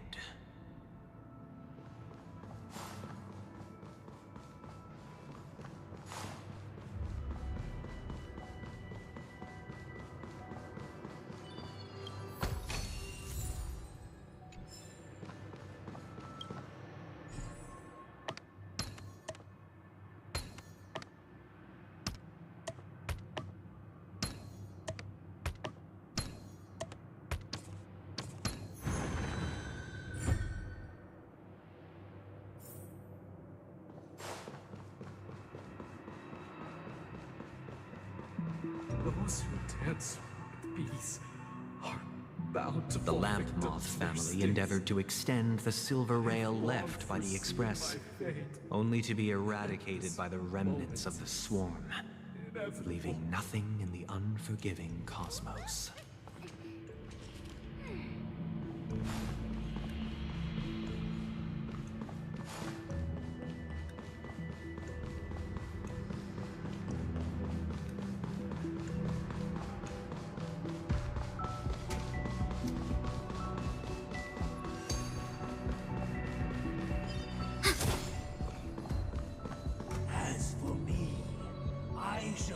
Only when Gopher Wood led the family to Land of the Exiles and earned recognition from all 5 major lineages did Penacony earn its new name, the Land of the Dreams.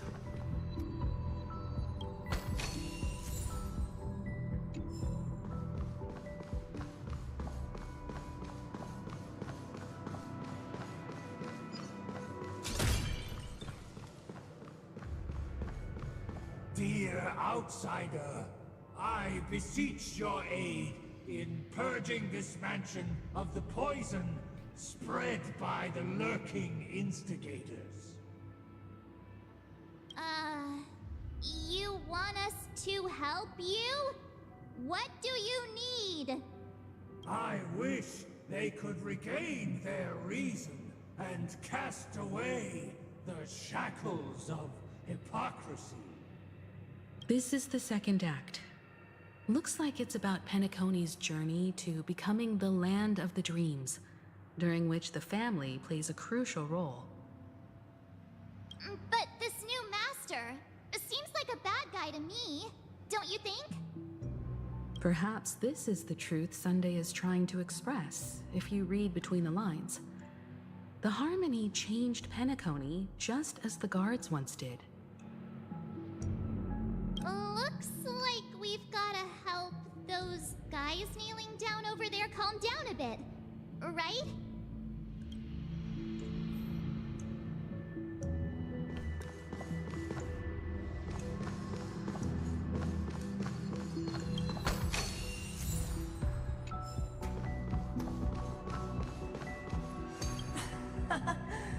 In the absence of my master, I am free. But without their guidance, for whom shall I sing? The decaying human heart finds rebirth only within the calmness, proclaimed the new master.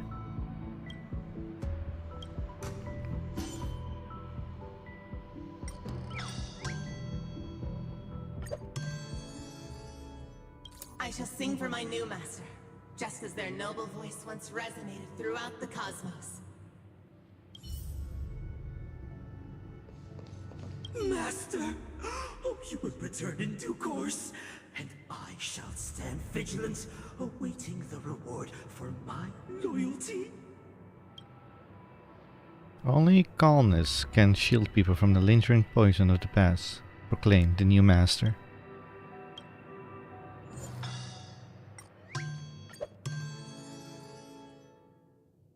Master, now that you have gone, I shall wait no longer for my reward. I shall seize what is rightfully mine. Once, I stood as the most loyal guard among all the servants. Now, with my master banished, it's my right to assume control of his dominion. In In the absence of colonists, there exists no path to liberation from the clutches of death, proclaimed the new master. So I just have to make everybody calm. My former master has long departed. But why do I still fear the remnants of his creation? Master is no longer here. I thought I'd be free, but I'm not. Now, without my master's command, I'll have to seek guidance from the blind. Only the calm ones can evade the insidious influence of the hidden instigator, proclaimed the new master.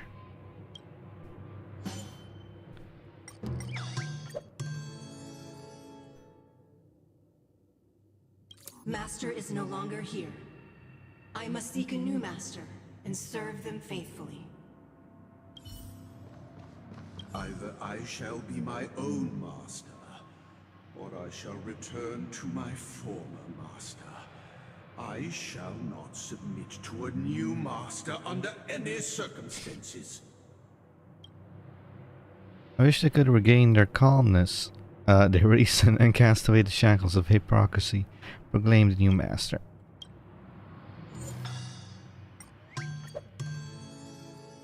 Without a master, who can grant me true freedom? Thank you, dear outsiders.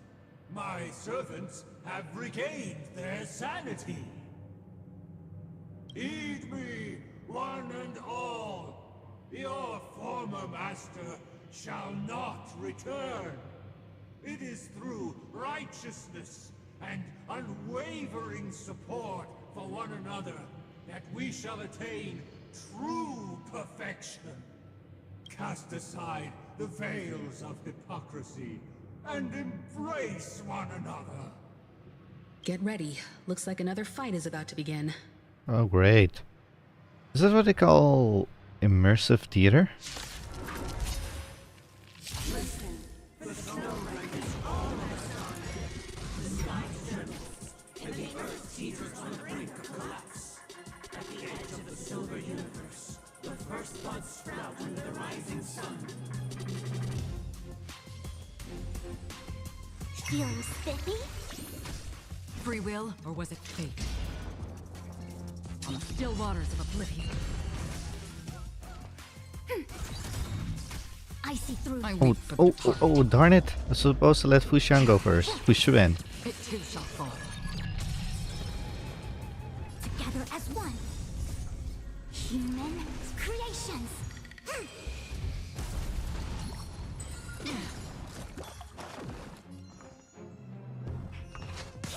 Commencing ready for another? A quick divination. Another journey destined for oblivion. Alas, they remain but slaves till the very end, with the illusion of freedom. Thus concludes the second act.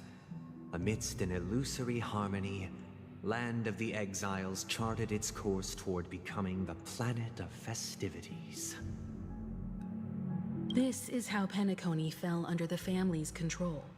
Since the arrival of the Harmony, the Land of the Exiles has undergone dramatic changes, not all of which have proven beneficial. This guy really loves dramatic scenes. Bet he comes from a whole lineage of stage performers.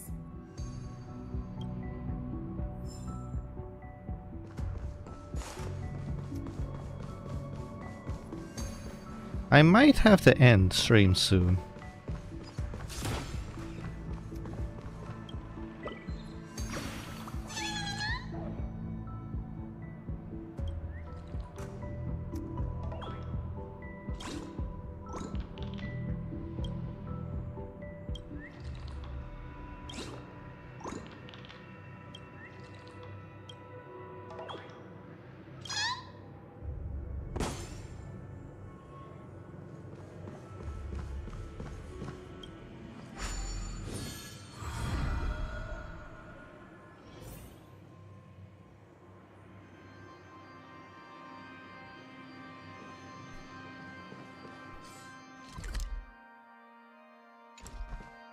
They used the planetary rings to establish the law, forging a code of conduct among the masses.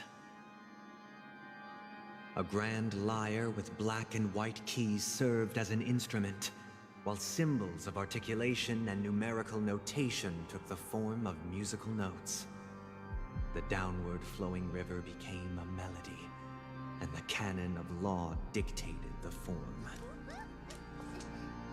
Thus, all mortals found their unique place within this symphony. That marked the 5th and 6th days.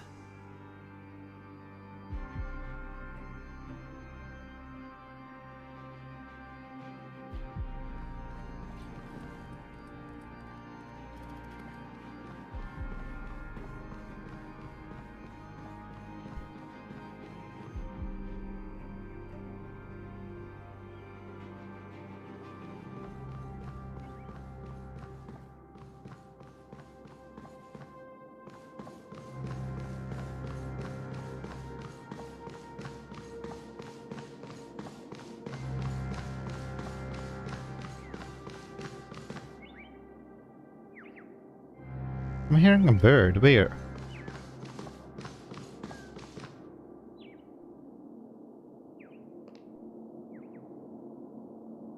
Oh.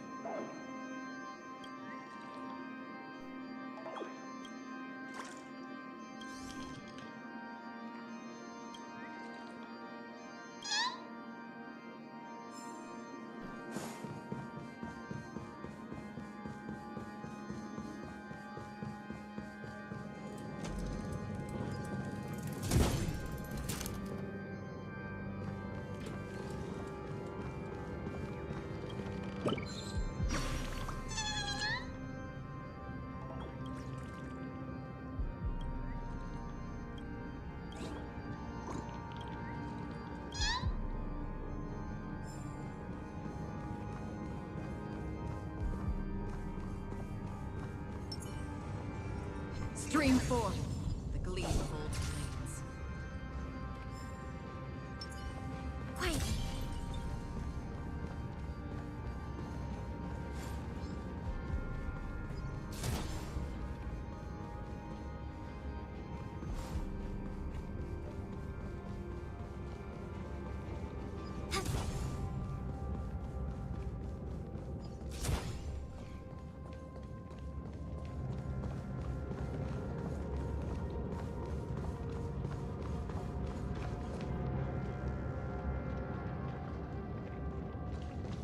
This guy is really into these puppets.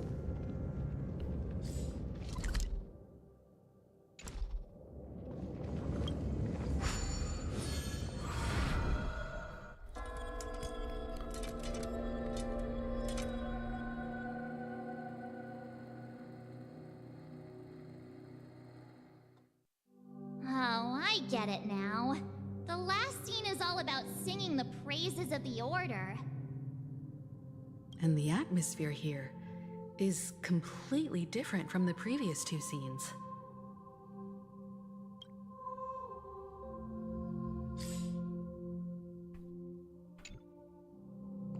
This is the concluding act of this play. I have showcased the past and present of Penacony, hoping that my desire for change resonates within you. And now, I shall reveal... Sorry. And now, I shall reveal its future to you.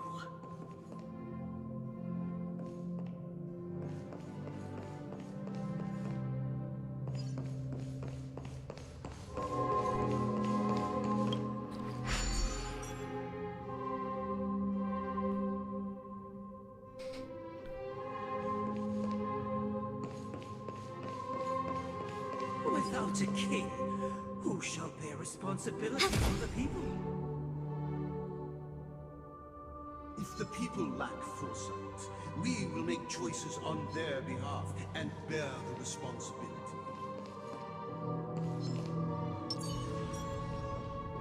Stream forth the gleam of old blades.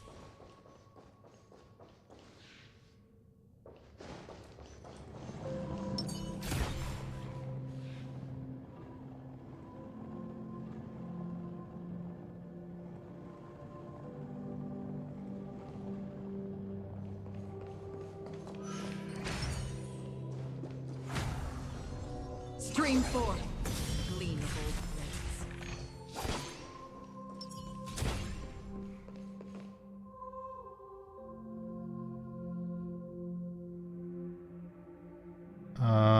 I think that's for Clocky only.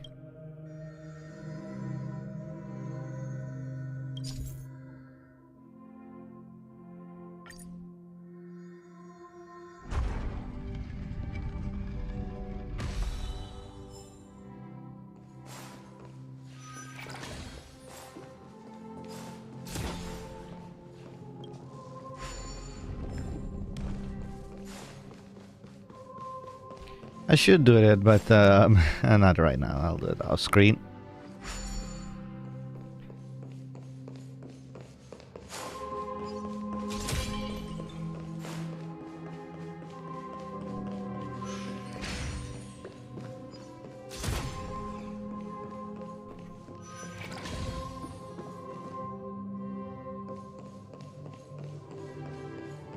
Without a king, who will protect the weak and stand against the mighty? We shall support one another, protecting the weak and standing against the mighty.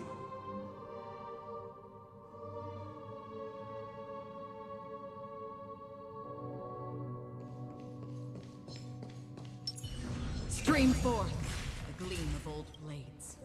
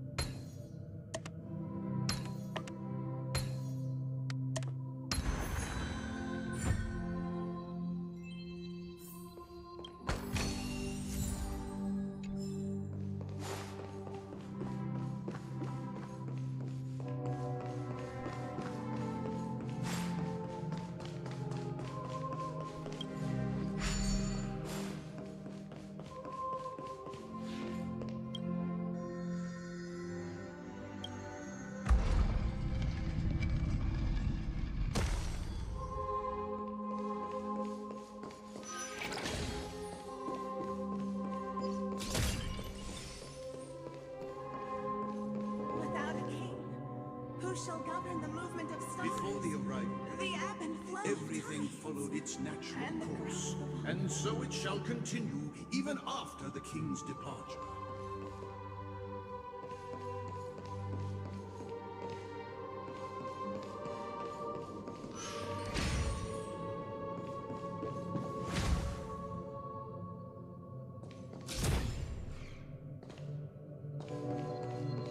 But after the king's departure, We no longer who have shall need become the for a new king, king? for we have become kings of all things.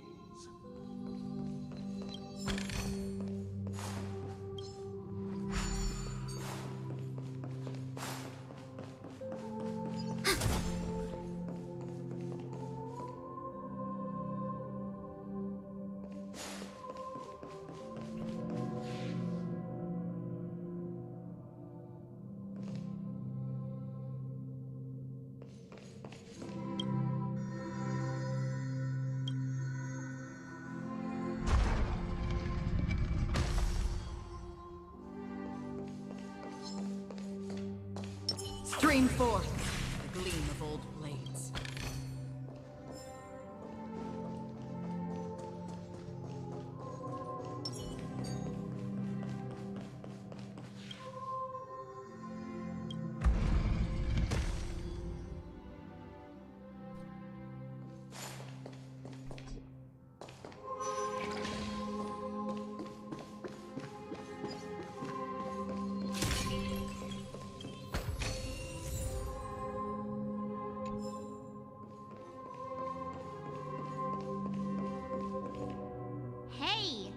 supposed to kick off a short story and have a fight here just like we did in the previous acts? Why aren't any of these puppets saying anything?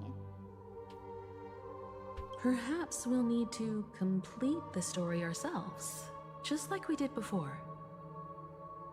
So, do you think their mind needs tinkering or something?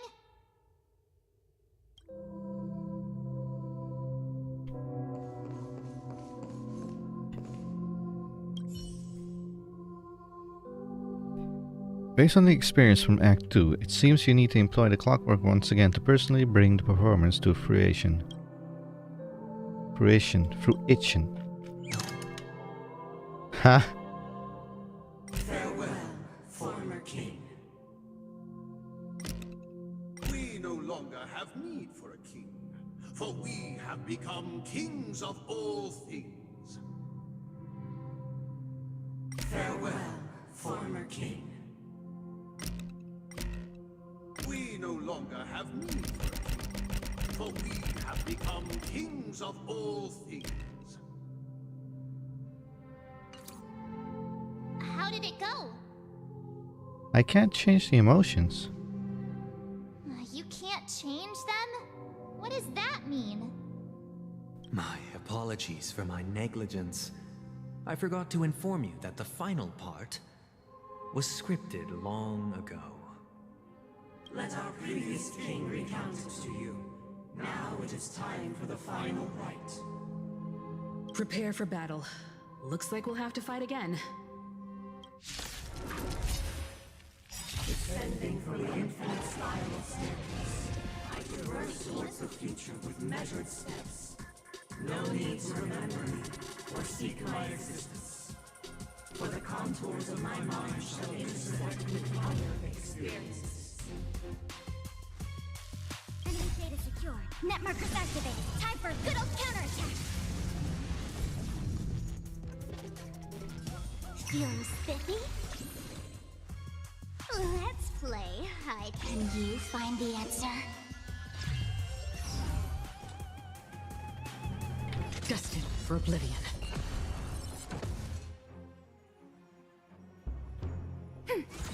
A quick divination. Converge and awaken. I weep for the departed. It too shall fall.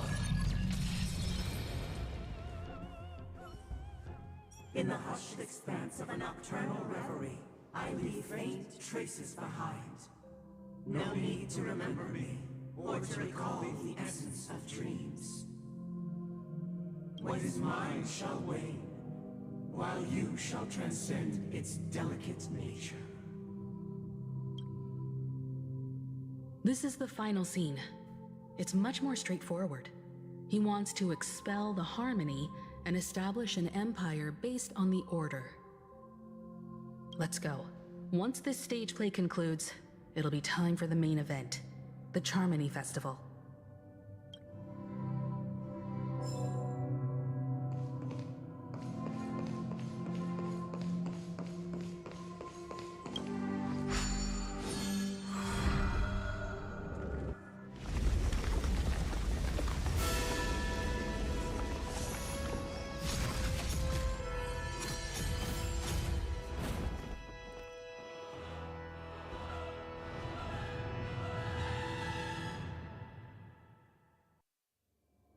One hour until the Charmony Festival. Imbued the world with meaning, perfecting all things in the heavens and on earth. Then, they rested from the labors of creation.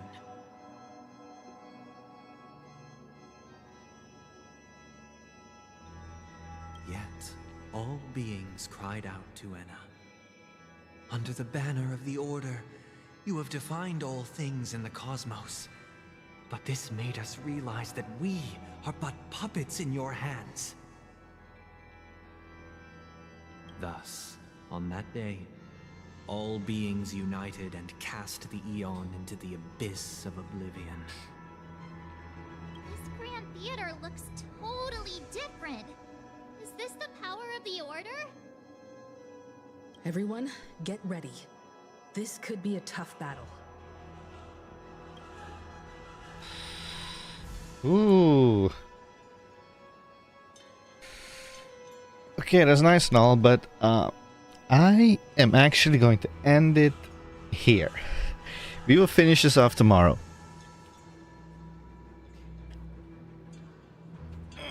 I will put up a waiting room for it. So yeah, tomorrow we're gonna finish this off on Friday. The grand finale. Or hopefully it is a grand finale. I wouldn't be surprised if it will go on for another 3 hours or something. But yeah, we'll finish this tomorrow. So you all have a good night, good day, good evening, and I'll see you guys next time. Until then, well, next time is tomorrow, so yeah. Until then, see ya.